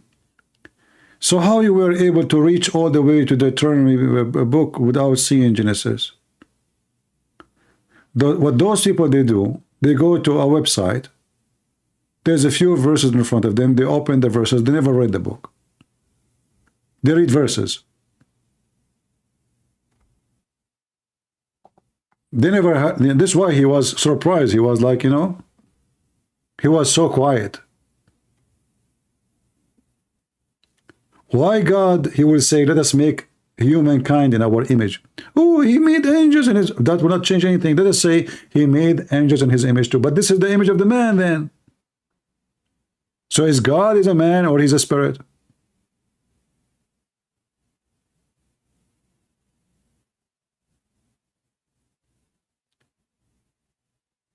The God of the Bible keeps speaking about let us. So when the stupid Quran, Allah, he said let us, that will not make sense because supposedly Allah is one God. So why Allah keeps saying let us? Let us. And my son. And then the son says my father. And then the spirit of God.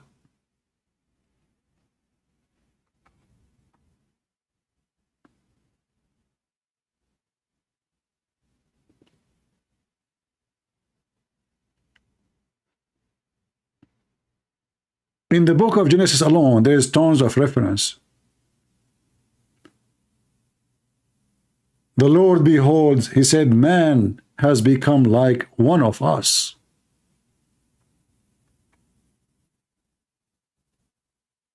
It's all over.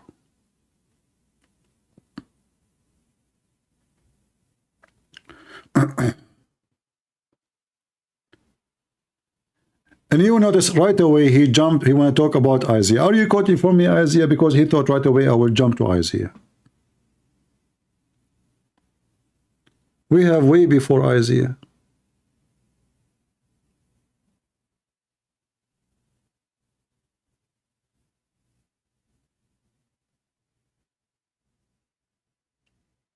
But as long you know Isaiah, isn't it says there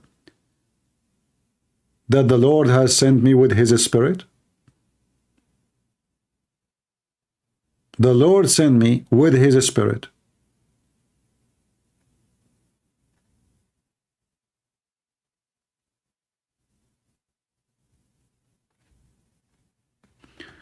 Let's see, there's somebody. I'm losing my voice.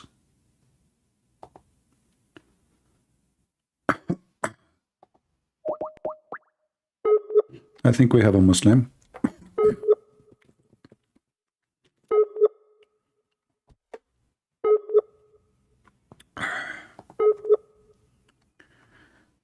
Well, look like you have a bad internet, my friend.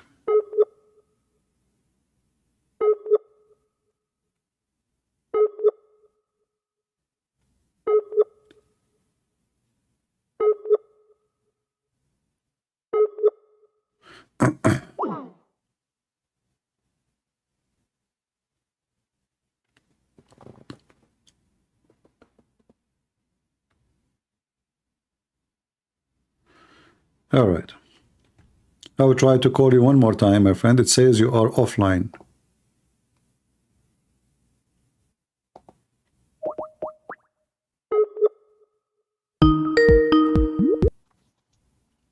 Hello?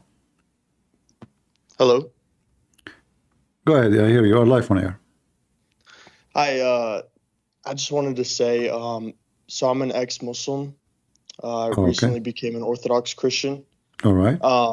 I just wanted to point something out in Genesis, which is that it also shows God's word in verse number 3. All right. To that kind of ignorant guy that was calling you just a second ago.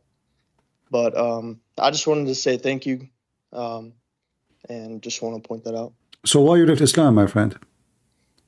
To be honest, it was the story of Zainab that kind of did it for me. Zainab? Or Zainab bint Jahsh? Yeah. Yeah, the daughter of the donkey. Okay. And that he slept with her, right? He took her from his son, and he flirted with her in his house. It's a gross story overall. Yeah. So, yeah. But now you will not get virgins. You know, you are sacrificing the. You know, don't you want to have 72 virgins waiting for you, and they are naked? No, not really. Don't you want to have endless penis? It's a sick cult. It's crazy. It's sick. This is the best description for Islam. It's really sick. It's sexual. It's violent. It's stupid. It's madness. Everything wrong about. And not only that, the best man himself is the most disgusting, weird person you can imagine. Yet they claim that he was the best of mankind. But the second you start reading about him, compare him to Jesus Christ, which is. They compare him and his ethic to Jesus Christ. We cannot. This will be insult, you know. Like it's like comparing sewage to holiness. No way, you know. It's a fact. I mean, this is written in their books. I mean, the guy, he is a child molester. He is a pedophile. He like men. He sleep with men. He go to his son's house and he flirt with the married wife in the house of the husband when the husband is adopted by him. And yet they call him. They say that Prophet Muhammad was called as-Sadiq al-Amin, the most trustworthy. Yeah, right. And then he will take the fifth of the booty because he's trustworthy. And then the Muslim, they accuse him that he stole underwear because he was trustworthy. Imagine, my friend, I'm glad that you left Islam and became a Christian. But imagine, God forgive me for saying that just for the sake of education. Imagine the disciple of Jesus accused Jesus that he stole underwear. That would be horrible. It would be horrible. That would be no. Just hold on. You see, this is described for us who is the companion of Muhammad. Yeah. Correct? Because unless they are a bunch of idiot trash, they will not accuse their leader of stealing an underwear. It's a red underwear. So how he is the trustworthy, and then Allah, he make a verse about the underwear. So now the underwear enter history. Oh, it's crazy. Oh boy. I just wanted to say thank you, CP. I really appreciate it. My brother is still a Muslim, and I'm trying to bring him to Christ. He obviously has questions about the Bible, but he's not trusting me that. I'm trying to show him references like the tafsirs by Ibn Kathir and do you know Arabic? Best, so I can't show him. What's that? Do you know Arabic? It's not the best. My family is from Jordan, but it's not the best, so I can't really. Well, if you want, just let me know that you can call me, and you have your brother with you. Just remind me of yourself, as you know. I have thousands of people call me, so sometimes it's hard to remember, right? So if you want, you can bring your brother and you call me, just like introduce him, to have a conversation with him, and just sit, you know, and let me talk to him. Okay. All right. That'd be great. Okay. Thank you. Thank you. God bless you, my friend. And happy for you that you became a Christian. Appreciate it. Thank you. And I find it really funny too that someone, he's an ex-Muslim, he is calling me to teach this ignorant that we must believe in the Trinity. An ex-Muslim who is a Christian now. You see how the Lord can bring a blessing to us from the Muslims?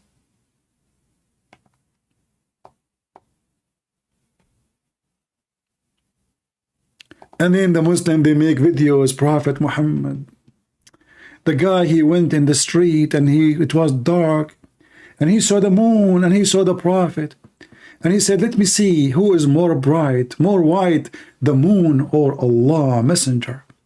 And then I look at the moon, and then I look at the prophet, and I look at the moon, and I look at the prophet, and I look at the moon, and I look at the prophet. They continue like that for 15 minutes. And then the conclusion, for sure, Muhammad is whiter.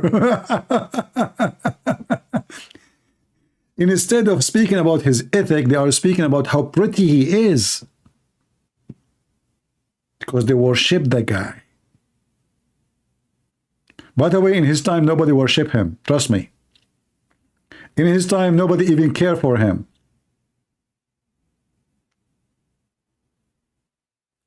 After he died, people did not see who is this idiot. And then stories start building about him. How amazing, how wonderful, how pretty he is. His eyelashes is so tall, like the women we see in Walmart. You know, they put those eyelashes, you know, like they are like airplane wings. No. Actually, they use them, I think, for barbecue too. Like, you know, if you have a wife, she have those eyelashes. You do not need even to wave, you know, with a magazine or something for the fire. Just let her blink with those eyelashes. So Muhammad have so beautiful eyelashes. He have nice, beautiful white belly bump. His underarm is so sexy. Man, you cannot believe how white it is. They worship, they created their own Muhammad, who is so pretty.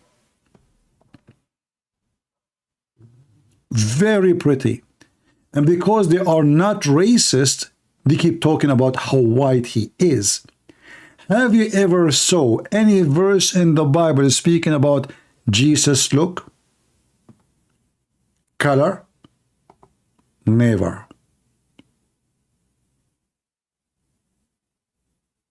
Never.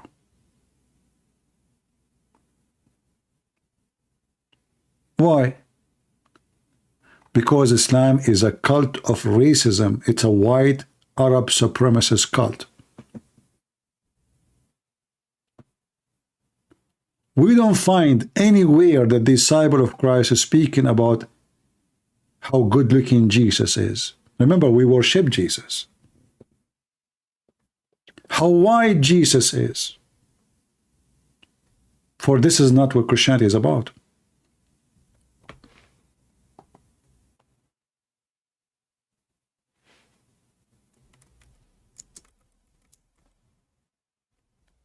If we type in YouTube the description of Prophet Muhammad, there's millions of videos.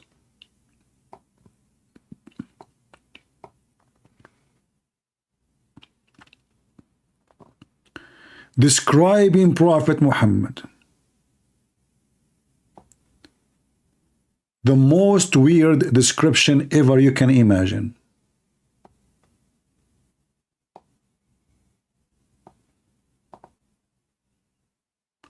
And there is always music in the background.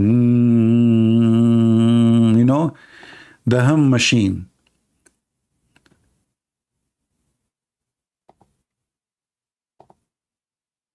Let me move in the video to show you just a little bit of how pretty Prophet Muhammad, just so you can get an idea. And the guy, you know, almost in the video is going to cry because he's talking about how pretty Muhammad is. So pretty. Oh, so sexy, man. He says, I came out one night, I came out one night, it was the full moon night. Really?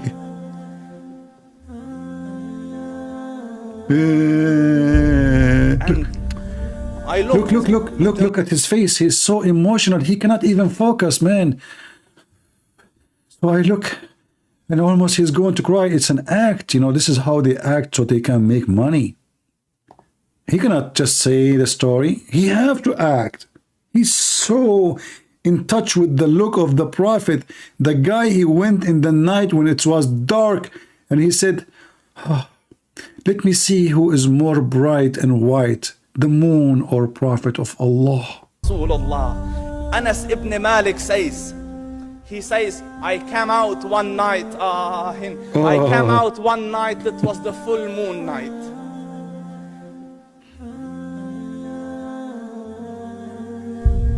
And I looked at the moon, and in the desert, understand, the moon is an awesome sight. It is smooth, it is radiant, it is clear, it is gentle compared to the scorching sun at which they are used to. So the moon was the epitome of beauty. So he says, I came out at a full moon night, and I looked at the moon, and I saw it, beautiful, handsome. Right, handsome. So I said, let me go see if the moon is more handsome or my prophet is more handsome. Look at the challenge, man.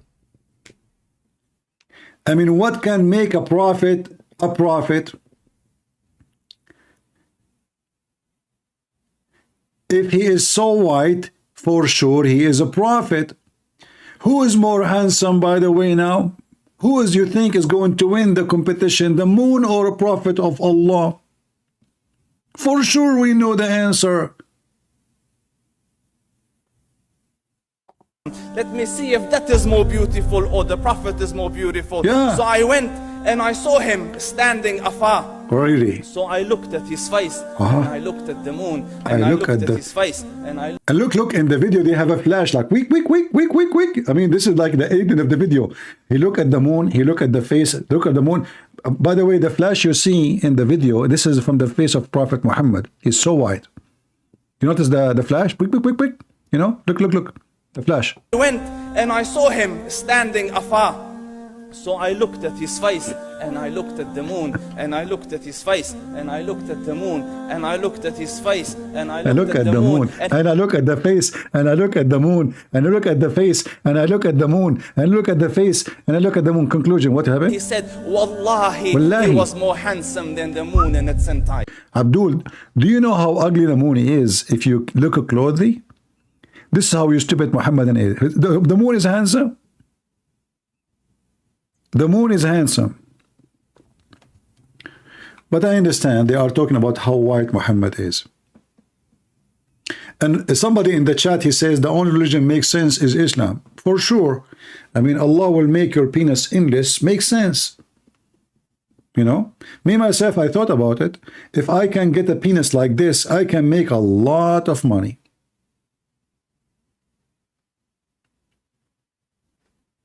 However, after I watch a movie about the Amazon and what kind of fish they have there, I said to myself, what if this endless penis went by mistake to the Amazon? What those fish will do to it? What if the alligators, they start chewing in it? What about the mosquitoes? How many mosquitoes will be all over it? At the same time, if my wife is going to be next to me, how in the world I can have sex with her is if my penis in different galaxy? And you are saying to me that Islam is the only religion makes sense? And not only that, Muhammad, he says any prophet, Allah never sent a prophet unless he is so good looking.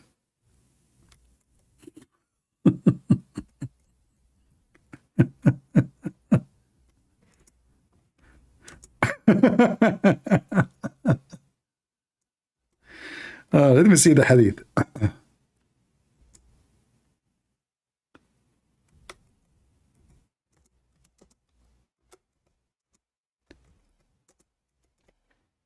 The condition for a prophet to be a prophet is not his ethic, is good looking. Let me find you the hadith.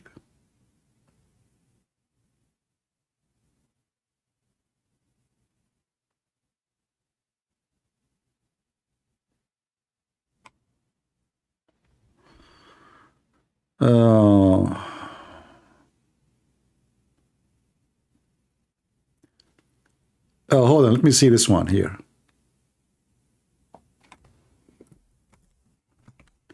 Muhammad, he was so pretty like the moon. Then we will go to the other ones.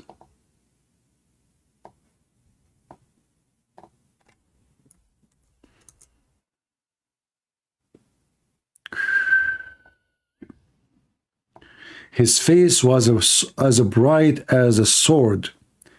Thereupon Jabir said, no, no, it was round and like the sun in the moon. And I saw in his shoulder a seal, near his shoulder in the size of bacon, an egg. The color was the same as his body.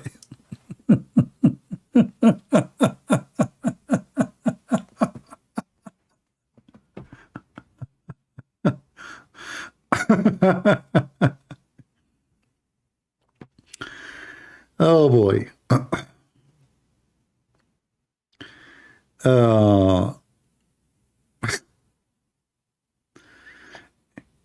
Let us see if we can find this one. Hold on.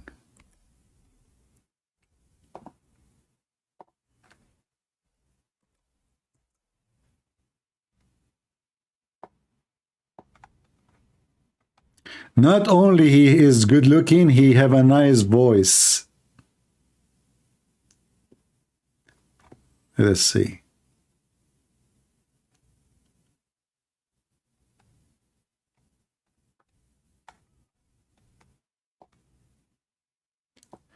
Allah has not sent a messenger unless he was endowed with a handsome face and a beautiful voice. People, I think I have the qualification. Don't you agree? Hello? It's me you are looking for. Something you never seen before. And my voice is speaking to you. Oh, even though I'm talking for 8 hours, my voice is gone. How many hours I'm here? 8 hours and 10 minutes. And by the way, I said to myself, let me go live like an hour, for an hour or so, you know. It's cold, you know, behind the computer, sitting here. And this room doesn't have any kind of source of heat. And I am like, you know, okay. So do you think, guys, I am qualified to be a prophet? Do you love me? Do you? Do you? Do you accept me? Do you? Do you? Give me your money. Give me, give me. You are stupid. You are stupid. I will give you endless penis.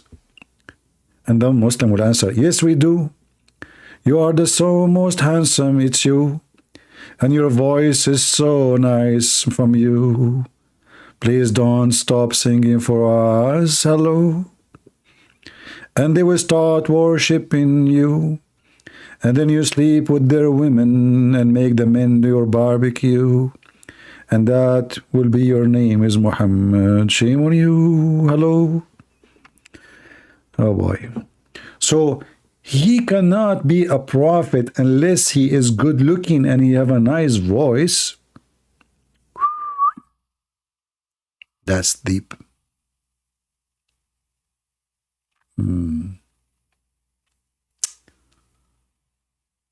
What a religion.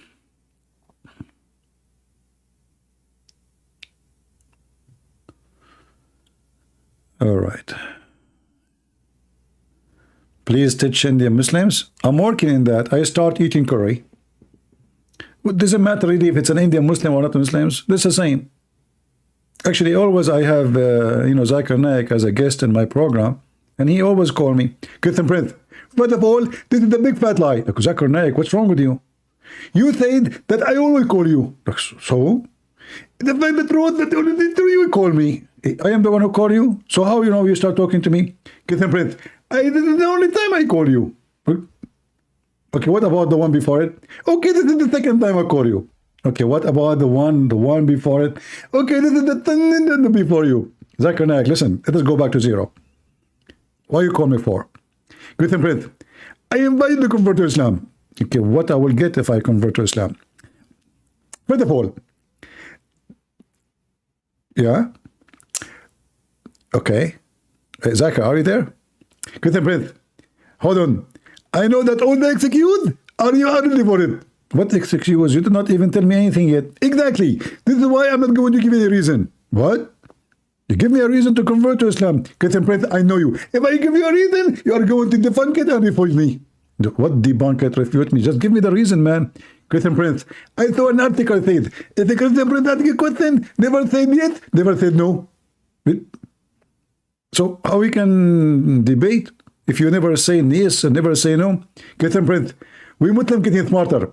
So simply number one, I threaten you to not support Gaza. I would change topic. What Gaza now? We are talking about Allah and His Messenger. By the way, was he so white? Why he's so white? And what this is about? Like he's so good looking and his eyelashes is so long. Why he need them? Christian Prince, Prophet Muhammad was very pretty. Is that why men he liked him? Exactly. Is that why men want to kiss him? Exactly. Zakir, do you wish to be with him? Christian Prince, behave yourself. First of all, Prophet of Allah, he have to whatever he want. What he wish, whatever he want. So if he wish you to be with him in the bed, are you going to be happy? Christian Prince, I will be honored to be with the Prophet. Okay, Zakur and you. Take a hike. Teach the Indian, huh? I mean, if this is the guy who is the best for them is an idiot. Everything, they don't speak Arabic, and he want to teach you what the Quran is teaching and what the Quran is saying or what the Quran meaning. Not a single Arabic word, the same as did that.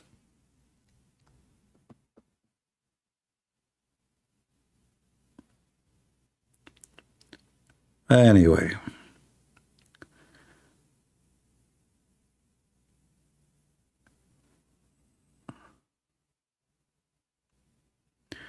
Can you say 2 words about Apostle Andrew? My friend, I don't say anything about anyone, for nobody count for me except the Messiah. All of us, you see, we Christian, we don't worship apostles. We don't worship Peter. We don't worship Paul. We don't. Those are serving God, and they are servant of God. And today, you can be apostle of Jesus if you choose to do so. Bring people to Christ. And if you do so, that does not make you the target. We follow Christ. So why we are so much interested about a person instead of the one who sent the person?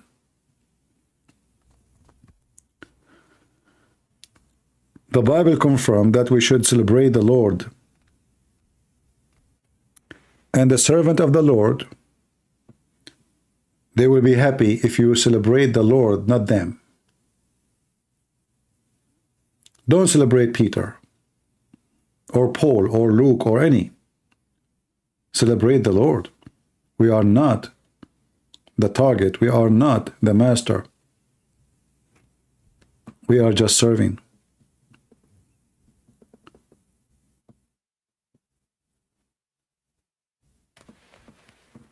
I know that many of the traditional churches, they designate days for this saint and that saint. No problem. I mean, we appreciate great men in the history of Christianity. They did a great job. And many of them, they gave their life. But I believe that this is not really what we should do.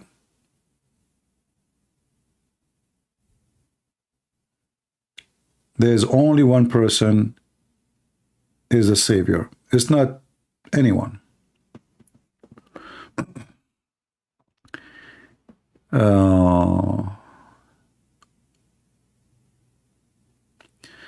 Karakalla Muslims, they speak Arabic, they work in the Middle East. No, my friend, I saw many of them. None of them speak Arabic. Assalamu alaikum, Sadiq, this is not Arabic. You know, so they go to work in Saudi Arabia and they learn a few words and they come back with the word Sadiq. They don't speak Arabic. Don't make them fool you. They sound like they knew Arabic, but they don't.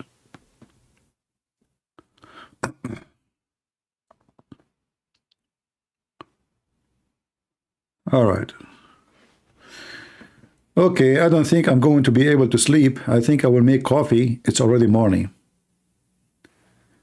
And if I try to sleep now, I will not be able to sleep. You see, guys, what you did to me?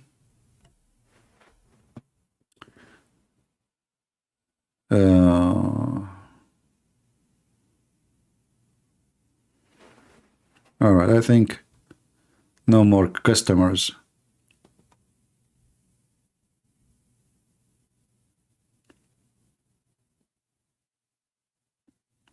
What coffee snack? I am here for 8 hours. I cannot even move from my chair. You see, I don't have like a wireless microphone. And actually, I have a Bluetooth, but would not work. I mean, the voice is really bad. It's horrible. I tried to record with it in the phone. It doesn't work. So I'm stuck here. I can't even go to the bathroom. What do you think about Dutch election? Nothing changed, because still Dutch people are still stupid. The guy, he just won third of the parliament, right? So you have 60% or maybe more of the parliament, they will oppose him. So nothing happened. Still the majority of the people of Netherlands are stupid. Don't build your hope in one person. In order to change everything, you have to make a revolution in the country. One person cannot do it. Still 60% and more, they vote against him. They don't want him. They consider him even dangerous. So nothing will change, because this guy cannot establish a government. He needs other parties to join them. And if the other party, they believe that he is bad, then you accomplish nothing.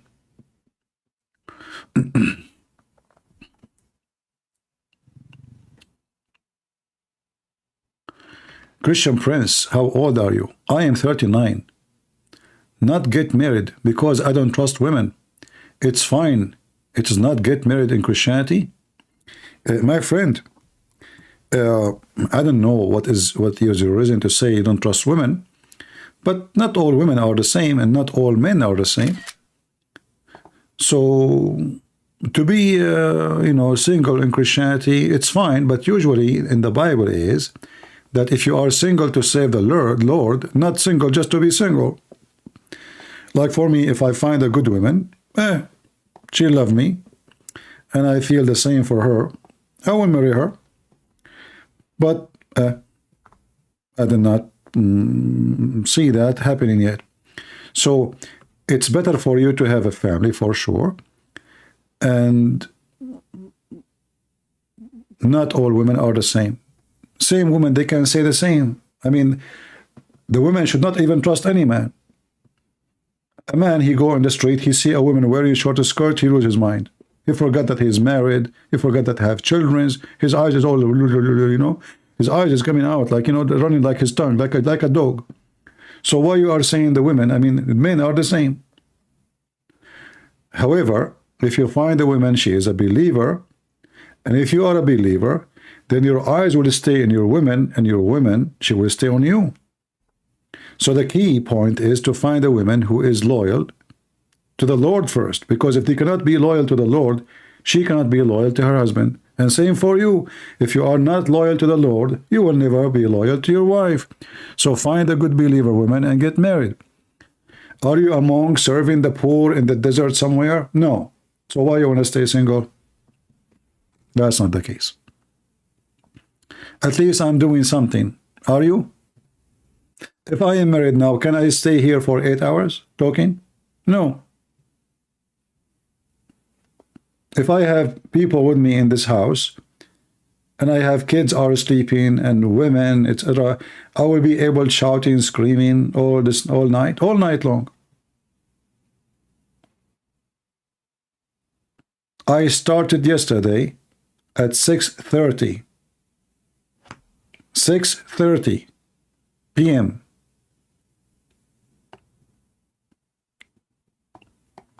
What is the time now?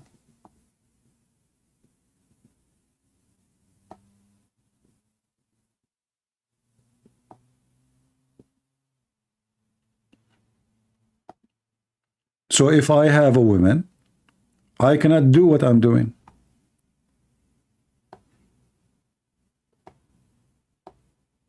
But what is your case?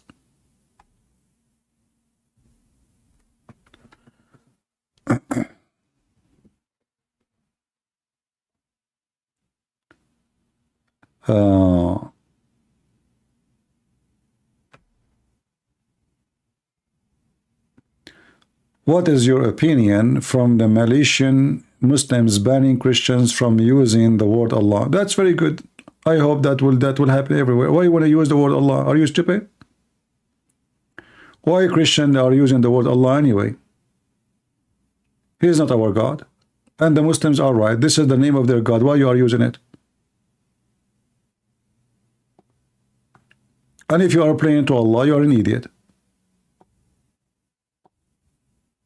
The same as many Arab Christians, they are doing the same. The Muslims occupy them, they force them to use the word Allah, and now they have in the Arabic translation the word Allah. The same as the Indonesian Bible.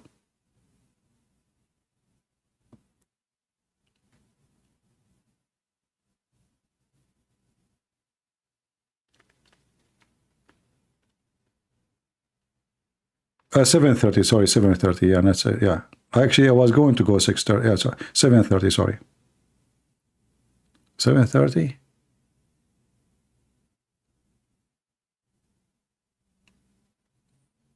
Okay, I think so, maybe, I don't know. I said the time and I don't remember. Anyway.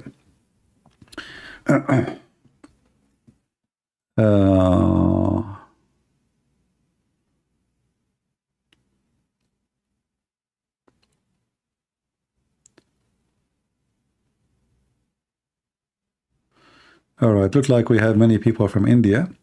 Good to have you.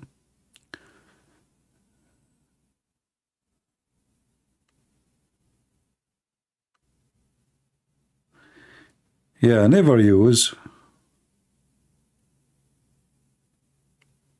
that word Allah. Otherwise, you are making a big mistake. Is the word Allah exist in our original Bible or only in those fake translations? So you are under the influence of the Muslims. They occupy your land. They force you to use certain words. And then when the Muslim they notice that the word Allah is not using or not doing good for them, they notice many Muslims are leaving Islam because they say to themselves, oh, those Christians, missionaries, they come to them and they say, oh, we worship Allah too. And that will make it supposedly easier for the Muslim to leave Islam because they are not changing God. But in reality, this is false. Because we should not mention the word Allah at all.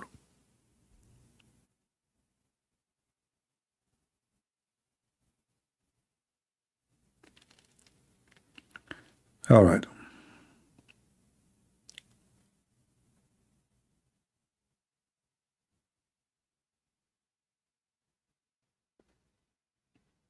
I like Indian people, but I don't like Indian movies because it is not logical. You know, I know many of you like Indian movies, right? For me, I find Indian movies are really, really not, I cannot even continue watching any. Like, they are out of logic. They are too much drama, too much tears. And then suddenly, a guy and a girl meeting in the middle of nowhere, supposedly nobody knows about their meeting, and then there's 10,000 people are dancing behind them. So, I don't know, I'm coming from different culture, but at the same time, I don't like the Arab media too.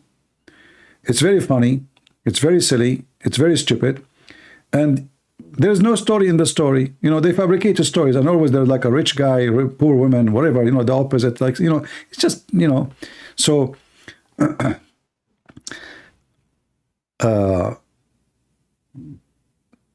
believe that because like different ethnic, they have different, let us say, tradition and culture that impact the way they think, including religion.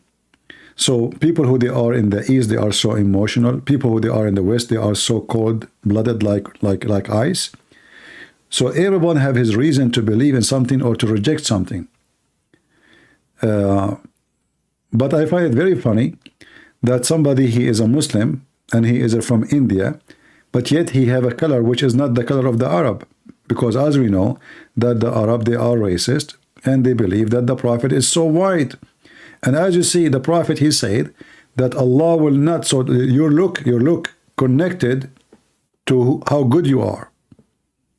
According to Muhammad, he made fun of the black people, he made fun of the dark color, he made fun of the Asian, he called them that they are people who have a hammer, like faces slashed by hammer, you know, flat faces. So this is what Islam. So how in the world somebody coming from a warm culture, emotional, he believe in someone, he insult them, he make fun of them, he make fun of their color, and he praise only the Arab, to the point the Quran is an Arabic book only.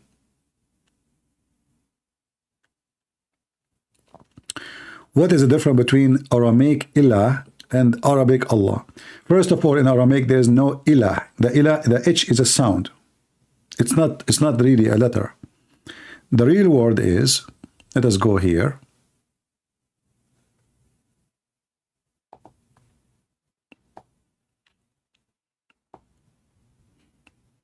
If you ask the Muslims first, is the word Allah is a name or it's a word? Mean God. They will say to you, it's a name. And for sure that word present God. So El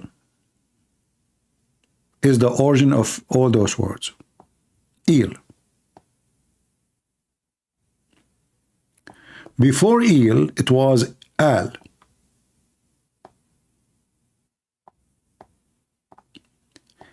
El and Al, both they mean God. So in the Old Hebrew, which is coming from the Old Aramaic, Israel, Israel. So Israel is the origin or the older, and then by time the language changed and became El. If we go to Allah, Al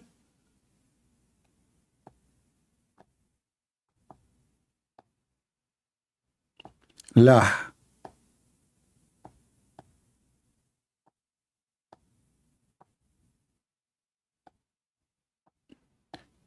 I'm just giving it to you in Arabic, sorry, in English, so you can be able to read. Al is what we said here, is the word God. So what is the name of the God? Is Lah. The one you mention in the Aramaic, Ilah, is just El. It's just word God. It's just a plain God word. It is not a name. Here, it is two words merged together. Al-Lah. Al is the word God.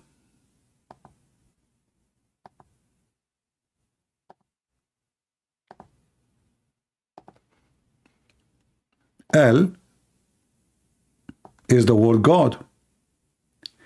La is the name of the God. So the name of the God of Islam is not Allah, as many ignorant they think. It is Lah. If we take it with the Arabic today, as an example, in chapter 1, verse number 2, it says, Alhamdulillah. In the Arabic today, li is a word or letters mean to. Okay, alhamdu to hamd means thanks or praise. So, praise to lah, even in the Quran, you see it. So the difference is that Allah contains two words, not one. One of them is God already, and Ilah is God.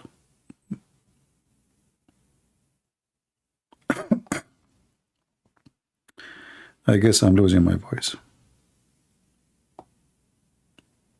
That is a word God, and that is a word God, and this is a word God, and this one is the name of the God.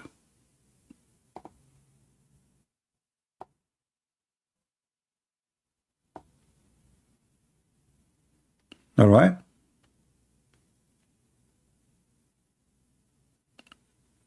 Did I explain to you? And then if you go and search in, right now, go to search in Google, what is Lah? You will find that Lah is the moon God. A smart Muslim, he will say to you, Actually, there's a guy, his name is James White, he's an idiot. I saw the video, somebody asked him, well, is it true that the Muslim, they worship the moon god? He said, no, because the Quran says don't worship the moon. But this idiot, he do not know that the moon god is not the moon. The moon god is not the moon. It is the god of the moon they worship, not the moon. So, if you go to the chapter of An-Najm as an example,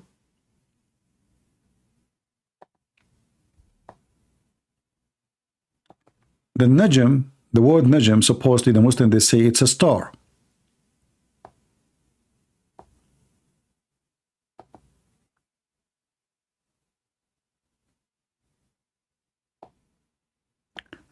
Allah is the Lord of the star.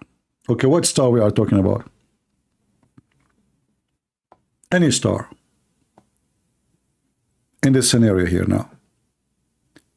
So, the Lord of the moon is not the moon. Muhammad, he said to his cousin, you don't want to believe in the Lord of the moon? The Lord of the stars? Or the star? The cousin of Muhammad, he said, I don't want to believe. And then Allah, he sent his dog and he ate his cousin according to the story. The man, he was going all the way to Yemen, and then he heard the sound of the dog of Allah, and then the dog of Allah ate him.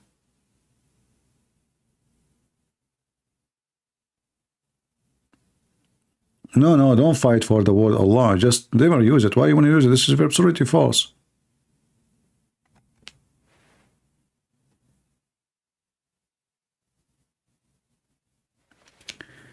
"17 Thai from workers finally released." Well, that's very good. I mean, we don't want anyone to get harmed.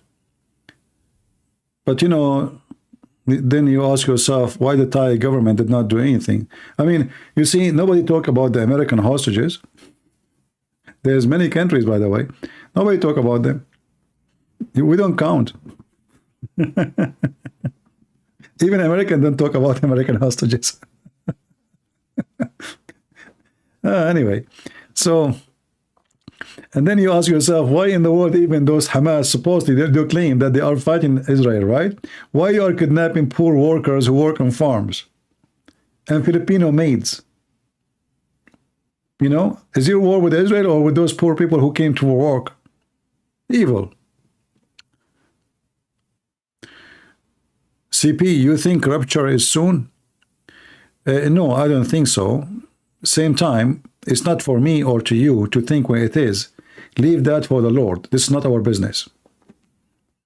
Don't be like those people who keep jumping from place to place about the day of judgment. Brother, it's going to be tomorrow. This is not your business and none of my business. Be ready, so whenever the Lord, he come back, you are ready for it. If it's today, let it be. If it's next year, let it be. If it's a century, it's 1,000 years, we don't know. Don't worry about it.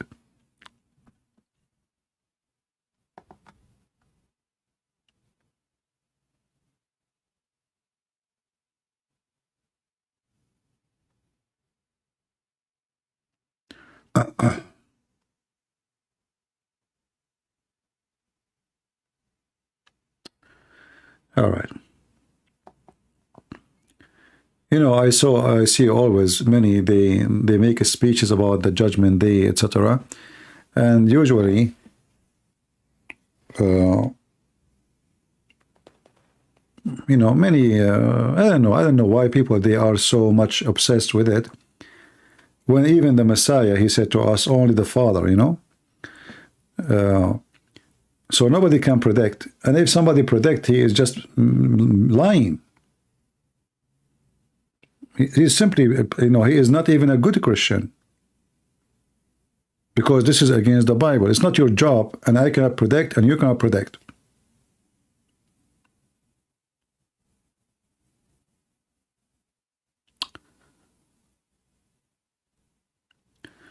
What is your opinion in Hinduism? I think Hinduism is a kind of a culture, not even a religion. It's mix of stories and fictions, elephants, you know. I mean, I think Hinduism by time is going to die because nothing in it makes sense. It's more of a philosophy, empty philosophy. Like, you know, if you listen to this guy, Sadhguru, he denied that soul is exist, spirit is exist. He denied. And then 5 minutes after, he says, you will find this in your spirit. Which means that those who claim to be the gurus, they are self-contradicted philosophy. So they say one thing in the morning and they oppose it afternoon. In one hand, they say to you that you can change your future. In the other hand, they say to you that you are just a reflection of the future and what happened around you.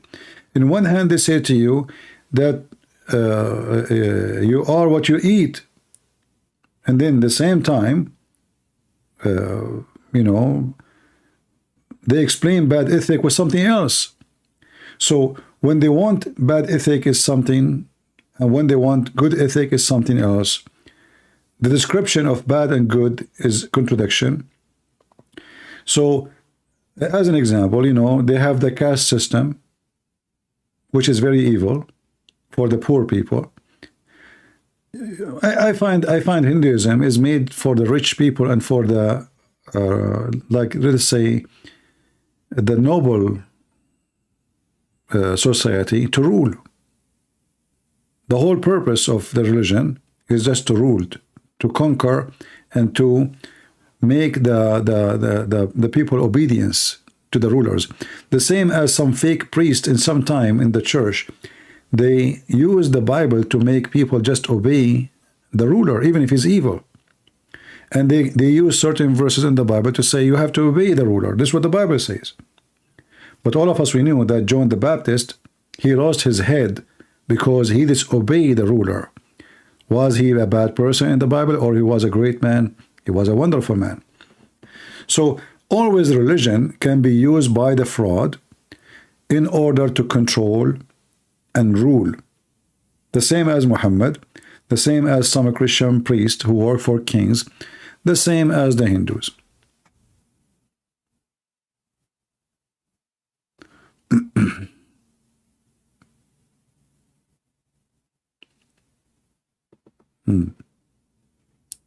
So Abdullah Abdul Salam, you are posting for me Jeremiah. Can I ask you where is Jeremiah in your Quran?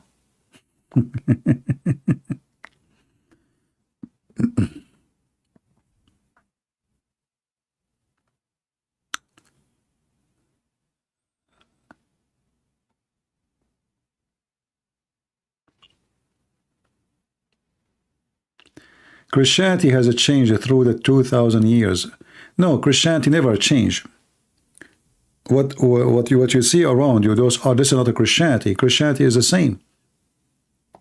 But fake people, they adopt fake ideas and they claim still that they are Christians. But reality is they are not Christians.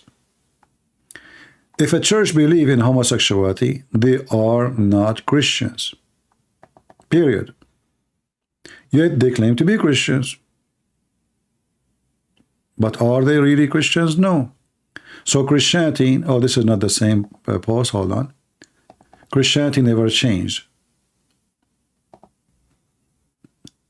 I have too many, let us delete some. My screen, I keep taking screenshots, so my computer screen is full of them.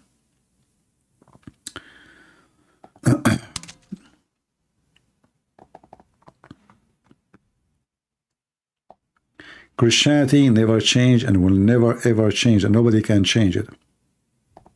Liars exist always. Hypocrite opportunity seekers always exist.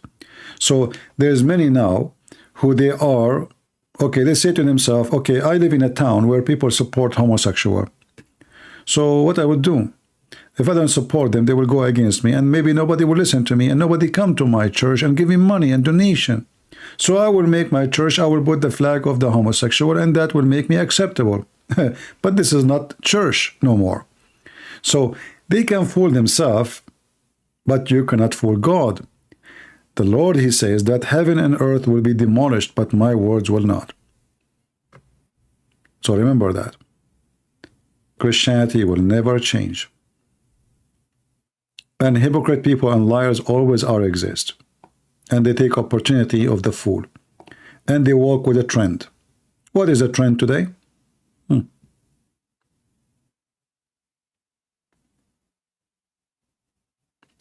Christianity is not an Aramaic word. The Bible is in Kuni Greek. Well, Abdullah Salam, I don't know.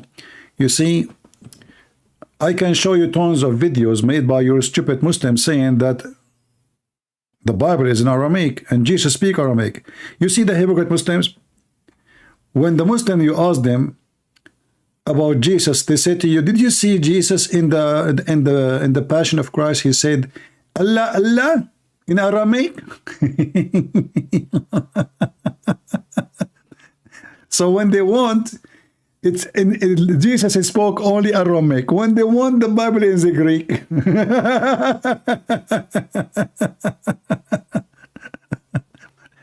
The Moody Abdul. All right.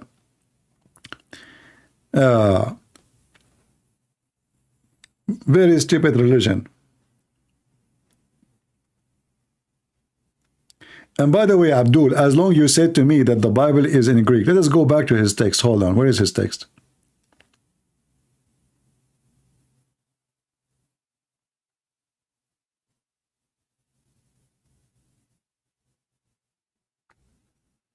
All right.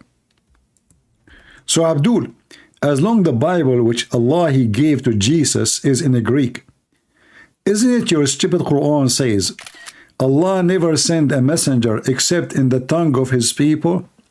So based on your stupidity, Jesus was a Greek. Right?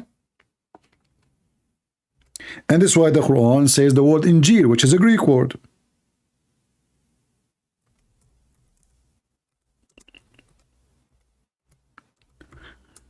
This is your stupid Quran, saying that Allah never sent any messenger except in the tongue of his people. In the hadith, Muhammad he said too, that Allah will never send any messenger except he is from the people. And he is from the noble of the people. So how the word of Jesus, according to you, the Bible is in Greek, yet Allah, he gave it to Jesus supposedly. He gave it to him in Greek. If this is the case, that means Jesus was a Greek person. And he was sent to the Greek. And this is your Quran. Oh, this is not the same text. Where is the text I took? The screenshot. Ah, here we go.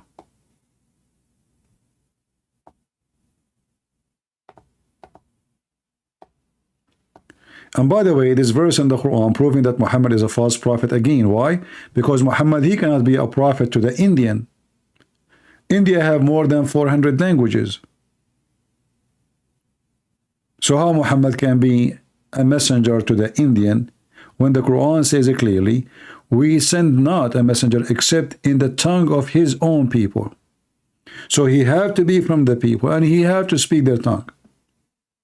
Two conditions.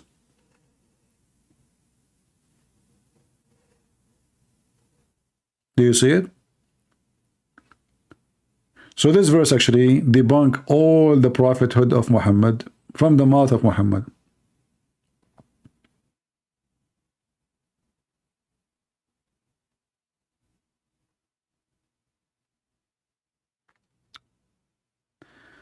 (1,400 languages? Okay, excuse my ignorance.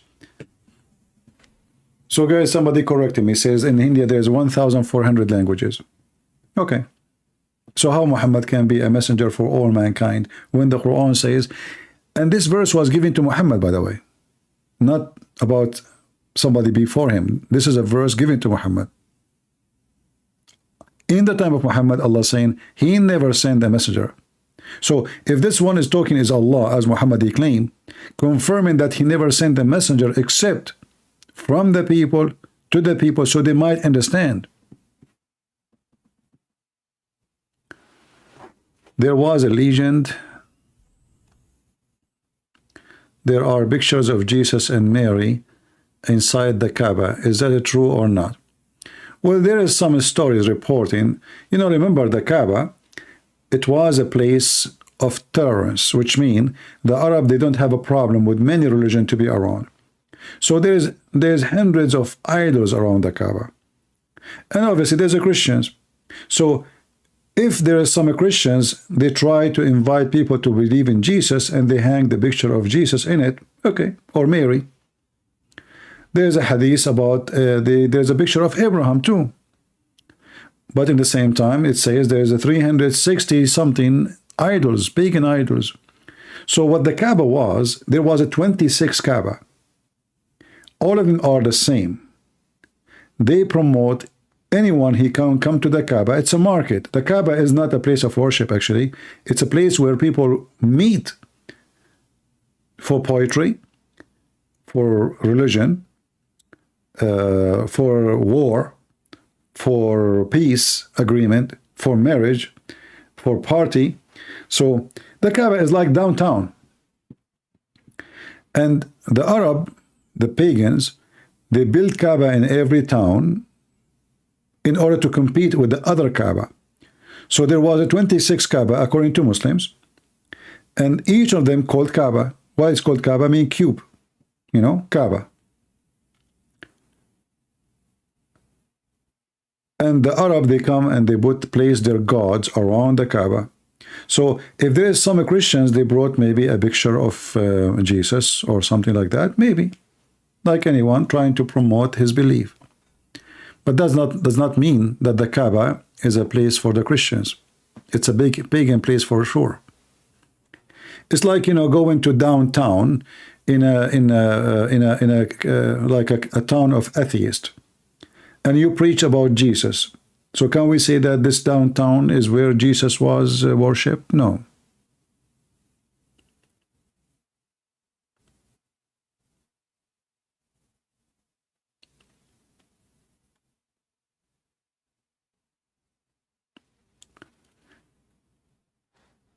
And by the way, and this is a proof that Islam is a false religion again, the Muslim, they say Islam is very tolerant, but you notice that as soon Muhammad he came, there is zero religion in the Arabian Peninsula. Before Muhammad, from the mouth of Muslim, they say, there was a 360 gods around the Kaaba, and nobody killed anybody. 360 religion in one place, small town. People go, worship their false gods, nobody killing anybody. Different gods, every god have different name. Muhammad, he came, bloodshed, war, killed them, finished them. Either you accept me or you are dead. All right? Anyway, guys, I better go. Oh, man, I cannot even stand up now. Oh, sitting all those hours. All right. I hope that today we learn something. And we Christians remember one thing, that we are people who have the Messiah. And, you know, our belief is not about a book. It's not a book. Remember that the Word of God is the Messiah. And we believe in the Messiah before even the Bible was written. The disciple, when they believe in the Messiah, there was no book. There was no chapters. There was no book of John or any. There was only the Word of God himself with them.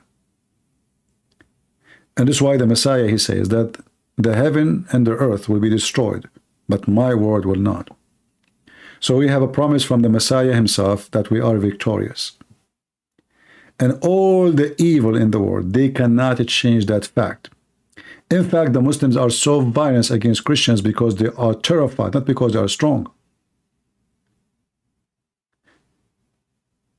Always Islam collapse. No matter what. You know, I showed you today videos of some foolish Americans saying they converted to Islam. But those will not make Islam better. Those will even bring more weakness to Islam, because those are liberals. They will bring the garbage of liberalism to Islam with them. If you don't understand what I'm saying, I will not be happy that somebody is saying that he is he's a gay, or he is etc. You know, from all those ideas, and he is a Christian now. Those are the ones who they are converting to Islam. So those are going to make Islam like a diarrhea. You know, it's going to lose its texture. And actually, Islam already lost its textures a long time ago. So the more of them they come inside Islam, the more Islam will be demolished.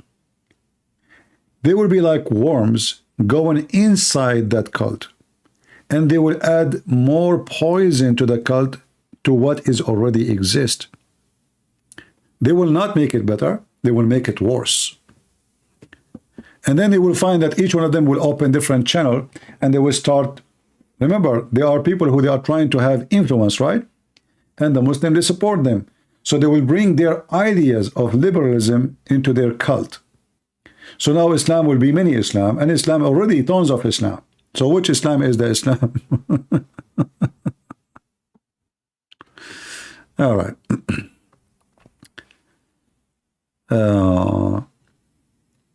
Yeah, those people, they will not do any good to Islam, and and many of them, they will leave, but it's going to be too late, because they will cause bad damage to Islam, you know.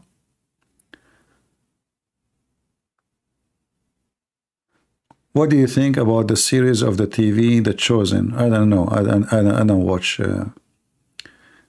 My TV, if I watch, I put it on like something natural, like sea, mountains, not on series.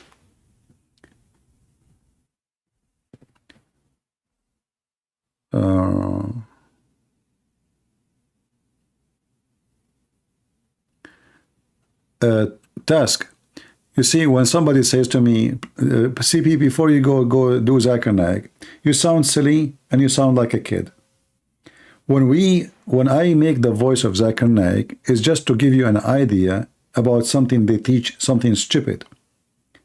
We are not here to do comedy, my friend. I'm not here to do entertain you. Anything we say here is for the purpose of not entertaining. This is not a comedy show. So it's a shameful thing from you to ask me to do the voice of Zakir Naik. Why? That will give you a pleasure and you will laugh?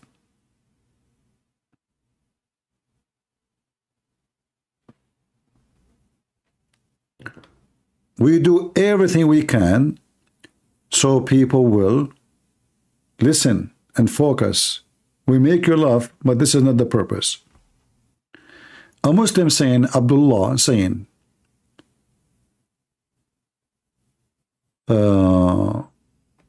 where is Abdullah?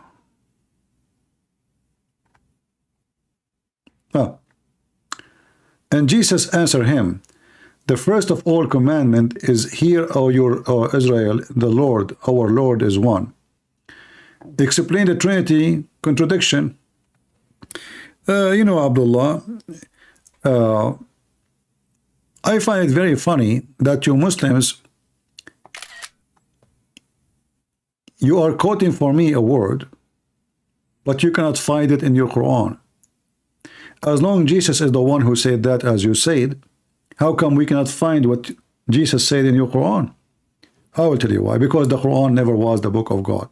Same time, if you are quoting Jesus, well, Jesus is the one who said, me and the Father is one?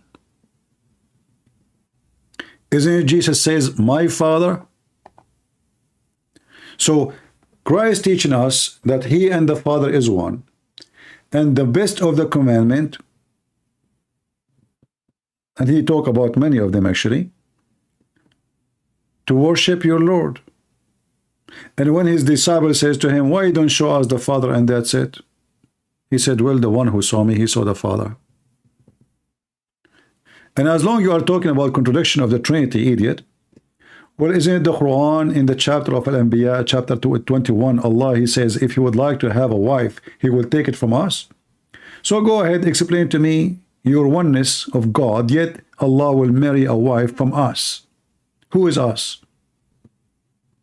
I will be waiting. Are you? Actually, you just remind me of about the word waiting. Have you ever heard of a God? People, they ask him to do miracles. He says, wait, and I'm waiting with you.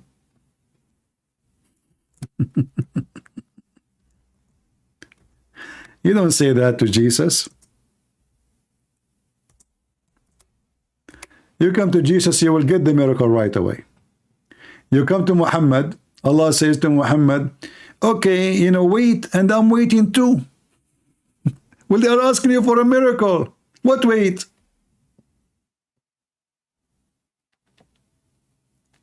The word in Hebrew is echad. No, my friend, the word echad is not one. You are an idiot. The word echad is one as unity. However, your stupid prophet, he copied it and he put it in the Quran. He said, قُلْ هُوَ اللَّهُ أَحَدٌ. Ahad is not one, is one of. If we type the word ahad, just to show you how stupid Islam is, if we type the word ahad, I will type it in front of you in Arabic, in the screen, and we search, we will find tons of verses in the Quran have the word ahad, ahad, ahad, ahad. All of them, the meaning of them is one of, not one. So if Allah is ahad, that means Allah is one of, is not one as a person, is one as a unity. This is why in the Old Testament says that the man and the women, they will leave their parents and they will become united as one, echad. The same word, echad, used for the husband and the wife, unity. Is the husband and the wife are one person? No. So how the language using the word echad? Because echad does not mean one as a person. The word echad mean one as unity. Here as an example, chapter 4, verse 152. It says that Allah will not make any distinction between any of them. So what is the word ahad? Any of them. How the word ahad in Arabic became one in the Quran? Liars. Muhammad was trying to copy the Jews. In fact, Muhammad did not know what monotheism is. It was a Jew who came to Muhammad, schooled him, spanked him, destroyed him, and taught him what is monotheism. Muhammad, he have zero knowledge of monotheism, as we see in this example.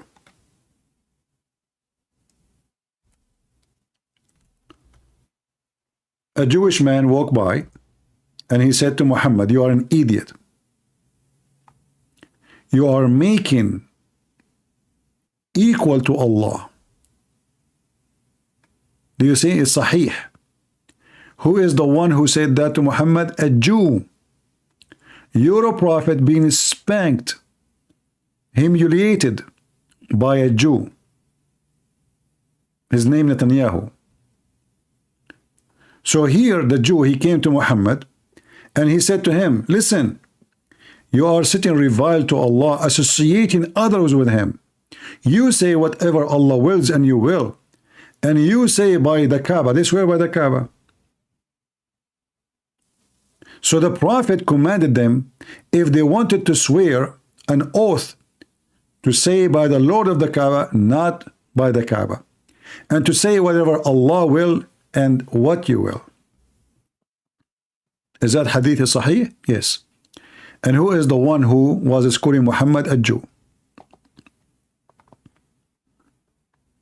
And you will notice that Muhammad, he did not say to the Jew, you are wrong. You are wrong. So Muhammad was practicing wrong religion. He was sitting associating with his God someone else or others.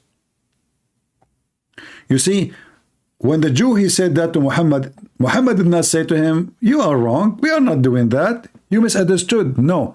He took what the Jew said and he made the Muslims follow what the Jews' command was.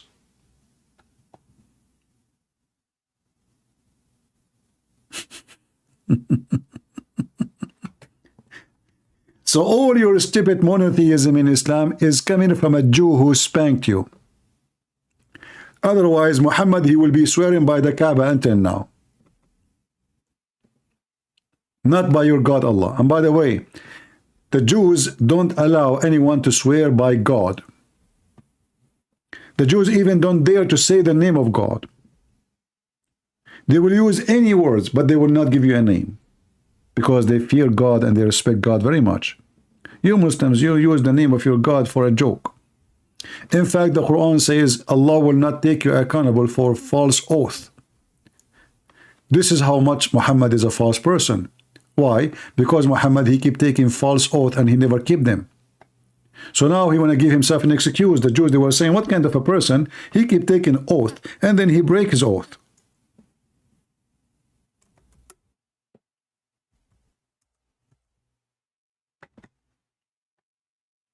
There is nobody. He is a believer in God. He will say this sentence, that you can use the name of God in vain, lying, and intentional oath. Have you ever heard of an intentional oath? Yes, I heard. The one who is lying, which means he don't mean it. This is your religion, satanic. An intentional oath.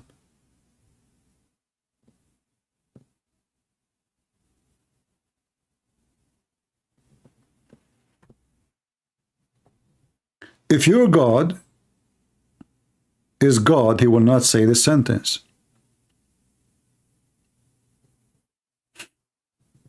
He is telling you, you can use my name in vain and make fun of me. Use my name for something you don't want to do. Swear by me, but you don't want to do it. The verse in front of you. And this is against the command of the Old Testament in many places. Totally against the command of the Old Testament. In fact, even Jesus says, don't even take an oath. Say yea, yea, or nay, nay. For anything else is from the devil. Only liars, they will try to take an oath, because they lie all the time. So now he want to prove to you that he is not lying now. So what he do? He take an oath. They lie all day long. And now because nobody believe them, they say, I will take an oath, because they are liars. And that's your prophet. He broke every single oath he took. The oath to his wives, the oath to his friends, the oath to his enemy. Every single oath he did was false.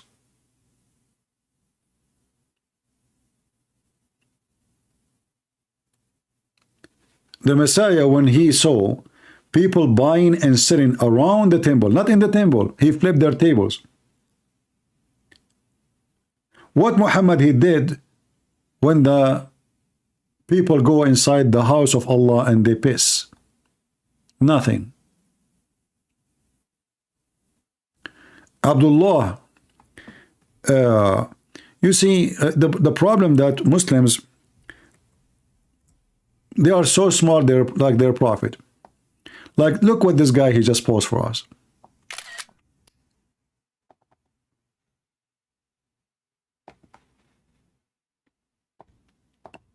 Copy paste. Christian Prince, number 2319. God is not a man that he should lie. You idiot. You didn't see what it says? It says God is not a man that he should lie. So he's talking about that God don't lie. And who said to you that God is a man? God is God. Man is a man. God, he said, let us make man in our image. In Genesis 1. So God is not a man, but man is made in the image of God.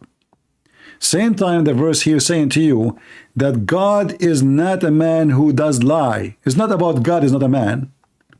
It's not about God being a man. It's about God being a liar. So the stupid Abdul, he saw only the word he's looking for. So he cut it. Okay, God is not a man, but this is not what the verse is saying. God is not a man that he should lie. So what the verse confirming, that our God is not a liar. A man lie, God don't. But because you're a fool like your prophet, you see only the first part of it. You don't see the second part. Potato, like your prophet. And you know, I find it very funny that people who worship, believe that in the heaven of Allah, when they go there, they will drink water and Allah will make them white, and they will become 90 miles tall. They are talking about logic. And the woman, she will be 30 miles tall. So imagine you are 90 miles tall, and your wife in heaven is 30. Islam is all about logic. So now the Muslim is trying to convince you, like what it says. Look what it says. God is not a man.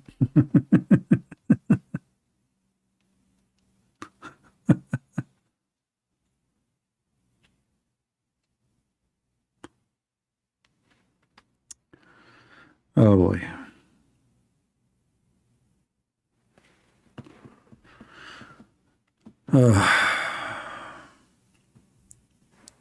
And this is explained to us actually why Jesus is holy.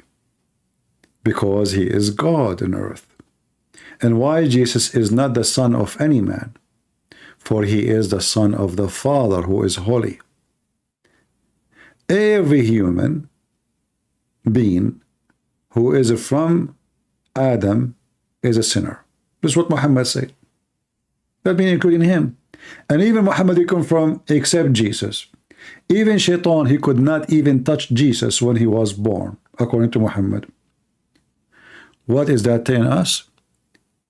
That Muhammad, he is telling the Muslims that Jesus is a special person. And why Muhammad, he said that? He hates Jesus. Well, he have still need the name of Jesus so he can convince the Christians and everybody else who believe in Jesus that he is not against Jesus. He is not coming with a new God, strange God. His name is Allah. So he used those words in order to convince people, but nobody believed him.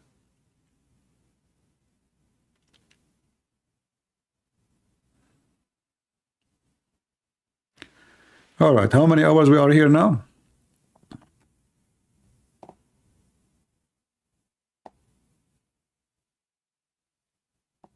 Only 10 hours? Not much. Okay. Any other Muslim? Hey, by the way, as long you agree that God is not a man that he should lie, so why your God Allah, he keep lying, claiming that the man is born as the sperm will become a blood, and the sun set in murky water, and ice is coming from mountains in heaven, and women, they have sperm coming from their ribs, and the earth is a flat, and the sky is in the top of the earth equal size, and the stars we see falling down, those are Allah. He is shooting Shaitan in his ass when he tried to spy. So as long as you agree that God is not a liar, why your God keep lying?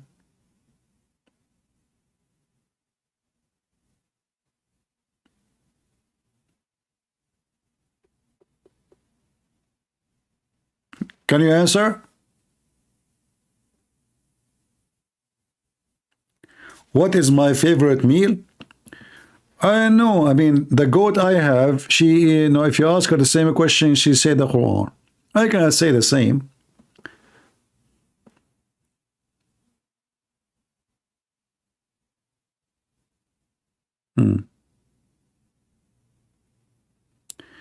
CP, I am a new Christians and I am struggling. Okay, leave Christianity, become a Hindu. What does that mean?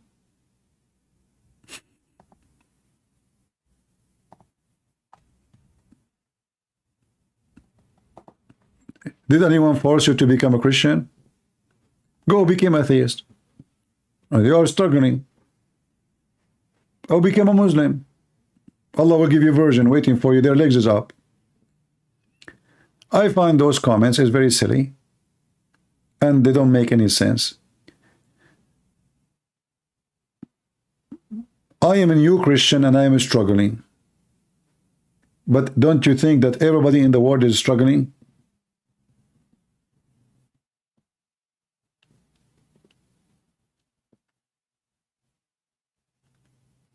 Have you ever seen any human being he do not struggle in life?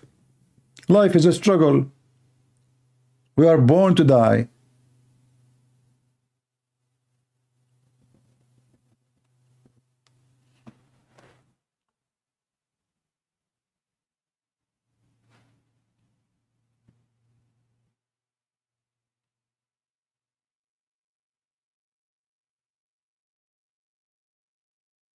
All right. Are you hungry? No, I know. I eat once a day only. So I will stay without food for the coming at least 12 hours. Christians have the 10 commandments. Muslims, they don't have any. Actually, Muhammad, he broke all the commandments. Not only, he don't even have them, and they broke them all.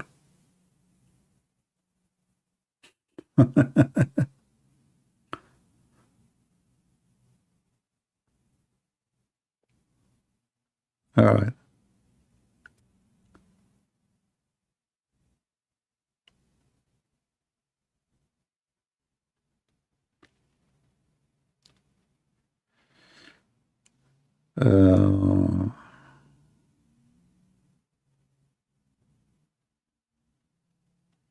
All right, I don't see any important question. And, praise the Lord that always we defeat Muhammad and his false argument and the false argument of the Muslims with him. There is no doubt that Islam is a very stupid religion, and that explained by the stupid followers. If Islam is a smart religion, then the followers should be smart. But I never saw one believer in Islam is not a stupid. Liar, fabricator.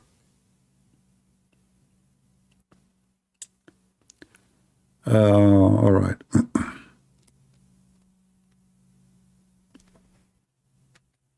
I hate this table.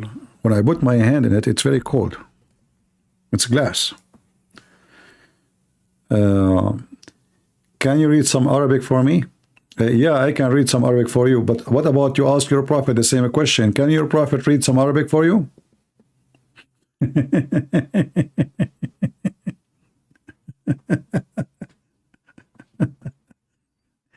And do you know Arabic yourself, mister? Can you read Arabic for me?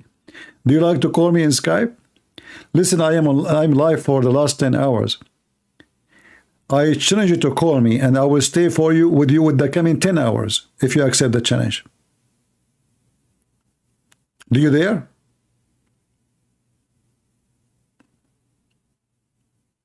Listen, supposedly I'm now must be so tired from sitting on the chair, not moving all those hours. Do you dare to call me and take advantage of me being now tired and get me busted?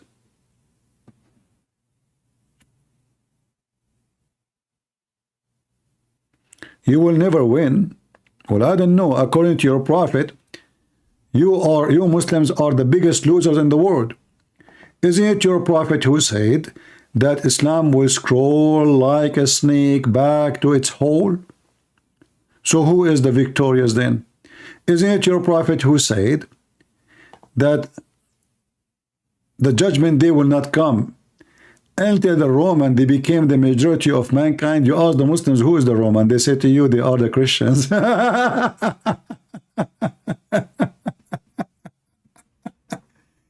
And look how Muhammad described his stupid religion. Islam will crawl as the serpent crawled back into its hole. What is the serpent in the Bible? Is the devil. That is Islam. You know, first time I saw this, long time ago, I was a kid. I was amazed. Why Muhammad, he chose such a word? Why Muhammad himself comparing Islam to the serpent? I mean, there's many words you can choose.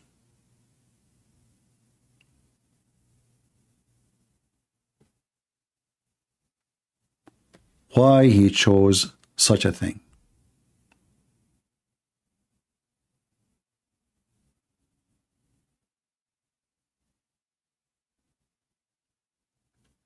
I think the devil is confessing his sin and telling us what is Islam and what is the nature of Islam.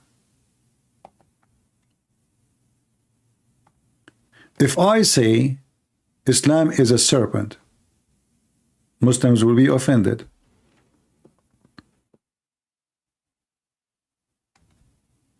But this is Muhammad himself saying so.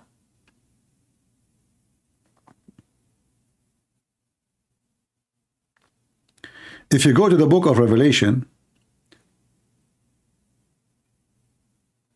it says that the ancient serpent called the devil.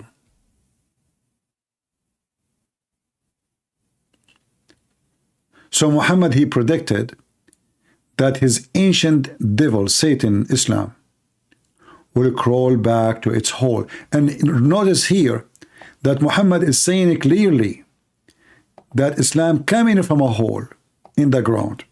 Why? Because he said it goes back, which means this is where Islam coming from. Muhammad, he confessed that Islam is satanic. It is the serpent which is coming from the hole in the ground. I'm looking for the verse in the book of Revelation, chapter 12. Let me see. All right.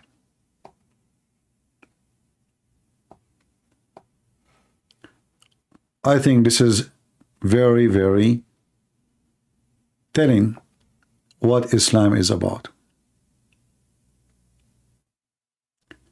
And the great dragon was cast out, that old serpent called the devil and Satan, which deceived the whole world. He was cast out into earth, and his angels were cast out with him.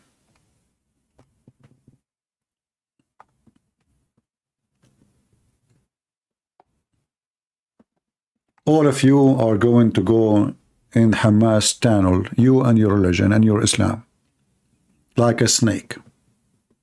Narrow, long tunnels under the ground. And your serpent Muhammad will crawl back to his hole. Is it me who is saying so? It's your prophet. Are you going to accuse your prophet to be a liar? Go ahead. Make my day. So who is the one victorious? What do you think about J. Smith research? It's good. You know, I mean, I'm not against research, but it's not my interest, because simply I'm here to convince Muslims in what they believe and debunk them with it, better than spending my time looking which direction the mosque was built. However, there are some people, they have good job. I mean, they do good job in research. I mean, maybe we complete each other. But for me, I prefer that the Muslim believe in the garbage Muhammad he have, or they have in their hand, better than going and say, oh, this is not what the real Quran. Because then they will say to me, okay, so now the Quran is not wrong, because it's not the real Quran. Right? So, as long as they believe in this garbage, let us use it. Why I want to waste my time?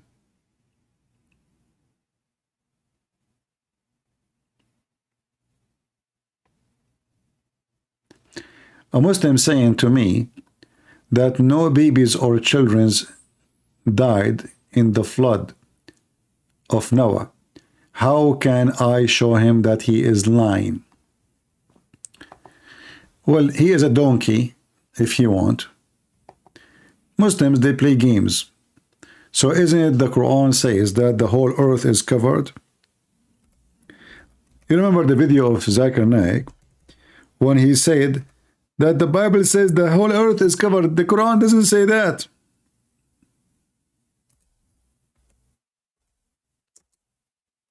Liars.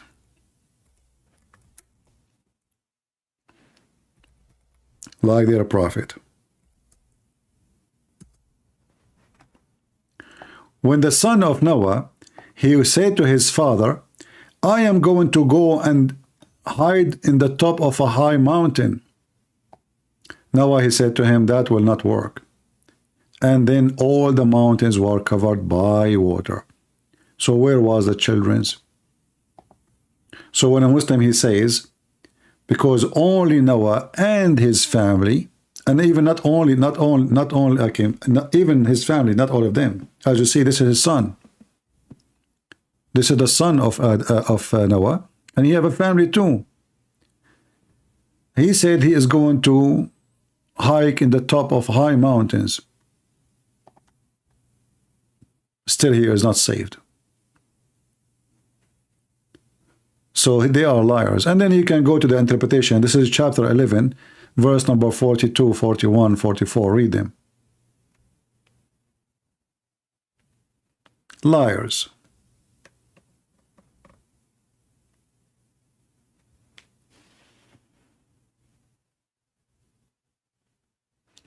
Serpent meaning evil, not the animal, metaphorical.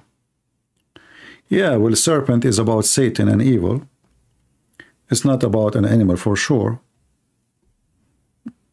We are not an enemy of an animal.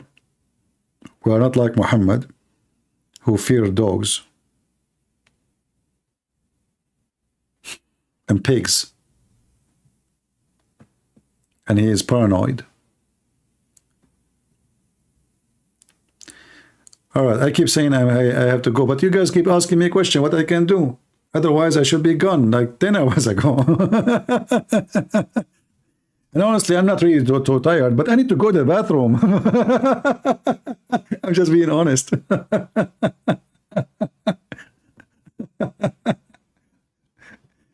Oh boy. You know, actually, you Muslims are lucky, because if you call me right now, I will not be able to talk. I mean, I need to go to the bathroom immediately. And then if you call me right now, I will not be able to focus with you. What are you saying? So why you did not call me? You know, once it was a Christmas night. Oh, sorry, a Muslim, he came, he challenged me for a debate. And suppose he's a sheikh. I said, okay, pick up your time. So what they did, they chose a Christmas day. They thought the Christian prince, he would say, no, it's Christmas day. I mean, come on, you know? I said, fine. The coward did not show up. All right. Anyway, I better go, guys. I want to say thank you all for being here. Otherwise, I will do what Muhammad did in his room. He have a dish under his bed. He pissed in it. He put it under his head. This is how the room of Muhammad smells so good. And then the woman, she drank the piss of Muhammad. And then Muhammad said to her, okay, listen. The hellfire will not touch your stomach from now on. That's it, because it's a holy piss. It is the piss of Muhammad. So, pissy. And not only that, the last thing Muhammad he did before he died, anyone know the hadith? Post it. When Muhammad is going to die after a few seconds, he asked his wife to bring the tust, which is a container. He pissed in it and he died. So the last thing Muhammad he did not say the name of Allah. He did not pray to Allah. He did not give a finger to Allah, as we see those people, Hamas. They give finger to Allah. He pissed. The last thing Muhammad he did, he is a pissing person. So remember, my friend,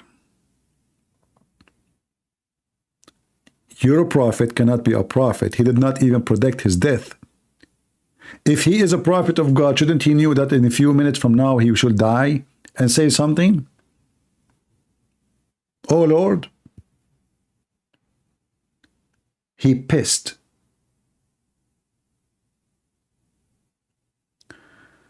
Remember Christmas in January, in 7 January. Brian, is it really important if it's 7 January or 7 February? My friend, Christ is born once. He's not going to be born again and again. Don't be naive.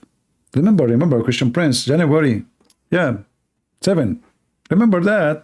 Ah, okay. Yeah, my friend, don't be naive. We celebrate the birth of Christ, not the day. Which means we celebrate the occasion, not the timing. The timing is gone. It's gone long time ago, 2,000 years ago.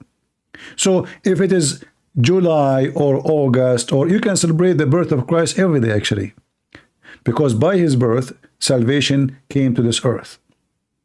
So don't be like the silly Muslims who they are addicted to dates and names, and the Lord is bigger than this. The Lord exists before his birth. Before Abraham I am.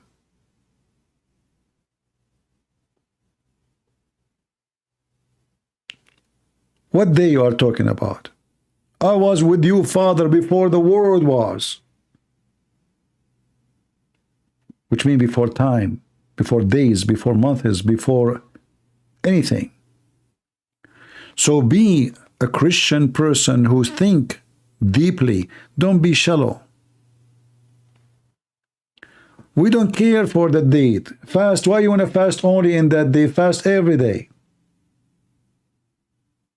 You can fast anytime. You see, the Bible speak about Sabbath. Sabbath is not even Saturday necessarily. Sabbath is any day designated to the Lord. So if you want to fast, fast. But why you keep repeating January 7, January 7, January 7? So what if I did it January 8? Are we the same as the Muslims? We have to pray in certain time, otherwise the prayer will be missed, and then Allah will not accept?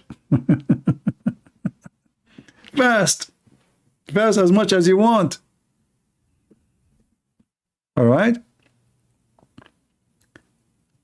No, I'm not about sleeping. Actually, I will make coffee. That's it. It's morning for me, I will make coffee, and but I need to go to the bathroom. All right, guys, I get to go. Sorry. Otherwise, I need to bring the dish here. Take care. May the Lord bless you. And we say that we are always victorious. And I'm always happy to meet all of you. Even sometimes people, they say things, I don't like it. I advise you always, please, all Christians, forget about the Muslims. Muslims, they are foolish people. They say foolish stuff. They follow a foolish prophet. You are Christian. So don't be a person who worship a sect. Don't be a person who follow priest blindly. Be Christian who follow Christ. Christ is what we are waiting for. Christ is our Savior. And his words is the words we listen to. Christ is not a date. It's not even an occasion. He is the eternal Lord. Time means nothing for him. The whole world is created by him and for him. So don't focus on the world. Focus on Christ. And even when you fast, fasting, the most important fasting is not food. The Messiah said, it's what comes from your mouth, not what go inside. If fasting can help you to clean your mouth from what comes from your mouth, that will be a good fasting. But fasting from food, and still you are a fornicator, and you are a cheater, and you are a liar, and you gossip, and you hate your brother, and you hate your neighbor, and you hate everybody around you. What fasting we are talking about? Sabbath was made for the man, not the man was made for Sabbath. So when you fast, it's just to help you to control yourself. If that fast will not do that, then you did nothing. We are not people who follow just rituals, mean nothing. Like the Muslims, they switch the day night and the night day, and then they eat all night, and then the second day they start cursing everybody.